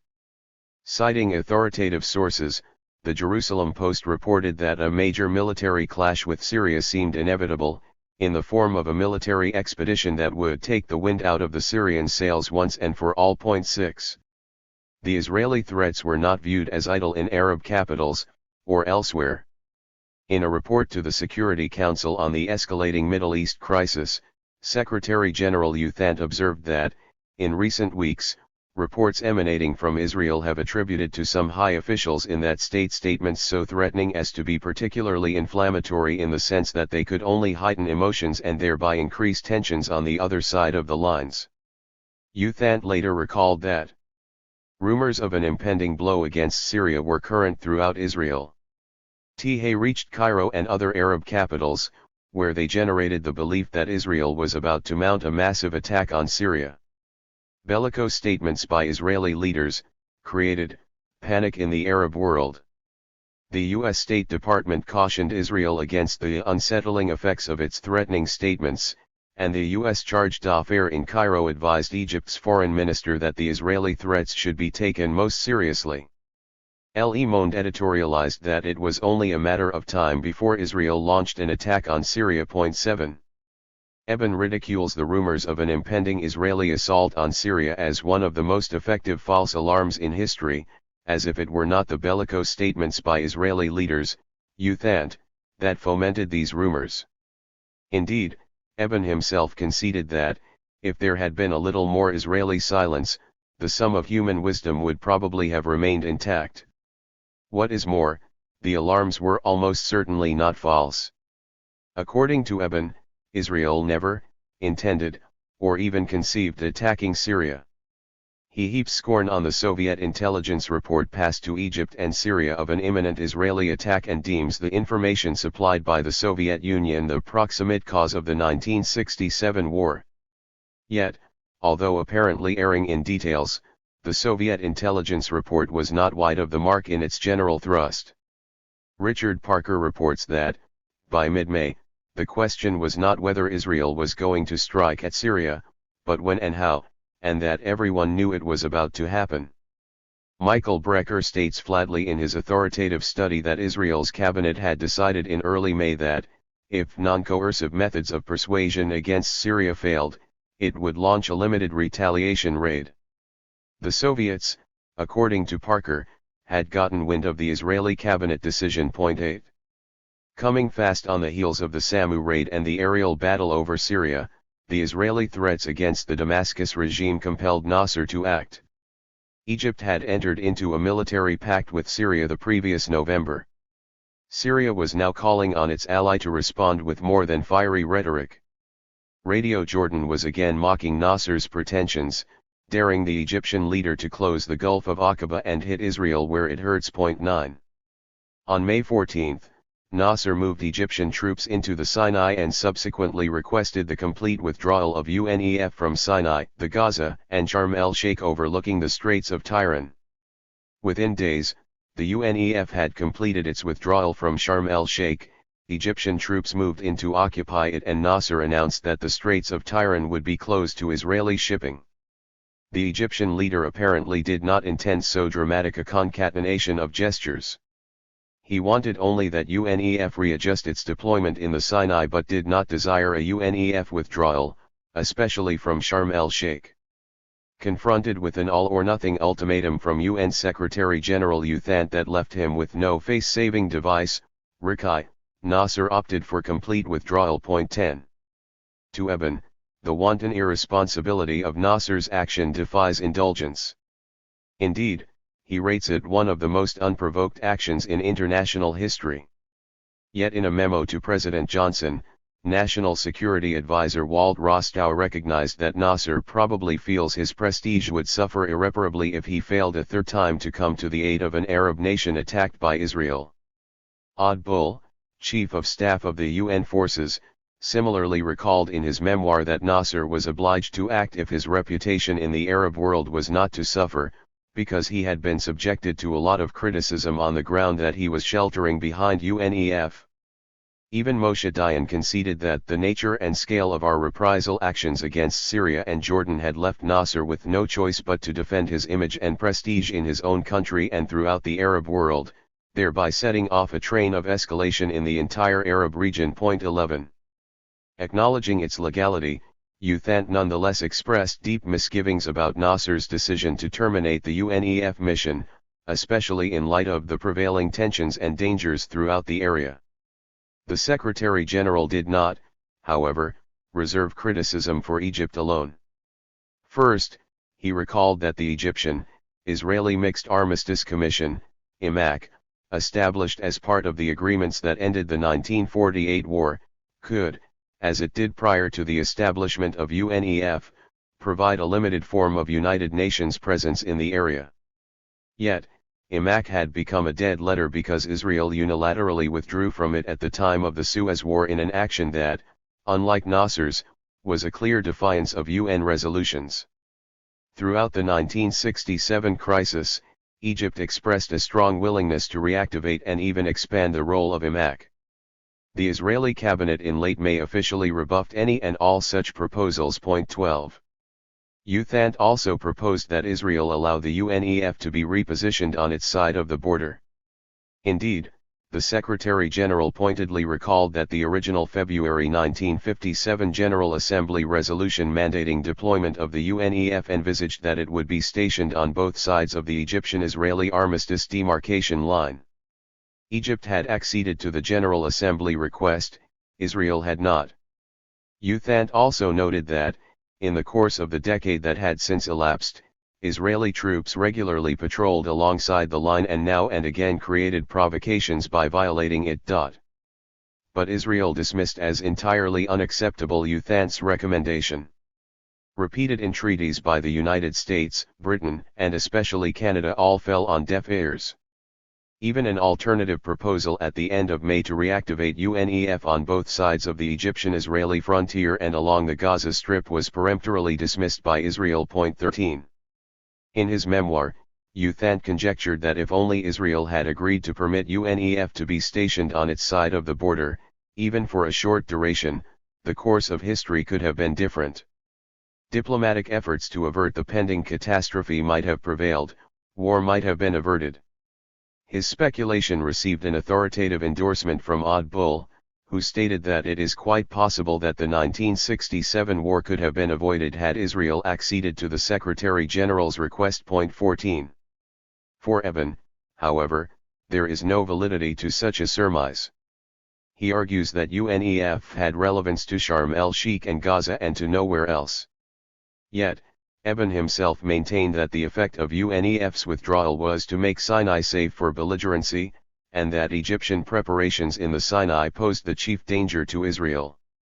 It is unclear, then, why a UNEF presence on the Israeli border with Sinai would have lacked relevance.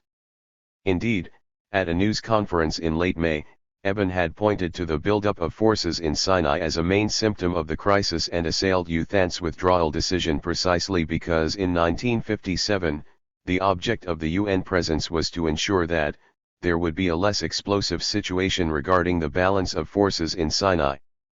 Eben also does not explain why the UNEF could not have been redeployed on the Israeli side of the Gaza border. 15. In late May, the UN Secretary-General journeyed to Cairo personally to mediate the crisis. His minimum aim was to get both parties to agree to a breathing spell which would allow tension to subside from its present explosive level and give the Security Council time to deal with the underlying causes and seek solutions. In this spirit, Uthant presented Nasser with a proposal reportedly backed by the United States. Essentially, it called for a 2-week moratorium in the Straits of Tiran similar to the one that Uthant had arranged during the Cuban Missile Crisis. Israel would refrain from sending and Egypt from inspecting ships, and a renewed effort at diplomacy. A special UN representative would be appointed for the area. Egypt assented, a gesture that the Secretary-General reckoned as very significant. There was, however, one insuperable hitch. As Uthant recalled, Israel did not agree to either of these conditions. The rationale adduced by Israel's ambassador was that Egypt was bent on war. Indeed, he got the motive right, but the country wrong. Brian Urquhart, a senior UN official, concluded in his memoir that Israel, no doubt having decided on military action, turned down Uthant's ideas. 16. The United States also tried its hand at mediation. Robert Anderson, a former Treasury Secretary, and Charles Yost, a retired ambassador, met with Egyptian officials in late May and early June. A breakthrough in the crisis, in Neff's words, was apparently reached. Nasser indicated that he was open to World Court arbitration of the dispute over the Straits of Tiran, and perhaps also, accounts are very contradictory, to an easing of the blockade that would allow for the passage of oil pending the court's decision. Crucially, the Egyptian leader agreed to send his vice president to Washington by week's end to explore a diplomatic settlement. 17. The Washington meeting never happened. Israel struck before it could take place. In so doing, it not only preempted negotiations but broke a pledge given to Johnson at the end of May not to take unilateral action before 2 weeks. Dean Rusk, then Secretary of State, later recalled that, between the Egyptian vice president's anticipated trip and Israeli assurances of restraint, the mood in Washington in early June was that we had a good chance to de-escalate the crisis. But the Israeli attack put a stop to that. We were shocked, and angry as hell, Rusk continued in a passage worth quoting in full. When the Israelis launched the surprise offensive, they attacked on a Monday, knowing that on Wednesday the Egyptian vice president would arrive in Washington to talk about reopening the Strait of Tiran. We might not have succeeded in getting Egypt to reopen the strait, but it was a real possibility. My emphasis, 18. Rusk's speculation that Egypt may have been amenable to compromise is sustained by a most improbable source. Middle East Record is a quasi-official Israeli publication assembled by the Shiloah Center for Middle Eastern and African Studies in Tel Aviv. In Volume 3, a comprehensive synthesis of the June War, the editors observed that a number of facts seem to indicate Abdel Nasser's belief in the possibility of terminating the conflict through diplomacy. Specifically, they point to the display of his willingness to revive Iraq, his suggestion that the issue of navigation through the Straits of Tiran be taken to the International Court of Justice, and his vagueness at the end of May on the exact definition of the materials that were not to be permitted through the Straits to Israel. 19. Eben asserts that Israel has never worked harder to prevent a war than it did in June 1967. Indeed, with the Israeli victory in mind, he told the Knesset that wars are most often won by those who have made the greatest efforts to prevent them. Yet, the one, and only, diplomatic undertaking that Israel embraced in 1967 was with gunboats. It lent support to a US-backed plan, ultimately abortive, to break Nasser's blockade with a multinational armada. In view of the record surveyed above, repudiation of UN mediation efforts on the one hand, and preemption of US mediation efforts on the other, Eben's testimonial that Israel has never worked harder casts an unwanted light on the actual history of Israeli diplomacy. 20. Deception. The central rationale Israel adduced for preemptively attacking Egypt was that it faced imminent destruction. Eben recalled June 1967 as the month of decision in which the final solution was at hand. Israel's defensive action, he emphasized on another occasion, was taken when the choice was to live or to perish, to protect the national existence or to forfeit it for all time. Indeed, the chapter of his most recent memoir devoted to the war is entitled To Live or Perish, 1967. The prologue of the cabinet decision to launch a preemptive strike read that the government ascertained that the armies of Egypt, Syria, and Jordan are deployed for immediate multi-front aggression, threatening the very existence of the state. Prime Minister Levi Eshkol later told the Knesset that the existence of the state had hung in the balance. 21. Eben enumerates three threats to Israel's national existence on the eve of the June War: 1. Syrian-based terrorism, 2. Egyptian troop concentrations in Sinai after the departure of the United Nations forces, and 3. The blockade of the Straits of Tiran. I will examine each of these claims in turn. 22. Syrian-based terrorism. According to Eben, the threat posed by Syrian-based terrorism assumed two forms: bombardments of our northern settlements and terrorist raids. The combined effect of these attacks was purportedly to render the security predicament of Israel acute. Although the issues raised by the bombardments and raids are not unrelated, I will, for clarity's sake, address each separately. 23. Syrian shelling from the Golan Heights of Israel's northern settlements had its provenance in the Israeli-Syrian armistice agreement that ended the 1948 war. The accord established demilitarized zones, DMZs, between the two countries. The situation deteriorated, according to Odd Bull, as the Israelis gradually took control over that part of the demilitarized zones which lay inside the former national boundaries of Palestine in blatant violation of the unbrokered accord. Arab villagers residing in the DMZs were evicted and their dwellings demolished, as the status quo was all the time being altered by Israel in her favor. The Security Council called on Israel to let the villagers return, but Israel held fast. In the course of time, Bull observed, all the Arab villages disappeared in wide swaths of the DMZs. 24. Major General Karl von Horn, who served as Chief of Staff of the UN forces before Bull, similarly recalled that, inside the Syrian-Israeli DMZs, property changed hands, invariably in one direction, so that before long Israel was claiming the right to exploit all the land. Gradually, he continued, beneath the glowering eyes of the Syrians, who held the high ground overlooking the zone, the area had become a network of Israeli canals and irrigation channels edging up against and always encroaching on Arab-owned property. This deliberate poaching was bitterly resented by the Syrians.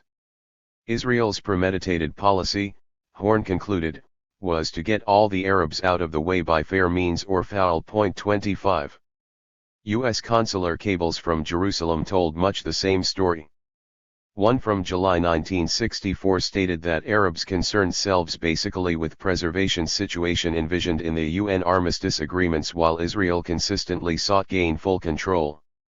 Israel, it continued, was emerging victorious largely because UN never able oppose aggressive and armed Israeli occupation and assertion actual control over such areas, and Arab neighbors not really prepared for required fighting. The cable concluded that UN observers generally credited Syria for restraint over long period in face Israel seizure control in DMZs by force or constant threat using it. 26. Syrian shelling from the Golan Heights aimed to deter the Israeli encroachments. There was a certain pattern, a recent study reports, of action and reaction. Israeli tractors would move into disputed areas, often with the support of armed Israeli police. The Syrians would fire from their high ground positions, and would often shell Israeli settlements in the Huli Valley. By trying to oppose the Israeli challenge, Syria drew on its head punitive Israeli raids, including air strikes. Undoubtedly, the shelling was also occasionally vindictive. On the latter point, Bull's reflections are worth quoting in full. I imagine that a number of those Arabs evicted settled somewhere in the Golan Heights and that their children have watched the land that had been in their families for hundreds of years being cultivated by Israeli farmers. From time to time they opened fire on these farmers. That, of course, was a violation of the armistice agreement, though I could not help thinking that in similar circumstances Norwegian peasants would almost certainly have acted in the same way. 27. One hastens to add that Syrian shelling from the heights was desultory, indeed, largely symbolic. This was in no small part due to the punishing Israeli retaliatory strikes. Using the flimsiest of pretexts, these attacks occasionally even reached beyond the DMZs into Syria proper. In one notorious case in December 1955 that was soundly condemned by the Security Council as a flagrant violation of the armistice agreements, 56 Syrians were killed. In this regard, it should be noted that the strategic advantage that Syria enjoyed from the Golan Heights disappeared completely, according to Uthant, when the military exchange escalated to the level of air battles, in which Israel had a decided advantage. At any rate, there was not one civilian casualty on Israel's northern border due to Syrian shelling for the 6-month period leading up to the June 1967 war. 28. The most exhaustive review to date for the 1949-67 period concludes that the standard depiction of Israel as the innocent victim of Syrian firing from the Golan Heights is basically historical revisionism. Indeed, some Syrian shells did fall on settlements as well as military positions inside Israel, along with many more inside the demilitarized zone. There is, however, no Security Council resolution condemning Syria for aggressive actions against Israel during this period, nor is there a veto of such a resolution. There are 4 Security Council resolutions condemning Israel. UN observers in the field and UN votes in New York are unanimous in holding that principal responsibility for the Syrian-Israeli border hostilities belongs to Israel. 29. Syrian-backed Palestinian commando raids against Israel began in earnest after a radical coup in Damascus in February 1966. Incendiary rhetoric emanating from Syria, fueled by inter-Arab rivalries, urged that a people's war be mounted to liberate Palestine. Yet, the basic motive behind Syrian support of the Palestinian guerrillas seems to have been rather more prosaic: the Israeli incursions in the DMZs. UNEF head Rakai reports that the intensification of Palestinian attacks on Israel resulted from the controversy over cultivation rights in the demilitarized zone between Israel and Syria. Indeed, General Aharon, head of Israeli military intelligence, frankly acknowledged a few weeks before the June war that Syria uses this weapon of guerrilla activity because we are bent upon establishing certain facts along the border. 30. To be sure, Palestinians harbored real grievances of their own against Israel. In particular, Israel continued to ignore a December 1948 General Assembly resolution, affirmed at every subsequent session of the Assembly, which mandated that refugees wishing to return to their homes should be permitted to do so, or, if they so elected, receive compensation for lost property. Thus, UTHANT causally connected the Palestinians' decision to form their own independent guerrilla organizations to harass Israel with Israel's consistent refusal to comply with the recommendations of the General Assembly regarding the Palestinian refugees. 31. UTHANT scored the Syrian-backed Palestinian raids, deplored by him as insidious and contrary to the letter and spirit of the armistice agreements, as a major factor aggravating the Middle East crisis. Indeed, Palestinian and Israel leaders both ascribed a lethal potency to the guerrilla attacks. Yet, the true picture seems to have been rather more humble.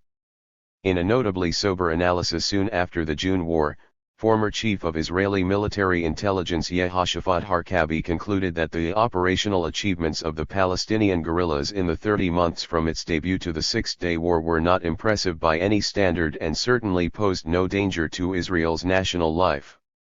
He reports that there were all of 14 Israeli casualties, 4 civilians, 4 policemen, and 6 soldiers, for the entire 2.5-year period. Indeed, in that same time span there were more than 800 Israeli fatalities in auto accidents. Conceding, with inimitable hyperbole, that the guerrilla attacks did not affect thousands of lives or bring about a collapse of national life, Eben goes on to acknowledge that it would be absurd to imagine that they could have endangered anything as solid as the state of Israel. 32. The illusoriness of the threat posed by Syria, in the Golan Heights as well as through its support of Palestinian commandos, was pointed up in the actual unfolding of the June War. The opening of the Northern Front, reflect two historians, came as an afterthought. Several days of fighting elapsed before a decision was even taken to attack Syria. Moreover, it was an independent initiative of Moshe Dayan's, reportedly reached with great reluctance.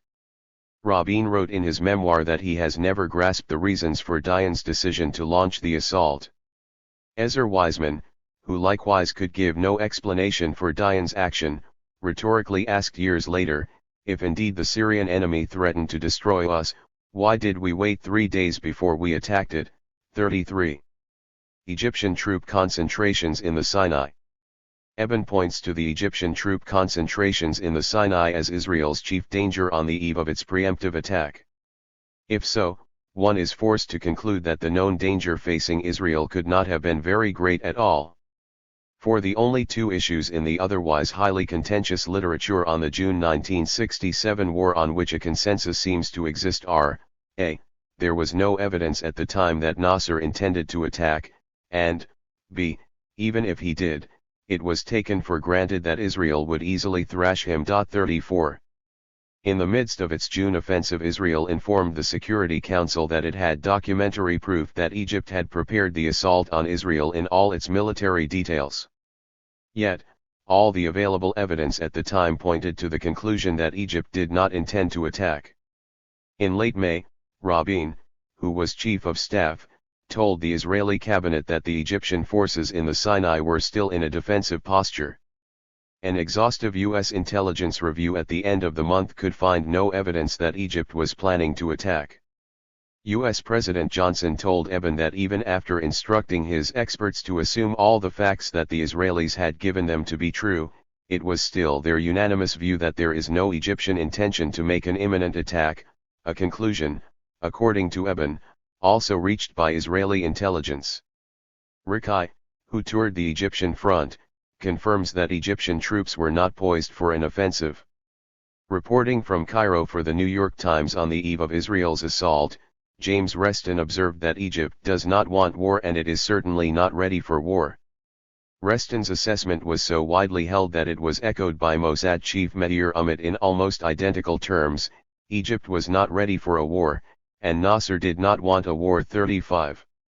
Rabin remarked after Israel's victory that he did not believe that Nasser wanted war. The 2 divisions he sent into Sinai on May 14, the chief of staff surmised, would not have been enough to unleash an offensive. He knew it and we knew it. The Israeli-compiled Middle East record states that most observers agree that Nasser did not intend to launch an attack and that his pledges to UTHANT and to the great powers not to start shooting should, therefore, be accepted at their face value. Menachem Begin, who was a member of the National Unity Government in June 1967, conceded many years later that we had a choice. The Egyptian army concentrations in the Sinai approaches, he cautioned, do not prove that Nasser was really about to attack us. We must be honest with ourselves. We decided to attack him. 36. Yet, the most impressive testimony that Israel did not believe Nasser intended to give battle comes from Eben himself. Told by Youthant of Nasser's promise not to attack Israel, Eben recalls that he found this assurance convincing, quipping, Nasser did not want war, he wanted victory without war. 37. The mortal threat that Nasser allegedly posed to Israel in 1967 is as chimerical as his intention to attack it. The CIA estimated in late May that Israel would win a war against one or all of the Arab countries, whichever struck the first blow, in roughly a week. Richard Helms, then chief of the CIA, took special pride that we predicted almost within the day how long the war would last if it began. Johnson told Eben that all our intelligence people are unanimous that if Egypt attacks, you will whip the hell out of them. Former Defense Secretary Robert McNamara reports in his recent memoir that, as of June 2, the estimates of British and U.S. intelligence concurred that Israel would win beyond a shadow of a doubt. The only question was whether it would take Israel closer to 7 or 10 days. Nicholas W. Katzenbach, then Under-Secretary of State, reminisced that, on the basis of the information furnished them, cabinet and sub-cabinet officers were so certain of an Israeli victory that they made absolutely no contingency plans for either a protracted contest or the even more unlikely prospect of an Israeli defeat. Menachem Begin recalled that, in the penultimate Ministerial Committee on Defense meeting before the surprise attack, the IDF commanders had no doubts of victory and expressed their belief not only in the strength of the army but also in its ability to rout the enemy. Eben confirms that our military advisors were fervent in the promise of victory. In his standard military history of the Arab-Israeli conflict, Dupuy reports that, as war loomed on the horizon in June 1967, there were no doubts in the minds of Israeli military leaders that their own troops were technologically more sophisticated, or that they would be victorious in the event of another conflict. Indeed, they expected to be as successful as in the 1956 war. 38. Eben alleges that the pact that Jordan signed with Egypt in the last days of May marked a most serious aggravation of our condition. It was a sensational development, the effects of which would be no less profound, and even more lasting, than anything we might face on the Egyptian front. Our fortunes, Eben solemnly intones, were declining and our flame was burning low. Yet as noted above, it was foreseen that Israel would easily prevail even against a joint Arab attack. Indeed, as a military historian of the June War recently observed, not only had Israel not grown weaker after the pact's signing, Egypt had not grown one iota stronger. The addition of Jordanian, and other Arab, forces actually created more military problems than it had solved political ones. One may further note that the Jordanian front possessed as much reality as Eben's expiring flame. The Royal Jordanian Army was basically a showpiece whose primary function was to serve as a palace guard. The Jordanian infantry was armed mainly with British rifles of World War II vintage, and the bulk of the artillery consisted of old British guns. As for the Royal Jordanian Air Force, its entire striking power was represented in the form of 24 obsolete British fighter bombers. 39. General, Res. Matityahu Peled, one of the architects of the June War, observed in 1972 that the claim that Israel was under the menace of destruction was a bluff, adding that, for all the pretense that Israel is in the midst of an anguished struggle for its existence and can be exterminated at any moment, the truth is that, already since 1949 no country has been able to mortally threaten it. Ezer Weizman, who did much of the operational planning for the June War, concurred that there was no threat of destruction against Israel in 1967 and that the threat of destruction was already removed from Israel during the War of Independence. He further noted that, had the Egyptians attacked first, they would have also then suffered a complete defeat, with maybe 13 hours being needed instead of only 3 to command control of the air. 40. In his maiden speech to the Security Council after Israel's preemptive strike, Eben purported that, as time went on, there was no doubt that our margin of general security was becoming smaller and smaller. Yet, the chair of the U.S. Joint Chiefs of Staff told Johnson at the end of May that Israel could remain at its current level of mobilization for 2 months without jeopardizing its security. The United States had also committed itself to fully footing the bill for Israel's mobilization. 41. Indeed, the most convincing witness against Eben is, again, Eben himself. In his memoirs, Eben reveals that, not only did Israel not face mortal danger from an Arab attack, but its prospects steadily improved with each day's passing. He reports that in the final days before the preemptive strike Israel's military position became predictably better, and that of Egypt unexpectedly worse, that the Arab states were vastly enlarging their own vulnerability, and that stories of chaotic dislocation among Egyptian forces in the Sinai were becoming more frequent and authoritative while equipment we previously ordered from Europe was reaching us every day. Eben also cites an impressive U.S. military intelligence review at the end of May which found that the days and hours that were passing did not increase the inability of Israel to defend herself successfully, but, on the contrary, it was Egyptian forces who were increasing their vulnerability. Israel's lines of supply and communication were short and efficient whereas Egypt's were a nightmare of distance and complexity. Israel's immediate security was in good shape, it concluded, while Egyptian difficulties would grow every hour. Dupuy's chapter subheading for the Sinai mobilization on the eve of the war reads Confusion Confounded. 42. Blockade of the Straits of Tiran. One of Eben's central claims was that Egypt's blockade of the Straits of Tiran preventing access to the port of Eilat was an attempt at strangulation. In effect, it constituted an act of war. Israel's preemptive attack accordingly was a reaction, not an initiative. 43. Until the Suez War, the Straits of Tiran were closed to ships headed for Israel's port city of Eilat. Nasser's avowed reason for imposing the blockade was Israel's refusal to honor the UN resolutions calling on it to allow the Palestinian refugees expelled during the 1948 war to return home. 44. Israel tried to pry open the straits in the course of the 1956 invasion when it occupied Sinai and Sharm el-Sheikh. However, it was compelled to terminate the occupation without international sanction of its right of passage. To be sure, Israel did reach understandings with the United States that forcefully upheld its claims, but these were strictly bilateral. The United Nations, declared Secretary-General Dag Hammarskjöld, could not condone a change of the status juris resulting from military action contrary to the provisions of the Charter. Accordingly, he stipulated that the status juris existing prior to Israel's attack must be re-established by a withdrawal of troops, and the relinquishment or nullification of rights asserted in territories covered by the military action and depending on it. The Israeli withdrawal, Hammarskjöld subsequently reported, was unconditional in accordance with the decision of the General Assembly. This view was echoed in the United Nations by the U.S. Representative, Henry Cabot Lodge.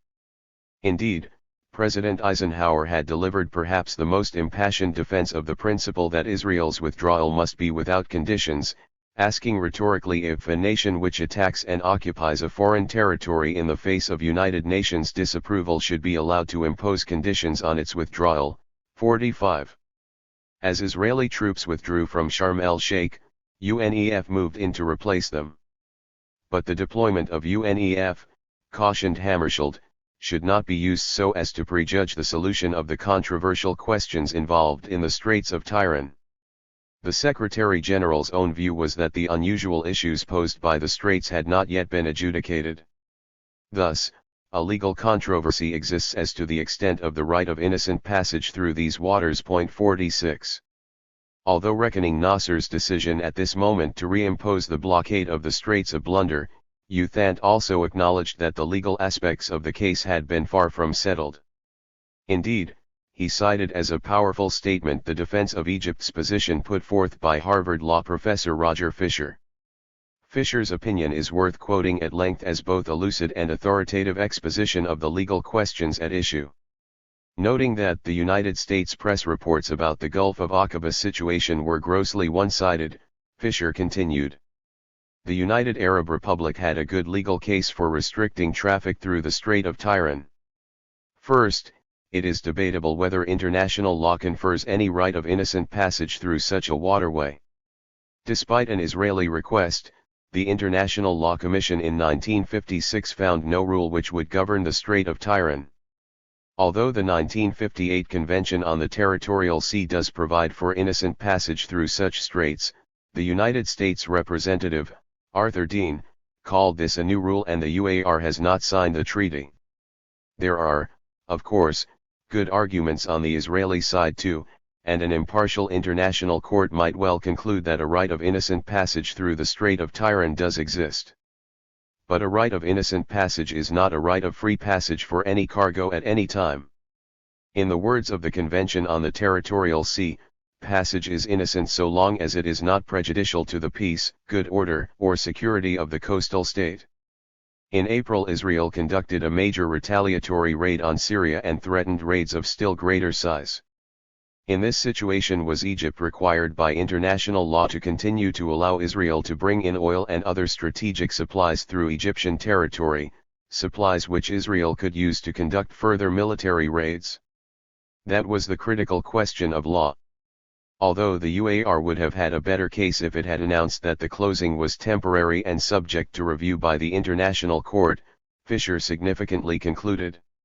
Taking the facts as they were, I, as an international lawyer, would rather defend before the International Court of Justice the legality of the U.A.R's action in closing the Strait of Tiran than to argue the other side of the case, and I would certainly rather do so than to defend the legality of the preventive war which Israel launched. 47. As suggested above, the official U.S. position held that, barring a contrary decision by the World Court, Israel had a right of free and innocent passage through the straits. Nonetheless, Secretary of State Dulles acknowledged that it was a highly complicated question of international law and that there was a certain amount of plausibility to the Egyptian view. This was also the opinion of U.S. legal scholars, who advised World Court adjudication. Charles Yost, the U.S. envoy sent to negotiate with Nasser, conceded that Egypt's case was at least arguable and, ultimately, urged referring the issue to the International Court of Justice.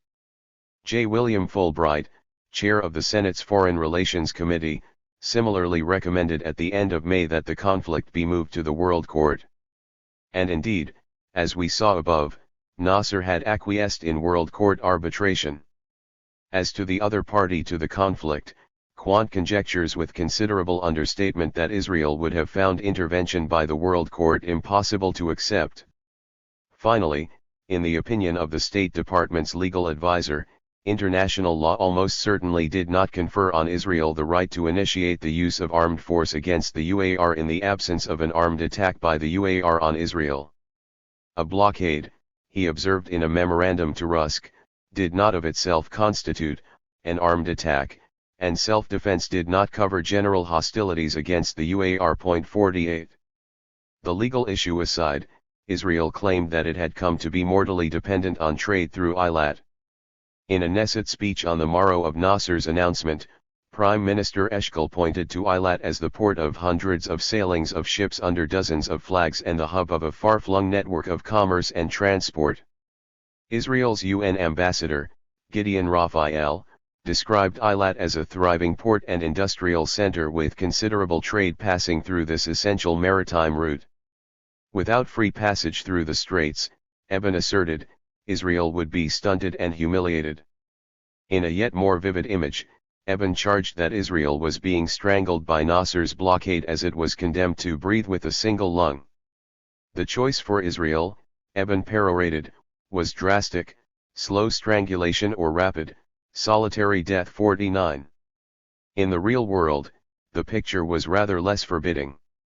The official terms of the blockade barred all Israeli-flagged vessels, and non-Israeli flagged vessels carrying strategic cargo, from passing through the straits. Yet, according to the UN Secretariat, not a single Israeli-flagged vessel had used the port of Eilat in the previous 2.5 years. Indeed, a mere 5% of Israel's trade passed through Eilat. The only significant commodity formally affected by the blockade was oil from Iran, which could have been rerouted, albeit at greater cost, through Haifa. What is more, it is not even clear that Nasser was rigorously enforcing the blockade. Rikai asserts, and the available evidence seems to support him, that the Egyptian Navy had searched a couple of ships after the establishment of the blockade and thereafter relaxed its implementation. Recall, finally, that there was a real possibility, Dean Rusk, that the blockade would have been formally lifted or modified after the Egyptian vice president's visit to Washington in early June. 50. Eben states that, in the wake of Israel's preemptive strike and rapid victory, no one questioned the responsibility of Nasser for the war. Yet, not one government in the world took Eben's view that Israel was an innocent victim of aggression.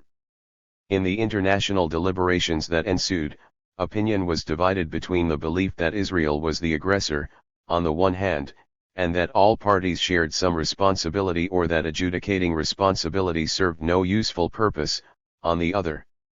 At a special emergency session of the General Assembly convened on account of the Middle East crisis, France reiterated its view that the first state to take up arms, would not have its approval, still less its support. The day before, de Gaulle officially condemned Israel for the opening of hostilities. India juxtaposed the incontrovertible fact that Israel struck the first blow against the letter and spirit of the United Nations Charter which barred preemptive strikes. Tanzania stated bluntly that Israel has committed aggression against the Arab states, a view shared by Greece, which concluded that the invaded countries were the victims of an act of aggression committed by the State of Israel.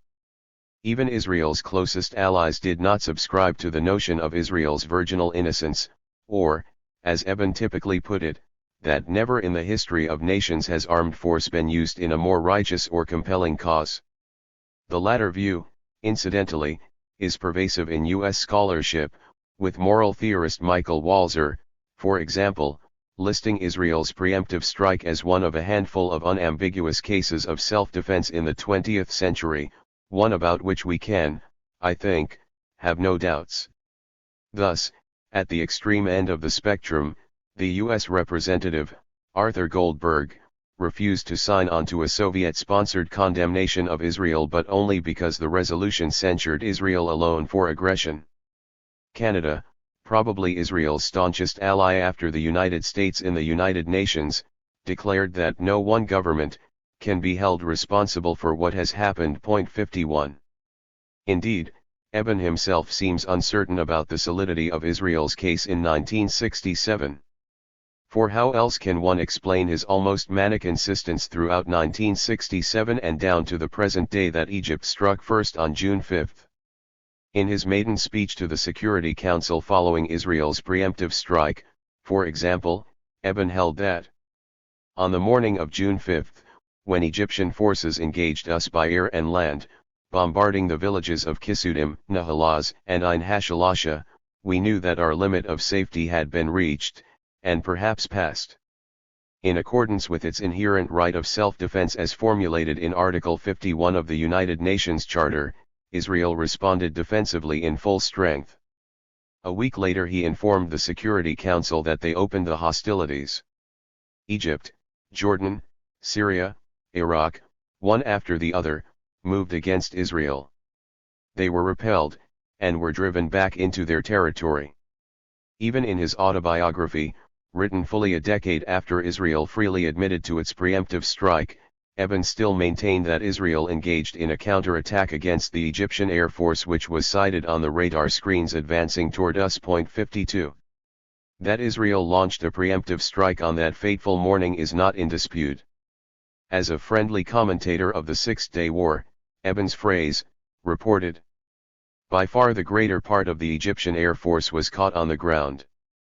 The only Egyptian craft airborne at the time the Israeli strike went in was a training flight of 4 unarmed aircraft flown by an instructor and 3 trainees. 53.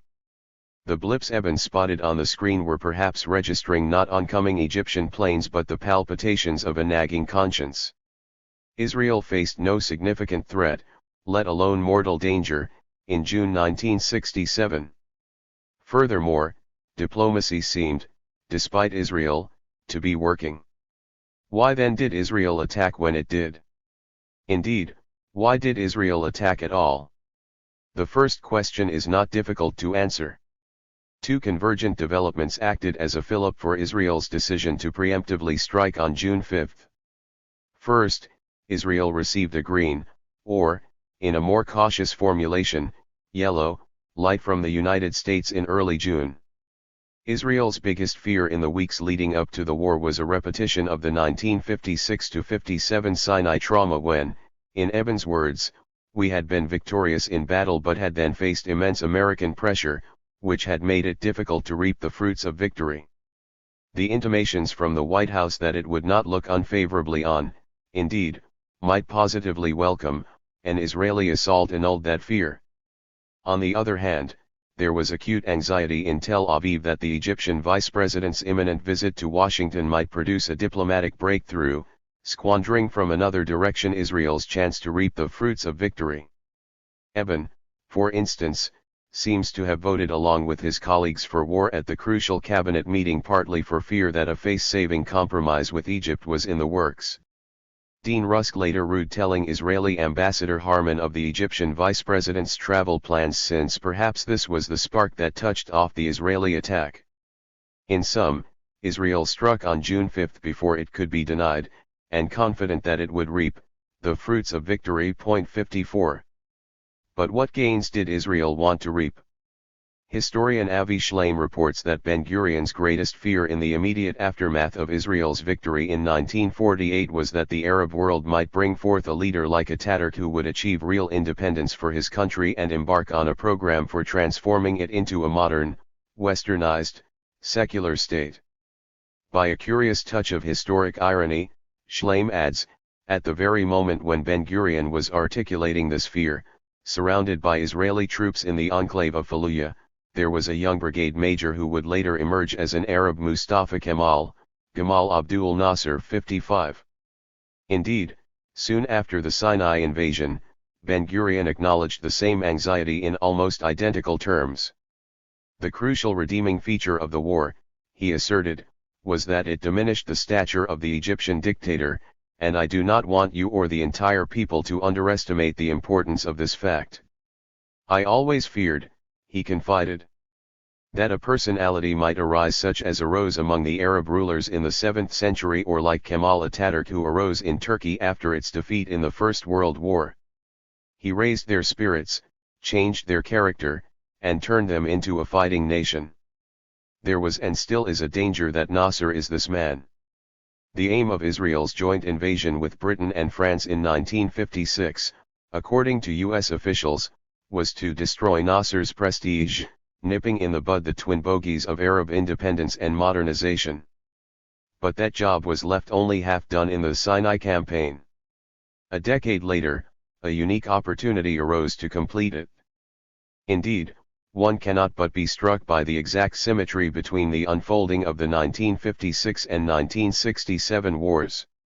Benny Morris notes that from some point in 1954, Israel's retaliatory strikes were designed to goad Nasser into attacking, what the British ambassador in Tel Aviv called a strategy of deliberately contrived preventive war.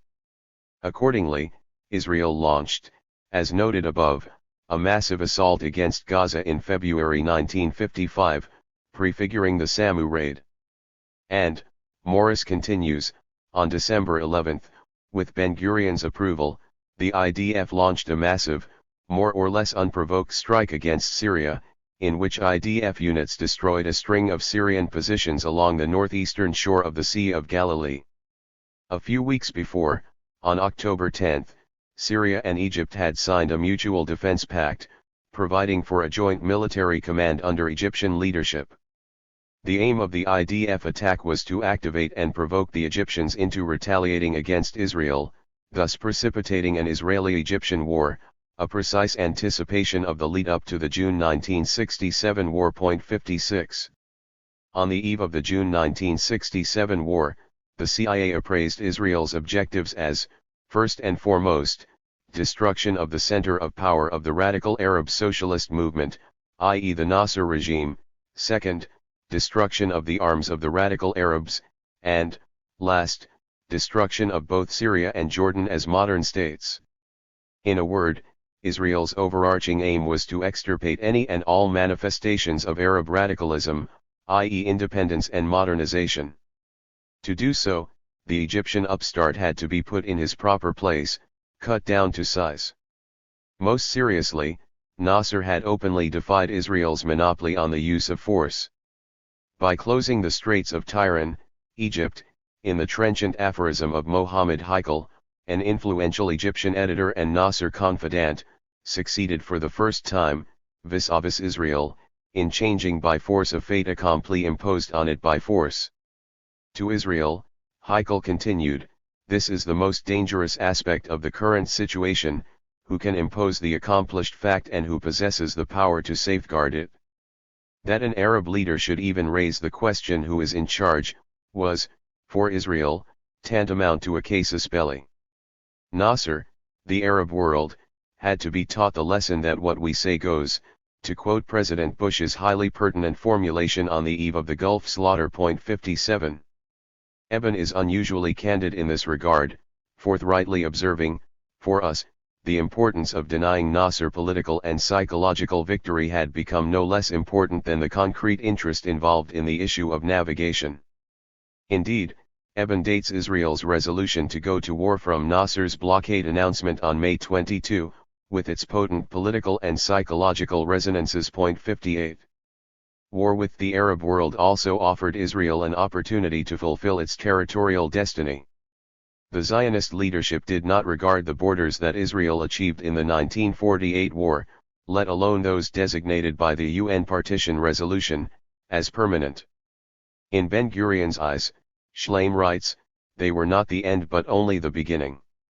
The future generation was charged with the Zionist mandate of creating a Jewish state over the whole land of Israel.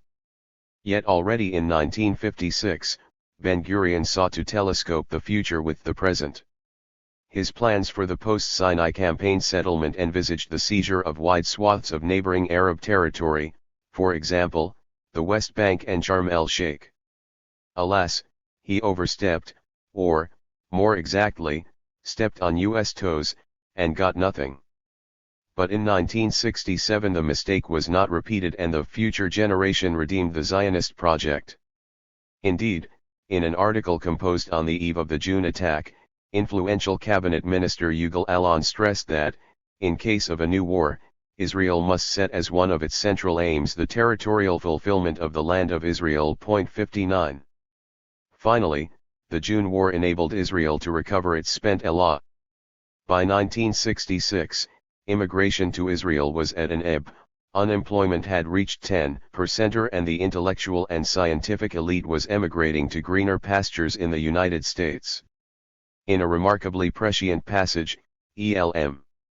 Burns, former chief of UN forces in the Middle East, observed in 1961 that Israel's economic position is likely to deteriorate within the next few years. In this very frustrating state of affairs, he darkly anticipated, Israel's leaders, who have a habit of putting down her economic difficulties to the Arab states, may succumb to the great temptation to find an excuse to go to war, to force a peace on Israeli terms. It was perhaps these contingencies that Ezer Weizman had in mind in 1972 when Israel's preemptive strike was justified by him on the extraordinary grounds that Israel would otherwise have ceased to exist according to the scale, spirit, and quality she now embodies. A Zionist scholar similarly reflected that the Six-Day War turned out to be more in the nature of a salvation than a crisis. 60. Deadlock. In the wake of the June War, attention shifted from the battlefield back to the diplomatic arena. The main venue of deliberations was the United Nations and the main outcome was UN Resolution 242. Controversy has swirled around 242 since its adoption, principally due to the varying interpretations given the clause that calls for withdrawal of Israel armed forces from territories occupied in the recent conflict, in accordance with the principle emphasized in the preambular paragraph of the inadmissibility of the acquisition of territory by war. In this section, I will review the documentary record on the withdrawal clause, juxtaposing Israel's interpretation against the interpretation upheld by the rest of the world. As the Security Council moved to adopt 242 and in subsequent years, Abba Eban invested considerable effort in elucidating the resolution's meaning. Chief among his claims have been the following. 1. Withdrawal was not a central and primary concern. The resolution's central and primary affirmation, according to Eban, was the need for establishment of a just and lasting peace based on secure and recognized boundaries. There is a clear understanding, he stated, that it is only within the establishment of permanent peace with secure and recognized boundaries that the other principles can be given effect. 61. 2. The preambular principle of the inadmissibility of the acquisition of territory by war was not relevant to the Middle East. It is not relevant, Eban informed the Security Council in a disquisition that would surely have resonated with Saddam Hussein, to transfer the territorial doctrines and experiences of another hemisphere to an area in which the only territorial agreements which have ever existed have been based on military considerations alone. Regional doctrines, he cautioned, cannot be transplanted from one continent to another without regard to the different juridical circumstances which prevail. We must work within the law and the necessities which apply to our region. In a later elucidation, Eban claimed that the inadmissibility principle was inserted in deference to Latin American pressure, yet had no pertinence except in Latin America, which was, Eban further alleged, uniquely prone to chaotic controversy when boundaries were not safeguarded against volatile and transient military successes. Israel's UN representative in June 1967, Gideon Raphael, maintained that the inadmissibility principle referred only to territorial conquests resulting from wars of aggression and was incorporated in 242 only for the sake of parliamentary convenience. 62. 3. The operative paragraph calling for withdrawal of Israel armed forces from territories occupied allowed for territorial revision. Eban contended that 242 left the scope and dimension of Israel's withdrawal vague. Accordingly, the resolution gave us a chance of territorial revision. The principle of withdrawal was not applicable to all the territories involved. 63. Not one of Eban's propositions is sustained by the documentary record. The Fifth Emergency Special Session of the General Assembly convened in mid-June 1967. It marked the first international effort in the wake of the war to reach consensus on resolving the Arab-Israeli conflict. Summarizing the main point of agreement that emerged from the otherwise contentious debate, the General Assembly President reported that there is virtual unanimity in upholding the principle that conquest of territory by war is inadmissible in our time under the Charter. The affirmation of this principle, he continued, was made in virtually all statements and, I should add with some emphasis, by none more emphatically than all the big powers, which bear the primary responsibility in the United Nations for the peace and security of the world. In this sense, virtually all speakers laid down the corollary that withdrawal of forces to their original position is expected. 64. Youthant distilled the same essence from the General Assembly proceedings. There is near unanimity, the Secretary-General observed, on the withdrawal of the armed forces from the territory of neighboring Arab states occupied during the recent war because everyone agrees that there should be no territorial gains by military conquest. It would, he added in a rare personal aside, lead to disastrous consequences if the United Nations were to abandon or compromise this principle. 65. Remarkably, Eban reports that the consensus reached at the General Assembly special session specifically turned down on repeated occasions the concept of withdrawal to the June 4 lines. 66. Towards the end of 1967, responsibility for finding the right formula to resolve the Arab-Israeli conflict was invested in the Security Council. Lord Caradon of Great Britain devised the language that was ultimately embodied in 242. Regarding the withdrawal clause, at the critical Security Council session, Caradon cited verbatim the words of Foreign Secretary George Brown as the policy which has repeatedly been stated by my government. Britain does not accept war as a means of settling disputes, nor that a state should be allowed to extend its frontiers as a result of war. This means that Israel must withdraw. Sheridan explicitly denied that there was any ambiguity in the withdrawal clause by juxtaposing the resolution's operative and preambular paragraphs. In our resolution we stated the principle of the withdrawal of Israel armed forces from territories occupied in the recent conflict, and in the preamble emphasized the inadmissibility of the acquisition of territory by war. In our view, the wording of the provisions is clear. Point 67. Sheridan's caveat was echoed by virtually all the members of the Security Council as they cast their votes in favor of the resolution. The French delegate underlined that, on the point which the French delegation has always stressed as being essential, the question of withdrawal of the occupation forces, the resolution which has been adopted, if we refer to the French text which is equally authentic with the English, leaves no room for any ambiguity, since it speaks of withdrawal de territoires occupés, which indisputably corresponds to the expression occupied territories. The representative from India reported that the principle of the inadmissibility of territorial acquisition by force is absolutely fundamental to our approach, and it is our understanding that the draft resolution, if approved by the Council, will commit it to the application of the principle of total withdrawal of Israel forces from all the territories, I repeat, all the territories, occupied by Israel as a result of the conflict which began on June 5, 1967.68. In a symposium many years later, Lord Sheridan recalled that, without the preambular reference to the inadmissibility of acquiring territory by war, there could have been no unanimous vote.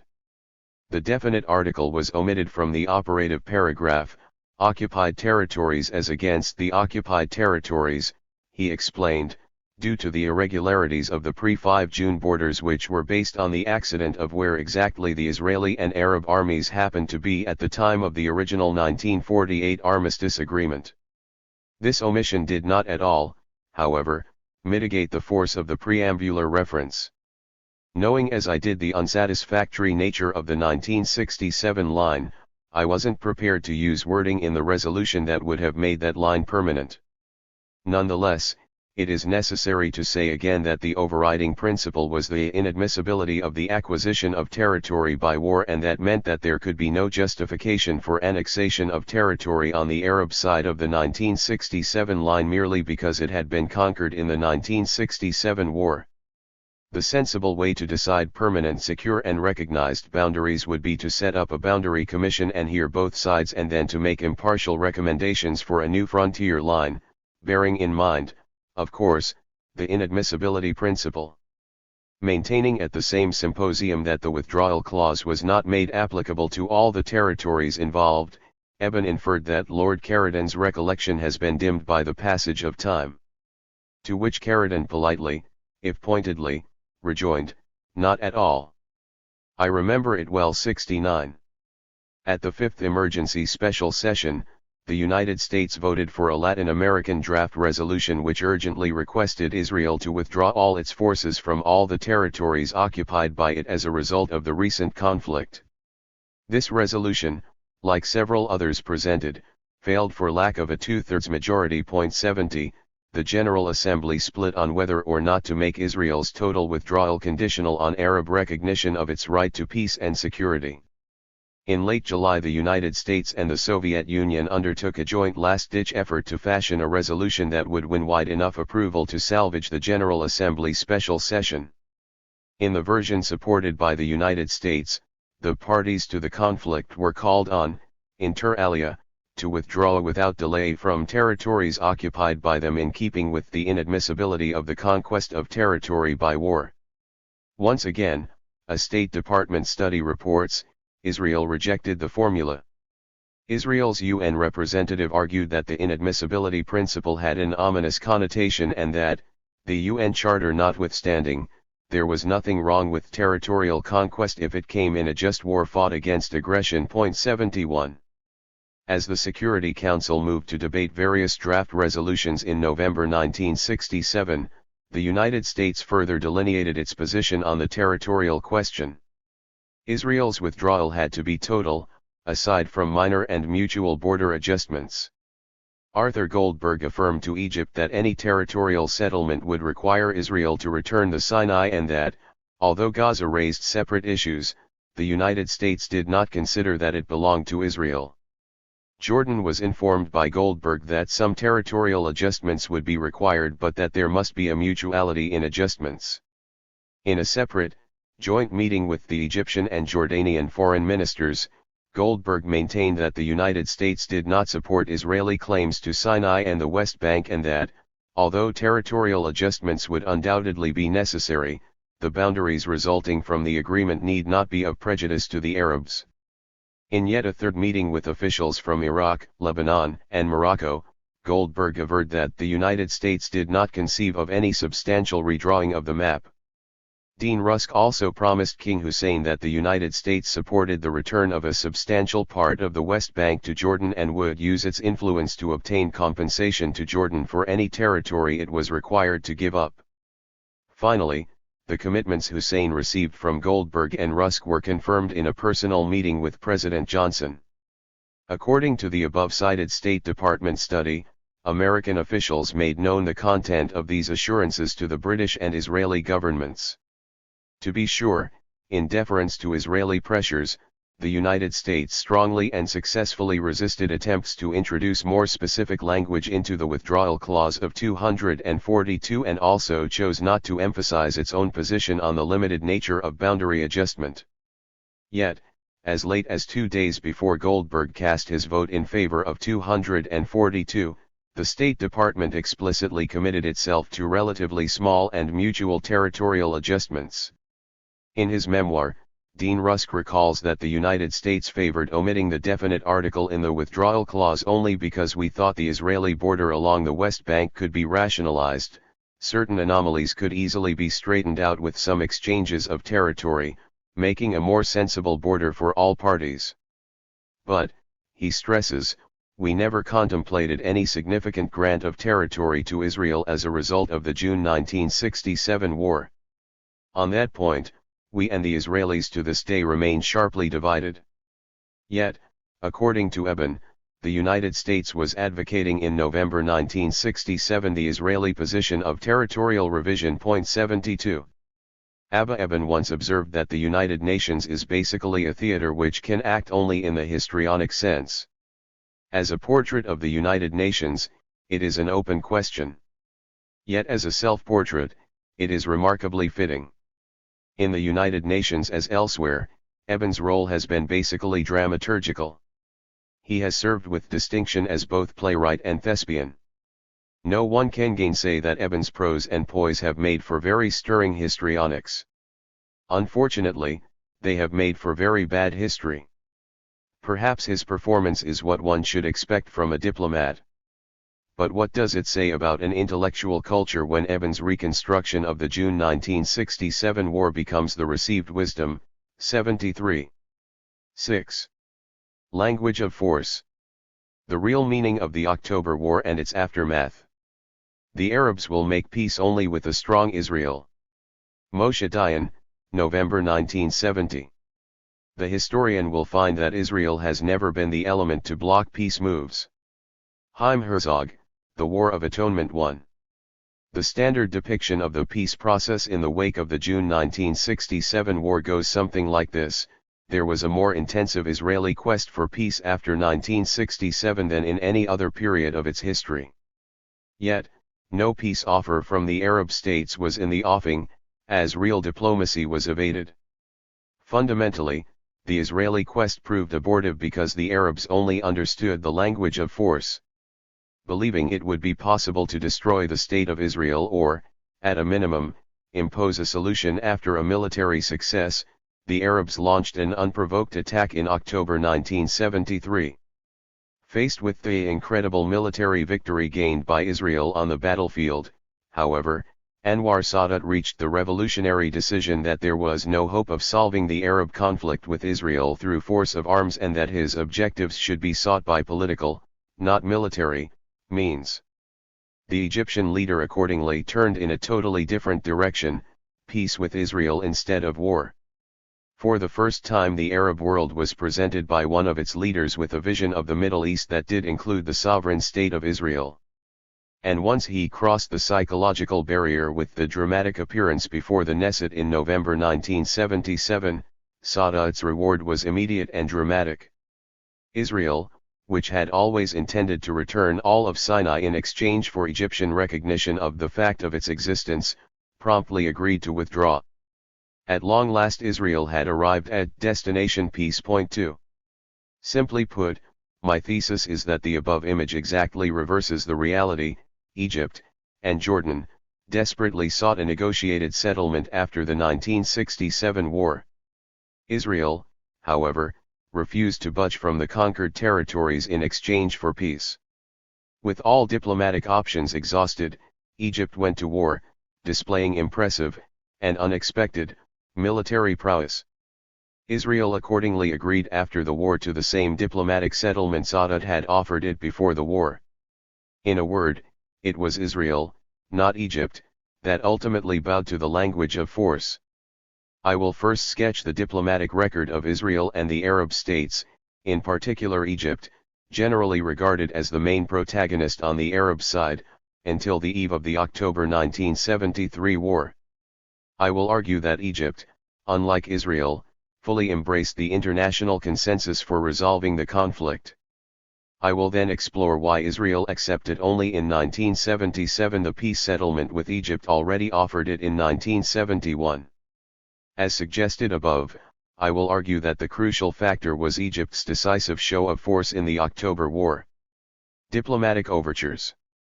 In the wake of the June 1967 war, an international consensus gradually crystallized for resolving the Israeli-Arab conflict. On the Israeli side, it called for a full withdrawal from the Arab territories occupied in the course of the war. On the Arab side, it called not only for a negative peace in the form of a pledge of non-belligerency but a positive peace in the form of an official treaty with Israel.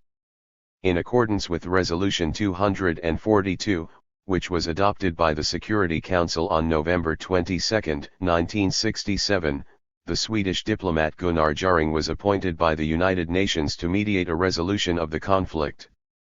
A review of the diplomatic record suggests that as Israel moved further from the international consensus, the major Arab states moved closer to it. Point 3. Israel's first policy decision regarding the conquered territories was taken on June 19, 1967, when a divided cabinet, 1110, proposed a settlement on the pre-June 1967 borders with Syria and Egypt, Israel keeping Gaza, but made no mention of Jordan and the West Bank. Several days earlier, Defense Minister Moshe Dayan declared in his private capacity that Gaza would not be returned to Egypt or the West Bank to Jordan.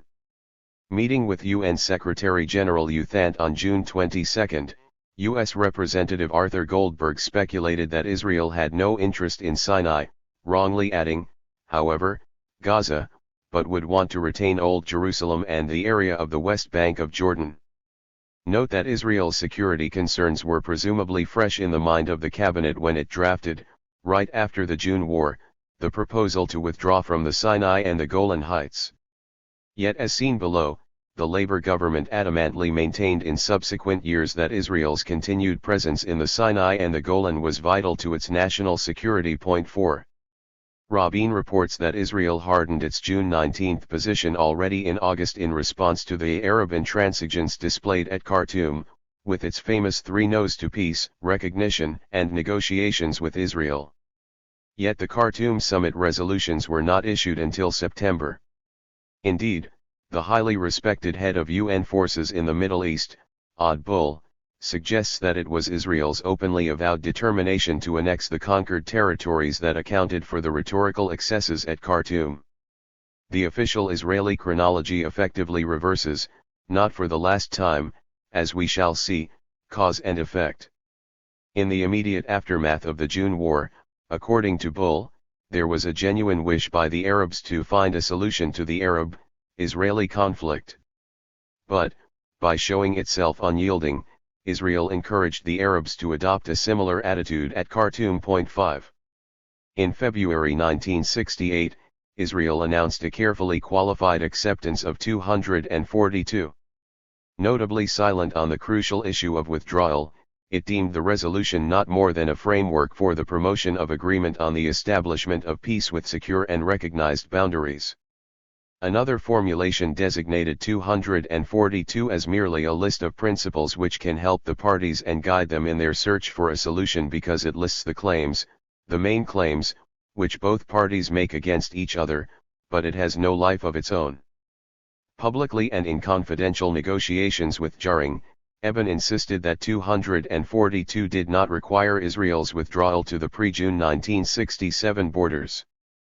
Summarizing Israel's peace overtures in 1968, the quasi-official Israeli publication Middle East Record underlined that they precluded withdrawal to the June 4 lines, which were not considered secure borders. As Eben typically put it in June, we need a better security map, a more spacious frontier, a lesser vulnerability. In concrete, but not officially acknowledged, terms, this meant annexation of all, or a substantial part, of the Golan Heights, and between 1/4 and 1/3 of the West Bank in accordance with the modalities of the Allon Plan. Regarding the crucial Egyptian sector, the Israeli cabinet approved in October a secret resolution stating that Israel would not withdraw from Gaza or from Sharm el-Sheikh, and that it would keep roughly 1/3 of Sinai connecting Sharm el-Sheikh to Israel proper. A few months earlier Dayan had declared that I regard Sharm el-Sheikh as an eternal base of the State of Israel. We must be there forever in a suitable place where we can prevent the entry of Egyptian forces from beyond Suez. Just as the cabinet was covertly sanctioning an annexationist agenda, Eben announced a 9-point peace proposal at the United Nations that was once again deliberately elusive on the matter of withdrawal.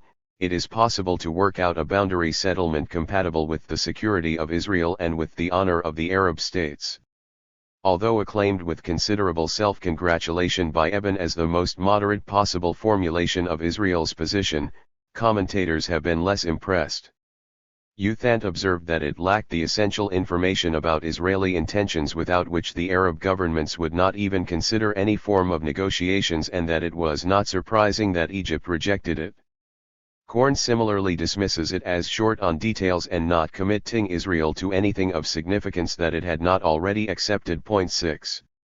To elicit where each of the main parties stood on the key provisions of 242, Jaring distributed in March 1969 a detailed questionnaire.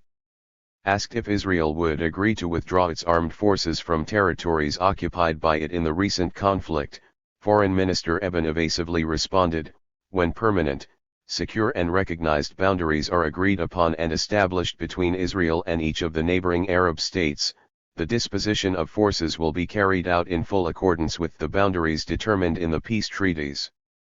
A few months later Eben pronounced that there is no international authority for the proposal to restore the position and lines of June 4, 1967.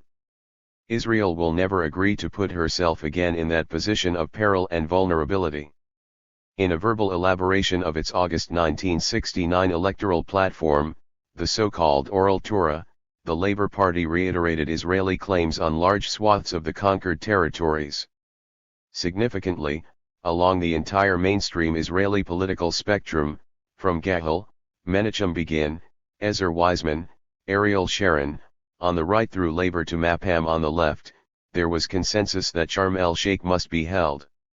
Gahel, which in its Likud incarnation would return Sharm el-Sheikh along with the rest of Sinai to Egypt after the October War, for example, called in 1969 for Israel's retention of most of the occupied territories in Sinai. Israeli journalist Amnon Kapeliuk pointed to the title of a book published by Dayan in 1969, New Map, New Relations, as capturing the contradictory essence of Israel's position. It wanted both conquered land and peace. Point 7. Israel's refusal to even consider a non-annexationist settlement was highlighted in early December 1969 when U.S. Secretary of State William Rogers unveiled a plan, roughly approximating the international consensus, that called for an Israeli withdrawal from the conquered territory on the Egyptian front in exchange for Egypt's signature on a binding peace agreement. The plan's announcement, according to Brecher, caused a sense of panic within the Israeli government. Summoned to an emergency session, the cabinet issued an unqualified rejection of it.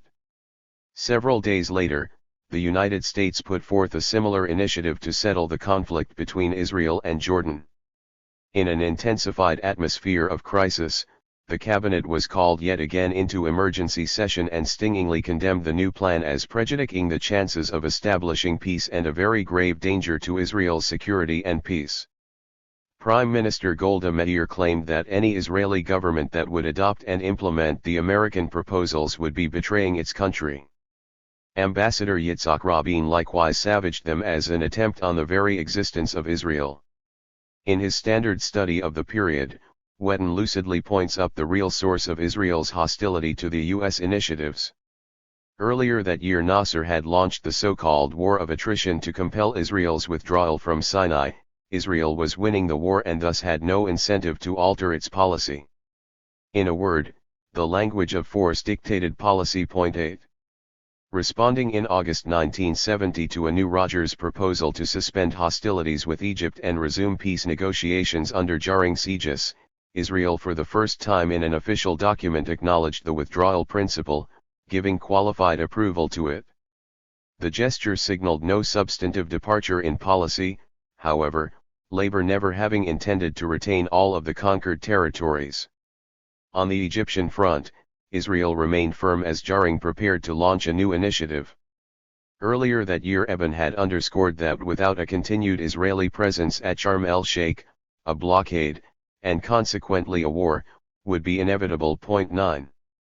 On the eve of the meeting of Arab states at Khartoum in fall 1967, Egyptian President Nasser called for an early peace settlement with Israel and threatened to go it alone if rebuffed at the summit.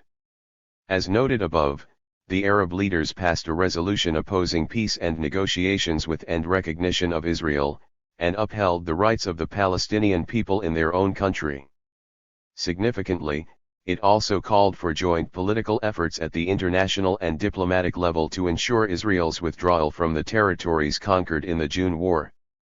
Middle East Record reports that, within the framework of the three no's, a number of concessions were moved by the Arab states. Indeed, Marshal Tito of Yugoslavia formulated a peace plan at that time that called basically for a full Israeli withdrawal from the conquered territories in exchange for full demilitarization and other security guarantees in the evacuated areas, as well as an end to the call for an Arab state of Palestine. Egypt and Jordan agreed, but Israel did not, deeming it one-sided. Asked in October about recognition of Israel, Jordan's King Hussein replied that we are not against the existence of any nation. Israel is a nation, whether we like it or not. An Egyptian government official similarly declared that the right of Israel to exist is self-evident. With Nasser's concurrence, Hussein stated in November that, although diplomatic recognition would not be granted, the Arab states were prepared, as part of a settlement, to recognize Israel's right to live in peace and security. Jordan embraced UN Resolution 242 immediately after its promulgation, interpreting it to mean a full Israeli withdrawal in exchange for an end to the state of belligerency. More cautious at first, Egypt too soon announced its acceptance. Point 10. Except when referring to the Khartoum resolutions, Middle East Report summarizes for 1968, Egyptian spokesmen spoke frequently of the desirability of a peaceful solution, but expressly rejected the possibility of concluding a peace treaty with Israel. Analyzing the diplomatic deadlock in April 1968, Jarring observed that, in Egypt's interpretation of 242, Israel's complete withdrawal must precede implementation, and 242 did not call for a peace treaty, or for other contractual arrangements. By August, Jarring was able to report that Egypt had conceded the former point, accepting a package deal, withdrawal of Israeli troops no longer a precondition, no priority for the different provisions of the resolution.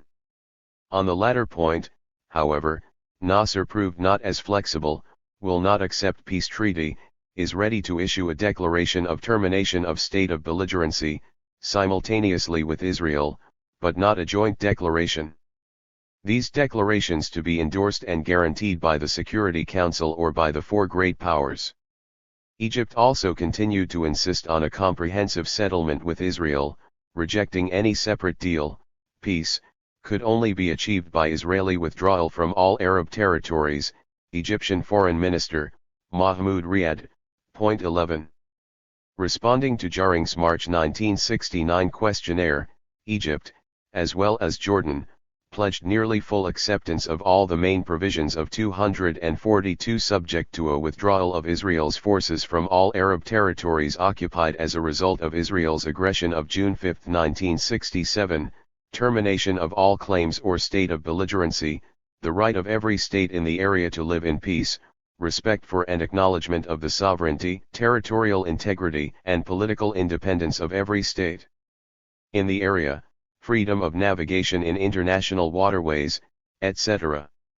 Asked its conception of secure and recognized boundaries held by Israel, Egypt's technical response ambiguously read, when the question of Palestine was brought before the United Nations in 1947, the General Assembly adopted its Resolution 181 of November 29, 1947, for the partition of Palestine and defined Israel's borders. Note, however, that Egypt had called for an Israeli withdrawal only from the territories conquered in the June War.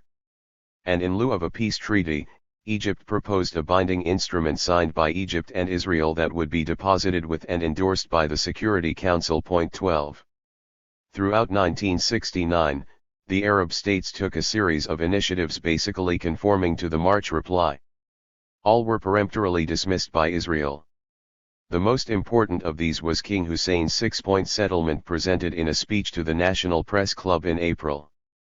Publicly affirming all commitments made in the Jaring questionnaire, Hussein, with the personal authority of Nasser, stated that in return, our sole demand upon Israel is the withdrawal of its armed forces from all territories occupied in the June 1967 war, and the implementation of all other provisions of the Security Council resolution. The challenge of the plan, perorated Hussein, was that Israel can have either peace or territory, but she can never have both. But on the next day, reports Youthant, the hopes inspired by this dramatic offer were dashed. Deriding it as nothing new, Israel underlined that it was unable to treat earnestly a demand of complete withdrawal. Point 13. Egypt's first official reaction to the 1969 Rogers Plan calling for full withdrawal/full peace was non-committal, quant. Mainly concerned that the United States was proposing a bilateral deal, piecemeal settlement, it withheld endorsement until the United States took a similar initiative on the other Arab fronts. By the time the United States presented an equivalent plan to Jordan in mid-December, however, Israel had already denounced the Rogers Initiative in the strongest possible terms, see pages 153-4 above. Egypt then effectively, if not explicitly, rejected the American proposal as well because, as the Egyptian foreign minister explained, I saw no point in our accepting it, for it would mean further concessions within the framework of a settlement which we were doubtful the U.S. could get Israel to accept. Hussein expressed satisfaction with the American initiative. Egypt continued to suggest, however, that the U.S. proposals could serve as the basis for a solution in the Middle East, and are worth exploring further, the Soviet Union reporting in mid-January 1970 that it had obtained Nasser's agreement to them. Point 14. In the final year of his life, Nasser, who, according to Eben, refused to the bitter end to give any thought to the prospect of restoring his territory by a diplomatic settlement with Israel, was still desperately pressing to break the diplomatic stalemate. In a February 1970 Le Monde interview, he speculated that a durable peace is possible, not excluding economic and diplomatic relations, if 242 were fully implemented. Diplomatic relations are not possible immediately, but no outstanding differences will remain, so it will eventually come. Full normalization can only be attained in stages. 2 months later, he suggested to the U.S. Assistant Secretary of State for the Near East and South Asia, Joseph Sisko, that Egypt and Israel could jointly sign at the United Nations a document ending the state of war in accordance with the terms of 242. All that remained for Nasser's successor, Anwar Sadat replaced Nasser after he died suddenly of a heart attack in September, was to make the final leap, a full, and, if need be, bilateral, treaty with Israel. Point 15. The Jaring Initiative. In January 1971, Jaring prepared a comparison of the latest Israeli and Egyptian positions on 242. On the question of withdrawal, Israel held that military forces must be withdrawn from territories lying beyond positions agreed to in the peace treaty, and that the boundaries must be secure, recognized, and agreed to, emphasis in original.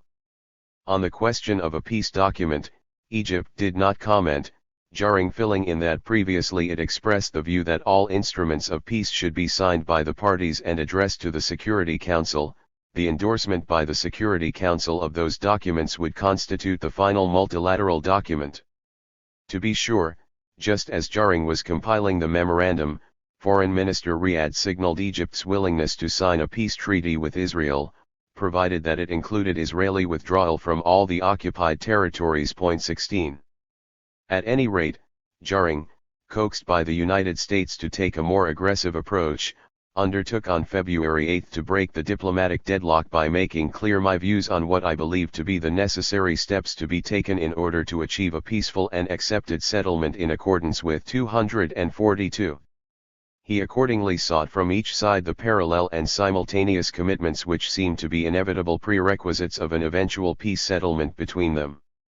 From Egypt he requested a commitment to enter into a peace agreement with Israel. From Israel he requested a commitment to withdraw its forces from occupied United Arab Republic, i.e. Egyptian territory, to the former international boundary between Egypt and the British Mandate of Palestine. 17. On February 15, Egypt gave what was uniformly interpreted as an affirmative reply to Jaring's aide-memoire, explicitly stating its readiness to enter into a peace agreement with Israel. Noting that at the beginning of February 1971, President Sadat responded favorably to a plan for a peace settlement by Ambassador Jaring, Israel's distinguished UN representative, Gideon Raphael, characterized the Egyptian reply in his memoir as a far-reaching development. For the first time, the government of an Arab state had publicly announced its readiness to sign a peace agreement with Israel in an official document. 18. Israel was taken off guard by Jaring's initiative and even more so by Egypt's affirmative reply. Told by Newsweek's Arnaud de Borchgrave in early February that Sadat was prepared to make peace, Meir replied, "That will be the day." Furious at Jaring and Uthant, allegedly for overstepping 242's mandate, but in reality for specifying a full withdrawal as the quid pro quo for a peace treaty, Israel nonetheless submitted at February's end its reply. The fateful clause read, "Israel will not withdraw to the pre-June 1967 lines." Pointing to the boundary issue as the root cause of the conflict, an authoritative government statement issued in March was yet more emphatic on the matter of withdrawal. As its condition for peace, Egypt would have Israel restore its past territorial vulnerability. This Israel will never do. And again, Israel will never accept and will be even prepared to fight over if necessary, the issue of total withdrawal. And yet again, Israel will not flinch in its insistence on the establishment of new and secure boundaries. 19. Israel's refusal to join Egypt in acceptance of the international consensus killed any prospects for a diplomatic settlement. It also made war all but inevitable. In March 1971, Uthant issued an appeal to the government of Israel to respond favorably to Ambassador Jaring's initiative. In the introduction to his annual report for 1971, Uthant more extensively observed, "The United Arab Republic accepted the specific commitments requested of it, but so far Israel has not responded to the special representative's request. Ambassador Jaring feels, and I agree with him, that, until there has been a change in Israel's position on the question of withdrawal, it would serve little purpose to reactivate the talks. It is still my hope that Israel will find it possible before too long to make a response that will enable the search for a peaceful settlement under Ambassador Jaring's auspices to continue." Uthant further warned that there can be little doubt that, if the present impasse in the search for a peaceful settlement persists, new fighting will break out sooner or later. 20. With Israel's flat rejection of the crucial commitment on withdrawal, Jaring decided against any new initiatives on the other Arab fronts. Jordan nonetheless avowed its readiness as well to formally end the state of war with Israel. In a mid-February memorandum to Jaring, Jordan proposed signing an international instrument once Israel effected a complete evacuation of occupied Arab territories. In late February, Hussein volunteered in an interview with the London Observer that Jordan was ready to sign a peace treaty with Israel if there were a comprehensive Israeli withdrawal, the formula of minor rectifications on a reciprocal basis applicable on the Jordanian frontier, and was also prepared to recognize Israel. Jordan's view on signing a treaty with Israel, Hussein underlined, was identical with that of the UAR.21. Before turning to the aftermath of the jarring initiative, it is instructive to examine how this episode, which, beyond its intrinsic interest, provides the pivotal context for the October War, has entered the official history of the peace process via memoirs and academic scholarship. The first point to make is that it has just barely done so. Quant's now standard study of the peace process, running to some 600 pages, devotes all of 2 paragraphs to the jarring initiative. Point 22. Quant at any rate has the merit of getting the basic facts generally correct. Meir observes in her memoir that, except for talk about reopening the Suez Canal, the Arabs refused to meet us or deal with us in any way, in 1971 or 1972. In a March 1971 interview with the London Times, Meir had whistled a different tune as she acknowledged that Anwar Sadat was the first Egyptian leader to say that he was prepared to make peace. Possessing more daring-do than Meir, Dayan brazenly states in his memoir that Egypt's reply to Jarring's initiative was that she was prepared to end the state of war but not to sign a treaty with Israel. Back in February 1971, Dayan, declaring that he would prefer Sharm el-Sheikh without peace to peace without Sharm el-Sheikh, had acknowledged that if we return all the territories the Egyptians would be ready for peace. And in March, he had cautioned that there must be careful assessment of the situation because this is the first time that Arab leaders have openly talked about peace and lasting borders with Israel. Turning to mainstream scholarship, Tuval's study, The Standard Work on Mediation in the Middle East, according to Eben, discerns that the obvious answer to the question of why the jarring initiative failed is that the parties, note the plural, refused to make the necessary concessions. Whetten illuminates that the response of both parties, note again the plural, to Jarring's initiative indicated the futility of using the good offices of the United Nations. Similarly, blaming the messenger for the message, Herzog waxes philosophical that it is a sobering reflection on the relation of personalities to the creation of history to realize that a more able and decisive negotiator than Dr. Jarring could well have achieved a breakthrough in 1971. Israeli strategic analyst Shimon Shamir muses profoundly that the precise significance of Sadat's reply to Jarring is debatable but was probably more than a propaganda ploy. Tillman's important study devotes not a word to the Jarring initiative, instead reporting that, in the wake of the psychological victory of the October War, it became possible, as it had not been before, for responsible Arab leaders to contemplate peace with Israel. In his monumental history of the Israeli-Palestinian conflict, Tesler tucks away a vague allusion to the initiative in an endnote. Point 23. The main brief in defense of Israel's posture at the time of the Jarring initiative has been filed by Eben. At the General Assembly debate in December 1971, he spoke of the widely diffused international legend which asserts that in February 1971 Egypt made a positive response to the aid memoir of Ambassador Jarring while Israel made a negative response or none at all. Neither this assertion nor the one that Israel's response accounted for the diplomatic deadlock were, according to Eben, well-founded. In his more recent memoir, Eben similarly decries the mythology that there were chances of peace that were lost in 1971 as a result of Israeli obduracy. Point 24. Eben's central claim is that it was Egypt's, not Israel's, response that derailed the Jarring initiative. Thus he purports that the initiative misfired because Egypt was not prepared to be satisfied with a peace engagement concerning Sinai alone, and insisted on an Israeli undertaking to withdraw from the Gaza Strip and from all other Arab territories to the boundaries that existed on June 4, 1967. Yet the decision that Sadat took in February 1971 effectively committed Egypt, whether for the better or for the worse is another matter, to a separate peace with Israel, as at Camp David. committed as Egypt was in 1969 to a comprehensive settlement, it withheld approval of the Rogers Plan until a similar initiative was taken on the other Arab fronts. This time round, however, Egypt, looking out only for its own interests, immediately signed on. True, it penciled in at the very bottom of its reply to Jarring after consenting to a peace treaty that the United Arab Republic considers that the just and lasting peace cannot be realized without the withdrawal of the Israeli armed forces from all the territories occupied since the 5th of June 1967. But Sadat manifestly did not condition his acceptance of the Jarring initiative on such a comprehensive withdrawal.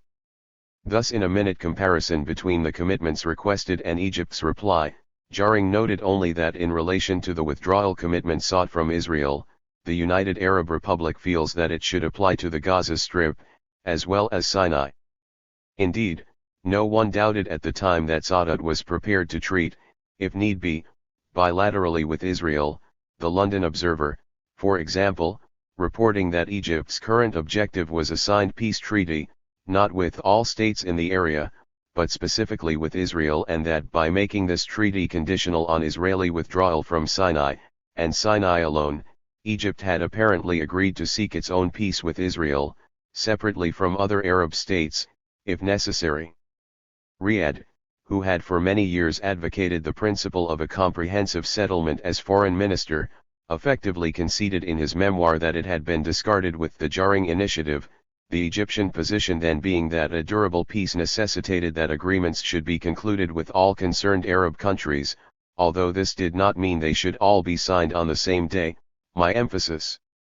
Similar airy phraseology calling for the eventual conclusion of agreements with all concerned Arab countries, incidentally, was written into the bilateral accords signed at Camp David in 1978, and the Egyptian-Israeli Treaty of 1979.25. Eben alleges several further limitations of Egypt's February 1971 reply. I will consider the significant ones. 26.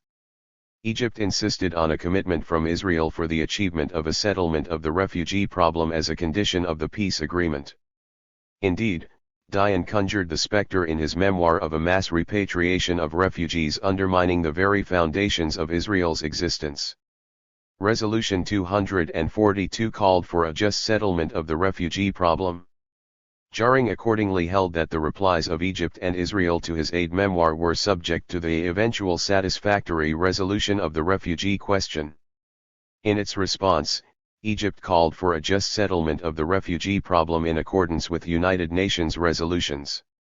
The relevant UN resolution passed in December 1948 provided for the options of repatriation or compensation.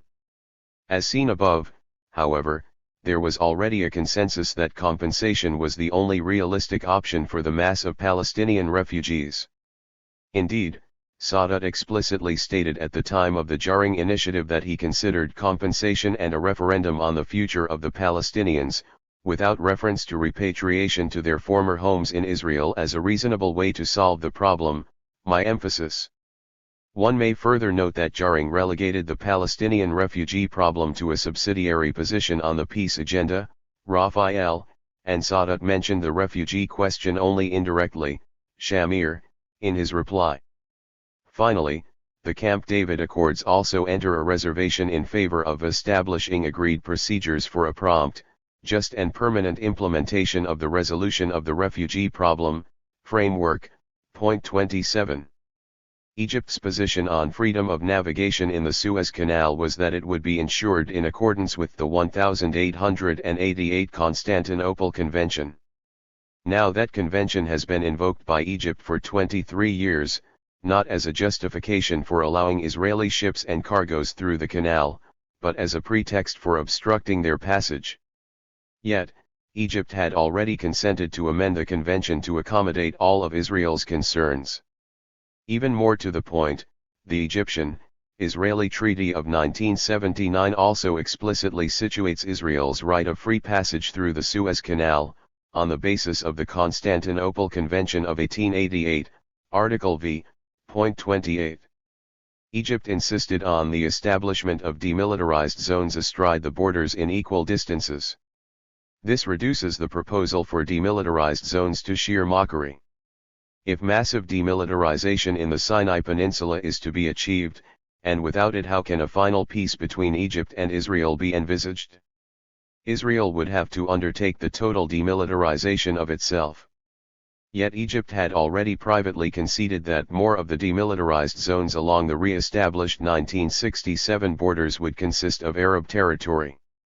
Indeed, Jaring speculated at the time that it might be possible to demilitarize the whole of Sinai. Eben alleges that the most important reason the Jaring initiative misfired was that Egypt insisted on a military presence east of the canal. Such a presence, however small, would have compromised the principle of demilitarization, without which no Israeli government has ever agreed to evacuate areas of importance to security.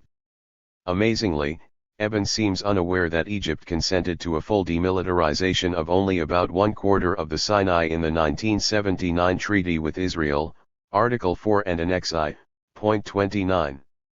Eben's counterclaims are evidently devoid of substance. The one and only obstacle to a negotiated settlement in 1971 was Israel's refusal to fully withdraw from the Sinai. Indeed, Eben himself privately admitted as much. In a mid-March meeting with Youthant devoted to the Egyptian reply, Eben stated, "There are some areas of obscurity, for example, concerning the freedom of navigation in the canal and the UAR reference to Article X of the 1888 Constantinople Convention, or the rights of the Palestinians. But these can be cleared up quickly in direct negotiations. Of course, the crux of the matter is the question of withdrawal and boundaries." Emphasis added.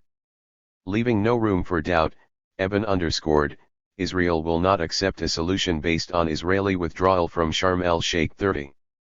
After Jaring. Official U.S. policy through 1971 fully backed the Jaring initiative and put full responsibility for its derailment on Israel.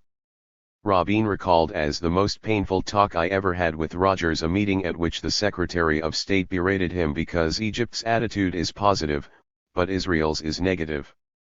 At a March news conference, Rogers reiterated American policy as the 1967 boundary should be the boundary between Israel and Egypt. In a report on the news conference, the New York Times pointed to Israel's insistence on keeping Sharm el-Sheikh and a corridor to it as the central point of the present impasse. In April, Rogers informed Jaring that the United States was urging Israel to come forward with a response to your February 8 aid memoir expressed in positive, negotiable terms. We have instructed Ambassador Barber this week to make clear to Mrs. Meir that we consider the next move is up to Israel. Expressing support of the Jaring initiative in June, the Big Four powers, the United States, United Kingdom, France, and the Soviet Union, welcomed the positive reply to this démarche of the UAR, and expressed the hope that Israel would give a similarly positive reply to this démarche. Youthant laconically observes, "It was one of the rare occasions in my experience, however, that a formula that was agreed to by the 4 permanent members of the Security Council did not go through."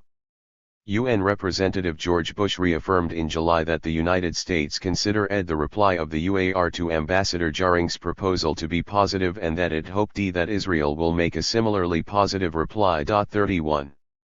The United Nations issued similar appeals to Israel to respond positively to the Jaring initiative. All fell on deaf ears. When the UN Security Council moved from entreaty to condemnation in 1973, however, the U.S. representative, now acting at Kissinger's behest, exercised the veto, blocking action. Reaffirming that the acquisition of territories by force is inadmissible and that, consequently, territories thus occupied must be restored, the General Assembly in late 1971 passed a resolution that notes with appreciation the positive reply given by Egypt to the Jaring aid memoir and calls upon Israel to respond favorably as well. Youthant observes that one very important feature of the vote was that every European country, East and West, voted for the resolution. A yet more forceful General Assembly resolution the next year that deplores Israel's failure to respond favorably to Jaring's peace initiative, and invites Israel to declare publicly its adherence to the principle of non-annexation of territories through the use of force garnered even more affirmative votes. Meeting in special session in July 1973, the Security Council debated a new resolution on the Middle East conflict.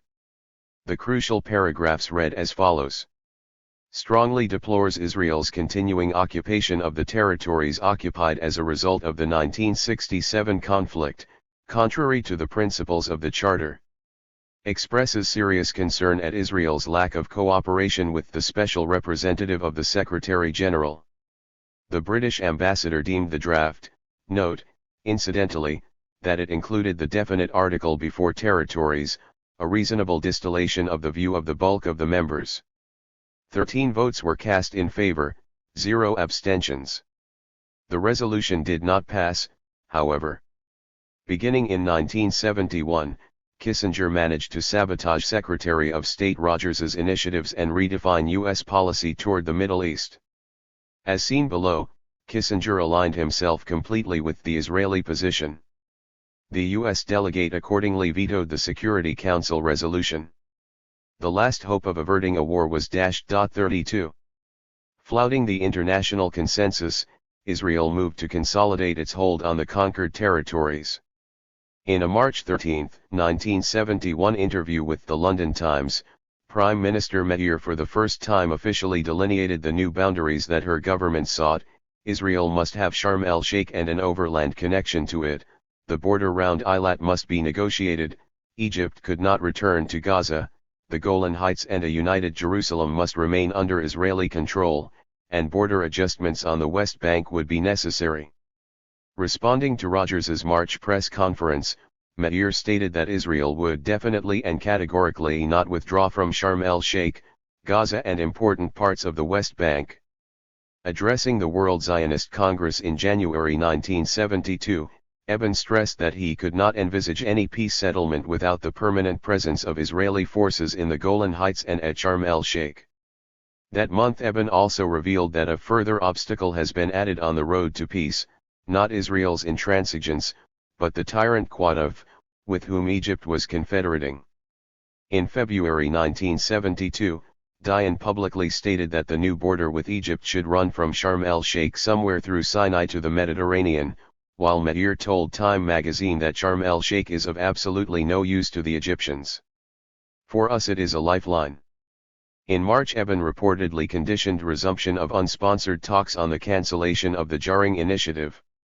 Speaking on Israeli radio in April, Meir avowed that Israel will never leave Jerusalem, the Golan Heights, Sharm el-Sheikh, or Gaza. Interviewed by a Swedish journal in June, Eben stated that Jarring adopted a position that Israel cannot accept. Without control of Sharm el-Sheikh a new war would start immediately. Dayan declared in August that on the Egyptian border, the key to security is the desert, the Sinai Desert. In March of the new year, Meir informed the National Press Club that the Golan Heights and Sharm el-Sheikh were non-negotiable. Next month Meir opined that Egypt should recognize the importance of Sharm el-Sheikh to Israel just as we should recognize the vital importance of the Suez Canal to Egypt. Come August, Israel's cabinet gave the stamp of approval to the Galilee Plan. An openly annexationist, Kapiliuk, blueprint, it envisaged the intensification of settlement building in the West Bank, a new city of 230,000 christened Yamit in northeast Sinai, a deep-sea port in southern Gaza, a civilian industrial settlement in the Golan Heights. 33. Eben's widely acclaimed memoir encapsulates the record just sampled as follows: between 1967 and 1973 the Arabs could have recovered all of Sinai, and the Golan, and most of the West Bank and Gaza without war by negotiating boundaries and security arrangements with Israel. 34. With all avenues for a diplomatic settlement blocked, Sadat confronted essentially two options: unconditional surrender, or war. He chose the second. 35 Beginning in summer 1972, Egypt, along with Syria, began preparations for a conventional attack with the limited aim of recovering the Israeli-occupied territories. Indeed, Sadat, unbeknownst to Assad of Syria, intended no more than the seizure of a small beachhead on the east bank of the Suez Canal in order to demonstrate that Egypt was still a power to reckon with. 36 Ironically, probably no war in history has been launched with as much advance publicity as the surprise attack of October 1973. Sadat repeatedly warned that, if Israel remained obdurate, Egypt would have no recourse but to launch an attack. To cite one of literally scores of examples, in April 9, 1973 Newsweek interview, Sadat declared, "The time has come for a shock. Everything is now being mobilized in earnest for the resumption of the battle, which is now inevitable." The threats went unheeded, however, partly because one deadline after another had passed without Sadat acting, but more so because Israel simply did not believe that Egypt had a war option. In this last calculation, Israel proved wrong. Indeed, in the war's first days, it appeared fatally so. 37. In his account of the roots of the October War, Eben makes, albeit obliquely, a remarkable admission. If Dayan had wanted to put through a program based on exchanging Sinai for peace, he could have done so from his position of strength in the Labour Party, which had already espoused that principle through the Eshkol government in June 1967. This would have prevented the Yom Kippur War. Leaving aside the unjustifiably ad hominem nature of the attack, who among Israel's leaders did not suffer from purblind triumphalism after the June victory, Eben effectively concedes that Israel could have exchanged Sinai for peace before the October War. The singular obstacle to a diplomatic settlement, and cause of the October War, was Israel's refusal to evacuate the Sinai. Yet, Eben's admission begs another crucial question: why did Israel put through a program based on exchanging Sinai for peace after the October War at Camp David but not before it through Jaring's offices? I want now to address this issue. 38. The language of force. As suggested above, the Camp David Accord did not substantively differ from the Jaring Initiative. In effect, what differences did exist proved inconsequential and cancelled each other out. On the one hand, Rabin points to Egypt's big concession of granting not only a peace treaty but full, normalized relations. Yet, as Shimon Shamir euphemistically puts it, normalization, however, did not go very far. On the other hand, Eben points to Israel's big concession of having virtually signed the West Bank and Gaza away. That too proved a dead letter. What remains of the Camp David Accord, its core, is what Sadat offered in February 1971, the full exercise of Egyptian sovereignty up to the internationally recognized border between Egypt and mandated Palestine, and the concomitant withdrawal of Israeli armed forces from the Sinai in exchange for a peace treaty, framework for the conclusion of a peace treaty between Egypt and Israel. In sum, Sinai for peace. Indeed, as Eben himself suggests, the Camp David Accord issued not from a new peace initiative but Israel's acquiescence in the old one. Once Begin and Sadat agreed on the principle of trading Sinai for peace, the treaty was only a matter of short time. 39. Articulating the Israeli consensus, Rabin recalls in his memoir that I certainly supported the government's opposition to withdrawal from the whole of the Sinai and found no difficulty in arguing that a peace of this nature was a sure recipe for another war. How, then, did a sure recipe for another war metamorphose into a sure recipe for a real peace? On the rare occasions that this intriguing question is even suggested, it is never directly addressed since the Jaring Initiative has been deposited in Orwell's memory hole. The standard reply is the magic worked by Sadat's journey to Jerusalem. As Rabin puts it in typically florid prose, the idea of delivering the offer to the Israeli people in person, in Jerusalem, was a stroke of genius, and I don't believe that without it there would have been much readiness on the part of the Israeli public to make so many concessions. The psychological impact of Sadat's visit was enormous. His appearance before the Knesset forced Israel's government, as well as its citizens, to reassess what they had formerly considered to be their minimal demands for peace. Then Mr. Begin came out with his famous peace plan, in which the Israeli government agreed openly, for the first time, to the restoration of Egyptian sovereignty over every inch of Sinai. 40. Yet, there is one tiny flaw with the dramatic tale of Sadat's stroke of genius. According to Avraham Tamir, who coordinated all of Israel's strategic planning after the October War, Israel agreed to return Sinai before Sadat's genial trip to Jerusalem. Referring to the secret talks between Dayan and an Egyptian representative in September 1977, Tamir reports, through this roundabout channel, the message was conveyed from Begin to Sadat that Egypt could expect to regain all of Sinai in exchange for peace. On November 19, Sadat journeyed to Jerusalem on the historic visit that made world news. Indeed, even the official version of these events strains credulity. Immediately after Sadat's Knesset speech, Begin explicitly agreed at the one meeting between them to the formal restoration of sovereignty over the Sinai Peninsula to Egypt. Yet, Begin surely did not find much comfort in Sadat's speech. Over and over again the Egyptian president demanded not only the end of the Israeli occupation of the Arab territories occupied in 1967, but also the achievement of the fundamental rights of the Palestinian people and their right to self-determination, including their right to establish their own state.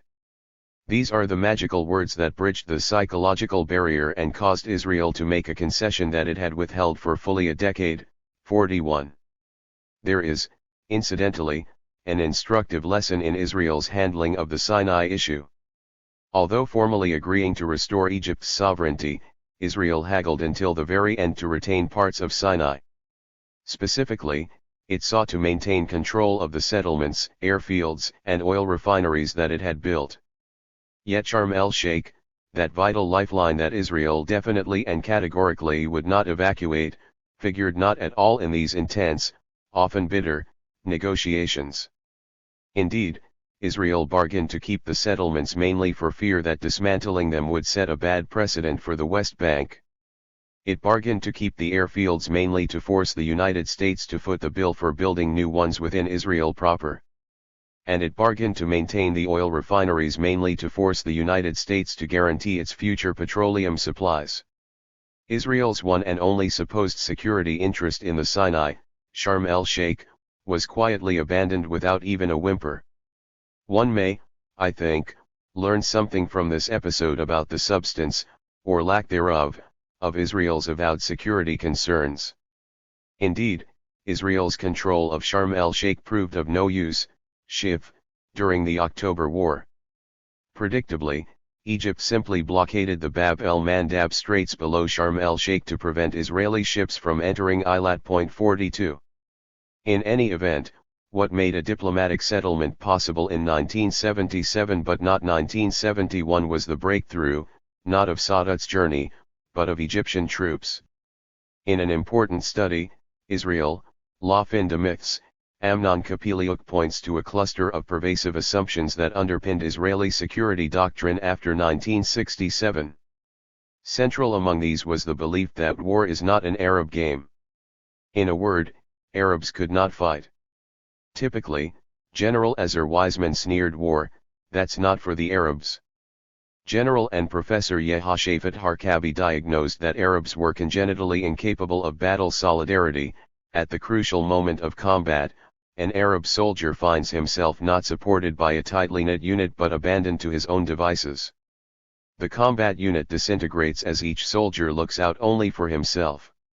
2 months before the October War, Dayan lectured the Israeli Army's General Staff that the weakness of the Arabs arises from factors so deeply rooted that they cannot, in my view, be easily overcome, the moral, technical, and educational backwardness of their soldiers, and that the balance of forces is so much in our favor that it neutralizes the Arab considerations and motives for the immediate renewal of hostilities. General Uzi Narkis proclaimed that Israel's principal enemy in the 1970s is the Soviet Union. The Arabs are merely secondary enemies who harass Israel in the area of relatively minor defense problems. Eben derisively recalls the official doctrine, that an Egyptian assault would be drowned in a sea of blood, that the Arabs had no military option. He quotes from an article by Rabin in July 1973 that reads like an anthology of all the misconceptions that were destined to explode a few weeks later. Our present defense lines give us a decisive advantage in the Arab-Israel balance of strength. There is no need to mobilize our forces whenever we hear Arab threats. The Arabs have little capacity for coordinating their military and political action. Israel's military strength is sufficient to prevent the other side from gaining any military objective. An atmosphere of manifest destiny, regarding the neighboring people as lesser breeds without the law, Eben adds, began to spread in the national discourse. Schiff casually mentions that the Israeli soldier's nickname for his opposite number in the Egyptian army was Monkey. Indeed, it was precisely these arrogant, racist assumptions that enabled Egypt and Syria to achieve such a degree of surprise in October. The Israelis' overconfidence, observes a military historian, made them so certain that the Arabs would not dare attack, that they simply could not believe the abundant evidence that was inconsistent with their perceptions. 43. Crucially, Kissinger, who effectively dictated U.S. policy, and thereby held a veto over Israeli policy, in the Middle East, shared the belief that war was not an Arab game. In a conversation with Meir shortly after the war, Kissinger reportedly recalled, "Do you remember what we all thought before the war? That we never had it better, and therefore there was no hurry? We and you were both convinced that the Arabs had no military option which required serious diplomatic action. Instead of doing something, we joked about the shoes the Egyptians left behind in 1967. Told by an Egyptian diplomat that if there weren't some agreement then there would be war, Kissinger further rued, in my heart I laughed and laughed. A war? Egypt. I regarded it as empty talk, a boast empty of content. 44. Israeli society was dealt a devastating blow by the Arab attack. Tamir recalls it as the most shattering experience in the history of Israel. Within a few days the tide had turned, but the initial shock remained. Schiff similarly observes that the Day of Judgment war shook Israel from its foundations to the very summit. A deep lack of confidence suddenly replaced the exaggerated arrogance, and was most noticeable among leaders and senior officers. Eben painfully recalls that in the first days of the war it was plain that we were in military disarray. Rating the early days without a doubt, the worst defeat in the history of the Israeli army, Dupuy reports that the Israeli government was close to panic. Indeed, Dayan uttered such horrifying comments as "This is a war for the Third Temple, not for Sinai." It was, according to Schiff, the IDF's first war in which doctors had to treat numerous shock cases. Then there was the moral crisis that after years of fostering the tradition of not leaving wounded on the battlefield, the IDF now found itself having to abandon both wounded and fit in enemy territory. 45. The balance sheet at war's end was a sobering one. Schleim observes that the October War radically changed the whole political and psychological balance of power to Israel's disadvantage. Indeed, according to Schiff, Israel's most knowledgeable and influential military correspondent, Israel suffered from a post-war trauma that it had returned overnight to square one, where it all started. Despite all her past victories, Israel suddenly found herself again pondering dangers and realizing that defeat in large-scale local battles can endanger her existence. 46. Worse still, the war had significantly enhanced the prospect of yet another round, with Israel's victory at best uncertain. The October 1973 war had fortified the Arabs' self-confidence, Wiseman underlined. Above all, it had reduced the deterrent capacity of our armed forces. Previously, we could expect the Arabs to think twice before allowing their fingers to curl around the trigger, but in the Yom Kippur War the Arabs learned that, under certain conditions, they were capable of achieving some battlefield gains. Wiseman's somber assessment was echoed by Schiff. Clearly, the results of the war will contribute to a morale revolution in the Arab armies. This is the first time in the history of the Arab-Israeli conflict that Arab armies have recorded any kind of military achievement. They will obviously be spurred on to additional investment and effort, to narrow the quality gap. Despite her victories and growing military power, Israel cannot deter her enemies from attacking. The Arabs broke the fear barrier. They weren't victorious but, for the first time, they didn't fail. Schiff's forecast about the outcome of the next war was equally ominous. Exact prediction of the nature of a future war is impossible, but the general trends may be deduced. It will obviously be more difficult than its predecessor, more vicious and bloodier. The civilian rear will be hit, and Israel must assume that she will have immediately to fight on 3 fronts. And again, under the dire heading doubtful supremacy, Israel's military supremacy has been placed in doubt by the Day of Judgment War, and she cannot foresee the future to the degree that was possible in and after the Six-Day War.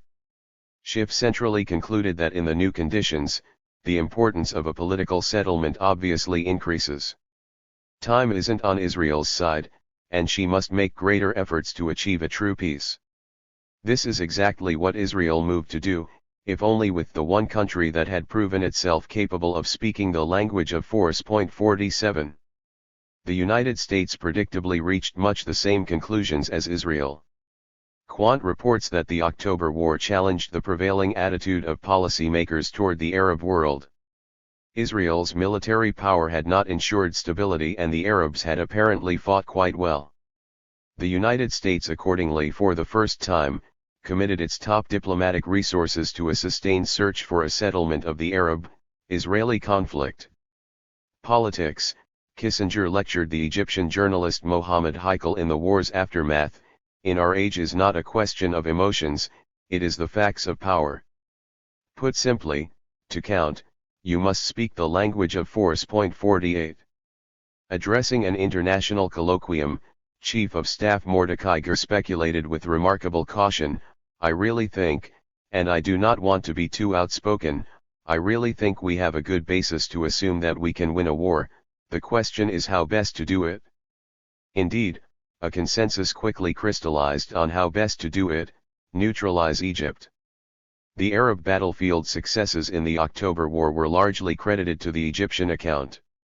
Sadat's prestige was enhanced, Dupuy reports, by the brilliant military success of the war, and by the fact that, despite later setbacks, the Egyptian armed forces ended the war intact with clearly one of the most powerful military machines in the world.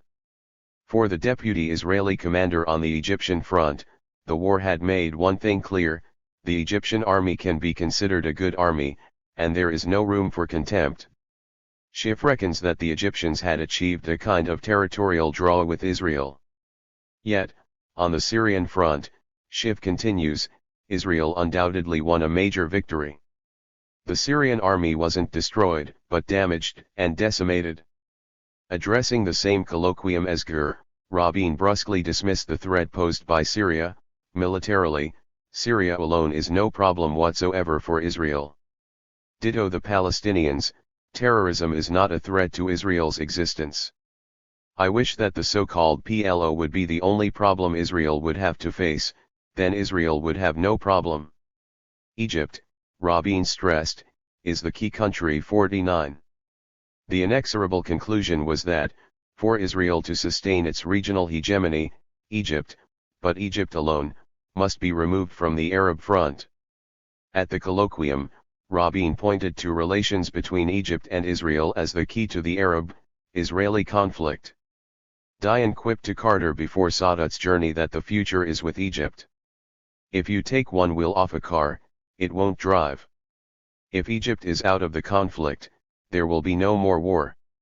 The U.S. analysis once again mirrored Israel's. Carter observes in his memoir that it was fairly obvious that the key to any future military threats against Israel was the Egyptians, who could provide the most formidable invading force and who had always been in the forefront of previous battles. The logical inference, Quant reports Carter reasoning, was that Israel must reach an accord with them. Peace between Egypt and Israel would not make war impossible in the Middle East, but it would dramatically change its nature. 50. Egypt's basic formula for a settlement had not changed one whit since February 1971, Sinai for peace.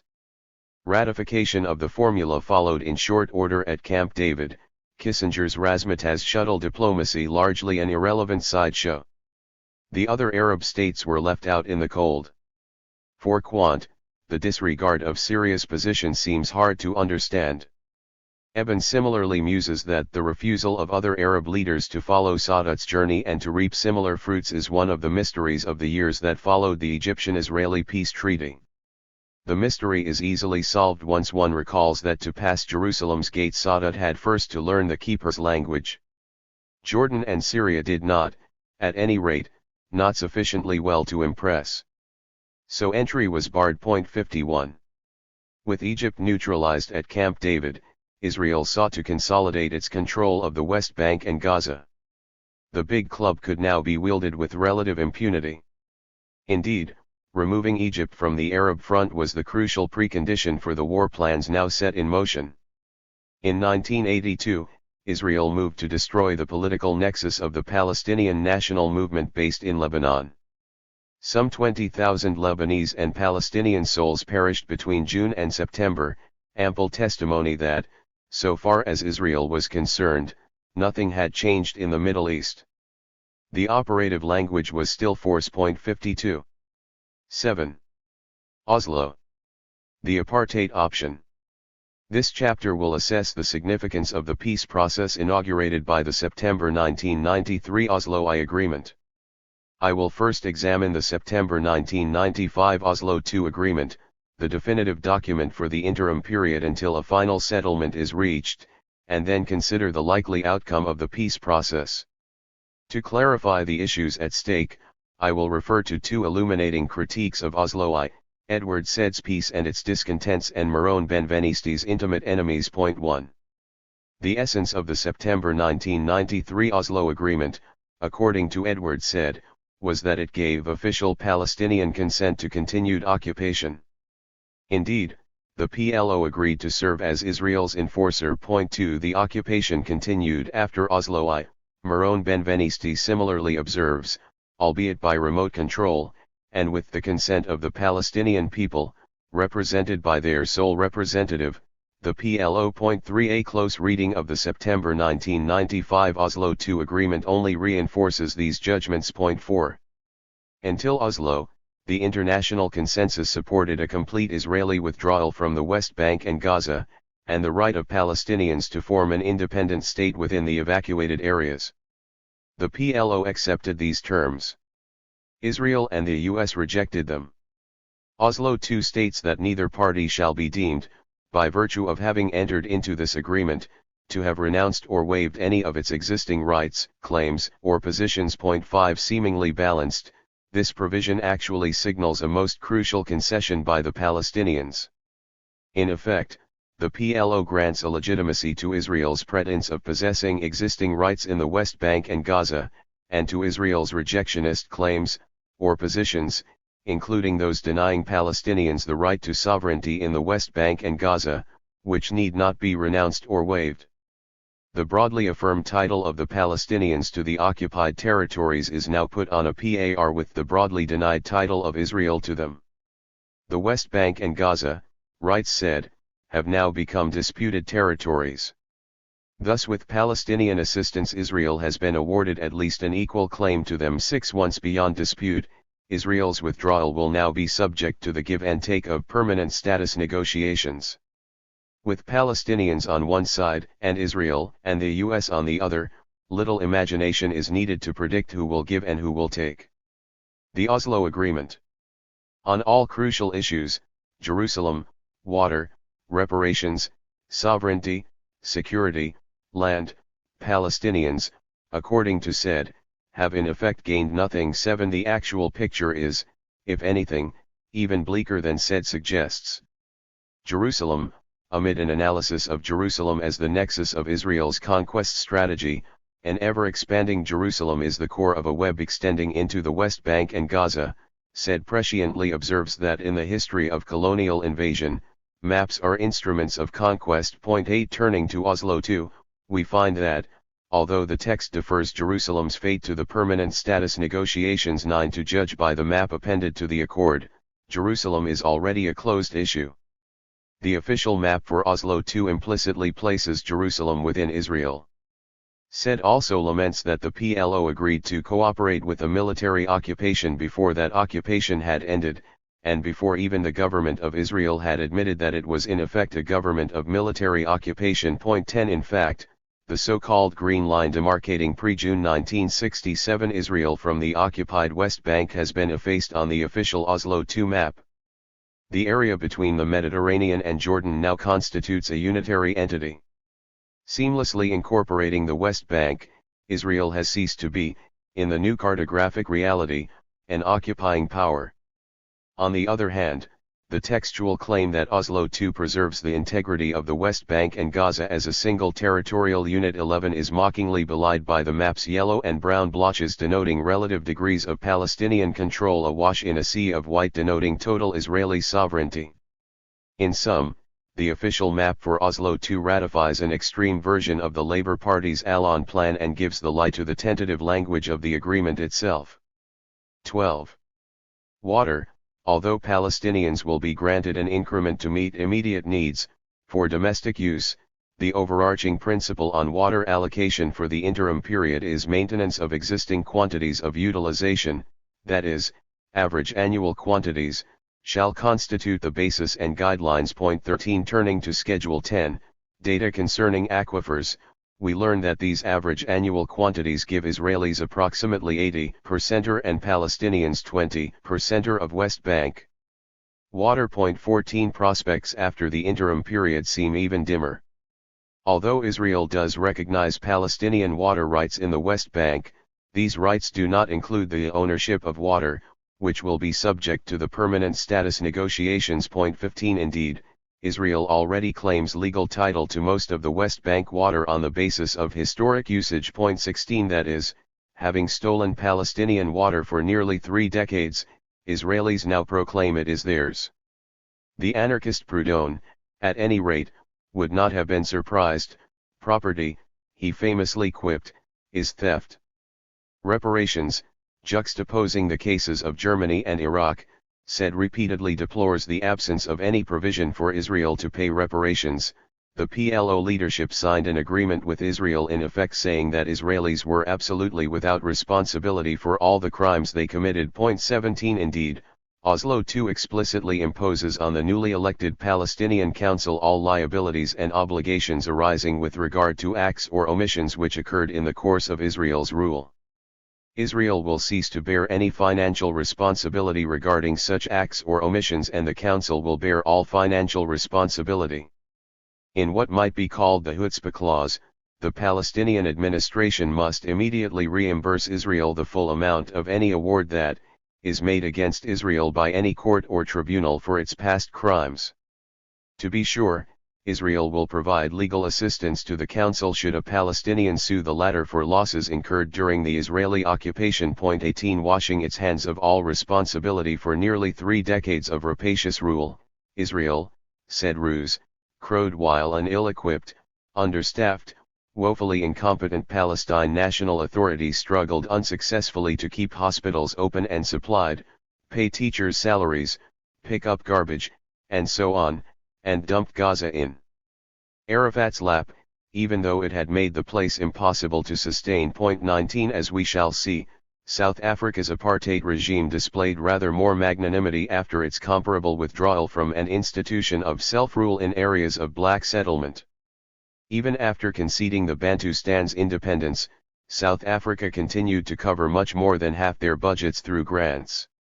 Sovereignty, Oslo II refers only to an Israeli redeployment, not a withdrawal, from the West Bank. Point 20. Excluded from the Palestinian Council's purview are Jerusalem, settlements, specified military locations, Palestinian refugees, borders, foreign relations, and Israelis. Point 21. Israel retains full criminal jurisdiction over offenses committed anywhere in the West Bank by Israelis or against Israel or an Israeli. Point 22. Regarding internal Palestinian affairs, the Council effectively cannot amend or abrogate existing laws or military orders without Israel's acquiescence. Point 23. There is even an explicit proscription on the wording of postage stamps which shall include only the terms the Palestinian Council or the Palestinian Authority. Point 24. On a related matter, the Palestinian National Council must formally approve the necessary changes in regard to the Palestinian Covenant. Point 25. No comparable demand is put on Israel to renounce its long-standing claim to the West Bank,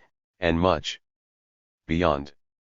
Security, Israel retains responsibility for external security, as well as responsibility for overall security of Israelis. Point 26. In the name of security, Israel is thus free to pursue any Palestinian anywhere. 27 Although duty-bound to protect Israeli settlers and settlements that are illegal under international law. 28 The Palestinian police cannot, shall under no circumstances, apprehend or place in custody or prison any Israeli. 29 Israel preserves the right to close the crossing points to Israel. 30 Palestinians who, due to Israel's systematic destruction of their economy, are dependent on work in Israel are thus still left to the latter's mercies. Israel retains responsibility for security at the border crossings to the West Bank and Gaza.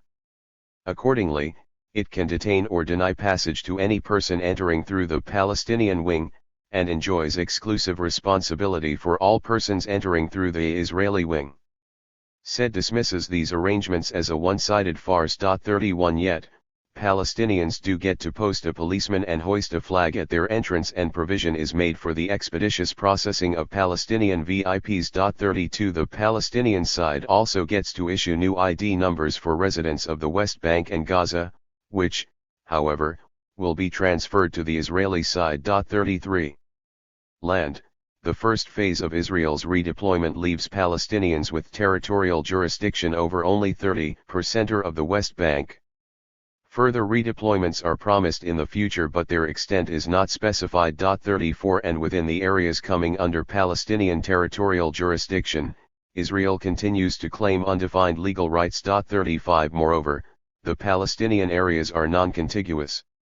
A caricature of South Africa's Bantustans, the Palestinian territorial jurisdiction comprises scores of tiny, isolated fragments.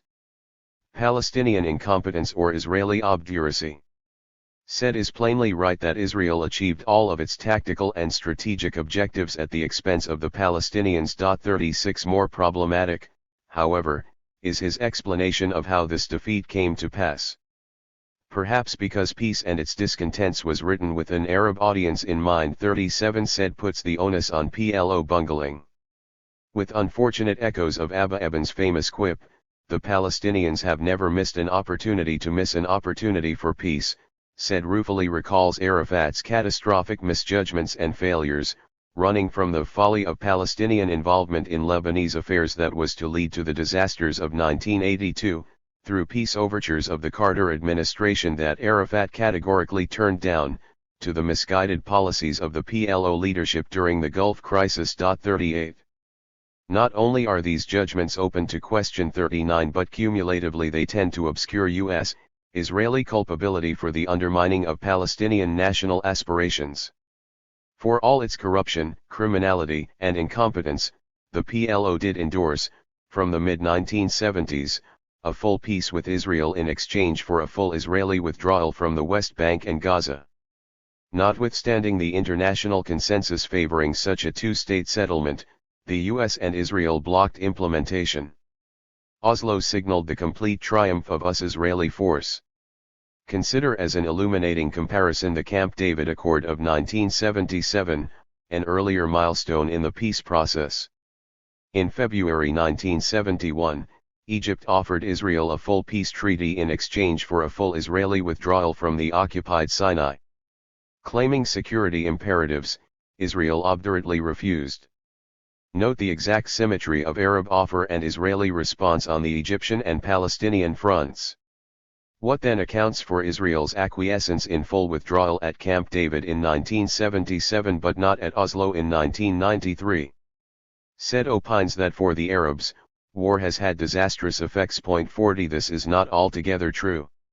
What brought Israel around at Camp David was not an Egyptian diplomatic offensive but the offensive of Egyptian troops in the October 1973 war. 41 Israel, like all conquering powers, only understands the language of force. Said no doubt knows all this.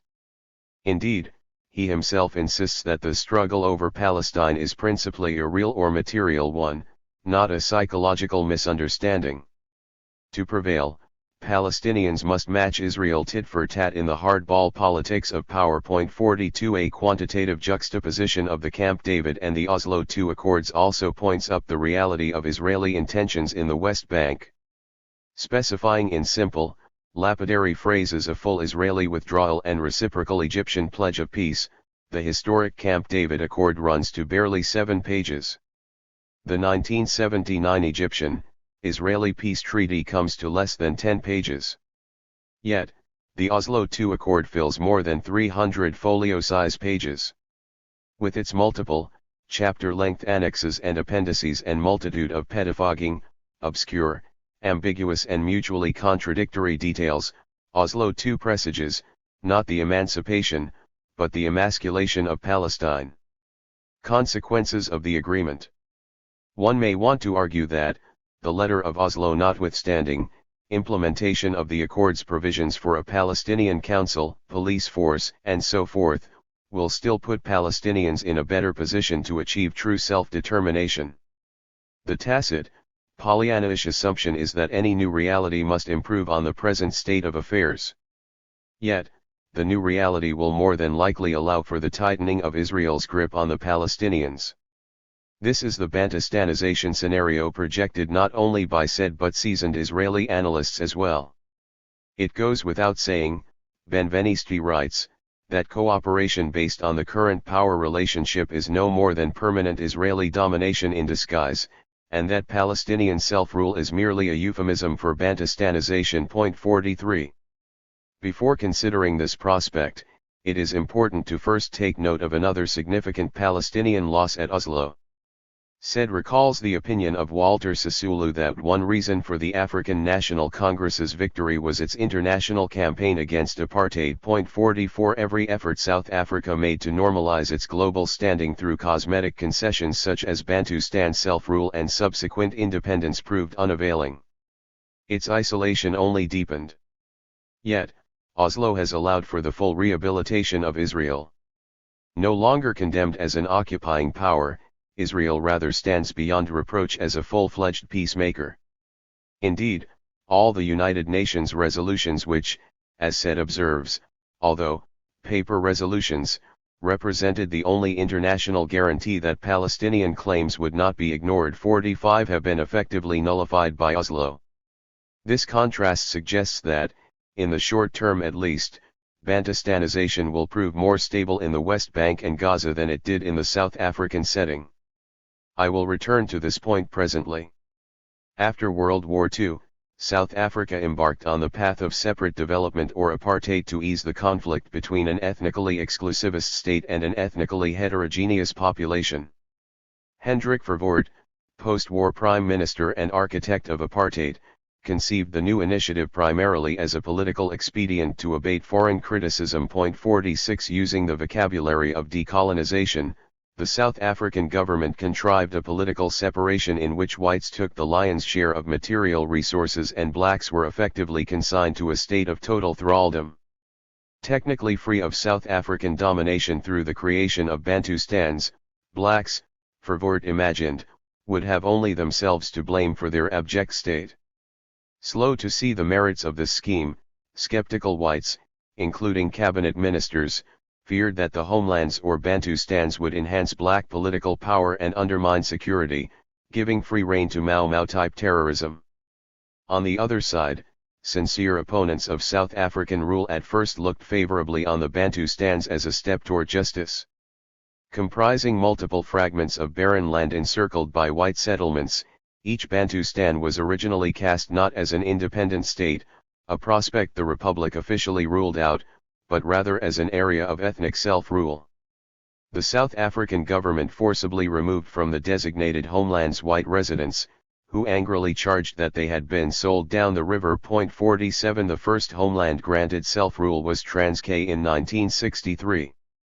Maintaining that more was to be achieved by supporting separate development than by opposing it, the leader of the new entity, Chief Matanzima, could point to the trappings of self-determination such as a Transkeian flag and national anthem. 48 Its power narrowly circumscribed by the South African imposed constitution, the Transkei government was vested only with such civil responsibilities as tax collection, education, local public works, agriculture, courts and welfare. South Africa reserved for itself jurisdiction over external and internal security, Transkeian units performing basic police functions, foreign affairs, communications, transportation, financial institutions, and population movement. It also retained a veto on all Transkei legislation and jurisdiction over whites within Transkei's borders. Note that Oslo II is a veritable carbon copy of the Transkei constitution. As even an observer sympathetic to the Bantustan experiment conceded, the central government holds the whip hand 49. Although Matanzima, with a nod from South Africa, kept an iron grip on power in Transkei, political dissent was marginally tolerated. Indeed, deeply concerned that self-government should not be seen as a puppet show, South Africa even encouraged a certain amount of opposition. It shows that the figures are alive, 50 creating growth points with tax concessions and especially cheap labor as incentives. South Africa sought to lure foreign investment on the periphery of and later inside Transkei.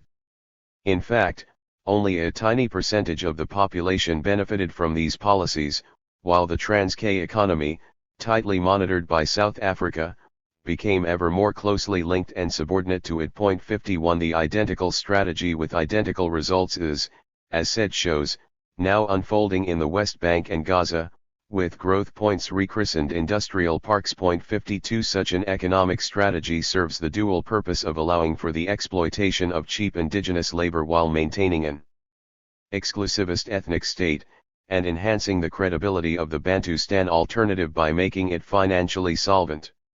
Sovereignty without justice. As international pressures mounted, South Africa moved to grant Transkei independence in 1976. Arguing that it would legitimate a division of wealth grossly unfavorable to the interests of blacks, opposition leaders rejected the South African initiative.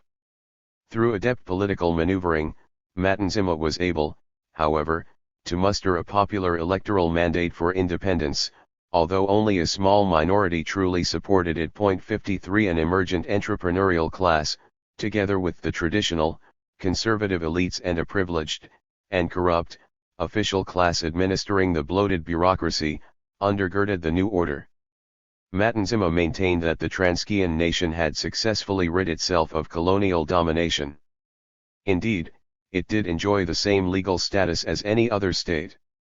Yet no foreign power recognized Transkei's independence, the United Nations General Assembly declaring it invalid by a vote of 134-0, with only the US abstaining.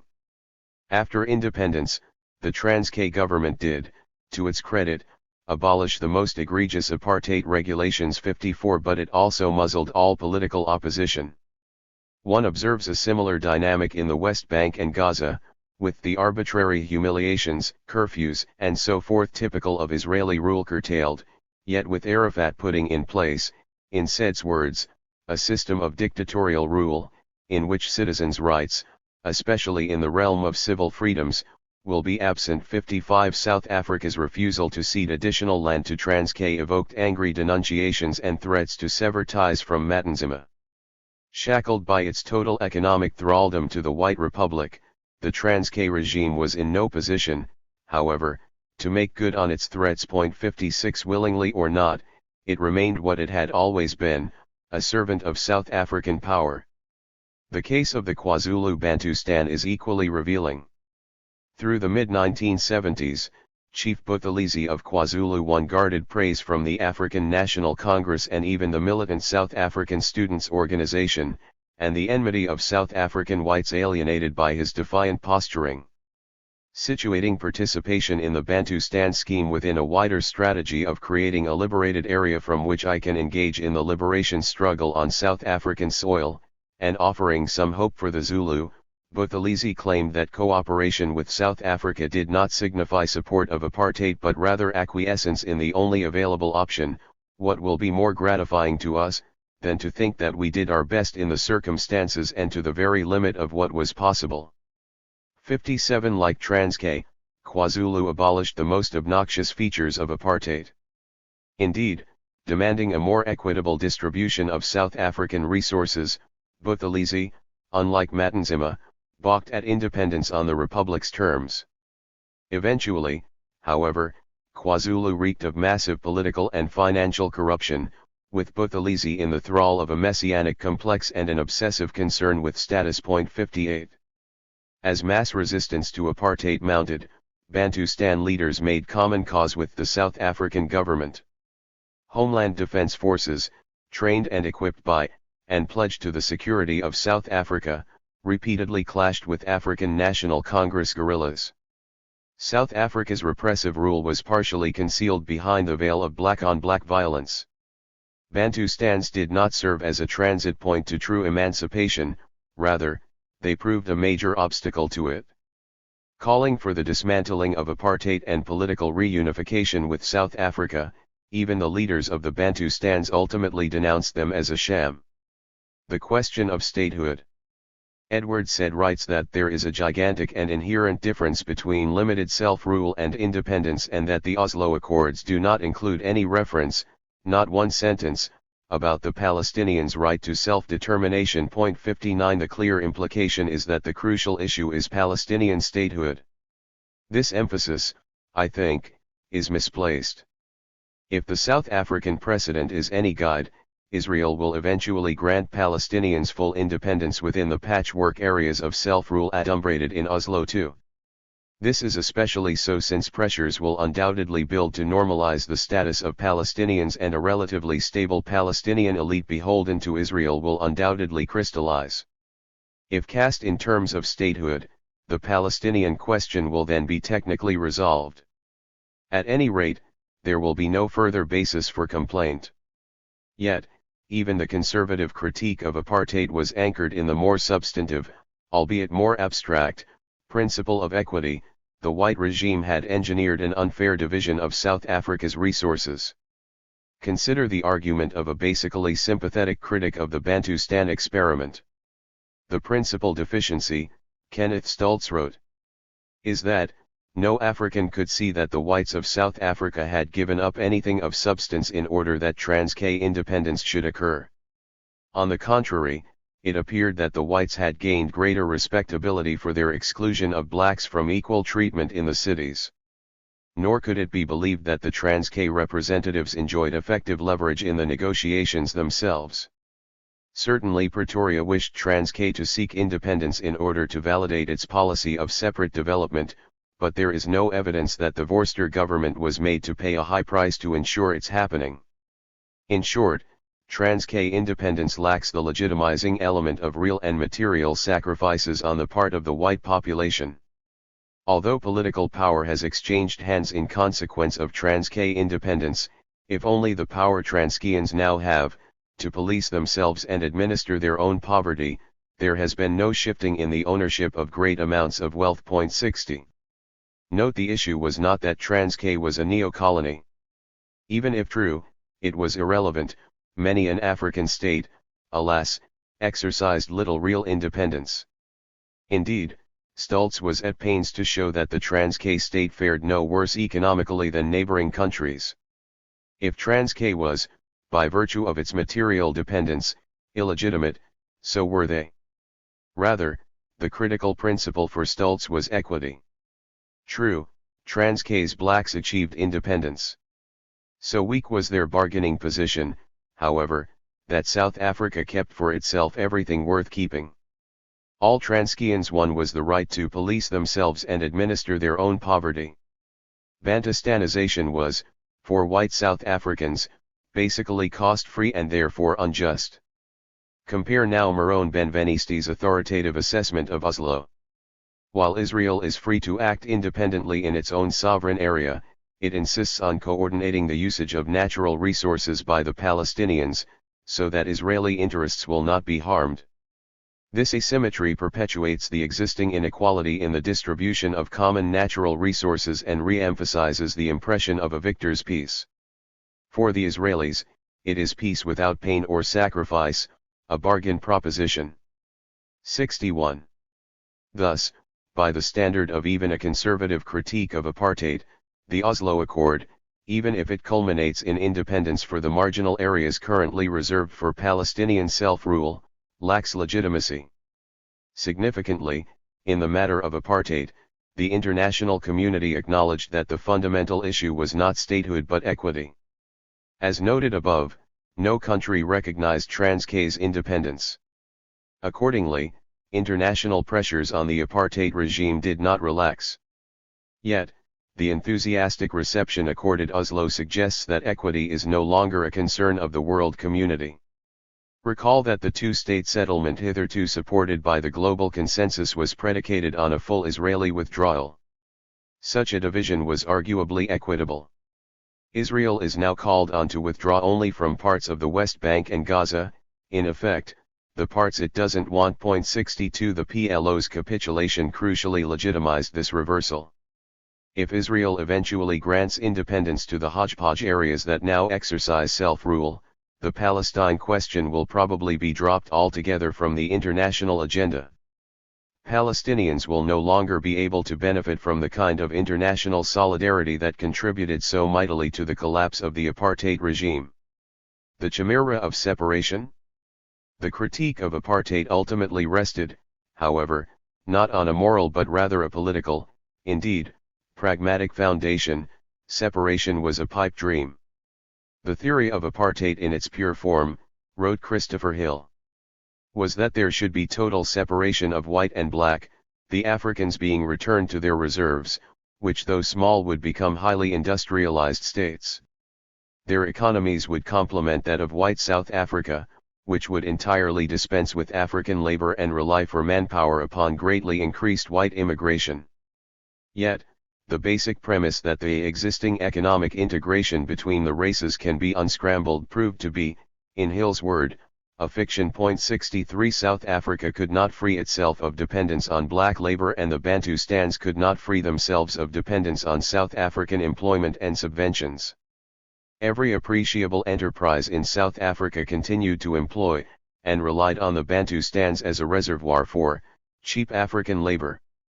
On the other side, migrants laboring in South Africa accounted for fully 70% of the gross national income in the Bantustans. Over half of the economically active Transkei male labor force, for instance, was annually recruited for work in the Republic. Without the remittances dispatched home by the migrant workers, the Bantustan economies, such as they were, would have collapsed. Indeed, the Bantustans depended, even after independence, on South African grants for fully 60 to 80% of even current expenditures. 64. Israel has been less reliant than South Africa on indigenous labor. Due to Israel's systematic ruination of the West Bank/Gaza economy, Palestinians in these areas are still reliant on work in Israel, a fact highlighted by the devastation wrought on their economy by the closures. Marone Benvenisti forcefully argues that the Oslo-contrived unscrambling of Israel and Palestine is equally illusory. The accord, he observes, provided for the establishment of a permanent committee to supervise cooperation in a long list of areas, such as water, electricity and energy, finance and international investment and banking, the port of Gaza, communication and transport, industry, labor relations, human resources, and protection of the environment. The long list of areas in which cooperation and coordination is essential points to one basic fact that the advocates of separation have yet to grasp: the country, from the Jordan to the sea, can perhaps be divided politically, but not physically. 65. In fact, it is uncertain whether the two-state settlement itself is feasible. Benvenisti thinks it isn't.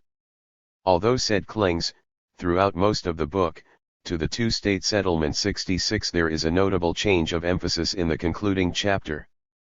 Palestine/Israel, is the place where two peoples, whether they like it or not, live inextricably linked lives, tied together by history, war, daily contact, and suffering. To speak in grandiose geopolitical terms, or to speak mindlessly about separating them is nothing less than to provide prescriptions for more violence and degradation. There is simply no substitute for seeing these two communities as equal to each other in rights and expectations, and then proceeding from there to do justice to their living actualities. 67. As Said's parting words suggest, the inevitable if very distant future is one in which Palestinian Arabs and Israeli Jews, enjoying reciprocal communal and individual rights, coexist within a unitary entity. Whether a two-state settlement might in the interim ease the suffering of Palestinians and provide a point of transition to a more desirable and feasible resolution of the conflict remains an open question. but there can be little doubt that, consigned to a footnote, Oslo will one day be dismissed as a sordid detour on the path to a just and lasting peace. Appendix. Abba Eban with footnotes. A critical review of Michael Oren's 6 Days of War, June 1967 and the Making of the Modem Middle East 1. Michael Oren's new study of the June 1967 war has enjoyed unusual success in the United States. Although weighed down with nearly 100 pages of endnotes and bibliography, this most comprehensive history ever published, book blurb, of the June War immediately leapt to the top of bestseller lists. The New York Times lavished unstinting praise on the book, gripping, fascinating, staggering, masterly, engrossing, fabulous, thrilling, powerful, in several reviews, while Newsweek reported that even President Bush had been greatly influenced by it. Point 2. In his introduction, Oren, an American-born Israeli historian, professes that his account of the June War is uncommonly detached, SDW, pages 14, 15. Were this the case, it would surely be an achievement, especially in light of the author's own pronounced right-wing political biases. Point 3. In fact, Oren basically reiterates the official Israeli version of the June War. Notwithstanding his claim that the book's conclusions are based on massive new research findings culled from multiple, recently opened state and United Nations archives, it happens that all the Arab and most of the crucial Israeli, and Soviet, archives remain closed, while the UN archives have been accessible for many years. Point 4. The only substantially new documentation Oren brings to bear comes from US archives, yet none of his cited findings significantly alter the known picture of American policy during these fateful months while, on the most controversial questions, example, did the US give Israel a green light on the eve of its preemptive strike, no new light is shed. Point 5. It would seem that Oren's main achievement is lending a scholarly veneer to, as it were, the Abba Eban version of the June War. To reconcile the historical record with this apologetic narrative, he resorts to several distinct, if overlapping, procedures. Attaching equal weight to a public statement, or memoir, and the hard evidence of an internal document contradicting it. Burying in an avalanche of dubious evidence a crucial counterfinding. Minimizing, misrepresenting, or suppressing a crucial piece of evidence. Point 6. In the ensuing pages, I will illustrate how Oren skews the historical record of the June War by deploying these techniques. 2. Reaching back to the Zionist movement's struggle for statehood, Oren begins with the broader historical context of the June War. This partisan account sets the book's tone. He reports that the Zionist movement reacted with restraint to Palestinian guerrilla attacks in the months following UN approval of the 1947 Partition Resolution, SDW, P4, whereas senior Haganah intelligence officers on the ground pinned responsibility for the escalation of hostilities on the ill-conceived Jewish military actions and overreactions, pages 82-3 in this volume. In one place he rightly suggests that Israel stopped short of conquering the West Bank and Gaza due to fears of incorporating densely populated Arab areas and triggering a war with Great Britain. Yet, just 2 pages later he contrives the fanciful explanation that Israeli leaders refrained from further conquest because they had been duped, he never says by whom, into believing that in exchange they could retain the territories they had conquered beyond the partition borders, and keep the refugees out, SDW, pages 5, 7. He recalls Ariel Sharon's murderous assault on Kibbutz in October 1953, the wrong year is given, which left 69 Arab civilians dead, but then enters the apologetic caveat inadvertently, he claimed, and sanitizes the covert Israeli firebombing of public institutions in Egypt to thwart Nasser's rapprochement with the West as vandalizing, SDW, p9.7 crediting Israeli public statements and representations during arms talks with Western powers.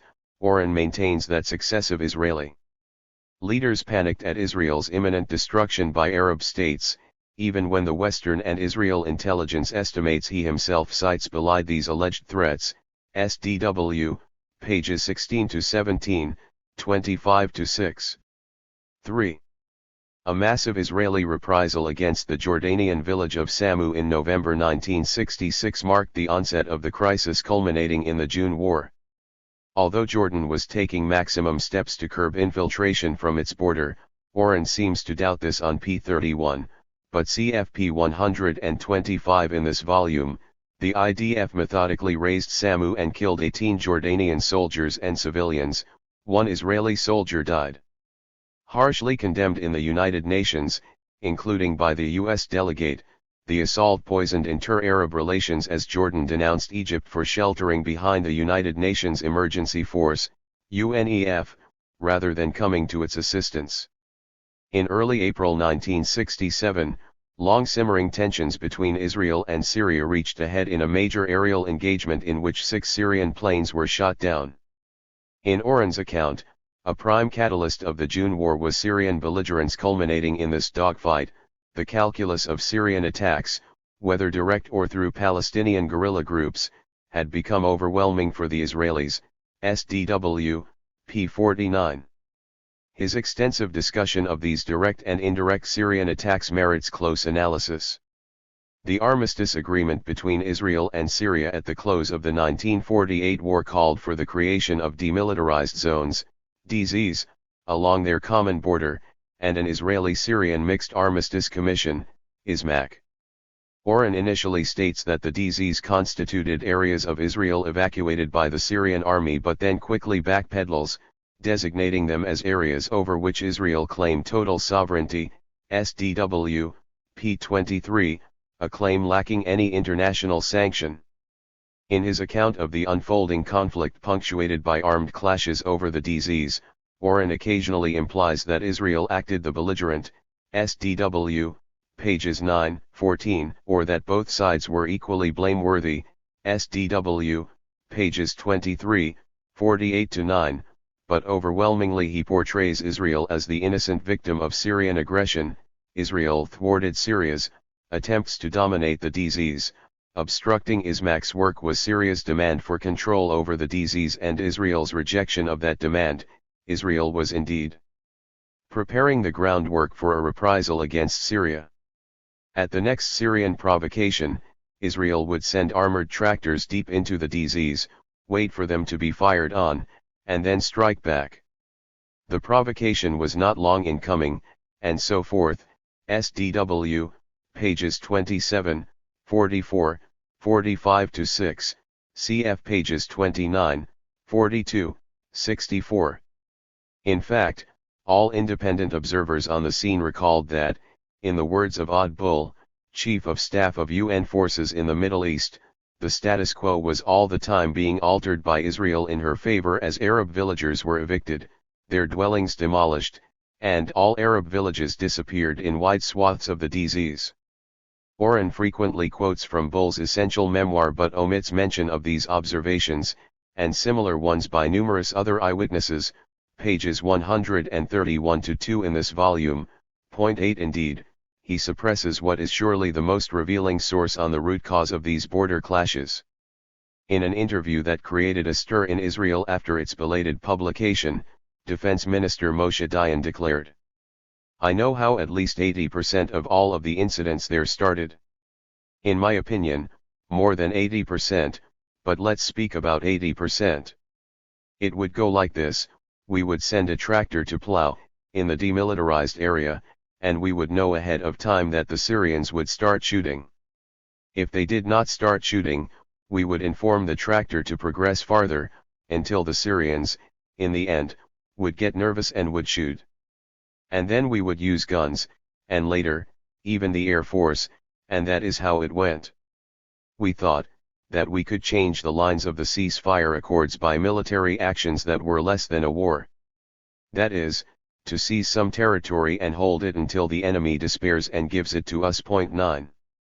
It was just such a staged provocation, an Israeli tractor plowing through a disputed field despite Syrian pleas for compromise, that sparked the April 1967 aerial battle. 10. In Oren's reckoning, however, the battle ensued after a pattern of Syrian provocation. SDW, p. 46. Denied the right to return home or compensation, Palestinian refugees organized commando raids against Israel and, after a February 1966 coup in Syria, the new radical regime escalated support for them.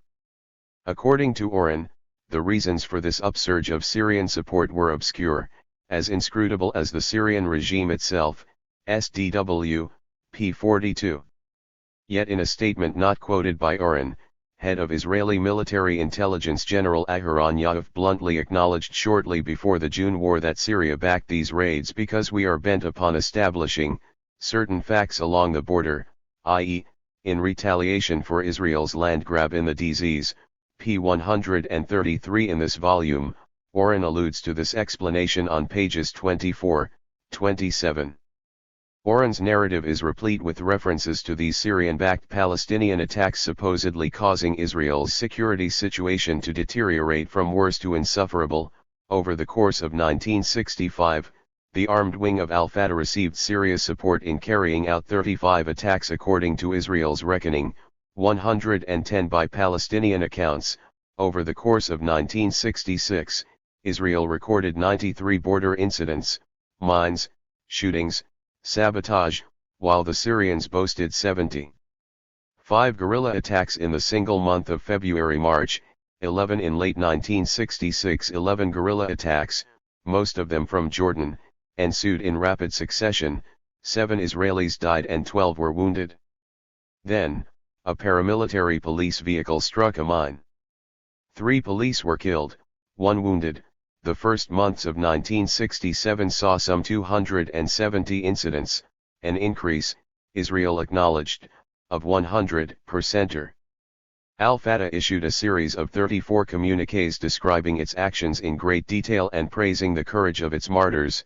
During April-May 1967, Al-Fatah undertook no less than 14 operations. Mines and explosives were planted not only on the Israeli side of the Syrian and Jordanian borders, but across from Lebanon as well, and by late May the IDF's hands were tied. Al-Fatah could attack at will. SDW, pages 24, 27, 31, 45, 48, 63, cf. pages 25, 28, 29, 42, 46, 53. After these cumulatively overwhelming statistics, it comes as something of a shock when Oren quotes Moshe Dayan from an October 1966 Knesset speech to the effect that there is no major wave of infiltration today. Just because several dozen bandits from Al-Fatah cross the border, Israel does not have to get caught up in a frenzy of escalation. SDW, p. 81. In fact, a former head of Israeli military intelligence, Yehoshaphat Harkabi, concluded shortly after the war in a sober balance sheet, not cited by Oren, that the operational achievements of the Palestinian commando raids in the 30 months from their debut to the Six-Day War are not impressive by any standard, italics in original. Emphasizing that the few successful sabotage operations and few Israeli casualties in that period, a total of 14 civilians, police, and soldiers, did not endanger Israel's national life.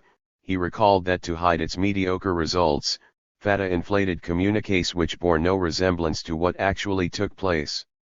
Often, reported actions did not take place at all, and the Israeli authorities had difficulty identifying them, p. 133 in this volume.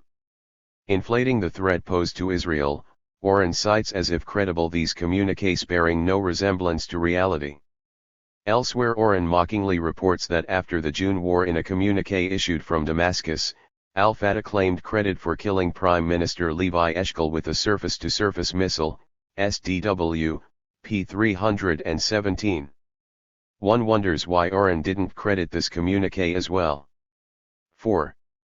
In the first weeks of May 1967, Israel's cabinet reportedly decided to attack Syria, and numerous Israeli officials openly called for massive retaliation.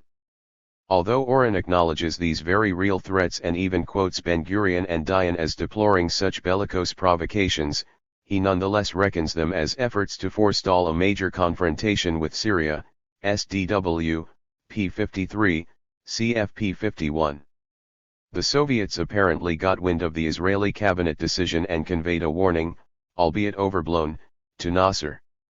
Maintaining that the reasons for the Russians' warning would remain obscure, Oren offers multiple tortured speculations in the body of the text, such as the tendency of communist decision-makers to be influenced by their own propaganda on imperialist and Zionist perfidy, and tucks away in a footnote the most obvious explanation, that Israel was in fact planning an attack. SDW, pages 54-5, p. 342 and 52. Indeed, just a few pages after reporting the Israeli decision to strike, he dismissively refers to yet another Soviet claim of threats against Syria, SDW, pages 51, 59. Ridiculed in the Arab world for standing idly by after the Samu raid and the downing of Syrian aircraft, Nasser reacted in mid-May to the new Israeli threats by moving Egyptian troops into the Sinai and ordering the removal of UNEF from Sinai, Gaza, and Sharm el-Sheikh overlooking the Straits of Tyran.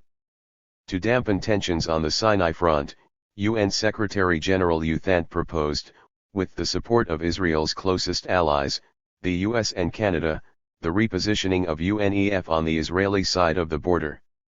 Oren defends Israel's peremptory rejection of U Thant's initiative on the grounds that incorporating contingents from countries hardly sympathetic to Israel, UNEF would be less likely to stop aggression than to limit Israel's response. SDW, p. 72. Oren doesn't offer a jot of evidence to support this allegation of UNEF's partisanship, there isn't any, but acknowledges earlier on that the mere presence of UNEF had sufficed to deter warfare during periods of intense Arab-Israeli friction, to keep infiltrators from exiting Gaza and ensure free passage through the Straits of Tyran.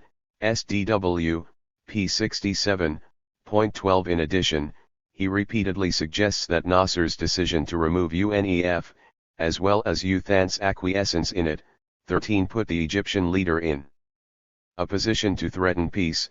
SDW, pages 67 ff. It's hard to understand, however, why stationing UNEF on the Egyptian side of the border preserved peace while stationing it on the Israeli side wouldn't have, or, put otherwise, why UNEF would deter Egyptian aggression on the Egyptian side but not on the Israeli side. 14. Oren also rapidly disposes of U Thant's stopgap proposal, enthusiastically supported by Nasser, although Oren never mentions this, but firmly rejected by Israel, to reactivate the Egyptian-Israeli Mixed Armistice Commission, IMAC. SDW, p. 74.15. Following the removal of UNEF from Sharm el-Sheikh, Nasser declared the Straits of Tyran closed to Israeli vessels, and foreign vessels carrying strategic cargo, bound for the Israeli port city of Eilat. Although acknowledging that few Israeli flag vessels in fact traverse the straits, Oren designates them a lifeline of the Jewish state and Eilat a thriving port. SDW, pages 81, 83. In fact, only 5% of Israel's trade passed through Eilat, and oil, which was the only significant commodity possibly affected by the blockade, could have been rerouted, if circuitously, through Haifa. Oren reports extensively on the frightful news that Egypt had mined the straits and otherwise forcibly implemented the blockade, only to note later in passing that actually the waterway remained mine-free. SDW, pages 84, 90, 95, CFP 166. Indeed, he makes no mention that just a few days after Nasser announced the blockade, vessels using the straits apparently weren't any longer even being searched. p. 139 in this volume. Oren maintains that Israel had won international recognition of its right to act in self-defense if the straits were ever blockaded, and, even more emphatically, that the US had pledged to regard any Egyptian attempt to revive the Tyran blockade as an act of war to which Israel could respond in self-defense under Article 51 of the Union Charter. SDW, pages 81, 12. Yet the actual documentary record shows that Israel obtained from the US and other maritime states support only for its right of free and innocent passage in the straits, that the US called for any recurrence of hostilities or any violation by any party to be referred back to the UN, and that even US officials and legal scholars, not to mention UN Secretaries General Dag Hammarskjöld and U Thant, stressed that this was a complicated jurisdictional dispute warranting mediation. There's a Passing reference by Oren on p. 141 to the murky legal waters of Tyran. It would seem that Oren conflates Israel's declared policy, interference, by armed force, with ships of Israel flag exercising free and innocent passage in the Gulf of Aqaba and through the Straits of Tyran will be regarded by Israel as an attack entitling it to exercise its inherent right of self-defense under Article 51 of the United Nations Charter and to take all such measures as are necessary, with that of the U.S. and the international community. 16. Reaching Cairo just after the blockade was announced, Uthant elicited a very significant, his words, assent from Nasser to a new diplomatic initiative, the appointment of a special UN representative to mediate the crisis, and a 2-week moratorium on all belligerent acts in the Straits. Israel peremptorily rejected both of Uthant's proposals. 17 Its dismissal of the moratorium proposal rates only a scant mention in Oren's account. He never bothers to mention Egypt's acceptance and Israel's rejection of a special mediator, while Nasser's repeatedly expressed willingness to submit the Straits dispute to the World Court, for Israel inconceivable, is dispatched in a single, negatively charged phrase, SDW, pages 126, 144, p. 129 and sources cited in this volume. Alongside Uthant, the U.S. also tried its hand at mediation in late May and early June. In what Oren rightly describes as precisely the opening the White House sought, Nasser agreed to send his vice president to Washington to explore a diplomatic settlement, SDW, p. 145. Just 2 days before the Egyptians' scheduled arrival, however, Israel attacked. Recalling that the U.S. was shocked, and angry as hell, Secretary of State Dean Rusk speculated that we might not have succeeded in getting Egypt to reopen the Straits, but it was a real possibility, p. 129 in this volume, SDW, p. 196. Even Middle East Record, a semi-official Israeli compilation, observed after the June war that a number of facts seemed to indicate Abdel Nasser's belief in the possibility of terminating the conflict through diplomacy, pointing in particular to his suggestion that the World Court arbitrate the Straits dispute, his vagueness on the blockade's enforcement, and his willingness to revive Iraq, pages 129 to 30 in this volume. One would never guess from reading Oren that such a real possibility existed for terminating the conflict through diplomacy, if only because the crucial facts enumerated in this mainstream Israeli compilation enter just barely or not at all in his uniquely comprehensive and impartial history of the June War. 5. A major thrust of Oren's account suggests that Israel launched its preemptive strike in the face of an imminent and overwhelming Arab attack. Basing himself on a few self-serving post-war Egyptian memoirs, Oren gives over many pages to Operation Dawn, a preemptive strike allegedly planned for near the end of May by Nasser's powerful defense minister, Abd al-Hakim Amr, and said to be abruptly aborted by Nasser. Yet, even mainstream American and Israeli historians crediting Operation Dawn typically consign it to a footnote or a phrase, whereas Oren, citing the same Egyptian memoirs, turns this ephemeral and inconsequential alleged episode into a centerpiece of his history, thereby magnifying the threat Egypt posed. 18 Fabricating a mammoth speculative edifice on an already flimsy evidentiary foundation, Oren professes to divine Nasser's subtle calculations for supporting Operation Dawn, SDW, pages 95, 120.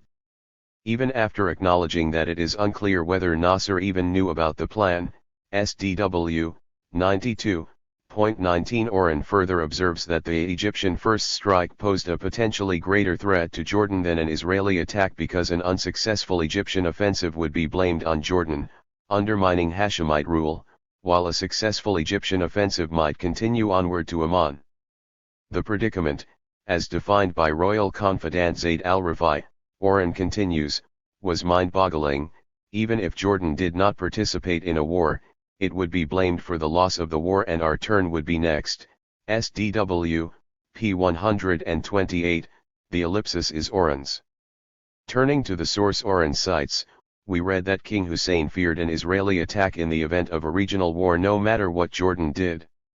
To document Jordan's worry, the source quotes al-Rifai, Even if Jordan did not participate directly in a war that was started by Israel, it would not only be destroyed by the Arab world and even blamed for the loss of the war, but our turn would be next. My italics. 20 It would seem that the predicament posed by an Egyptian first strike to Jordan wouldn't have been quite so mind-boggling if Oren hadn't excised the phrase that was started by Israel. At one point in his chapter on the countdown to the June war, Oren implies that Nasser had resolved not to attack on the eve of Israel's preemptive strike, SDW, p. 158. This acknowledgement easily gets lost, however, amid a barrage of alleged contrary indications. For example, he solemnly quotes the June 4 Israeli cabinet decision to launch a military strike aimed at preventing the impending assault by the United Arab Command and, citing the UNEF commander, that Egyptian troops stood poised for an offensive, as well as the renewed hopes of Amr to launch an air and ground offensive in the Negev. He closes the chapter by invoking Eshkol's plea on June 5 that all Israel strove for was an end to the immediate threat, SDW, pages 158, 167, 160, 169. CFP 99. In fact, there almost certainly wasn't an impending Egyptian assault. The Egyptian buildup in Sinai lacked a clear offensive plan. Avraham Sella, a colleague of Oren's at the Shalem Center, reports, and Nasser's defensive instructions explicitly assumed an Israeli first strike. Oren doesn't adduce any evidence refuting this standard view. Even Menachem Begin, a member of the Israeli cabinet in June 1967, publicly admitted, the Egyptian army concentrations in the Sinai approaches do not prove that Nasser was really about to attack us. We must be honest with ourselves. We decided to attack him. Oren omits any mention of Begin's remarkable testimony. Point 21. Citing mostly public statements and tendentious memoirs, Oren suggests that Israel's security was rapidly deteriorating and, on the eve of the preemptive strike, Arab armies posed an existential threat. His phrase, "It is now a question of our national survival, of to be or not to be, and the noose is closing around our necks." Yitzhak Rabin, IDF Chief of Staff, Eshkol now understood that time was not on Israel's side. The news in the interim was frightful. Egypt's 4th Division had completed its deployment in Sinai. The General Staff determined that every day is a gamble with Israel's survival. Should Egypt attack first? Israel has had it. Avraham Harman, Israel's ambassador to Washington, Israel's one chance for winning this war is in taking the initiative and fighting according to our own designs. God help us though if they hit us first. Dayan, this is Egypt's greatest hour. The combined Arab armies could push Israel back to the UN partition lines, or further. Aharon Yaakov, Chief of Military Intelligence, and so forth, SDW, pages 153, 86, 87, 90, 97, 147, 149, 150-1, cf. pages 100, 106, 156, 157, 164, 168, 210. Yet, these avowals are flatly contradicted by what intelligence agencies and officials were privately reporting. Israel's security situation was in fact steadily improving, and it would win a quick and easy victory regardless of which side initiated hostilities. Indeed, Oren cites portions of this confident internal record in the very same passages that he uncritically reports the panicky pretenses. U.S. intelligence predicted that the IDF would win a war in 2 weeks even if attacked on 3 fronts simultaneously, 1 week if Israel shot first, and, according to Oren, U.S. and Israeli intelligence estimates agreed entirely. The U.S. ambassador to Israel reported back to Washington that the Israelis feel they can finish Nasser off. Labor Minister Yugal Alon expressed to the cabinet total faith in the IDF's ability to beat the Egyptians. Chief of the Central Front, Uzi Narkis, dismissed the Arab forces as a soap bubble, one pin will burst them, and Divisional Commander Ariel Sharon declared that the army is ready as never before to repel an Egyptian attack, to wipe out the Egyptian army. Mossad Chief Medir Amit assured Eshkol that if Nasser strikes first, he's finished, and he also told U.S. Defense Secretary Robert McNamara that the war would be over in 2 days. In this regard, it also bears notice that Oren cites the premonition of Quartermaster General Mattatyahu Peled that the Egyptian threat had to be eliminated at once if Israel were to survive, but not Peled's subsequent admission that this posture had been a bluff, and he quotes statements by IDF Chief of Operations Ezer Wiseman that we must strike now and swiftly, we must deal the enemy a serious blow, for if we won't other forces will soon join him, and all the signs indicate that the Egyptians are ready to strike. We have no option but to attack at once, but not Wiseman's later acknowledgement that actually there was no threat of destruction and the Egyptians would have suffered a complete defeat even if they attacked first. SDW, pages 110, 139, 146, 147, 122, 133-4, 151, 87, 99, cf. pages 104, 152, 159, 165, 172.22. Far from panicking on the eve of the June War, the IDF under Rabin was, in the words of Israeli military historian Martin van Creveld, at the peak of its preparedness, confident in its power and spoiling for a fight and willing to go to considerable lengths to provoke it. 23. 6. Because he portrays Israel as reacting to an existential threat in June 1967, Oren devotes relatively little space to its political motives for attacking. He briefly recalls that, like France during the Algerian War, Israel was at war with Arab nationalism, and that Ben-Gurion's nightmare from the early 1950s onward was that Nasser might emerge as another Ataturk uniting the Arab world. SDW, p. 10. He also points up, but without probing its meaning, Israel's fear of losing its deterrence power. SDW, pages 79, 81, 87-9, 123. In effect, Israel conceived any independent, modernizing movement in the Arab world as potentially undercutting its regional dominance and accordingly threatening its existence. The emergence of Nasser, and Nasserism, incarnated this challenge of Arab nationalism to Israel's deterrence power. To meet this threat, Israel sought to cut Nasser down in 1956, but failed owing to U.S. opposition. In June 1967 a new opportunity arose. Our objective is to give Nasser a knockout punch, Rabin declared on the eve of the war. That, I believe, will change the entire order of the Middle East. SDW, p. 151. With U.S. officials finally blessing this goal at the end of May and early June, the last obstacle to administering the knockout punch was removed, pages 142-3 in this volume. Oren maintains that Israel's sole objective in the June War was eliminating the Egyptian thrust and destroying Nasser's army. The conquests of the Sinai Peninsula, Gaza, West Bank, and Golan Heights weren't planned or even contemplated. In formulations strikingly reminiscent of Benny Morris's account of the origins of the Palestinian refugee problem, born of war, not by design, Oren avows that the Israeli offensives had been determined less by design than by expediency and by the vagaries and momentum of war, far more than by rational decision-making.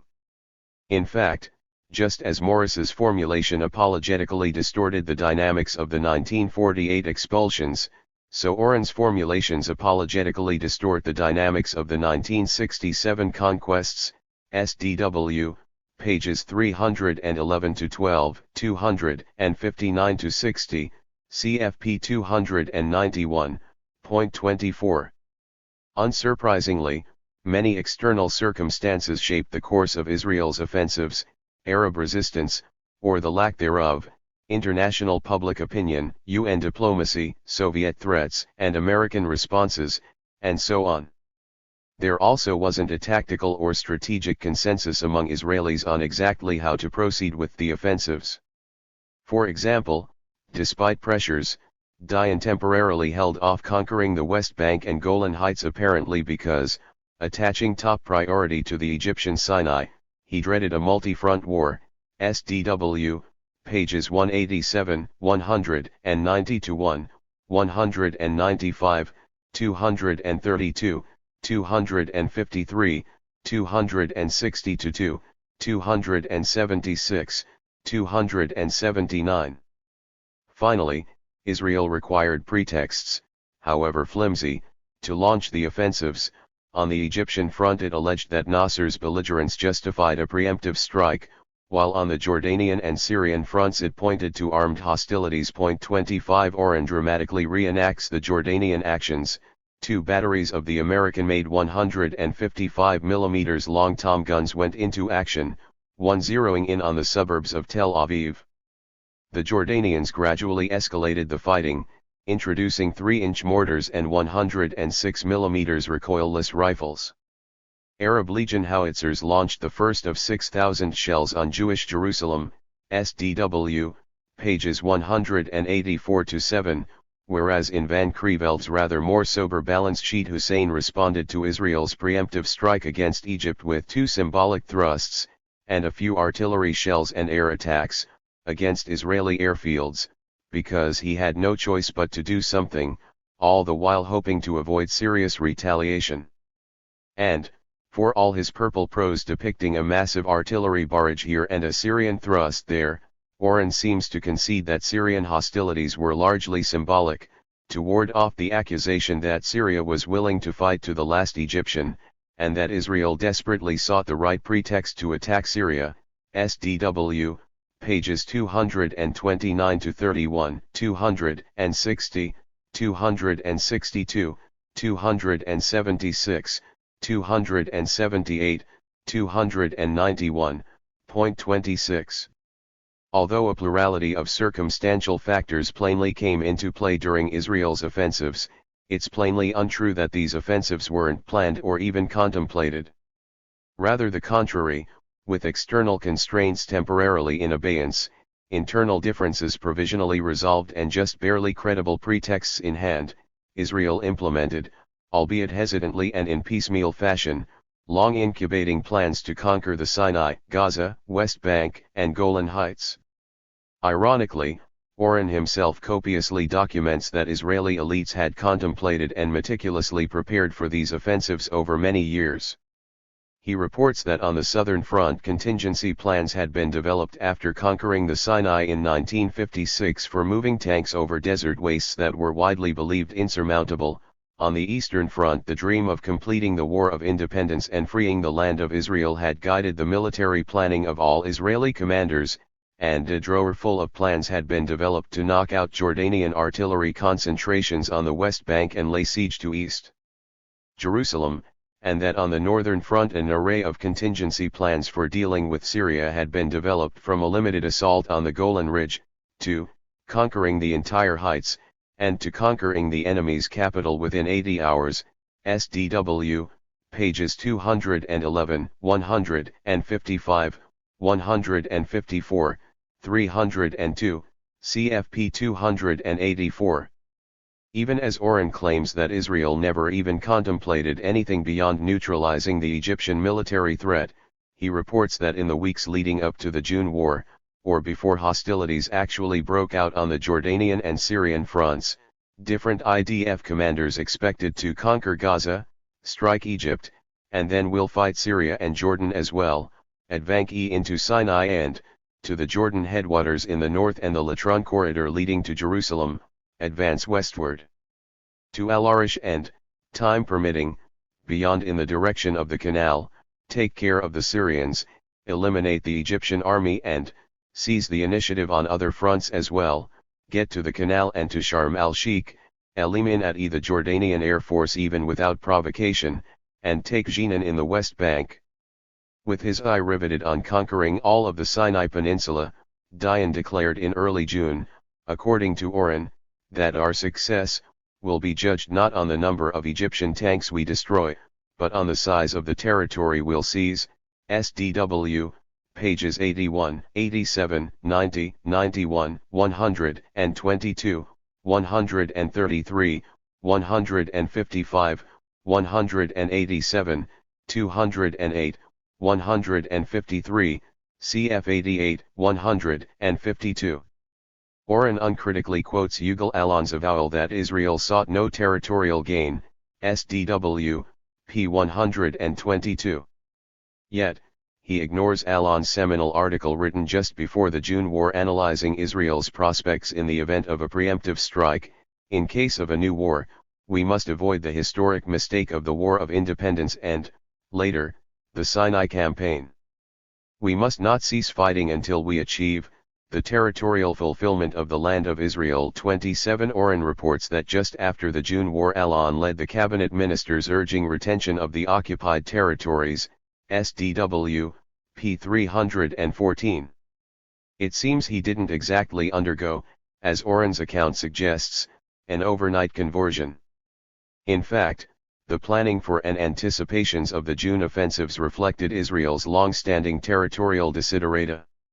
From just after the First Arab-Israel War, many Israeli leaders lamented not conquering the West Bank and Gaza, and accordingly envisaged as part of the 1956 Sinai Campaign annexing them, as well as the Egyptian Sinai. 28. In many respects, 1967 was simply a replay of 1956, but, crucially, with the U.S. now on board. 29. Oren himself reports that Wiseman reputedly claimed the right to Hebron and Nablus and all of Jerusalem, that Chief of Central Command Uzi Narkis regretted Israel's inability to seize the West Bank and Jerusalem in 1948 and saw the June War as an opportunity to rectify Israel's failure in 1948, a miraculous second chance, declaring at a post-war briefing that Central Command fulfilled its natural aspirations and established Israel's borders on the Jordan, that shortly before the outbreak of hostilities Rabin exhorted troops on the Jordanian front to complete what we were unable to finish in 1948, and many officers shared that sentiment.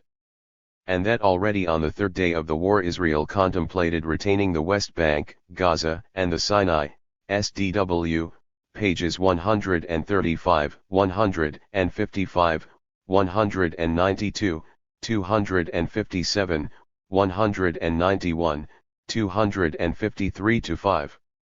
Oren also quotes uncritically Eshkol's claim that of course, we don't want a centimeter of Syrian territory.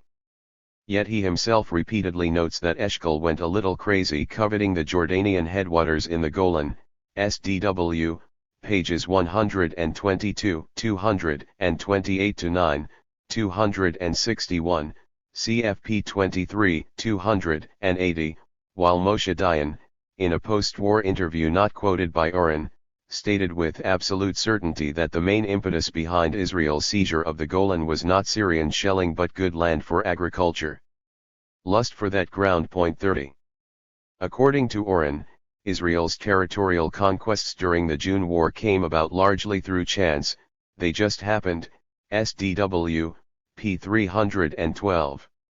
To judge by the historical record, however, they were just waiting to happen. 7. Oren's account of events attendant on the June War frequently descends to vulgar propaganda. Deeming the Israeli combined air and naval assault on the USS Liberty, in which 34 U.S. Navy men were killed and 171 wounded, an accident and an incident of faulty identifications, Oren rehashes official Israeli tales and embellishes on them with his own whoppers. He avers that Israeli reconnaissance pilots flying just overhead on a cloudless morning missed noticing the Liberty's 5-by-8-foot American flag fluttering in the wind because they were not looking for the Liberty, but rather for Egyptian submarines, that the IDF could have easily sunk the Liberty, although with the IDF's extended air attack using missiles, cannon, and napalm, followed by a torpedo attack followed by sustained fire on the crippled vessel that left 2/3 of the crew dead or wounded, the miracle is that the Liberty managed, just barely, to stay afloat, and that Israeli ships, after torpedoing the Liberty, ceased firing the instant the mistake was realized and offered to assist the ship, although surviving members of the crew uniformly testify that the Israeli ships fired from close range after the torpedo explosion and after stopping near the fantail, where the Liberty's name and hull number appeared in large letters, a new oversized American flag had also been unfurled. Finally firing on the life rafts in the water, and then left the area for more than an hour before returning to offer assistance, SDW, pages 264-271. 31. Oren claims that the IDF, unable to handle the throngs of Egyptian prisoners, dispatched them toward the canal and was at pains not to harm them, and no evidence was found that Israel executed Egyptian POWs. SDW, pages 259-270-1.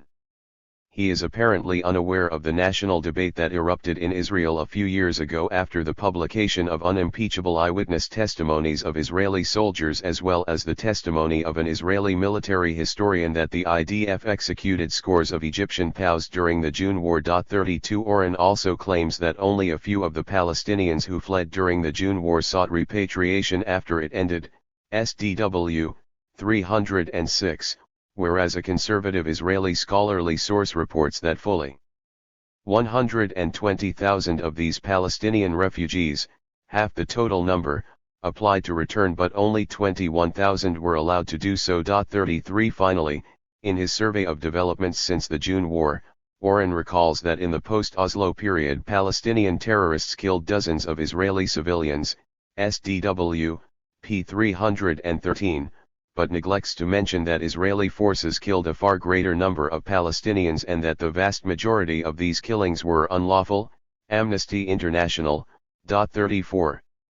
Whenever Israel faces a public relations crisis in the U.S., i.e., a jot of the reality of its brutal policies manages to break free of ideological controls, a new propaganda initiative is launched to lift the spirits and close the ranks of the Zionist faithful.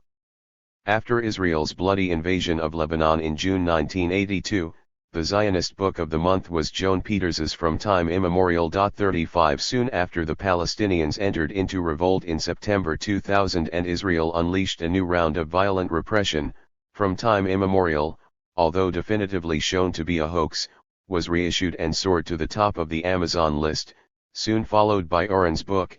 Amazon frequently featured them together. While certainly a much more sophisticated enterprise, 6 Days of War serves the same political agenda as From Time Immemorial. In the introduction, Oren states as his goal that the June War never be seen the same way again.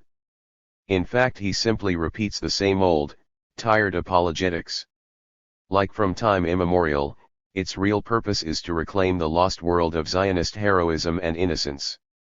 With so much water under the bridge, however, except among true believers, admittedly not a small number, it's unlikely to succeed. November 2002.